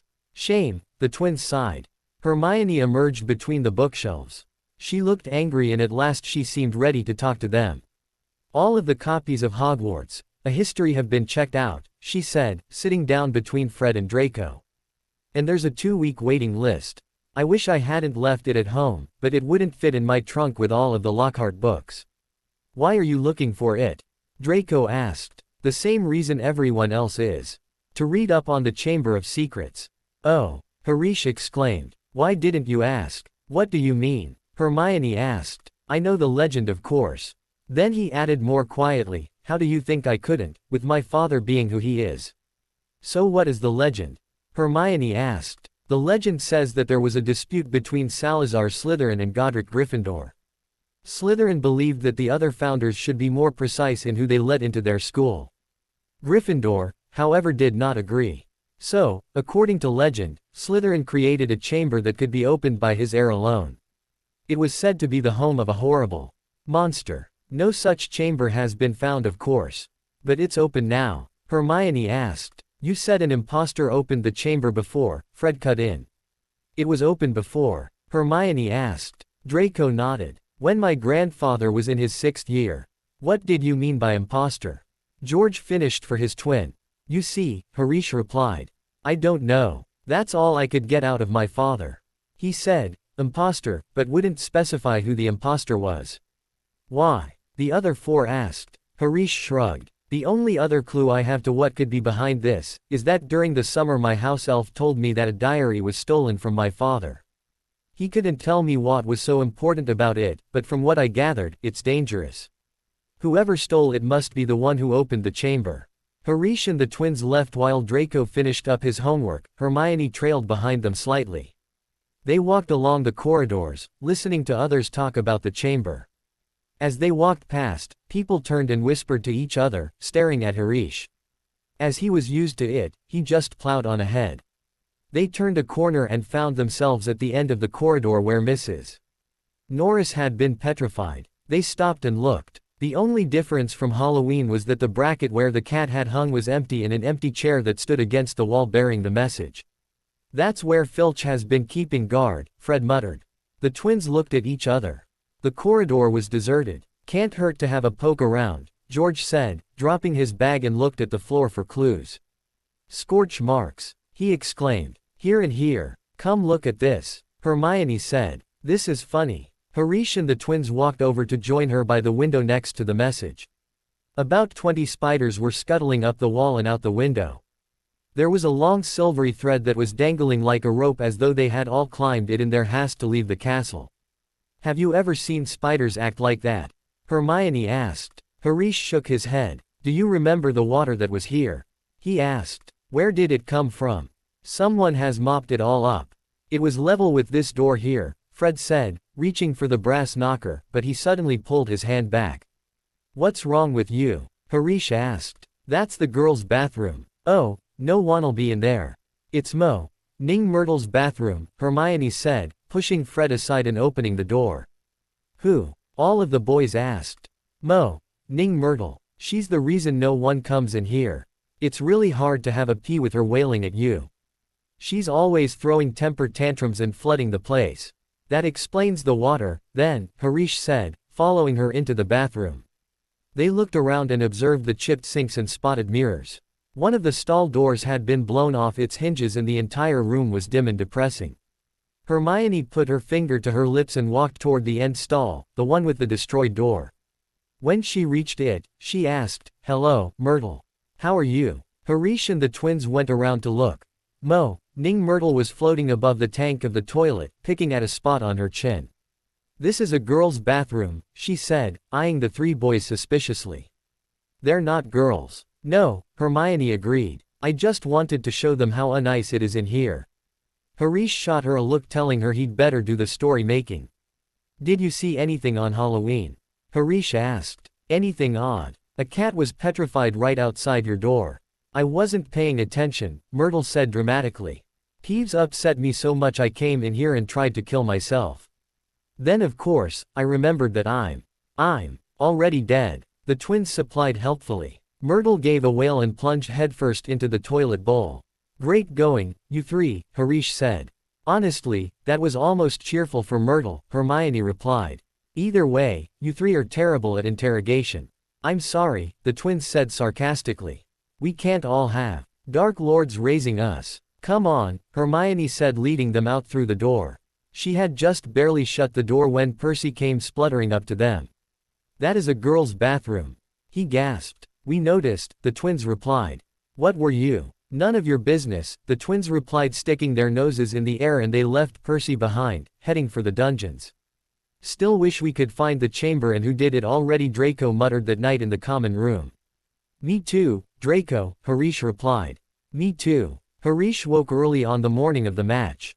It was going to be Gryffindor versus Slytherin, but the team wasn't all that worried. With their brand new brooms, to the opposing team all they could look like were 7 green blurs, as the brooms were so fast. Harish went down to breakfast and ate plenty of eggs and bacon. The twins scarfed down their food hungrily. Draco, however, merely picked at his plate. He was paler than usual. Eat something, Draco, Harish said, spooning cereal into his own mouth. You need some protein. He's right, you know, Hermione added imperiously. You'll need your strength to play well today. I'm not hungry, Draco muttered. Come on, Daphne said. Eat something. Draco pouted, but reluctantly served himself some plain cereal. After breakfast, the team made their way down to the changing room after the others wished them good luck. The sky reflected Draco's mood with the threat of rain, but Harish's heart soared when Daphne told him he'd be great. The twins smirked. Engelbert sat safely on Hermione's shoulders while Harish was down on the field waiting to take off into the air.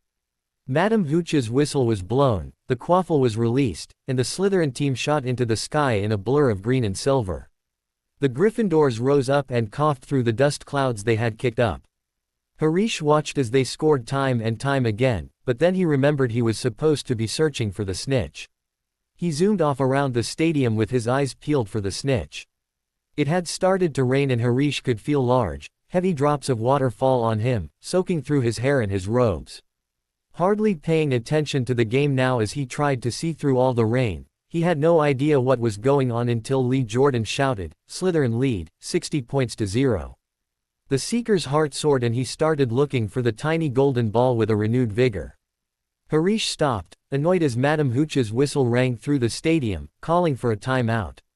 Harish landed with a bump, mud splashing up on him and his ankles sunk into the now soft and squishy ground. What's going on? Harish shouted to Flint. The Gryffindor team called a timeout. They haven't scored at all so far, the twins informed him. The team grinned and leaned around the others to glance at the Gryffindors, who were standing in a red huddle a little ways away. The others on his team turned as well and leered at them. Rain fell even harder and Harish spat water out of his mouth before pulling out his wand. Impervious, he said, and he was no longer wet or shivering. The raindrops bounced straight off of him. Good idea, Flint grunted and the rest of the team copied him. Much better, the twins sighed. Madame Hooch's whistle sounded again and Harish climbed onto his soaked broom and soared into the air. He flew higher and higher, keeping his eyes peeled for the tiny golden ball. Once he got to a height where he could see most of the stadium, but he could still see something as small as the snitch, he stopped rising and began circling the stadium. He watched Draco smirk at the new Gryffindor Seeker, and Harish's heart leapt into his mouth when he saw the golden snitch hovering by Draco's left ear. He leaned forward and put on a jet of speed so strong that his eyelids peeled back. The other Seeker had seen the snitch too and was lunging for the youngest Malfoy. Harish was hot on his heels. Luckily the snitch darted away fast enough to let Harish catch up with the Gryffindor. As he drew level with the boy, he heard a crack and felt a searing pain in his arm. Someone on the opposite team had hit him with a black bludger. Clinging onto his broom with only his knees, Harish shoved the other boy off his broom through a haze of pain. He fell and landed with a thud, and Harish felt black nothingness closing in on him. He pushed back at it, determined to stay conscious long enough to win the match. The boy leaned forward, his hand outstretched, and he felt his fingers close around cold metal. He was still leaning over, and he slid forward, causing his broom to overturn, and he fell off of it. He hit the mud, rolling and sliding several yards before he came to a stop. His arm was sticking out at a strange angle, full of pain. He grasped the snitch tightly in the other. Distantly he heard George shout, "We won!" And the black closed in on him as he fainted. Harish came to with rain falling on his face. The teen was still laying on the field, and someone was leaning over him. He saw a glitter of teeth. "Oh, no, not you," Ned. "Doesn't know what he's saying," Lockhart said loudly to the crowd of Slytherins pressing around them. "Not to worry, Blake. I'm about to fix your arm." "No," Harish shouted, attempting to scramble backwards, but without his arm to push him, he fell back onto the ground with a flop. "I'll keep it like this, thanks." "Lie back, Harish," Lockhart said soothingly. "It's a simple charm I've performed countless times. Why can't I go to the hospital wing?" Harish asked through clenched teeth. "He really should, Professor," Hermione said. The twins were standing under an umbrella with her. Fred leaned forward. "Great capture, Harish. Your best yet, I'd say." "Stand back," Lockhart said, rolling up his sleeves. "No, don't," Harish said weakly, but Lockhart was already twirling his wand. A second later it pointed straight at Harish's arm. A strange and unpleasant sensation started at his shoulder and spread all the way down to his fingertips. It felt as though his arm was being deflated. He didn't dare look at what was happening. He had shut his eyes, his face turned away from his arm, but he could hear gasps all around him. His arm didn't really hurt anymore, nor did it really feel like an arm. "Ah," Lockhart was saying. "Yes. Well, that can sometimes happen. But the point is, the bones are no longer broken. That's the thing to bear in mind. So, Blake, you just toddle up to the hospital wing. Mr. Malfoy, Miss Granger, would you escort him? And Madame Pomfrey will be able to tidy you up a bit." As Harish was helped to his feet, he felt strangely lopsided. They passed a group of Gryffindors and there was a flash and a click of a Muggle camera. Taking a deep breath, he looked down at his right side. What he saw nearly made him throw up. Poking out of the end of his robes was what looked like a thick, flesh-colored rubber glove. He tried to move his fingers. Nothing happened. Lockhart hadn't mended Harish's bones. He had removed them. He was so distracted by the fact that he had no bones in his arm, that he didn't try to get Draco to stop helping him. Vaguely, he wondered what his father would do when he found out that the incompetent teacher removed all of his bones in his right arm. The 2 second years led him straight to Madame Pomfrey, and boy, she was not pleased. "You should have come straight to me," she raged, bustling him past the Gryffindor seeker, who was lying on a bed out cold. She held up the limp remainder of his arm. "I can mend bones in a heartbeat, but growing them back. You will be able to." Draco asked for him, sounding worried.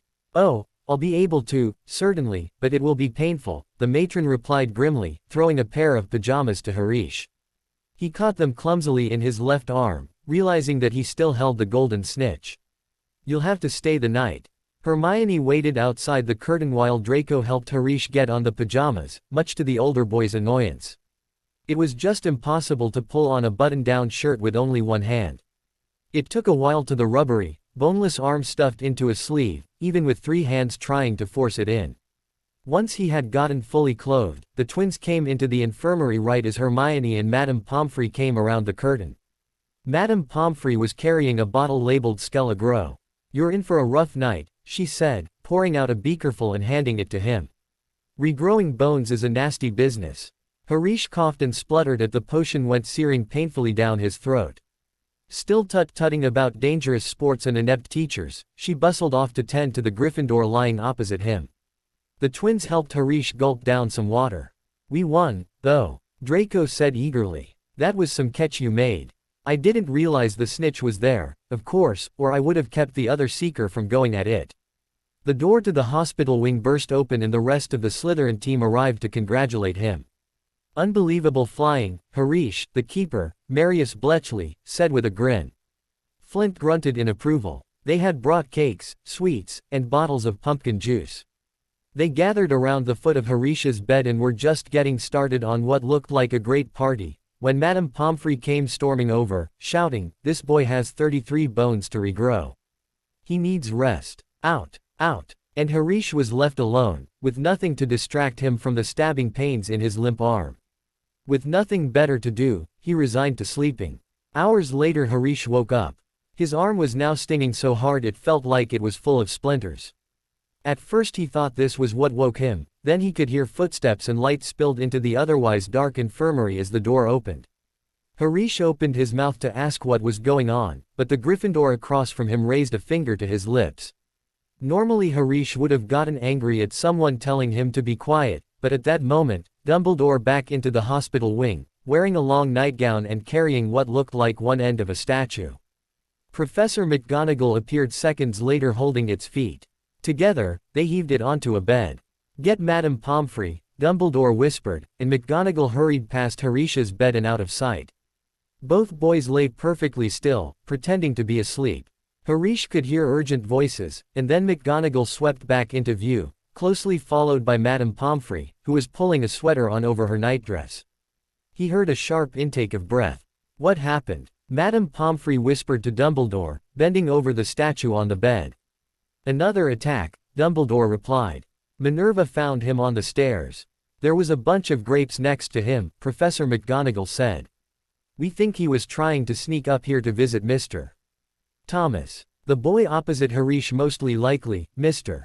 Thomas's let out a gasp and looked at the statue with guilt.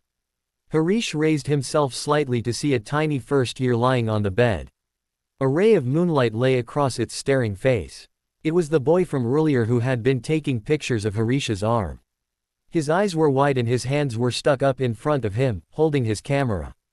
"Petrified?" the kindly matron asked. "Yes," McGonagall replied. "But I shudder to think, if Albus hadn't been on his way downstairs for hot chocolate, who knows what might have." The three of them stared down at the boy. Then Dumbledore leaned forward and wrenched the camera out of the Gryffindor's rigid grip. "You don't think he managed to get a picture of his attacker?" Professor McGonagall asked eagerly. Dumbledore didn't reply. He opened the back of the camera. "Good gracious!" Madame Pomfrey exclaimed. A jet of steam hissed out of the Muggle device. Harish, 3 beds away, caught the bitter smell of burning plastic. "Melted," Madame Pomfrey said wonderingly. "All melted. What does this mean, Albus?" McGonagall whispered urgently. "It means," Dumbledore answered, "that the Chamber of Secrets is indeed open again." Madame Pomfrey clapped a hand to her mouth. Professor McGonagall stared at him. "But, Albus, surely, who?" "The question is not who," Dumbledore said, staring down at the tiny, petrified boy. "The question is how." Harish was confused. Did that mean that he already knew who was behind this? Or did he suspect that Harish was behind it as well? The boy couldn't help but think that Dumbledore must think that Voldemort opened the chamber. Madame Pomfrey set up curtains around the bed and the three of them headed back to their different rooms to return to sleep. As soon as they were alone, the two boys looked at each other. Harish saw that he looked about Draco's age. The boy asked Harish, "Who are you?" "Harish Blake." "Who are you?" Harish asked in reply. "Dean Thomas." There was an awkward pause. The boy looked awful familiar. "I'm sorry for knocking you off your broom." Dean looked surprised. "Well, you had just gotten your arm broken," he reasoned pleasantly. "Do you know him?" Harish asked, jerking his head toward the curtains around the third boy's bed. "Yeah, he's in my house. His name is Colin Creevey," Dean replied. "I was rather fond of him."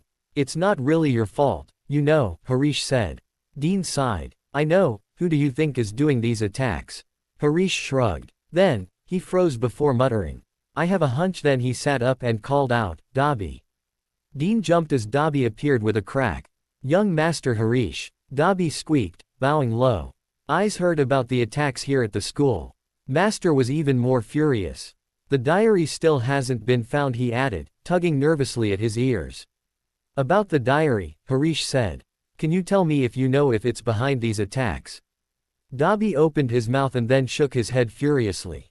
Harish then asked angrily, "Is there anything you can tell me about it?" Dobby thought a minute. "Master needs it. I know that, but why?" "It's dangerous." "Dangerous?" Dean asked from opposite him. "Diary. What are you talking about?" Harish motioned for him to be silent and the boy did so. Then Dobby leaned forward and said, "Last time the chamber was opened, the diary," and he promptly began banging his head on the ground. "Dobby, Harish exclaimed out of surprise. Stop. Thank you, sir, Dobby whispered, eyes streaming down his long nose. You are dismissed, he finally said when he realized he would get no more out of the house elf. What was that all about? Dean asked. Both of them were too wide awake to return to sleep any time soon, and Harish could tell that they would know each other pretty well by the time the night ended. He was about to answer when he finally realized who the boy looked like. Other than the dark skin, he looked almost just like Rabastan Lestrange. Harish awoke the next morning to bright sunlight streaming in through the windows and his arm was properly rebound, though very stiff. He sat up quickly and looked at the bed across from him. Dean had already left. The teen leaned back against his pillows. The previous night, he and the other boy asked each other questions. Harish finally gathered that Dean had grown up in the Muggle world and didn't know who his father was. All he said was that his father had left when he was really little and had never been seen again. Harish, in turn, told him that he had never known who his mother was, but he grew up with his father. He did mention that he knew that his eyes were the same shape as hers, though. The two boys had finally drifted off to sleep around the time when the sun was just beginning to rise. He figured that the boy had already woken and had been dismissed, when he saw the empty bed. Seeing that Harish was awake, Madame Pomfrey came bustling over with a breakfast tray and then began bending and stretching his arm and fingers. All in order, she said as he clumsily fed himself porridge left-handed. When you're done eating, you may leave. Harish nodded gratefully and slurped down the rest of his porridge as fast as possible. Then, he quickly got dressed and hurried off, eager to tell Fred and George what he had learned that night. He ran down to the dungeons and into the common room. There he saw the twins, Draco, Hermione, and Daphne waiting on him to return. How's your arm? Daphne asked, faint pink streaked along her pale cheeks again. Fine, he said. But that's not that important and he explained about the second attack. To his annoyance, none of them looked surprised. We know, the twins said together. I overheard Professor McGonagall telling Professor Flitwick all about it, Hermione admitted. Oh, he said before he promptly informed them of his meeting Rabastan Lestrange's son and the conversation he held with Dobby. So it was the diary that caused the chamber to open before. Harish nodded. That's my best guess anyway. And if the diary is what opened the chamber before, then that is what must have opened it this time. I wonder what the monster could be. And how it's getting around the school unnoticed. Maybe it can make itself invisible, Hermione said. Or maybe it can disguise itself, pretend to be a suit of armor or something. I've read about chameleon ghouls. You read too much, Hermione, Fred said with a yawn. The news of Colin Creevy's attack spread through the entire school by Monday morning. The air was suddenly thick with rumor and suspicion. The first years were now moving in tightly knit groups, as though they were frightened they would be attacked if they ventured forth alone, and everywhere he turned, Harish saw people staring at him suspiciously. Ginny, who sat next to Creevy in potions, seemed distraught at the fact that someone that sat so near her in one of her classes had been attacked. Fred and George had taken to covering themselves in boils of feathers and jumping out from behind statues to try to cheer her up until Percy threatened to write Mrs. Weasley that they were giving her nightmares. Also, hidden from the teachers, a popular trade of talismans, amulets, and other protective charms was sweeping the school. Neville had bought a large, horrible-smelling green onion, a pointed purple crystal, and a rotting newt tail before the other Gryffindor boys could point out that he was pureblood, and therefore most likely not to be attacked. In the first couple of weeks of December, Professor McGonagall came around as usual, collecting names of those who were going to be staying over the holidays. With Slytherin's monster running amok the castle, there were few people that had signed up this year. Most likely because the diary still hadn't been found. Harish had been told not to come home for the holidays once again. Draco also had to stay at the castle as well, for his father was going to be busy through Christmas as well. So the two of them signed up to stay, causing the twins and Hermione to do so also. A couple weeks after that, Harish and the twins were walking across the Great Hall when they saw a group of people gathered around the notice board, reading a piece of parchment which had just been hung up. Dean, who had been rather friendly to Harish ever since their stay in the hospital wing together, waved them over. They're starting a dueling club, he informed him excitedly, pointing at the parchment. First meeting tonight. I wouldn't mind dueling lessons, a sandy-haired boy who was standing beside him said. They might come in handy these days. What, you reckon Slytherin's monster can duel? Ron asked. Maybe not the monster, but what about the heir himself? Harish asked coolly. Ron started and watched the older boy suspiciously. Harish walked away with the twins, heading into dinner. It could be useful, he said to them. We should go. So at 8 o'clock that evening, they went back to the Great Hall along with Draco and Hermione.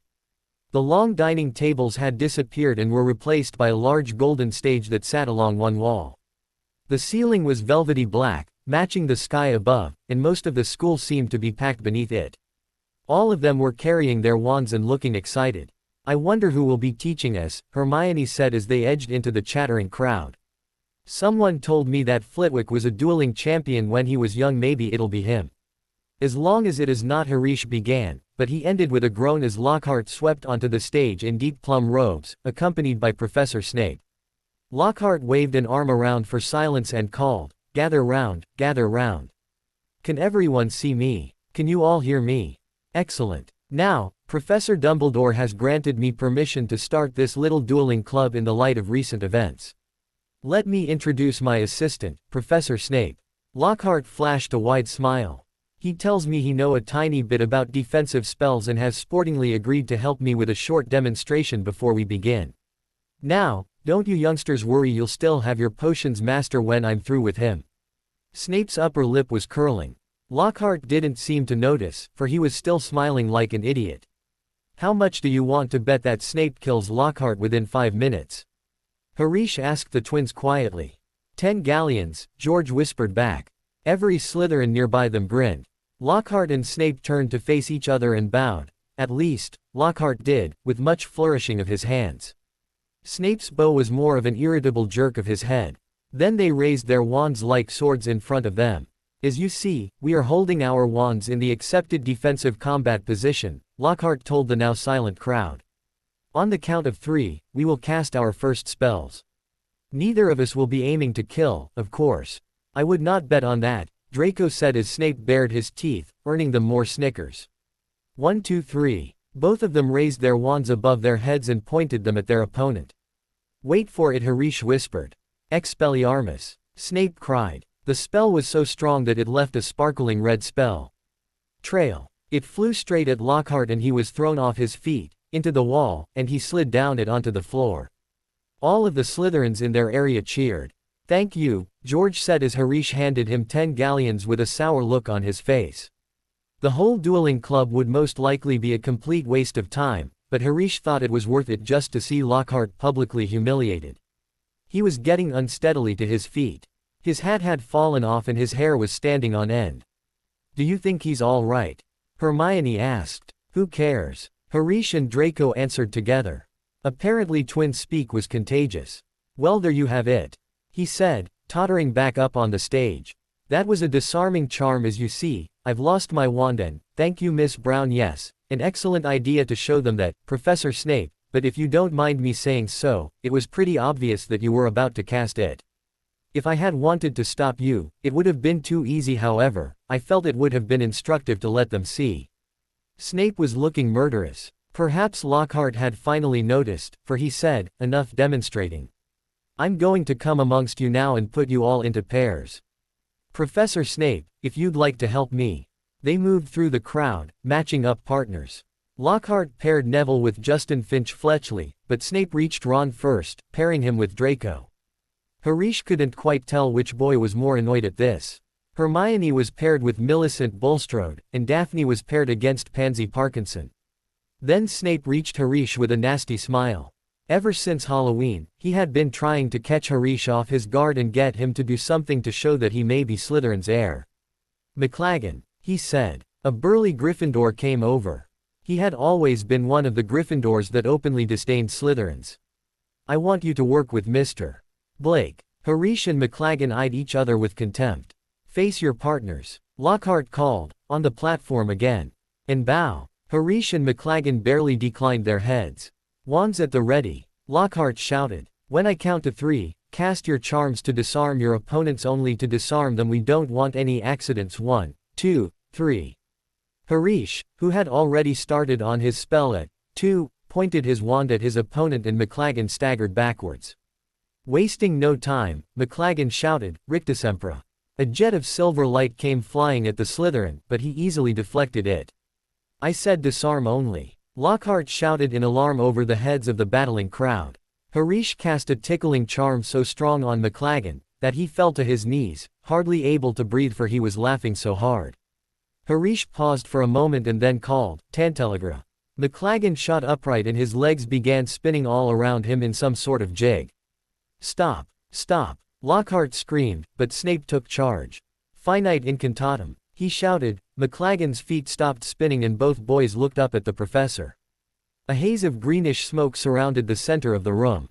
Both Neville and Justin were lying on the floor, panting. Ron was in a full-body bind with Draco standing over him, and Hermione and Millicent were facing each other. Millicent's wand had shot somewhere off into the distance. Nearby the twins had been holding a friendly battle. Daphne had stunned Pansy, and Dean was holding off his own opponent. Dear, Lockhart said, skittering through the crowd, looking at the aftermath of everyone's duels. Up you go, Macmillan, careful there, Miss Fawcett, pinch it hard, it'll stop bleeding in a second, boot. He paused a moment before saying, I think I'd better teach you how to block unfriendly spells, Lockhart said, standing flustered in the middle of the hall. He glanced at Snape, whose eyes were glinting, and looked away quickly. Let's have a volunteer pair Longbottom and Finch Fletchley, how about you? A bad idea, Professor Lockhart, Snape intervened. Longbottom causes devastation with the simplest of spells. We would be sending Finch Fletchley to the hospital in a matchbox. Neville's face turned pink. How about Vasey and Blake? The boy Harish recognized as the one that had confronted him and ended up in the hospital wing 2 years ago walked up. He should be a 7th year now. He looked at Snape who still had that nasty smile. Excellent idea, Lockhart exclaimed, gesturing Harish and Vasey into the middle of the hall as the crowd backed away to give them room. Vasey looked slightly nervous, but Snape leaned over and whispered something in his ear that caused him to regain his cool. Now, Harish, Lockhart said to him. When Vasey points his wand at you, you do this. He's raised his own wand, attempted a complicated wiggle action, and dropped it. You mean this? Harish asked, silently casting a shield charm. Lockhart looked flustered from being beaten by a 4th year performing wordless magic. Yes, that's what I meant. My wand is a little overexcited. Harish smirked. Whatever you say, he muttered under his breath.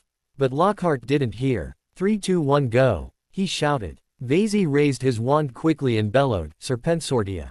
The end of his wand exploded and a long black snake shot out of it. There were screams as the crowd backed away quickly, clearing the floor. Don't move, Blake, Snape said lazily. I'll get rid of it. Allow me, Lockhart shouted. His wand let off a bang and the snake went flying into the air. It landed back onto the floor with a thud. Enraged, it shot at Harish.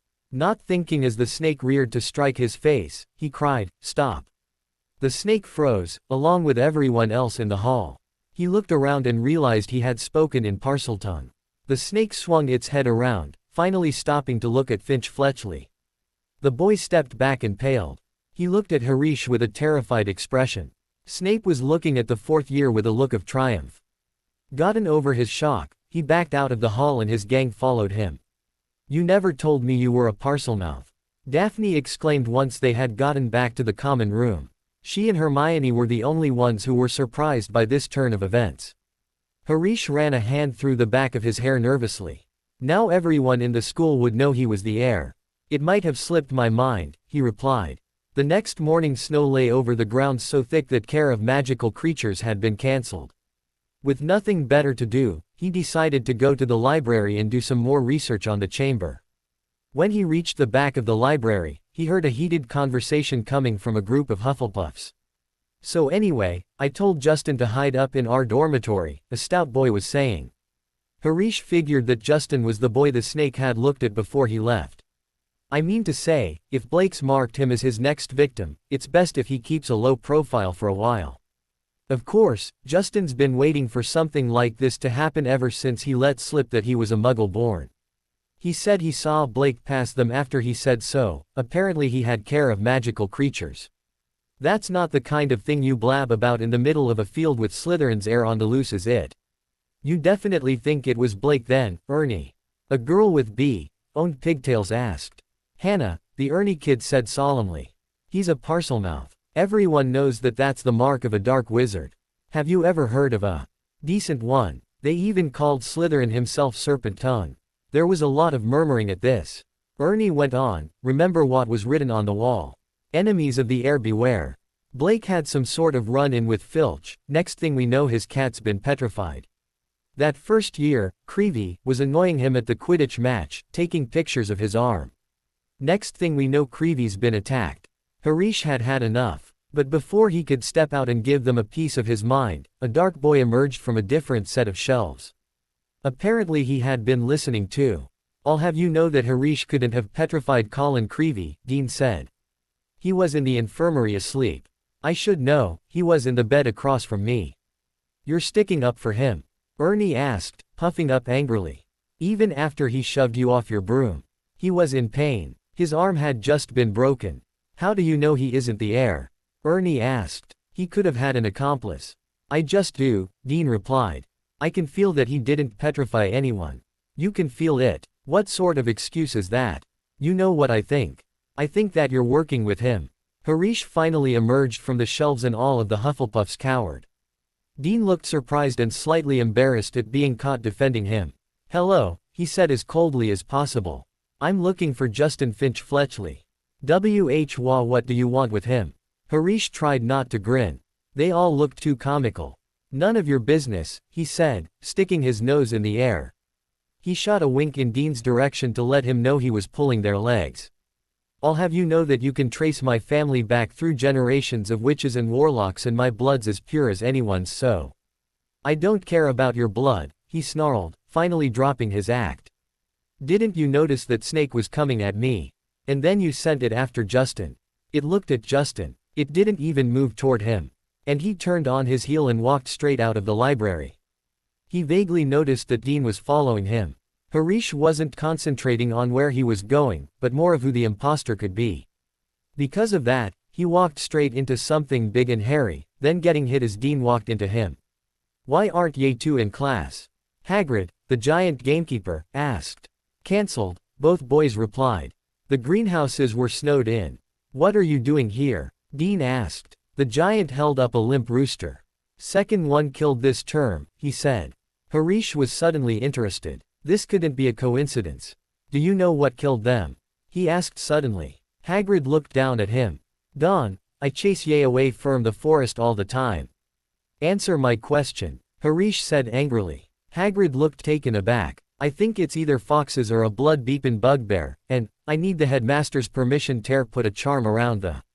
But Harish started off again, determined to reach the Slytherin common room to inform the others. Dean apologized quickly before running after Harish. What's going on? He asked, catching up with the other boy. Go away, Harish snapped. You can't follow me into my common room. But I stood up for you back there. He called. Harish came to a halt. He turned to look at Dean, who was thinking fast. This is the second time you haven't told me and I know you know what's going on. If you don't tell me, I'll go back and tell those Hufflepuffs that I just remembered that I had fallen asleep around the time of the attack. Harish, instead of growing angry, actually smiled. You really should be in Slytherin, he said to the boy earning a grin. So, Dean prompted him. All right, Harish sighed. I'll tell you, but not here. Meet me outside the Slytherin common room tonight at midnight. And take this. He tossed the boy his invisibility cloak. That will keep you from getting caught. The two of them walked up a set of stairs and turned into another corridor, which was dark. The torches had been extinguished by the strong, icy draft that was blowing through a loose windowpane. They were halfway down the passage when Dean tripped over something. Harish helped him up and nudged what he tripped over with his foot. What is this? He asked. The sun came from behind the clouds enough to light the corridor slightly. Both boys gasped when they found themselves looking down into the staring face of Justin Finch Fletchley. Just beyond him was the Gryffindor ghost, floating horizontally with his head hanging off his neck. He was no longer pearly and white, but was black and smoky. Both of them wore an identical shocked expression. Harish looked wildly up and down the corridors for clues. Whatever the monster was, it left no trace. The only clue were spiders scuttling through the open window pane. As Harish puzzled over this, Dean stepped forward, looking at the ghost. Nick, he asked. He turned to Harish looking confused. What's powerful enough to petrify a ghost? Harish shrugged. There was a bang and a door to their right burst open. Peeves, the poltergeist, came floating through, spinning in circles. What's Blake up to? Why's he lurking? He cut off mid-circle as he caught sight of Justin. He flipped right way up, filled his lungs, and screamed, "Attack!" ATAA. Harish cast a spell that made him fall silent. Peeves clutched at his throat and zoomed away. "Run!" he shouted, and he and Dean ran as fast as they could away from the scene of the crime. Harish knew one thing for certain: he was done with being caught at the wrong place in the wrong time. They heard repeated crashes as doors slammed open. Panting, they finally came to a halt when they could no longer hear what was going on in the corridor. "That was a close one," Dean panted. Harish nodded and gulped some air down. "I'll see you tonight," he said, before heading off to inform the others what happened. That night Dean snuck out of Gryffindor Tower at 11:15. He had no idea where the Slytherin common room actually was, so he had no idea how long it would take him to find it. All he knew was that it was in the dungeons. He put on Harish's invisibility cloak, taking a moment to admire the thought of being invisible, before setting off down the corridor. He made it to the dungeons and wandered around a bit before he spotted Harish, who luckily had thought of waiting outside for him. Dean pulled the cloak off of his head. "Harish!" he exclaimed. "Let me under," Harish whispered. Harish got under the cloak as well, and then he guided Dean deeper into the castle. "Where are we going?" Dean whispered. "Somewhere where no one will overhear us," Harish replied. "Why all this secrecy?" Dean asked, but the other boy hushed him as they came to a stop at a door. "Hang on, that door wasn't there before," he exclaimed. "I know," Harish replied, opening the door and ushering him inside. Once there, he tucked the cloak into his pocket. "This room is only here when someone needs it. It's called the Room of Requirement. I discovered it quite recently by mistake." Dean nodded. "So I guess I have some explaining to do?" Harish asked, sitting down in a chair that had just appeared. Dean sat in the other one, nodding. "I shall start by saying that anything that will told you here, you must never repeat to anyone. Note that if you agree, you are making a magical contract with me." The younger boy nodded, and some sort of magic in the room glowed around the two of them, making a contract. "I am the heir of Slytherin." Dean looked shocked. "So you were the one who, but how? I was with you the whole time." "Both times. You misunderstood me," Harish replied calmly. "I am Slytherin's heir, but I did not cause any of the attacks. My grandmother, Merope Gaunt, was descended straight from Salazar Slytherin himself. This summer, my father started freaking out because some diary of his was stolen. I am sure you remember Dobby mentioning a diary in the hospital wing." Dean nodded. "That was it. Apparently it was behind the previous opening of the chamber, therefore the opening of it this time. I have no idea what the monster is and who planted the diary at the school, but I am trying to find where the chamber is." "So you're trying to find it?" Dean asked. Harish nodded. "I also have one more thing. In exchange for the trust that you will not tell anyone that I really am the heir, I will help you find your father." Dean, who had been surprised a lot in the past few minutes, looked even more shocked if possible. "You know who my father is?" Harish nodded. "And I will tell you once I have found the chamber without interference." Before he went to bed that night, Harish wrote a letter to his father, asking about the diary. He figured he would need to know more about it if he was to find it or the chamber. Over the next week or so, he waited for a reply, but didn't receive one. He still hadn't gotten a reply by Christmas. Valentine's Day passed horribly, but with no letter still. Finally, one morning, Augustus flew in with the other owls to deliver post, and he dropped an envelope in his lap. The twins looked at him questionably, but Harish decided that he would need to open it that night in the privacy of the common room. So, he went to his classes as usual. After Transfiguration, however, he stopped short at the sound of Filch's wheezy voice. The twins stopped alongside him. "Wait up for me in the common room," he told them, and they walked off, leaving him alone. "Even more work for me. Mopping all night, like I haven't got enough to do. No, this is the final straw, I'm going to Dumbledore." His footsteps receded along out of earshot, and the boy heard a distant slam. He poked his head around the corner to see that he was once again at the corridor where Mrs. Norris had been attacked. He saw at a glance what Filch had been shouting at. There was a huge puddle of water stretching from Mo. Ning Myrtle's bathroom to halfway down the corridor, and it looked as though it was still seeping out from under the door. Myrtle's wails echoed off of the bathroom walls. Now what's wrong with her? He muttered to no one in particular, picking up his robes and walking through the puddle to the door. Ignoring the out-of-order sign, he opened the door and walked into the bathroom. Ning Myrtle was crying, if possible, harder than ever. It sounded as if she was hiding down in her usual toilet. The bathroom was dark because all of the candles had been extinguished by the water that had left the walls and floor soaked. "Why are you crying again, Myrtle?" he asked irritably. "Who's that?" She glugged miserably. "Come to throw something else at me." "Why would I throw something at you?" he asked out of curiosity. He waded to her stall as she emerged from her toilet, splashing even more water everywhere. "Don't ask me," Myrtle shouted. "Here I am, minding my business, when someone thinks it's funny to throw a book at me." "Well, who threw it at you?" "I don't know, I was sitting in the U-bend, thinking about death, when it fell through the top of my head," she nodded and whispered pathetically. "It's over there, it got washed out." Harish looked under the sink where Myrtle was pointing to see a small, black book sitting there. Its cover was shabby and it was as wet as everything else in the bathroom. When he picked it up, however, it was completely dry. He opened the book and won the first page where the words, "T.M. Riddle," in smudged ink. Harish peeled the pages apart and flipped through them. There wasn't a single trace of any writing on a single one. The team turned back to the first page before realizing that T.M. Riddle was his father, Tom Marvolo Riddle. Harish had found the diary. Letter forgotten, he ran straight to the common room. Ginny spotted him and her eyes darted from him to the diary. "Where are you going?" she asked, looking pale. "Out of my way," he exclaimed hurriedly and ran to his dormitory, with the book still clutched in his hand, and pulled the curtains around his bed.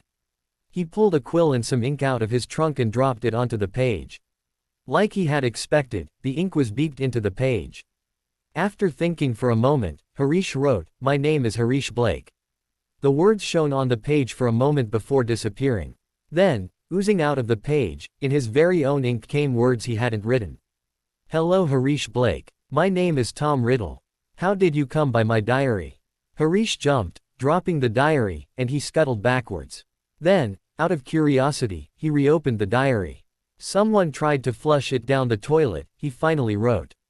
"Lucky that I recorded my memories in some more lasting way than ink. But I always knew that there would be those who would not want this diary read." "What do you mean?" Harish asked it, his curiosity growing with every second. He could get the diary to tell how it had been opening the chamber. "I mean that this diary holds memories of terrible things. Things that were covered up. Things that happened at Hogwarts School of Witchcraft and Wizardry. Can you tell me?" Harish wrote as quickly as possible. "No." Harish sat back, frustrated. "But I can show you." Harish paused, wondering if he should listen to the diary at all. Whatever it was dangerous. Really dangerous, since it scared even his father. "Okay," he finally wrote. Then, the pages began blowing by, as though caught in a strong gust of wind. It stopped halfway through the month of June. Harish shut his mouth closed when he realized he had left it hanging open. The words June 30th had turned into a little window. He put his eye to the window, trying to see if he could see through it, and then he found himself being lurched off of his bed and falling headfirst through the page and into a whirl of color. Harish felt his feet hit solid ground, and stood, shaking. He was definitely unnerved, having never experienced anything like a book talking to him, or throwing him headfirst into some memory. The blurred shapes around him suddenly came into focus, and he realized he knew where he was. He was in the castle, but now in the headmaster's office.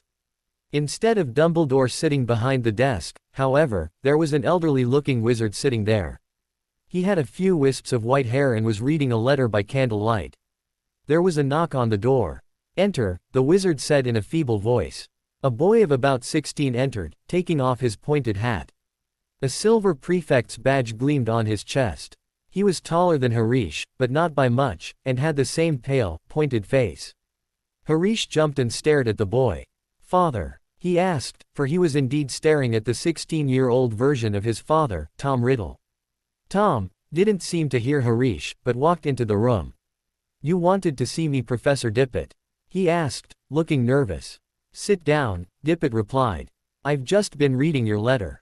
Oh, Tom said, sitting down and gripping his hands together very tightly. My dear boy, Dippet said kindly. I cannot possibly let you stay at school over the summer. Surely you want to go home for the holidays. No, Tom said at once. I'd much rather stay here at Hogwarts than go back to that. You live in a Muggle orphanage, I believe? Dippet asked curiously. Harish's eyes widened. Muggle orphanage. Yes, sir, Tom replied, his face turning a delicate shade of pink. You are Muggle-born. Half-blood, sir, Tom corrected. Witch mother, Muggle father. Harish's eyes widened even further. He had never known his grandfather was a Muggle. All he had known was that his grandmother was a descendant of Slytherin, and both had died before his father had come of age. And are both your parents? My mother died just after I was born, sir. They told me at the orphanage that she named me Tom after my father and Marvolo after my grandfather. Dippet clucked his tongue sympathetically. The thing is, Tom, he sighed. Special arrangements might have been made for you, but in the current circumstances. You mean all these attacks, sir? He asked, and Harish began listening intently. Precisely, the headmaster replied. My dear boy, you must see how foolish it would be to allow you to remain at the castle when term ends. Particularly in light of the recent tragedy, the death of that poor girl, you will be safer by far at your orphanage. As a matter of fact, the Ministry of Magic is even now talking of closing the school. We are no nearer at locating the source of all this unpleasantness. Tom's eyes widened. Sir, if the person was caught, if it all stopped. What do you mean? Dippet asked with a squeak in his voice. Riddle, do you mean you know something about these attacks? No, sir, Tom replied quickly. Dippet sank back, looking disappointed. Very well, you may go, Tom. Tom slid off his chair and slouched out of the room. His son followed him. They went down a spiraling staircase and past a stone gargoyle. Tom stopped, and so did Harish. Harish could tell that he was thinking pretty hard, his forehead was furrowed and he was biting his lip. Then, as though he had come to a decision, he hurried off, Harish gliding noiselessly behind. They didn't see another person until they reached the entrance hall, when a tall wizard with a long red beard called to Harish's father from the staircase. What are you doing, wandering around this late, Tom? Harish gaped at the wizard, but shut his mouth again. It was none other than a 50 years younger Dumbledore. I had to see the headmaster, sir, Tom replied. Well, hurry off to bed, Dumbledore said, giving Tom the exact persecuting stare that Harish had been subjected to numerous times. Best not to roam the corridors these days. Not since he sighed and then looked up at the young Voldemort, asking him the very question that he had asked Harish on Halloween night. Is there anything you wish to tell me, Tom? Anything at all? Tom stared at the old man before replying, no sir. Dumbledore nodded, bid the teen good night, and walked up the stairs. Once he was completely out of sight, Tom headed off to the dungeons, with Harsh close behind. He walked into the potions dungeon. The torches hadn't been lit, so when he pushed the door almost closed, Harish could only just see him, standing frozen by the door, watching the passage outside. They waited their ages until he heard something move beyond the door. Someone was creeping along the passage. Tom, quiet as a shadow, edged through the door and followed. Harish did so as well. They followed the footsteps for nearly 5 minutes until the young Voldemort stopped suddenly and inclined his head toward the direction of new noises. Harish heard a door creak open and then someone speaking in a hoarse whisper. Come on, gotta get ye outta here, come on now, in the box. Tom suddenly jumped around the corner and Harish stepped out after him.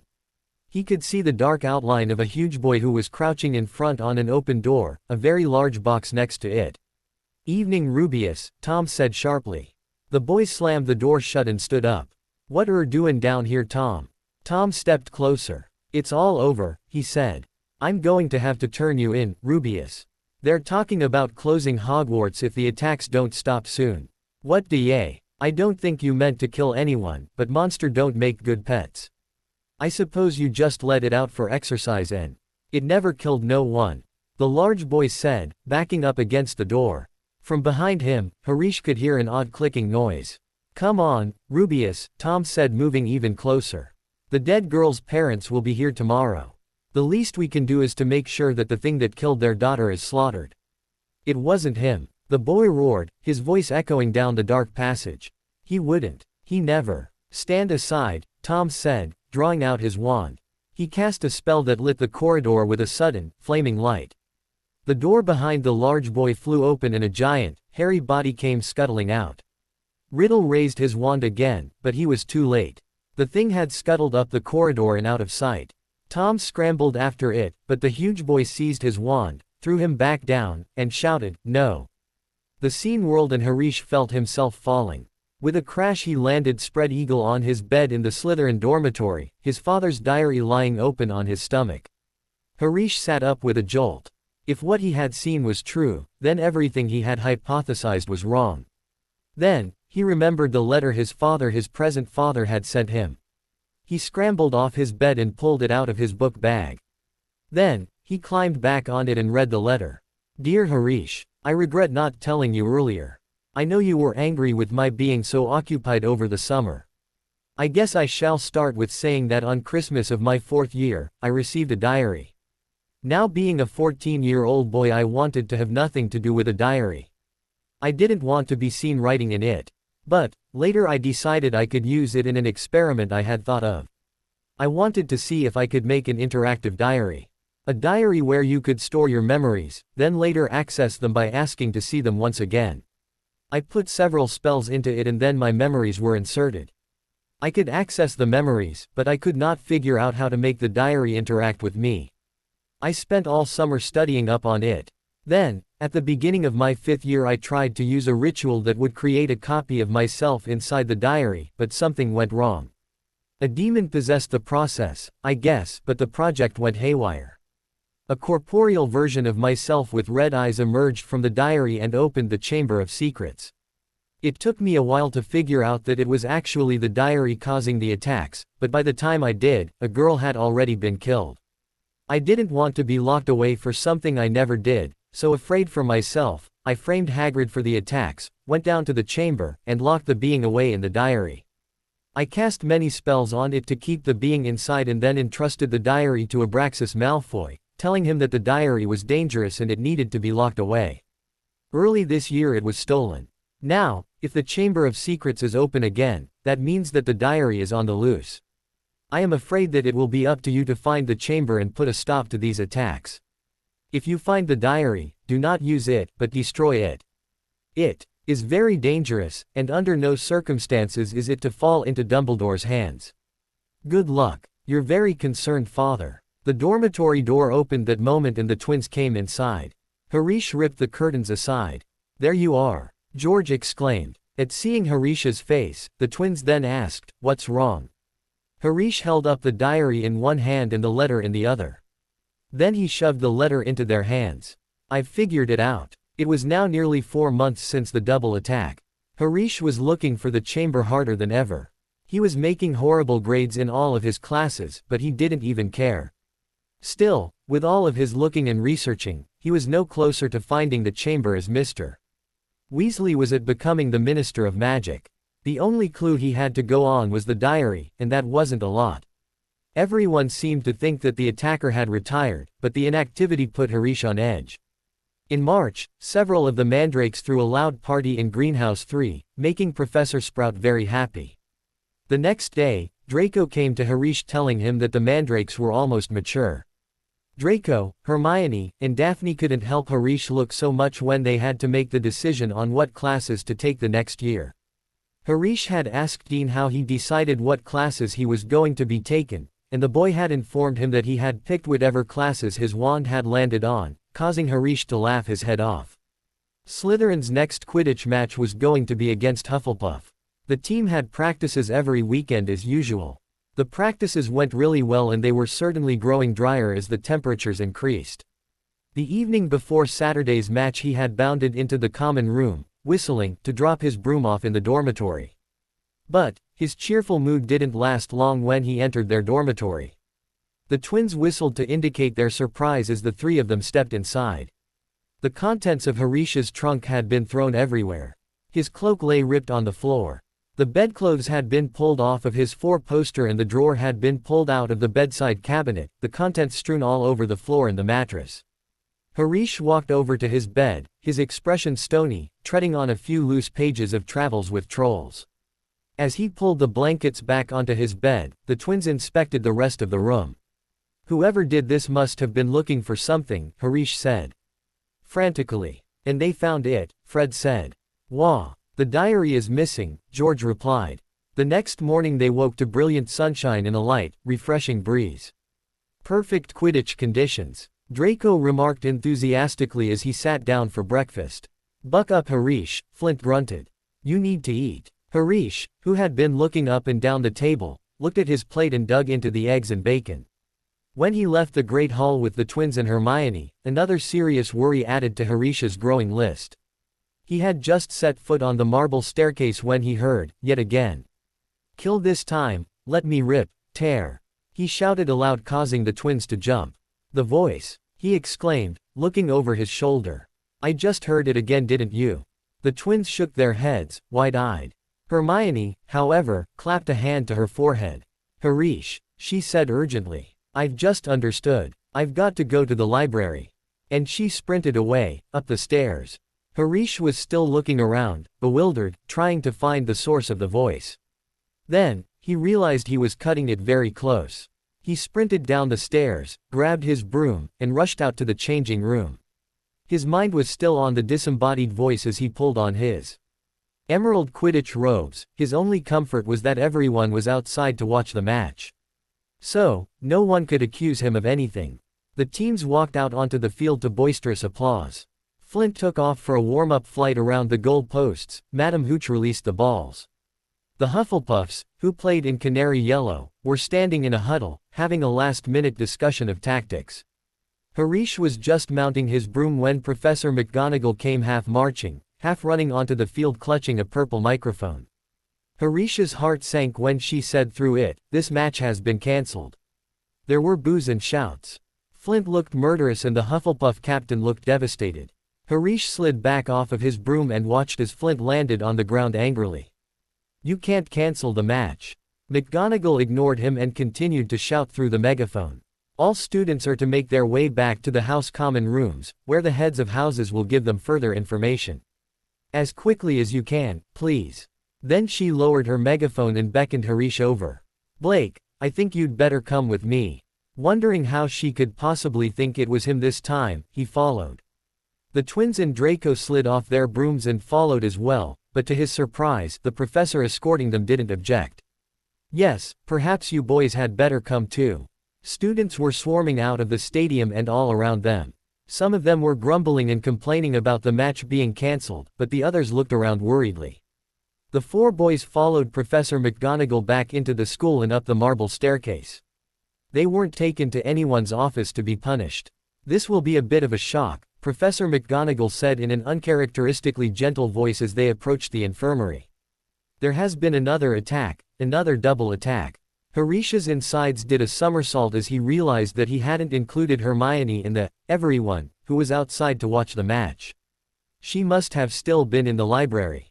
Sure enough, lying on a bed next to a Ravenclaw girl, with her eyes wide and glassy, was Hermione. They were found near the library, Professor McGonagall explained. Along with this, she held up a small round mirror. Does it mean anything to you? All of the boys shook their heads. I will escort you back to the Slytherin common room. Then I must address the Gryffindors.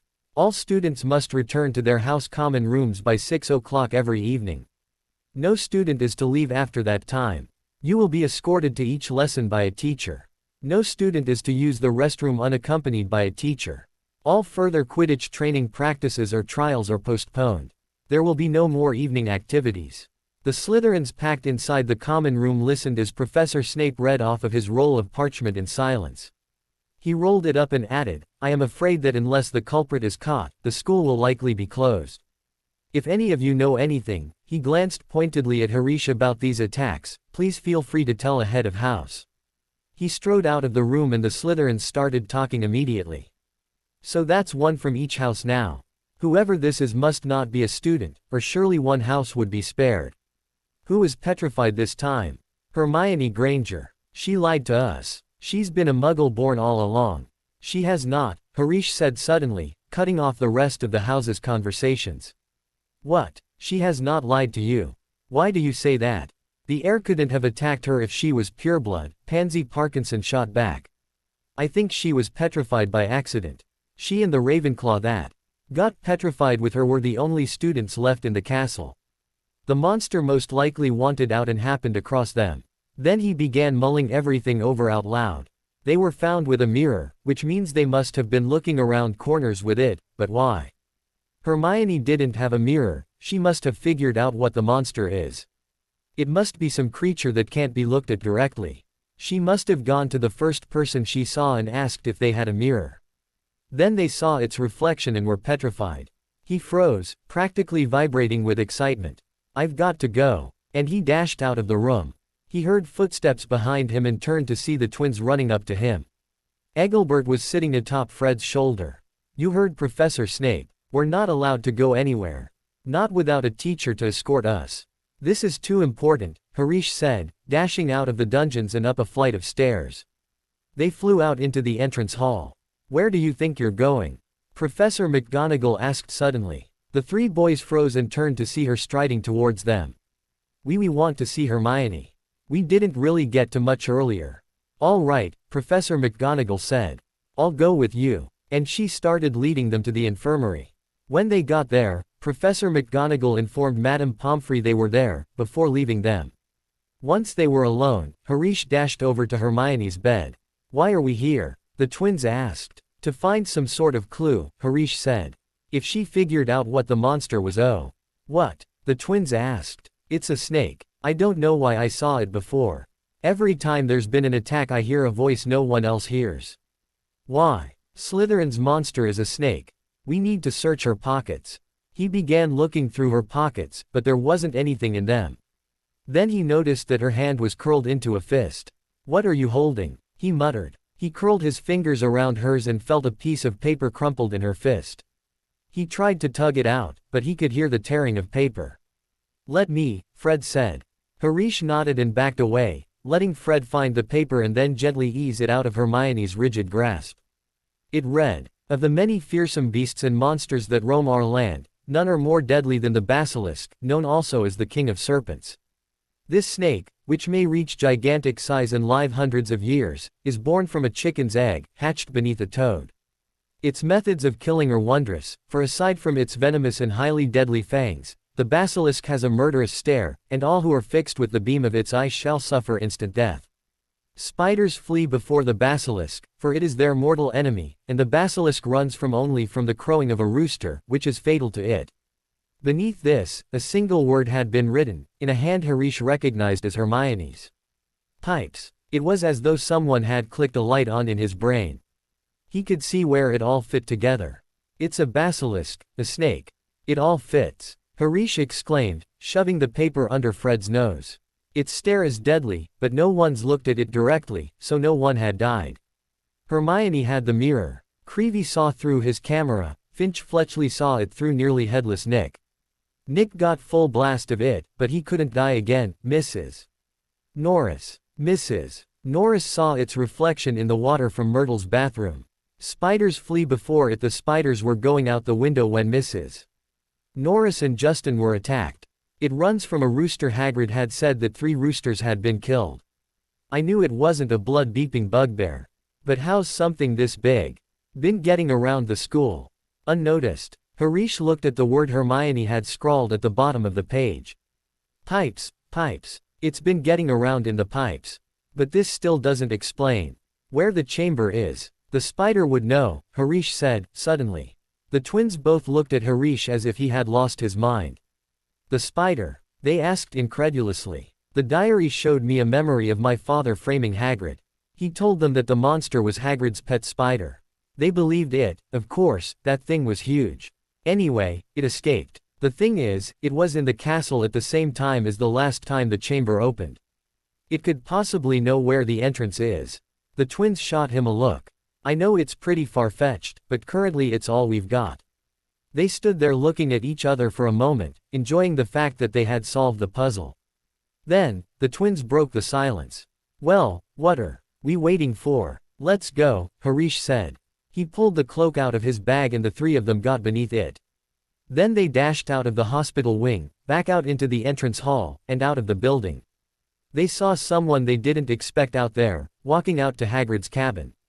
Dumbledore. The twins questioned loudly. Shish! Harish exclaimed and then added in a whisper, and the minister. Hagrid was framed for the attacks, remember? So now that there's been another one, Dumbledore and Fudge have probably gone to talk to him. Oh, they replied. The three teens watched as Dumbledore and the Minister of Magic were led into Hagrid's hut. Then, out of curiosity, they crept up to a cracked window and watched. Very bad business, Fudge was saying. Had to come. 4 attacks on Muggle-borns. Things have gone far enough. Ministry's got to act. I never, Hagrid said. They saw his head turn to Dumbledore. You know I never, Professor Dumbledore, sir. I want it understood, Cornelius, that Hagrid has my full confidence, Dumbledore said to Fudge. Look, Albus, Fudge replied uncomfortably. Hagrid's records against him. Ministry's got to do something. The school governors have been in touch. Yet again, Cornelius, I tell you that taking Hagrid away will not help matters in the slightest, Dumbledore said. Look at it from my point of view, Fudge said, fidgeting with his bowler. I'm under a lot of pressure. Go to be seen doing something. If it turns out it wasn't Hagrid, he'll be back and no more said. But I've got to take him. Got to. Wouldn't be doing my duty. Take me. Hagrid croaked. Take me where? Not Azkaban prison. Harish turned and saw a third person walking up to the hut. This one had Platinum B. Owned Heir. Uncle Lucius. Harish gasped. The twins clapped their hands over his mouth, but Malfoy Sr. simply knocked on the door. He was let in by Professor Dumbledore and Lucius strode into the hut. Fangs started to growl. Already here, Fudge, he said approvingly. Good, good. What are ye doing here? Hagrid asked loudly. Get out of my house. My dear man, please believe me, I have no pleasure in being in your you call this a house. He replied with a sneer. I simply called at the school and was told that the headmaster was here. And what exactly did you want with me, Lucius? Dumbledore asked politely. Dreadful thing, Dumbledore, Lucius said lazily, handing over a roll of parchment, but the governors felt it's time for you to step aside. This is an order of suspension. You'll find that all 12 signatures are on it. I'm afraid we feel you're losing your touch. How many attacks have there been now? At this rate there'll be no more Muggle-born students left in Hogwarts, and we all know what a terrible loss that would be.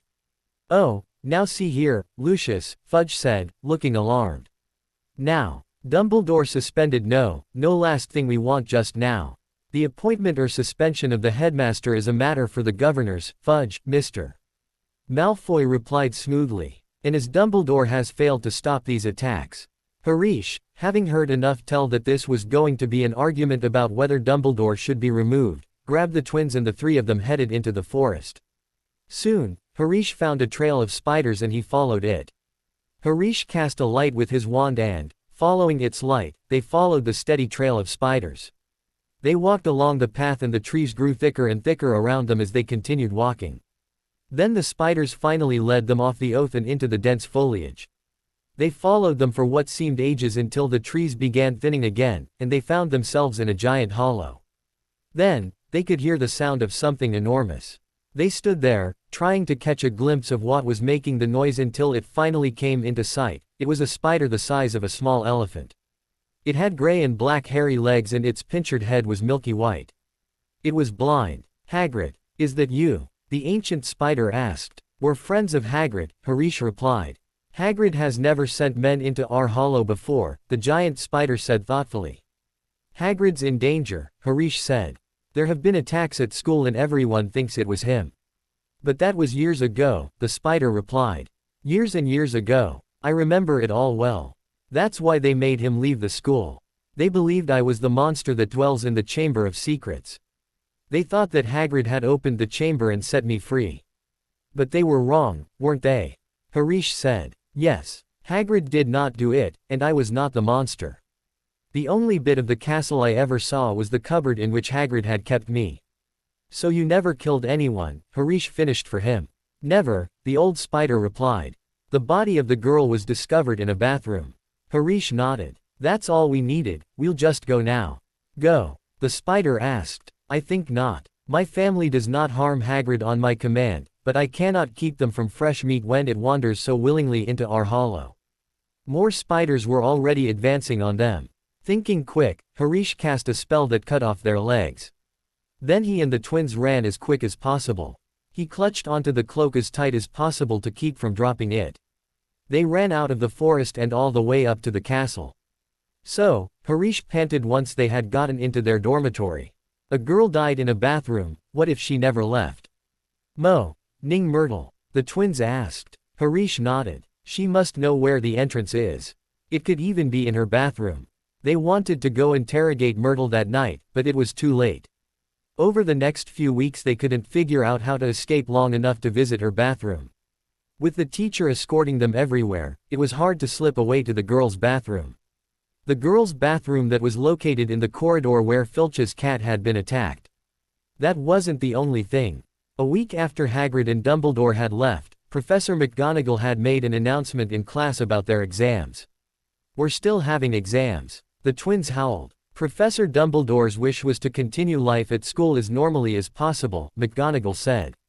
"This means taking end-of-year exams, and I'm sure I cannot stress how important they are as you have your ALs coming up. But we won't be taking those for another year," Harish exclaimed. "And I hope you've been studying hard all year long." Studying hard. Harish had been so focused on the chamber that he had hardly been paying attention in class. What had he learned? That Clabberts are really cheeky. That was about it. He couldn't believe that after everything that had been happening that year, the teachers thought they had been studying. It was just absurd. 3 days before their first exam, McGonagall made another announcement at breakfast. "I have some good news," she said. Instead of falling silent, the Great Hall was filled with commotion. "Dumbledore's coming back," several students yelled joyfully. Harish did not want Dumbledore to come back. "You've caught the heir of Slytherin," a Ravenclaw girl shouted. And he certainly didn't think they could catch the heir, for they had no idea what it really was. "Quidditch matches are back on," Oliver Wood roared excitedly. Harish snorted. Now that one was just silly. Once the noise had subsided, McGonagall said, "Professor Sprout has informed me that the mandrakes are ready for cutting at last. Tonight we will be able to revive those who had been petrified. I hardly need to tell you that one of them may be able to inform us who or what attacked them. I am hopeful that this dreadful year may end with catching our culprit." The hall erupted with joyful noise. Harish cheered alongside the rest of them, as he wanted his Hermione back. The twins, Draco, and Daphne looked happy at this news as well. The rest of the house just looked triumphant that they would be getting their pureblood back. "She'll go crazy when she learns that we have exams in only 3 days, Draco said, referring to Hermione. "It may just be kinder to leave her until they're over." Harish chuckled. Then, Ginny came over and sat down across from Harish. She was still pale and Harish noticed she was wringing her hands nervously. Harish thought it looked an awful like Dobby when he was on the edge of revealing important information. "What do you want?" Harish asked her softly. Ginny glanced up and down the table frightfully. "I've got to tell you something," she mumbled. "What is it?" Harish asked. Ginny opened her mouth, but no sound came out. Harish leaned forward and spoke where only she could hear, "Is it about the Chamber of Secrets? Do you know where it is?" She opened her mouth, but then her eyes flashed oddly and she shook her head. "Are you sure?" She shook her head again. "What were you going to tell me?" "Nothing," she mumbled quietly and she slid out of her seat and dashed out of the hall. "I doubt it was actually nothing," he said thoughtfully, sitting back. Harish, though he knew that the people who were petrified would wake that evening, didn't want to pass up a chance to interrogate Myrtle. Though they may have known who their attacker was, the only victim that could probably tell them where the chamber was Mrs. Norris, and she couldn't talk. Luckily, the perfect chance came up when Lockhart was escorting them to Transfiguration. Lockhart, who had told them that all of the danger had passed, only to be proved wrong right away, was now wholeheartedly convinced that it was hardly worth the trouble seeing them down the corridors. His hair wasn't as sleek as usual, he had most likely been up all night doing patrols. "Mark my words," he said, ushering them around a corner. "The first thing out of those poor petrified people's mouths will be, 'It was Hagrid.' Frankly, I'm astounded Professor McGonagall thinks all these security measures are still needed." "I agree, sir," Harish said, making Fred drop his books onto George's foot in surprise. Thank you, Harish, Lockhart said while they waited for a long line of Hufflepuffs to pass. I mean, we teachers have quite enough to be getting on with without walking students to classes and standing guard all night. That's right, the twins said, catching on. Why don't you leave us here, sir? Harish asked politely. Transfiguration is only one corridor away, and I am sure you could use the extra minutes to prepare for your next class. You know, Harish, I think I will, he said. I really should go and prepare my next class. And he hurried off, earning a snort from Harish. Gone to curl his hair, more like, Harish said, sneering. They let the rest of the Slytherins, who were regarding them suspiciously, go ahead of them, and then they darted down a secret passage that would lead them right to the corridor where Moaning Myrtle's bathroom was located. Before they left the passage, however, they heard footsteps. Harish pulled out the cloak and draped it around the three of them. They really were getting too big for it. Harish listened until the footsteps faded away, before leading the twins out into the corridor and through the bathroom door. Then, they stepped inside. Oh, it's you, Myrtle said glumly from atop her toilet when she spotted Harish. What do you want this time? To ask how you died, Harish replied. She looked as if she couldn't have been asked a more flattering question. Ooh, it was dreadful, she said with relish. It happened right in this very stall. I remember it so well. I'd hidden because Olive Hornby was teasing me about my glasses. The door was locked, and I was crying. Then, I heard someone come in. They said something funny, like in a made-up language. Anyway, I realized that it was a boy speaking, so I opened the door to tell him to go use his own toilet and I died. How? Harish asked. No idea, Myrtle replied in hushed tones. All I remember seeing was a great big pair of yellow eyes over there, by that sink, she pointed to the sink nearest her stall. Harish walked over to it and tried to turn the tap on. No water came out. He tried the next sink and water came pouring out on his hands. He went back over to inspect the chipped sink.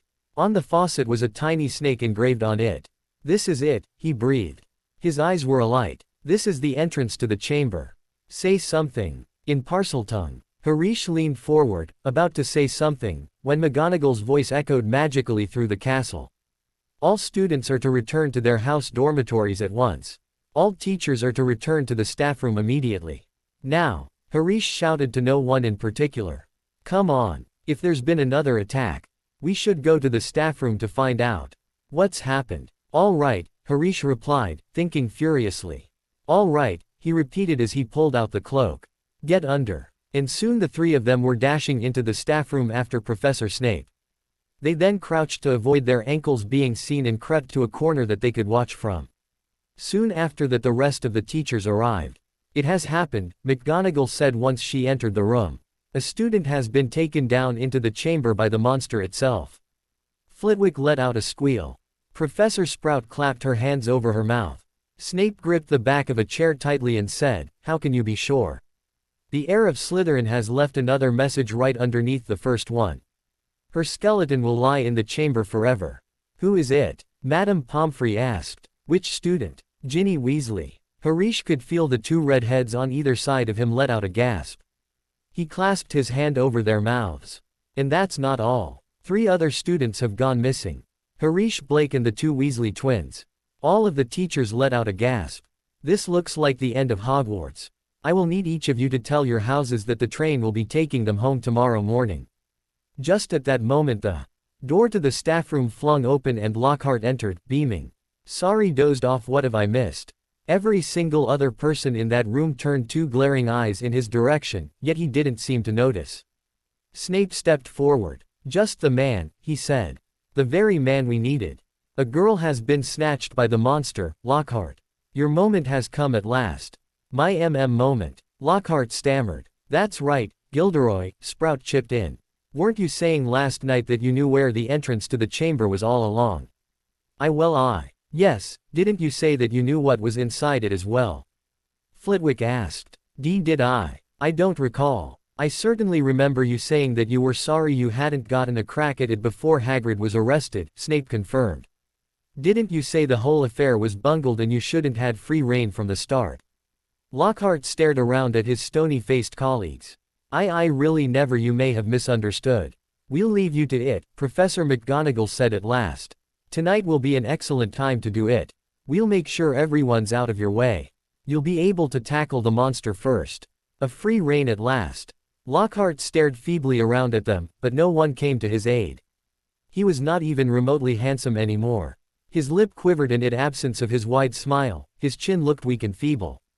Very well, he said. I'll be in my office getting ready. And he left the room. Right, McGonagall said, her nostrils flaring. That's got him out of our way. The heads of houses should go and inform their students what has happened. Tell them the Hogwarts Express will take them home first thing tomorrow. Will the rest of you please make sure that no one has been left outside of their dormitories? The teachers rose and left, one by one. Alone once again, Harish ripped the cloak off. The twins were sitting huddled together with blank expressions of shock on their faces. What are we waiting for? He asked, receiving no reply. Let's go get Ginny. The twins looked at him, shocked. Really? They asked together. Really, he replied. They hopped to their feet and ran out of the room, not even bothering to get under the cloak this time. It hasn't been long, Harish said. She must have been taken down right before we went in there. He led them through the corridor, but instead of heading back to the bathroom, they went the other direction. They finally came to a halt outside their Defense Against the Dark Arts classroom. Harish pushed through the door and made his way through the classroom and into Lockhart's office. Once they got there, they could hear scuffles and the patter of hurrying feet. The boy cracked the door open slightly to see Professor Lockhart's eye peering at him. Oh, it's you boys, he said, opening the crack a little wider. I'm rather busy at the moment, if you'd be quick. Harish heaved the door open and shoved past him. I think you'll find that you're not busy, he said. His office had been almost completely stripped and his trunk was laying over. Having his suspicions that Lockhart was going to try to run away, Harish smiled rather nastily. You see, I'm afraid we know your little secret. What do you? You are a fraud, Harish said simply. Lockhart banged the lids of his trunk shut and locked it. Really quite clever how you did it, Harish continued. Tracking down all those people who really did something and wiping their memories. Right, Lockhart said, nodding and drawing his wand. And I'll have to do the same to you. He raised his wand, but the three boys were quicker. They all three had their wands drawn and pointed at his face. Harish disarmed Lockhart and his wand shot out of his hand and out the window. Harish's nasty smile grew even wider. We want to go down to the chamber and rescue Ginny, but of course it won't be safe, Harish continued. So we'll need you to go down first. But I don't know where the chamber even is, Lockhart protested, looking shaky and feeble again. Lucky for you, the twins said. We know where the chamber is. And what's down there, Harish added. They marched Lockhart out of his office, down the nearest set of stairs, through the dark corridor where the messages shone on the wall, and past the door to Moaning Myrtle's bathroom. Lockhart looked around nervously and Harish was pleased to see that he was shaking. Harish jabbed his wand into the man's back, forcing him over to the broken sink. Open up, he hissed in Parseltongue, and miraculously, the tap started glowing and the sink sank into the floor, revealing a large pipe in the wall. It was large enough for a man to fit through. Boys, I really don't think. Harish jabbed his wand in his back again, pushing him right in front of the pipe. You first, he said. Lockhart began shaking even harder. Oh well, all right. Lockhart slid his legs into the pipe, hesitated, and then pushed himself the rest of the way down. The three boys could hear Lockhart's yells fade away into the distance, ending with a thud. Harish looked at the twins, wondering if he had survived the plunge, but then the professor said, "It's really quite filthy down here." Taking that as proof that the drop wasn't deadly, Harish slid into the pipe and followed. It was like riding down an endless, slimy, dark slide. He could see more pipes branching off in different directions, but none were as large as the one he was in, which twisted and turned, sloping steeply downwards. He knew that he was falling deeper beneath the school than even the dungeons. Behind him, he could hear the twins, grunting and thudding slightly at the curves.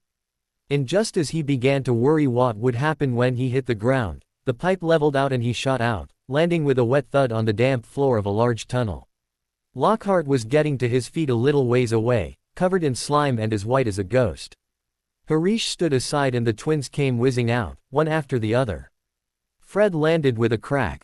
He whimpered and pulled his wand out of his back pocket. It had been snapped almost in two. The tip of it was clinging onto the rest by a couple strands of unicorn hair. "My wand," he exclaimed. George dug tape out of his pocket and handed it to him.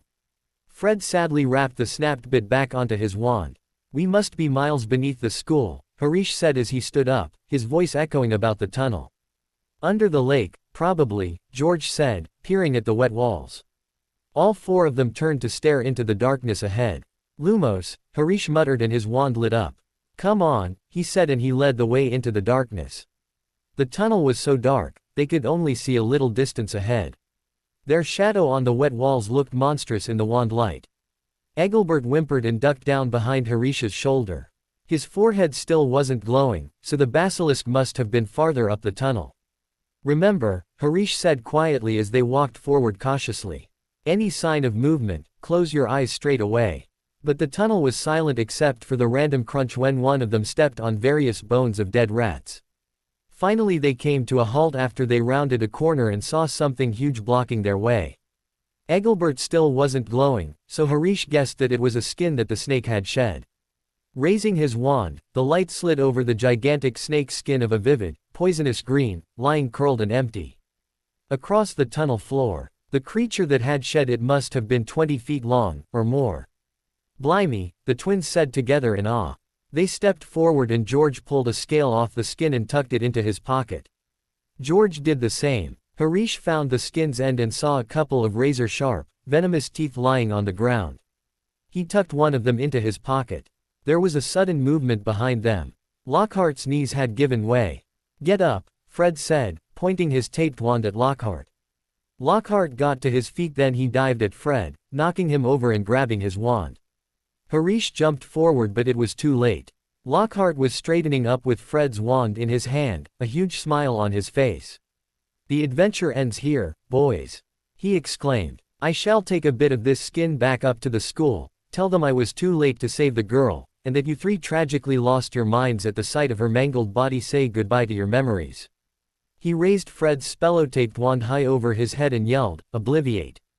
At the exact same time, George and Harish shouted, "Protega."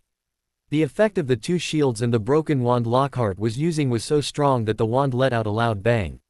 And the spell bounced all around the room. Harish ducked and then rolled, clinging onto Engelbert for dear life as rocks came shattering down from the ceiling. The next moment, he was standing alone, staring at a solid wall of broken rock. "Fred, George," he exclaimed, half worried that they had gotten crushed.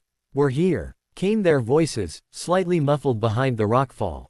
"I'm okay," both said in unison. "Well," Fred said. "This gets not," George finished. "He got blasted by the wand." They both shouted through the rocks. There were two thuds and a loud, "Ow." It sounded as though Lockhart had just gotten kicked in the shins. "What now?" the twins asked, sounding concerned. "We can't get through. It'll take ages." Harish looked up at the tunnel ceiling. Huge cracks had appeared in it. He wondered vaguely if he could blast the wall apart, but was worried he would hit the twins. And what if the whole tunnel caved in? There was another thud and another, "Ow." They were wasting time. Making up his mind, Harish said, "You two try to shift this rock. I'll go on up ahead, if I'm not back in an hour." There was a great pause. "We'll get started on it," George shouted to him and Harish could hear them trying to move some. And Fred started, but Harish cut across him. "See you in a bit." And he set off past the giant snake skin, with Engelbert atop his shoulders. Soon the sound of the two straining to move rocks was gone and the tunnel turned and turned. Every nerve in Harish's body was tingling unpleasantly. He had never faced anything as dangerous as a deadly basilisk before. He walked on, wanting badly for the tunnel to end, but dreading what he would find when it did. Finally, the teen stopped as he turned a corner and saw a wall ahead on which two intertwined serpents were carved, their eyes set with glinting emeralds. Harish shivered. Their eyes looked oddly alive. He cleared his throat, knowing what to do, and their eyes seemed to flicker. "Open," he said in a low hiss. The serpents parted as the wall cracked open, the halves slid smoothly out of sight, and Harish, shaking slightly, walked inside. Slowly the pustule on Engelbert's forehead began to glow a bright, vivid red.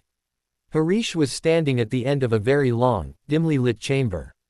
Towering stone pillars entwined with snakes rose to support the ceiling lost in darkness, casting long, black shadows through the odd greenish gloom that filled the place. He stepped forward, his heart thumping in his ribcage. The boy had his eyes squinted with them open hardly enough for him to see. He was afraid the basilisk would hear him and come after him at any minute. The teen pulled out his wand and moved further between the columns. Every careful step seemed to echo about the chamber loudly. He kept his eyes ready to clamp shut if the need arose. As he walked out into the open, Egilbert's forehead glowed so bright that he lit up the dark chamber with an eerie, blood-red light. Along one wall was a statue of a wizard that towered to the ceiling.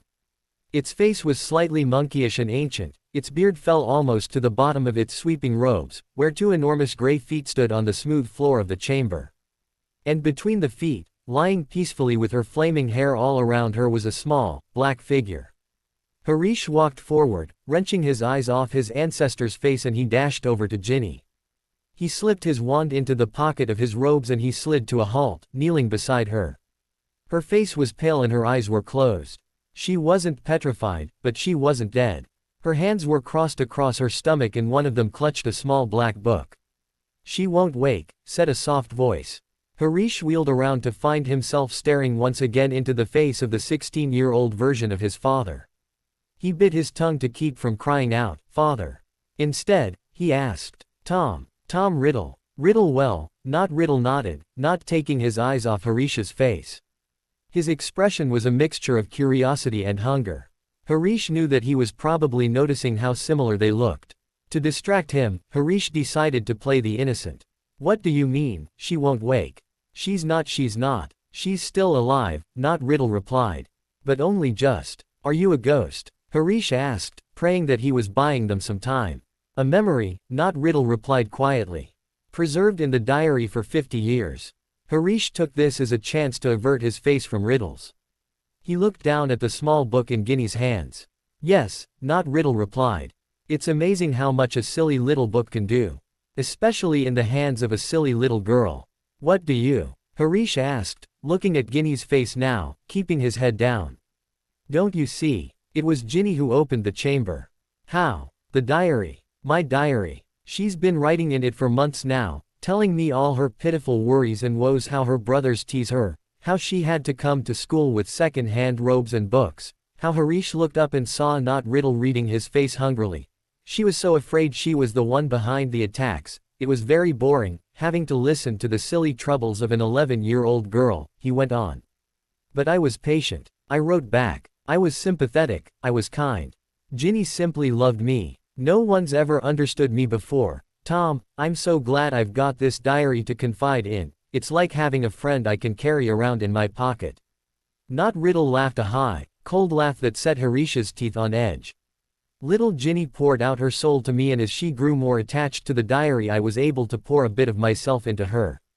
You see, it was Ginny who strangled the school roosters and wrote threatening messages on the walls. Ginny set the Serpent of Slytherin on 4 mudbloods and the Squib's cat. Why? Because I told her to. You can find I can be very persuasive. Of course, she didn't know what she was doing at first. It was quite funny. Her entries grew much more interesting after that. Dear Tom," he recited, watching Harish's face grow angrier. "I think I'm losing my memory. There are rooster feathers all over my robes and I can't remember how they got there. Dear Tom, I can't remember where I was on Halloween, but a cat was attacked and I've got paint all down my front. Dear Tom, Percy keeps telling me I'm pale. I think he suspects me. There was another attack today and I don't know where I was. Tom, what am I going to do? I think I'm the one attacking everyone, Tom." Harish listened in silence, his hands clenching so tight his nails dug into the palm of his hands. It took a very long time for little Ginny to stop trusting the diary, but she finally became suspicious and tried to dispose of it. "And that's where you came in. You can imagine how surprised I was when one day Ginny was writing in my diary, and then the next day it was you who held it. I showed you my memory of catching that brainless oaf, Hagrid, to gain your trust, but then you never wrote back and Ginny had the diary once more. She saw you with the diary, you see, and panicked. What if you found out how to work it and I repeated all of her secrets to you? What if I even told her who had been strangling roosters? But the foolish brat stole the diary back and tried to tell you herself who had opened the chamber. Of course, I couldn't have that, so I made her tell you it was nothing, write her own farewell message on the wall, and then come down here and wait for me. She struggled and cried and became very boring, but there wasn't much life in her, but she told me enough that I knew you would come down here to rescue her, for no one is allowed to touch your friends. Harish looked into the other Riddle's red eyes and grinned. You caught me, he said cheekily. His grin grew wider when Riddle looked confused. But you're wrong. Wrong. Riddle spat. His smile was replaced by an ugly look. What did I miss? I didn't come down here to rescue Ginny, Harish replied. I have been looking for the chamber for long before it was ever opened this year. That doesn't matter. Other Riddle snapped. You're here now, where I can dispose of you and no one will know about my diary. Speak to me, Slytherin. Greatest of the Hogwarts Four. Harish wheeled around to look at the statue. Engelbert whimpered and ducked behind his shoulder again. Slytherin's ginormous stone face was moving as its mouth opened wider and wider to make a huge black hole. Something slithered out of the mouth. Harish ran to the other side of the chamber and hid behind a statue. He pulled a mirror out of his pocket. Being petrified would be a lot better than being dead, and glanced to see something huge and bright green hit the floor. Kill him, the demon said before addressing Harish. Parseltongue won't save you now, Blake. It only obeys the heir. The teen reached for his wand, but realized it wasn't there. He angled the mirror towards Riddle to see that he held it. You're wrong about another thing, he shouted. He could hear the basilisk coming towards him. Harish flitted to another pillar to hide behind. You're not really Tom Riddle. You are just an insane demon who has been in that diary for so long that you forgot who you are. The serpent lunged for him and Harish could hear the crunch of rock as he slid out of the way. He ran into a passage leading slightly off the chamber and looked up to see a pipe going up into the ceiling. It was too small for the basilisk to fit through. Harish heaved himself into it and slid sideways into a separate tunnel that was going parallel to the ground. He slid along it and found a metal vent that showed him a view of the chamber. How do you know this? The demon shouted. I am the real Tom Riddle's son. He closed his eyes and slid sideways to another vent as the basilisk lunged for him. No. The demon shouted. I would never have had children. I know this from the memories.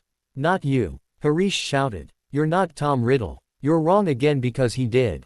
Have me. Prove it. Not Riddle spat. My name isn't Harish Anata Blake, Harish yelled as the serpent lunged for the grate. The grate broke and Harish shut his eyes. He could hear the basilisk rearing back again, so he continued even louder. My real name is Harish Thomas Riddle and you know what that means. Stop. The boy opened his eye a crack to see that the basilisk had indeed stopped and its eyes were averted from him. Its bared teeth were only a foot away from the arm he had thrown up. He slid to his right and down the tube that led him back into the chamber. He walked slowly out to meet the demon. Red eyes stared into pale green ones. I am afraid, Harish said. That being the real heir overrides being a demon stuck in a copy of the heir's body, don't you think? Not Riddle just stared at him. He sat down next to Ginny and pulled the diary out of her hand. What are you doing? The demon asked. Harish pulled the basilisk fang out of his pocket. Stop. He lunged forward, but Harish stabbed the fang into the center of the diary. Ink poured out of it and Not Riddle fell to the floor writhing, twisting, and screaming. And then he was gone. Something shadowy and red rose out of him and it became more clear. It was the demon that had possessed the diary. It was red, had scales, and pointy teeth. It screamed as well before it exploded, little red wisps of smoke flying everywhere and dissipating. Harish panted, his chest heaving up and down, and dropped the diary and the fang. His hands shook as he sat down and breathed a sigh of relief. Then Ginny beeped air in hard and sat up, looking around. She saw Harish, and then the ruined diary, and then the basilisk that had curled up a little ways away, and then she burst into tears. I did it, she wailed. Our Riddle made me. Not knowing what to do, Harish said. It's all right. He's gone now. Gone? Ginny asked. Harish nodded and held up the diary in his right hand and the fang in his left. I destroyed it. She looked at the diary. It's all over, he said, standing up. He shifted the diary to his left hand and helped her to her feet. Come on, let's get out of here. But she began crying even harder.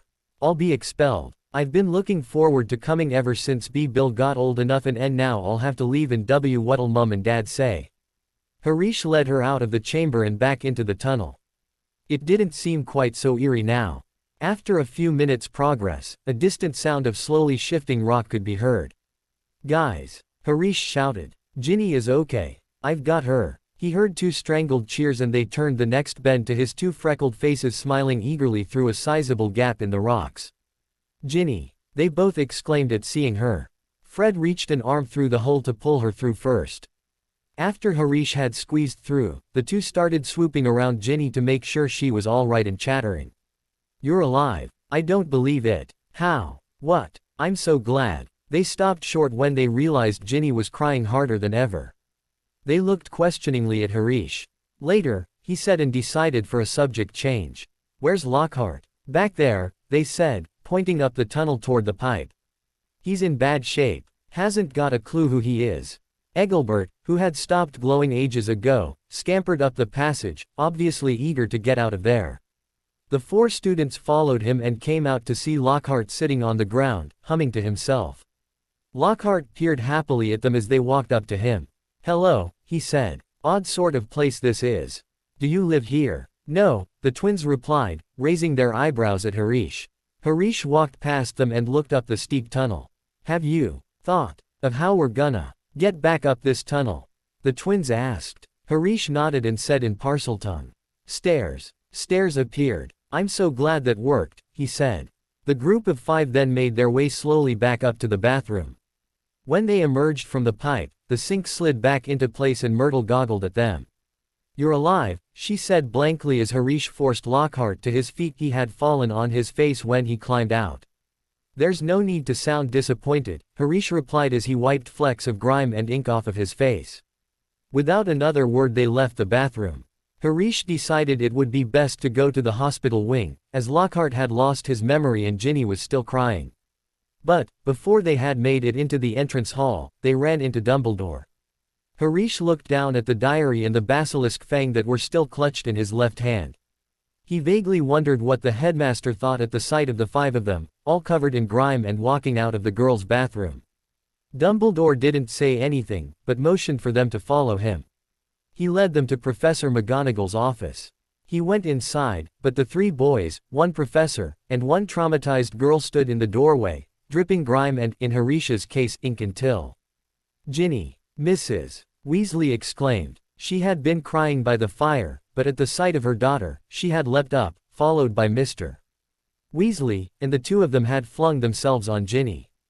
Harish looked past them to see Professor McGonagall and Professor Dumbledore standing behind the desk. Then, he found himself being pulled into a hug. "Hello, Mrs. Weasley. Long time no see," he said, muffled through Fred's shoulder. The three boys were being squashed into a hug along with Ginny. "You saved her. You saved her. How did you do it? I think we'd all like to know that," McGonagall said weakly. Harish and the twins were finally released and all eyes turned to them. The twins looked at him, telling him silently that he should convey their story. So he began telling everyone in the room all about hearing the voice every time someone had been attacked. He told them about how Hermione had figured out it was a basilisk, how he and the twins had followed the spiders into the forest, that Hagrid's spider told them that a girl had died in the bathroom, how they had guessed Ning Myrtle had been the victim, and that the entrance to the Chamber of Secrets might be in her bathroom. "So you found the entrance," McGonagall said finally. "Breaking about a dozen school rules into pieces on the way, but how on earth did you all get out of there alive, Blake?" So Harish, whose throat was beginning to get a bit dry, told them all about how Fred's wand had broken, how Lockhart tried to obliviate them but caused a cave-in instead, that Harish had used Parseltongue to open the chamber, how he had managed to get rid of the culprit, and once he was gone, the basilisk obeyed him because he was a Parselmouth. He still hadn't mentioned the diary or how Ginny had been forced to attack everyone, afraid that she would be expelled. Then Dumbledore said, "What interests me most is how Lord Voldemort managed to use Ginny, when my sources tell me he is currently hiding in Albania." Harish smiled. So Bellatrix's mission had gone well. Dumbledore did think his father was in Albania. Not you know who, he corrected. It was his diary. He held up the destroyed diary. "From what I gathered, the person who had been possessing Ginny wasn't really a person at all but a demon. It said that it had used you know who's diary to kill people." It said that it had possessed the diary 50 years ago and used you-know-who's memories to open the chamber and kill a girl. Then it said you-know-who locked it away, and that was all it could remember until Ginny started writing in the diary. And it opened the chamber again, Dumbledore concluded for him. Harish nodded. Ginny. Mr. Weasley exclaimed at hearing that. Haven't I taught you anything? What have I always told you? Never trust anything that can think for itself if you can't see where it keeps its brain. Why didn't you show the diary to your mother? Obviously it was full of horrible magic. I didn't know, Ginny sobbed. I found it inside one of the books Mum got me. I thought someone had left it in there and forgotten about it. Miss Weasley should be taken to the hospital wing right away, Dumbledore interrupted. This has been a terrible ordeal for her. There will be no punishment. Older and wiser wizards have been hoodwinked like this before. He strode over to the door and opened it. Bed rest and perhaps a large, steaming mug of hot chocolate. I find that always cheers me up. Madame Pomfrey will be in there. She is giving the mandrake potion to those who have been petrified as we speak. There has not been any lasting damage done. So Hermione's okay? Fred asked brightly. Dumbledore nodded. When the three had left, Dumbledore turned to the Slytherin boys. I expect that the three of you shall be receiving special awards for services to the school, and let's see 100 points each for Slytherin. All three of them gaped. Now I think the three of you and Professor Lockhart over there need to go to the hospital wing as well. And they left in stunned silence. No one saying a word except for Lockhart. Am I a professor? Goodness, I expect I was hopeless, wasn't I? 300 points we have to win now. Harish had been to several Hogwarts feasts, but never had he experienced one quite like the one he did that night. Everyone were still in their pajamas and the celebration lasted nearly all night. Hermione had come running up, shouting, "You did it. You solved it." Then all of the girls in her year had hugged her and exclaimed, "How dare he? How dare that demon try to kill you? Imagine. The last Black Dead." Hermione had looked really confused at that last statement and Harish raised an eyebrow at her, telling her to play along. Then Justin had come running up, and apologized profusely for suspecting him. Dean had then come over along with a couple of the girls from his Quidditch team, telling Harish that he knew he would solve it, and the Gryffindor girls thanked him. Then at about 3:30 Hagrid had arrived, cuffing Harish so hard on the shoulders that his face was thrown into the table. After that, McGonagall had stood up and announced that all exams had been cancelled, earning loud cheers from every single student. Dumbledore announced that Slytherin won the House Cup and that Professor Lockhart would not be returning as he needed to regain his memory, earning cheers from even some of the teachers. And he was beginning to grow on me. Draco had shouted over the noise. In that year alone, Harish found that he had established friends across the 4 houses. He now talked with Dean often, and some of the other Gryffindor girls would hang out with them. Both the Ravenclaw girl and Justin owed Harish, and let him know it. He enjoyed the feast immensely, and the whole night was topped off by a key on the cheek from Daphne that caused both of them to blush bright red. The rest of the term was spent outside in the sun. Hogwarts was back to normal with a few differences. Defense the Dark Arts classes were of course cancelled, and Ginny was perfectly happy and normal. Engelbert was always seen sitting on Harish's shoulder when Kettleburn had told him he could keep him. But all too soon, it was time to go home again. Harish, Fred, George, Hermione, Draco, Daphne, and Ginny all got a compartment together, and they were later joined by Dean Thomas, Angelina Johnson, Justin Finch Fletchley, and some Ravenclaw girl named Luna, who was friends with Ginny. They spent the last of their hours together playing Exploding Snap. The twins set off their last pack of fireworks and the younger students practiced disarming each other. Finally the Hogwarts Express slowed and came to a halt. They said their final goodbyes and everyone promised to write with Harish. When he approached his father to go home, he found that he was beaming from ear to ear. Though the year hadn't been all that great, its ending had been perfect. Hermione Granger sat at the dining room table, eating breakfast. She sat on the side of the table with her parents on the ends. Suddenly the telephone rang. "I'll get it, Mrs. Granger said. She put down her fork and stood up. When she answered the phone, all 3 Grangers jumped and Mrs. Granger moved the phone nearly a foot away from her ear. "Hello," came Fred Weasley's voice. He was a friend of Hermione's from school and she could hear him loud and clear from in the dining room. "I want to speak to Hermione Granger." Hermione giggled as her mother cautiously put the phone back up to her ear and asked, "Who is this?" "Fred Weasley. I am a friend from school." Hermione walked into the kitchen and reached out for the phone. Her mother handed it to her. "This is Hermione," Hermione said. "Hi," Fred said, still shouting into the phone. "Fred," Hermione interrupted, trying to get his attention. Fred still continued. "Fred." She called his name again. Perhaps he hadn't heard her. "Fred," Hermione shouted. Fred finally fell silent. "Fred, you don't need to shout. I can hear you perfectly fine." "Oh," Fred replied. "I told you not to shout," came a second voice. This one was Fred's twin brother, George. "Shut up," Fred replied. Hermione giggled again. "Told you so, told you so." Harish Blake loved being influential. He knew that his friends, the Weasley twins, never got to go on vacations or anything of the sort because their family was so poor. Mrs. Weasley didn't work and Mr. Weasley worked in the Department for Misuse of Muggle Artifacts at the Ministry of Magic, which was not a very high-paying job. But, of course, Harish was Voldemort's son, so he could pull strings when he wanted to. At the beginning of the summer, he had gone to his father and asked if he could do something for his friends. "Father," he had asked. "Yes, Harish," the Dark Lord had replied, flicking a page in a book over. "Well, I wanted to do something for my friends. You see, they don't often get to do much because of their family, so I was wondering if we could arrange for them to take a trip." Voldemort raised an eyebrow. "And how would we do that?" he asked. "Well," Harish replied uncertainly. "We could get Mr. Malfoy to arrange some sort of prize to give to someone in the ministry, that would be money or a trip to somewhere or something." Voldemort nodded thoughtfully. "That sounds reasonable. I think the Weasley family is participating in the Daily Prophet's Galleon draw. Perhaps Lucius could fix the odds in their favor." Harish beamed. Only a couple weeks later, Harish received a letter from the twins telling him that the Weasleys had won 700 galleons from the Galleon draw, and they were allowed to invite Harish on a trip to Egypt. Harish had been pleased that they had won, but shocked that he was going to be going with them. The next week he flowed over to the Burrow and all 9 of the Weasleys plus Harish left to visit the eldest Weasley brother, Bill, where he worked as a curse breaker in Egypt.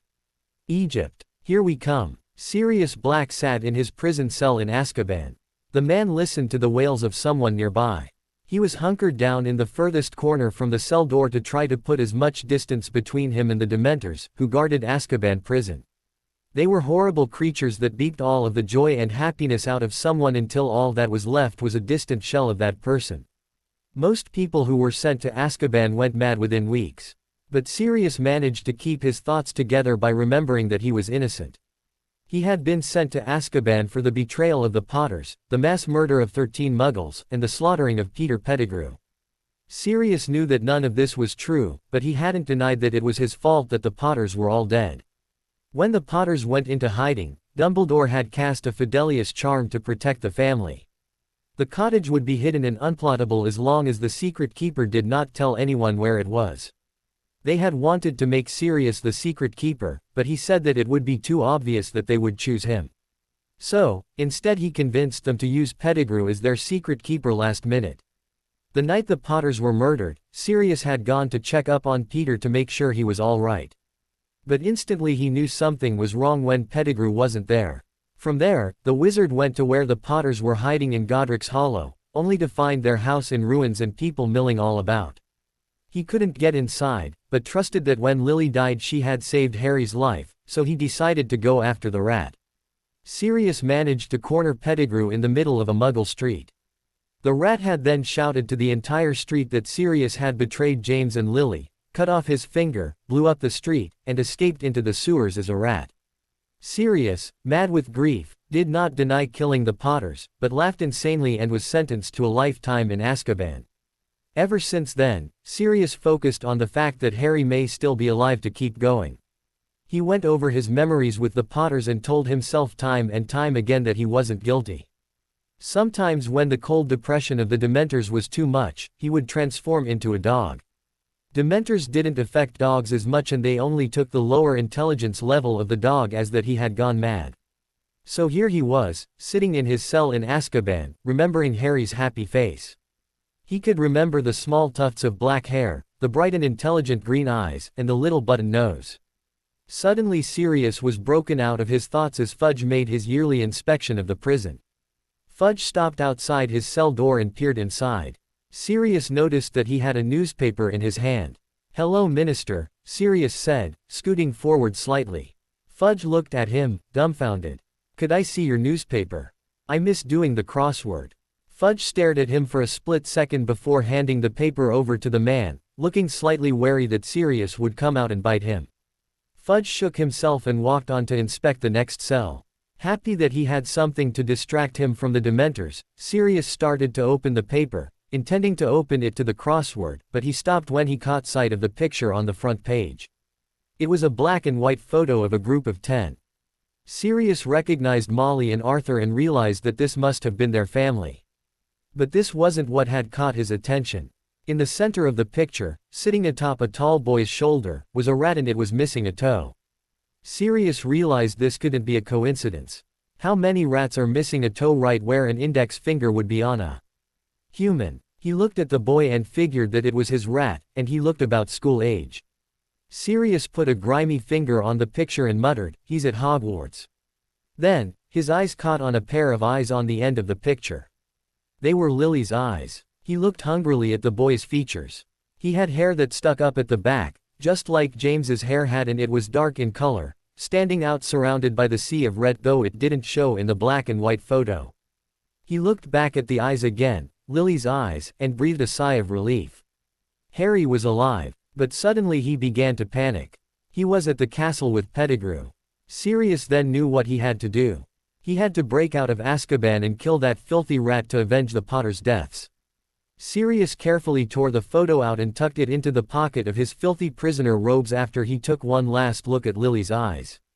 Poor crazy man doesn't realize what he's getting into.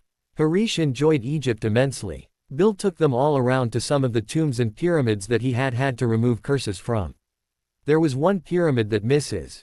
Weasley wouldn't let Ginny go into because it was full of mutant skeletons of muggles who had grown extra heads or limbs.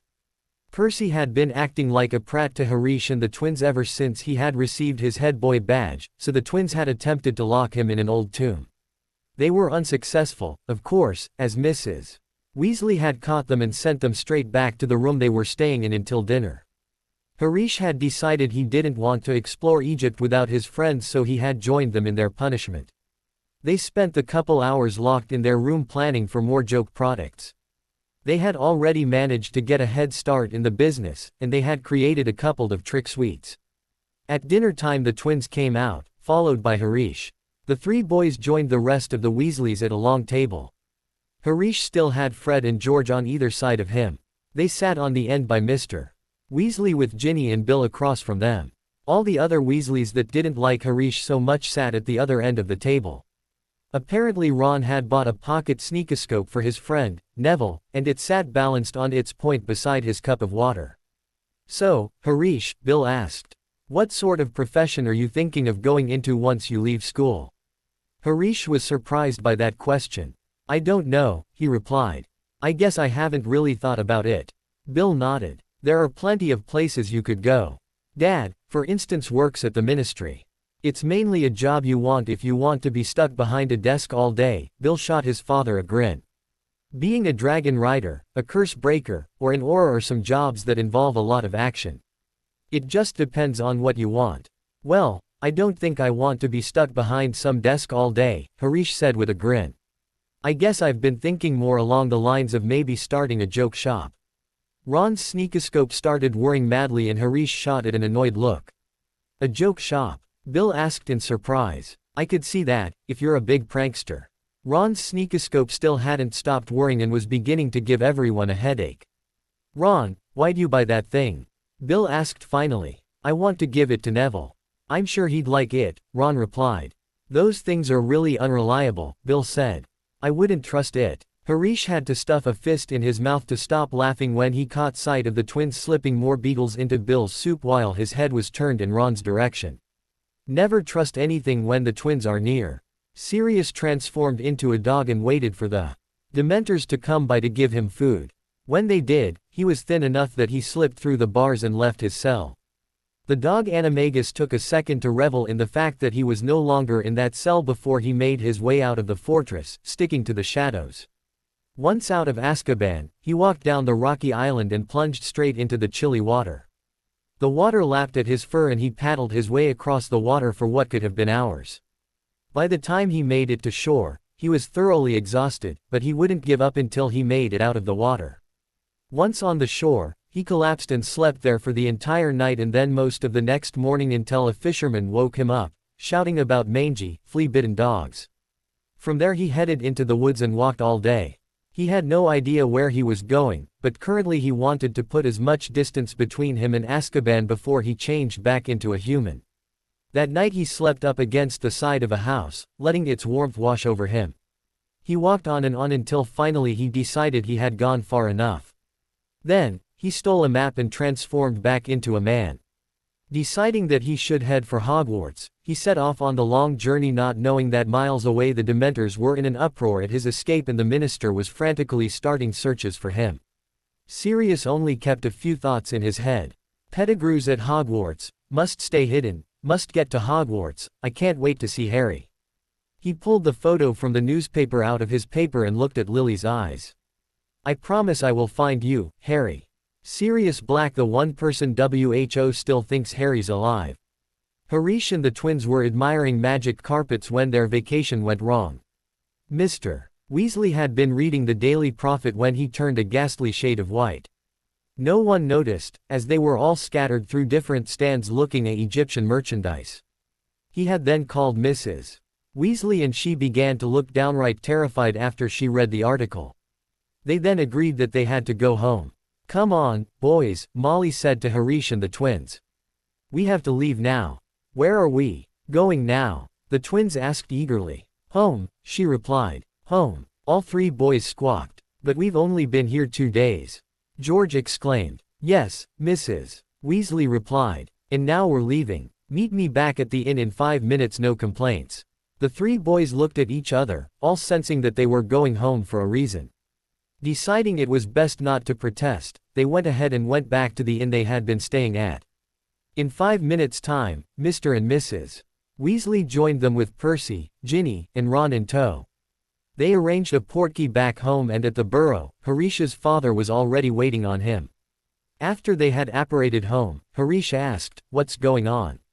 Voldemort handed a copy of the Daily Prophet to Harish, who immediately began reading it. Black still at large. Sirius Black, possibly the most infamous prisoner ever to be held in Azkaban Fortress, is still eluding capture, the Ministry of Magic confirmed today. We are doing all we can to recapture Black, said the Minister of Magic, Cornelius Fudge, this morning, and we beg the magical community to remain calm. Fudge has been criticized by some members of the International Federation of Warlocks for informing the Muggle Prime Minister of the crisis.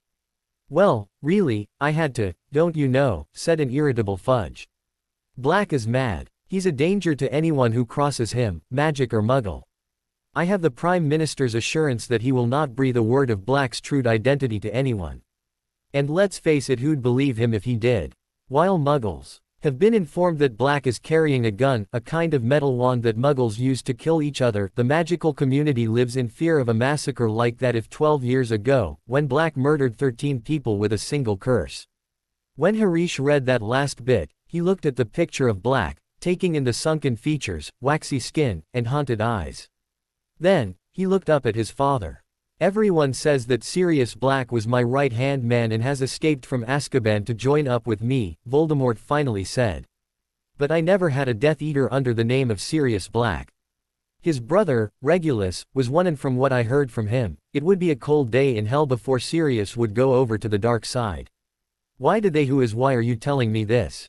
Harish asked, having trouble forming his multiple questions into a coherent sentence.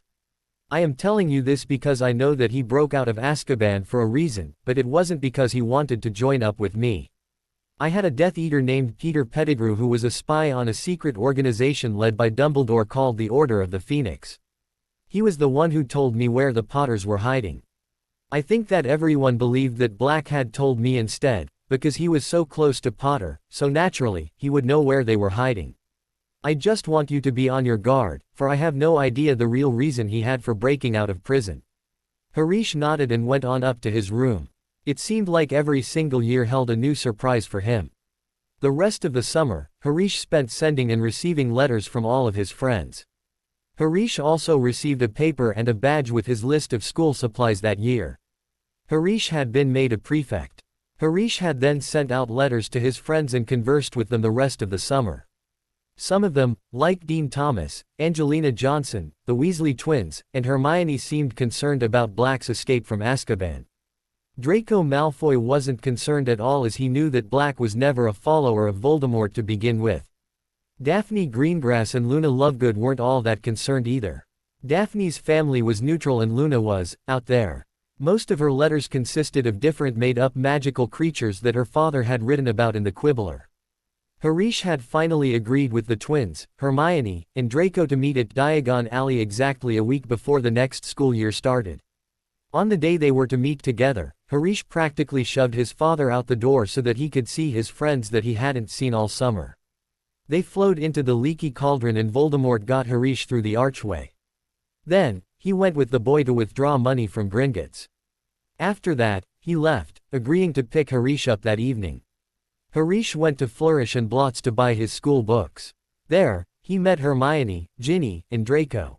Ginny's books had already been bought for her, so she was just following Hermione around. Draco was buying his school books and Hermione bought hers as well, but she was also browsing eagerly. Her bag full of school books was so full, Harish was sure it would burst. "Hermione," he said, walking up behind the two of them. "I think they put the wrong books on your book list." Hermione and Draco both turned around and smiled when they saw him. "Harish!" Hermione exclaimed, wrapping the older boy in a tight hug. "Don't strangle him, Hermione," Draco said. "Hey, Harish." "Hey," Harish replied before turning back to Hermione. "Seriously, though, why did you buy so many books?" "Oh, well, I'm taking all of the classes this year," Hermione replied. "I couldn't decide which ones to take, so I signed up for all of them." Harish shook his head. She was ridiculous sometimes. The manager had nearly fainted when he was told that they needed 3 copies of the Monster Book of Monsters, and Harish soon found out why. For some odd reason, Professor Kettleburn had decided to assign books that bite. Harish couldn't see how they were supposed to learn from it if they couldn't even get it open, though. After they paid for their books, they ran into the twins next door at the apothecary. Fred then proudly showed anyone who was interested his new wand. They bought the rest of the supplies they would need for the school year and then split up. The twins went to Dervish and Bangs, Harish and Draco went to Quality Quidditch Supplies, and Hermione and Ginny went to Magical Menagerie. They all agreed to meet up at Florine Fortescue's when they were done looking at the different shops. Harish and Draco both bought cleaning supplies for their brooms. The twins looked at the different joke products, wondering how they could do them better. Hermione went to spend her last bit of money on an owl, but ended up buying a giant cat instead. Then they all met at Florine Fortescue's as they had agreed and they bought ice creams. When the day was finally over, Harish had bought everything he needed for the upcoming school year and caught up on how everyone was doing. Apparently Hermione went on vacation to France over the holidays. Harish spent the last week of summer reading all of his school books and finishing up his homework. He was half excited, half nervous about the upcoming year as they were now 5th years and would be taking their owls. Harish accidentally slept in on the morning that term started. He only woke up when Voldemort finally sent Dobby to wake him, telling him that they would be late if he didn't hurry up. He flew out of bed, got dressed in clothes to wear in the station, grabbed some food, and left the house. The two of them got to the platform with 20 minutes to spare. Then, the 5th year had rushed to the prefect's compartment where he had to endure very boring information and instructions. The moment they were free to go, Harish hopped up and went through the train, looking for a compartment. Finally he found a compartment at the back of the train that contained the twins, Hermione, Draco, Dean, and a shabby man that was asleep in the corner. It was pretty full since there were 6 students, plus the man in the corner, but none of them minded. "Who is he?" Harish asked down as he sat down, taking in the shabby robes. The man looked young, but he had several gray hairs already. "Professor R. J. Lupin," Hermione replied. "It was on his trunk." "He must be the new Defense Against the Dark Arts teacher," Harish said thoughtfully. Just so long as he's better than Lockhart, Dean said. Everyone in the compartment nodded in consent. Professor Lockhart hadn't known how to cast any spells. Not many people applied for the job anymore, as everyone began to think that the position was cursed. The previous year, Lockhart had literally been the only person to apply for the job. Harish stared out the window, wondering why Sirius Black had broken out of Azkaban. The twins seemed to notice how quiet he was being. "Are you all right?" they both asked in unison. Harish nodded. "Just thinking." "What about?" Hermione asked curiously. "Sirius Black. You mean the bloke that broke out of prison?" Dean asked. "He was on the Muggle news as well as in the Prophet." "Of course he was," Hermione replied. "He was convicted for the murder of 13 Muggles using only one curse. And everyone reckons that he broke out to join up with you-know-who," Dean said. Harish and Draco both remained silent as they were the only ones that knew that Black wasn't ever a Death Eater. Then, the twins piped up. "Our dad thinks that he broke out of Azkaban to kill off Neville Longbottom. Because it was rumored that you-know-who wanted to get rid of him before his downfall." "Really?" Harish asked. "Yeah," both twins replied. "Dad says that before he escaped, he was muttering in his sleep, 'He's at Hogwarts,'" Fred said. "The minister reasoned that Black was heading towards Hogwarts because of that," George specified. Harish nodded. "Black could very well be heading towards Hogwarts, even if not for the reasons that the minister suspected." Conversation carried on after that. The third years were looking forward to Hogsmeade and were having arguments about where in the village they should go first. Harish and the twins continued talking about Black until the topic got a little old and they started discussing the Chamber of Secrets in undertones. Voldemort had told Harish that if he found the chamber before his 5th year, he would get a reward. Harish managed to find it in his 4th year, so now they were discussing what sort of prize they should receive. He and the twins thought about it for a bit before Harish said, "Isn't the Quidditch World Cup coming to Britain next year?" The twins thought for a second before nodding. "We should get him to get us tickets to the World Cup." Harish exclaimed excitedly. "That is a perfect idea." The twins exclaimed. Hermione began fiddling with the straps of a wicker basket. Then, next thing he knew, there was a giant, orange, furry beast flying around the compartment. Engelbert dove down into Harish's bag. "Crookshanks!" Hermione exclaimed, leaping up and grabbing him. "What is that thing?" Draco asked. "It's a cat," Hermione said indignantly. Harish looked at it. It was too huge to be a normal cat. "It must be part Kneazle," he said. The twins nodded in agreement. Hermione scratched the beast behind the ears and it finally settled down, taking a nap stretched across Hermione and Dean's laps. The train chugged north. The cities and towns grew into fields.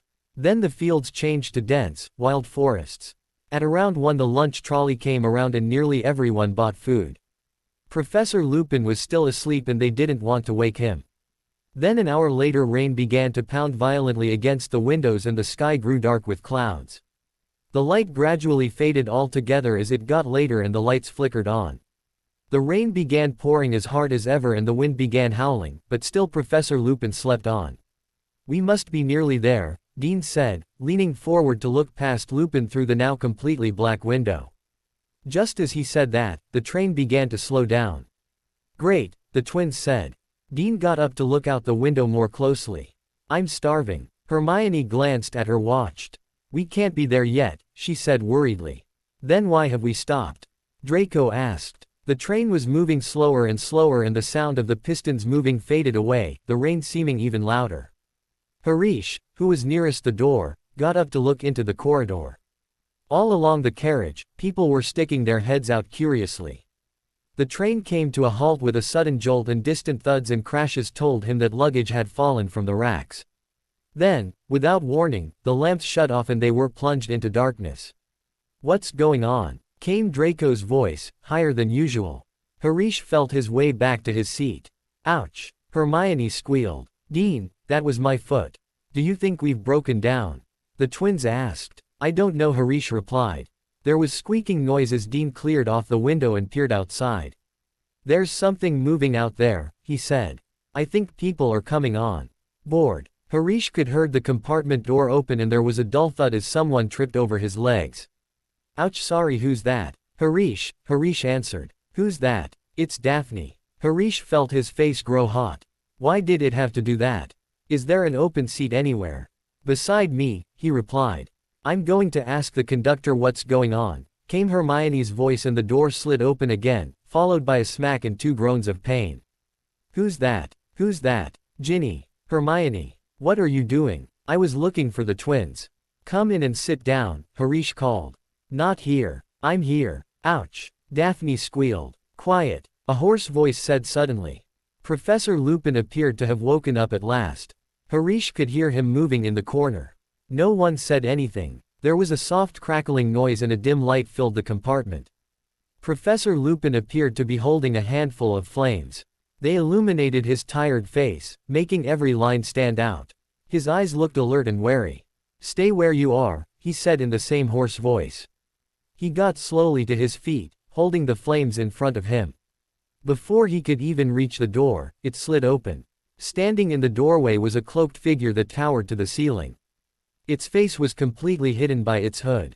Harish looked downwards and saw a slimy, scaly hand protruding out of the cloak. As though the creature sensed his gaze, it withdrew its hand into its sleeve. Then the thing beneath the hood drew a rattling breath as though it was trying to beat something more than air from its surroundings. A strong cold swept over Harish, chilling him to the bone. He felt his breath catch in his chest. It felt like being dunked with a bucket of icy water. The cold penetrated his skin and seeped into his heart. Harish's eyes rolled up into his head. He couldn't see and felt as if he was drowning in cold. There was a rushing in his ears. He was being dragged downward, the roaring growing louder. And then, from far away, he heard terrible screaming. Terrible, terrified, pleading screams. He had no idea who it was, or where they were. All he could see was darkness, and it terrified him. A thick white fog swirled around him, and then, Harish, are you all right? Someone was slapping his face. Stop, he said, getting fed up with the slapping. He opened his eyes to see Fred and George leaning over him. There were lanterns above him and the floor was shaking.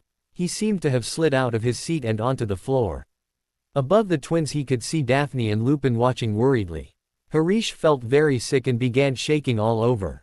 When he raised a hand to rub his eyes, he felt cold sweat on his brow. The twins heaved him back into his seat. Are you okay? Daphne asked nervously. Yes, he said, wiping the sweat off completely. The hooded creature had vanished. What happened? Where's that thing? Who screamed? No one screamed, Draco said uneasily. Harish looked around the bright compartment. Everyone in there were watching him cautiously. Daphne looked frightened and Ginny was very pale. I must have been dreaming, Harish said. Everyone looked slightly calmer when he said that. A loud snap made them all jump. Professor Lupin was breaking an enormous slab of chocolate into bits. Here, he said, handing Harish a particularly large piece. Eat it. It'll help. Harish took the chocolate, but didn't eat it. Was that a Dementor? He asked. Lupin nodded. One of the Dementors of Azkaban. Everyone stared at him. Eat, he repeated. It'll help. I need to speak to the driver, excuse me. He walked past Harish and disappeared into the corridor. Are you sure you're okay, Harry? Hermione asked anxiously. I don't get it. What happened? He asked. Well, that thing, the Dementor stood there and looked around. I mean, I think it did. I couldn't see its face and you.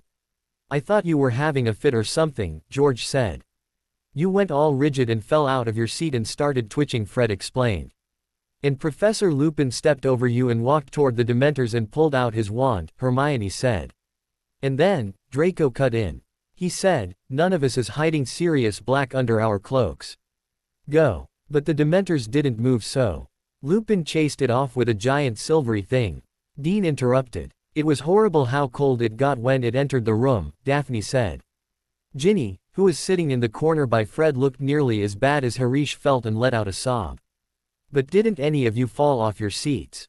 Harish asked awkwardly. No, George replied. Ginny was shaking like mad, though, Fred said.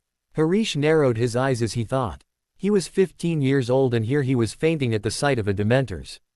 Why hadn't anyone else fainted? He knew that Dementors affected someone compared to how horrible their memories were, but he didn't have any bad memories that he could think of. It made perfect sense why Ginny looked so bad, remembering the horrible ordeal she went through the previous year, but it made no sense why he was affected the worst. As he was thinking this, the train pulled to a stop. Professor Lupin ushered them out onto the platform and they all went off to get a carriage. A lantern bobbed above the heads of the students and a familiar voice shouted, "First years. This way, first years." The 3 fifth-years shuddered as they recognized the owner of that voice. It was the half-giant, Hagrid, who had put the 3 of them in many detentions for being caught in the Forbidden Forest. When they walked across the platform to the carriages, Ginny started at the fact that they weren't being pulled by anything and everyone else got in one. Harish, Fred, George, and Draco were in one while Hermione, Daphne, and Ginny were in another. Then, the rain pelted against it as it began to roll along and wind rocked the carriage ever so slightly. They rode up the path to the castle, pausing just outside the gates. There, by the winged boars, were another set of Dementors. Harish felt a new wave of cold and nausea wash over him and he leaned back, closing his eyes until they passed.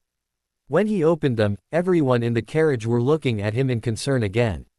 He glared at them and soon the 3 boys looked away. Then, seconds later the carriage bumped to a stop. Harish exited first and the others followed as he started up the stone steps of the castle.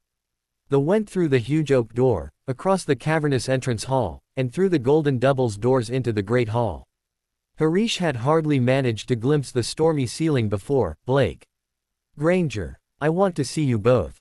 Harish and Hermione turned to face Professor McGonagall, who had addressed them. Harish looked at her in mild interest and Hermione looked concerned, probably thinking that she was already in trouble somehow. "There's no need to look so worried," McGonagall said. "I just want a quick word in my office." "Move along there, Malfoy." Draco stared as the stern professor ushered Harish and Hermione away from the chattering crowd. They accompanied her across the entrance hall, up the marble staircase, and along a corridor. Once they were in her office, Professor McGonagall motioned to the 2 Slytherins to sit down. She settled herself behind her desk and said abruptly, "Professor Lupin sent an owl ahead to say that you were taken ill on the train, Blake." Harish's mouth dropped open in indignation and anger. How dare that shabby man do such a thing? He was completely fine. A dozen retorts shot to the teen's tongue, but before he could utter any of them, the office door burst open and Madame Pomfrey came bustling in. "Honestly," he exclaimed, his face turning pink. "I'm fine." Pomfrey ignored him. "You're all clammy," she said, peering closely at him. "What have you done this time?" "It was a Dementor," McGonagall replied. They exchanged a dark look, and Madame Pomfrey clucked disapprovingly. "Setting Dementors around a school," she muttered, pushing Harish's hair back and feeling his forehead. Harish leaned away from the touch and forced all sorts of ugly looks from his face. He hated being touched. He won't be the last one who collapses. Terrible things, they are, and the effect they have on people who are very delicate. "I'm not delicate," Harish protested. Hermione hid a laugh behind her hand and he angled a glare at her. "Of course you're not," Pomfrey replied absent-mindedly, now taking his pulse. "What does he need?" McGonagall asked sharply. "Bed rest. Should he spend the night in the hospital wing?" Harish looked at her in disbelief. "For the last time, I'm fine." "Well, he should have some chocolate, at least," the nurse said, who was now trying to peer into Harish's eyes. "I've already had some," the 5th-year replied shortly. "Professor Lupin gave me some. He gave it to all of us." "Did he now?" Madame Pomfrey asked approvingly. "So we finally have a defense against the dark arts teacher who knows his remedies." "Are you sure you're all right, Blake?" "Yes," Harish said. "Very well. Kindly wait outside while I have a quick word with Miss Granger about her course schedule, then we can go down to the feast together." Harish went out into the corridor with Madame Pomfrey, who left for the hospital wing. The impatient and slightly cranky teen only had to wait a few minutes before Hermione emerged looking rather happy. She was followed by Professor McGonagall and the 3 of them made their way back down the marble staircase and into the Great Hall. At the front of the hall, Professor Flitwick was carrying an ancient hat and a 3-legged stool out of the Great Hall. "Oh," Hermione said softly from behind Harish.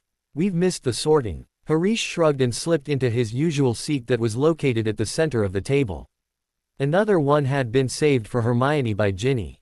What was all that about? The twins muttered to Harry. Halfway through Harish's explanation, Dumbledore stood up to make his announcements. Harish was forced to lower his voice slightly as he finished his tale. Then, when he was done, food had appeared on the plates. When Harish dug his fork into his pork chops, his eyes swept across the staff table. Then, he noticed one of his professors was missing. "Where's Professor Kettleburn?" he asked. "Don't you listen?" Hermione asked imperiously. Harish almost smiled. She was one of the few people that were bold enough to boss him around. Professor Kettleburn retired. Hagrid is taking his place. Harish's heart sank. He had liked Kettleburn. Harish looked down at a slimy green head that was poking over his shoulder. Eggelbert, the trio's Clabbert, had become his pet because of one of Kettleburn's classes. Though this definitely explained why their book was a monster. Harish wondered if the half-giant would be fond of slightly more vicious monsters. One of the girls sitting nearby leaned forward and addressed Hermione. "So how do you feel about your father escaping Azkaban?" they asked. Hermione nervously looked at Harish. He had informed her earlier that summer exactly why the entire house thought she was the last black heir. Harish smiled and did a thumbs up. "Oh, I think it's," she trailed, off her eyebrows drawing together in confusion. Harish's smile looked more forced and he thrust the thumb up and down slightly. "A good thing." Harish nodded, looking at her as if she was an idiot. Then Hermione understood she needed to act happy about her supposed father escaping from a high-security prison. "Yes, I think it's wonderful that we might be reunited again. Did you know that he's heading here so that he can be with me again?" All of the girls gasped dramatically. "No, you don't say." "I do say," Hermione replied, crossing her arms and sticking her nose in the air. "It's rumored that the last thing he was heard saying was, 'She's at Hogwarts.' That just confirms that we will be together again." Harish smirked and the twins looked at her with surprise. The pale boy had always known that she had the cunning in her. She just simply needed to refine it slightly. Conversation carried on after that in between bites. Harish enjoyed the cooked chicken very much, though it did not compare to what Wrinkle had fixed in the past. Then, desserts appeared and everyone ate their fill. Once the feast ended, Harish stood up to lead the first years out of the hall. After a fleeting goodnight to Dean from the 5th year, they all went down to the dungeons. Harish's friends followed them. Once they got down in the dormitory, he wrote a letter out to his father, requesting tickets to the Quidditch World Cup, and then he went to bed. The teen, feeling like he had just fought off a bout of the flu, went to sleep very easily that night. To be continued. I hope you enjoyed this story. Also remember to subscribe and like this video. See you in the next video.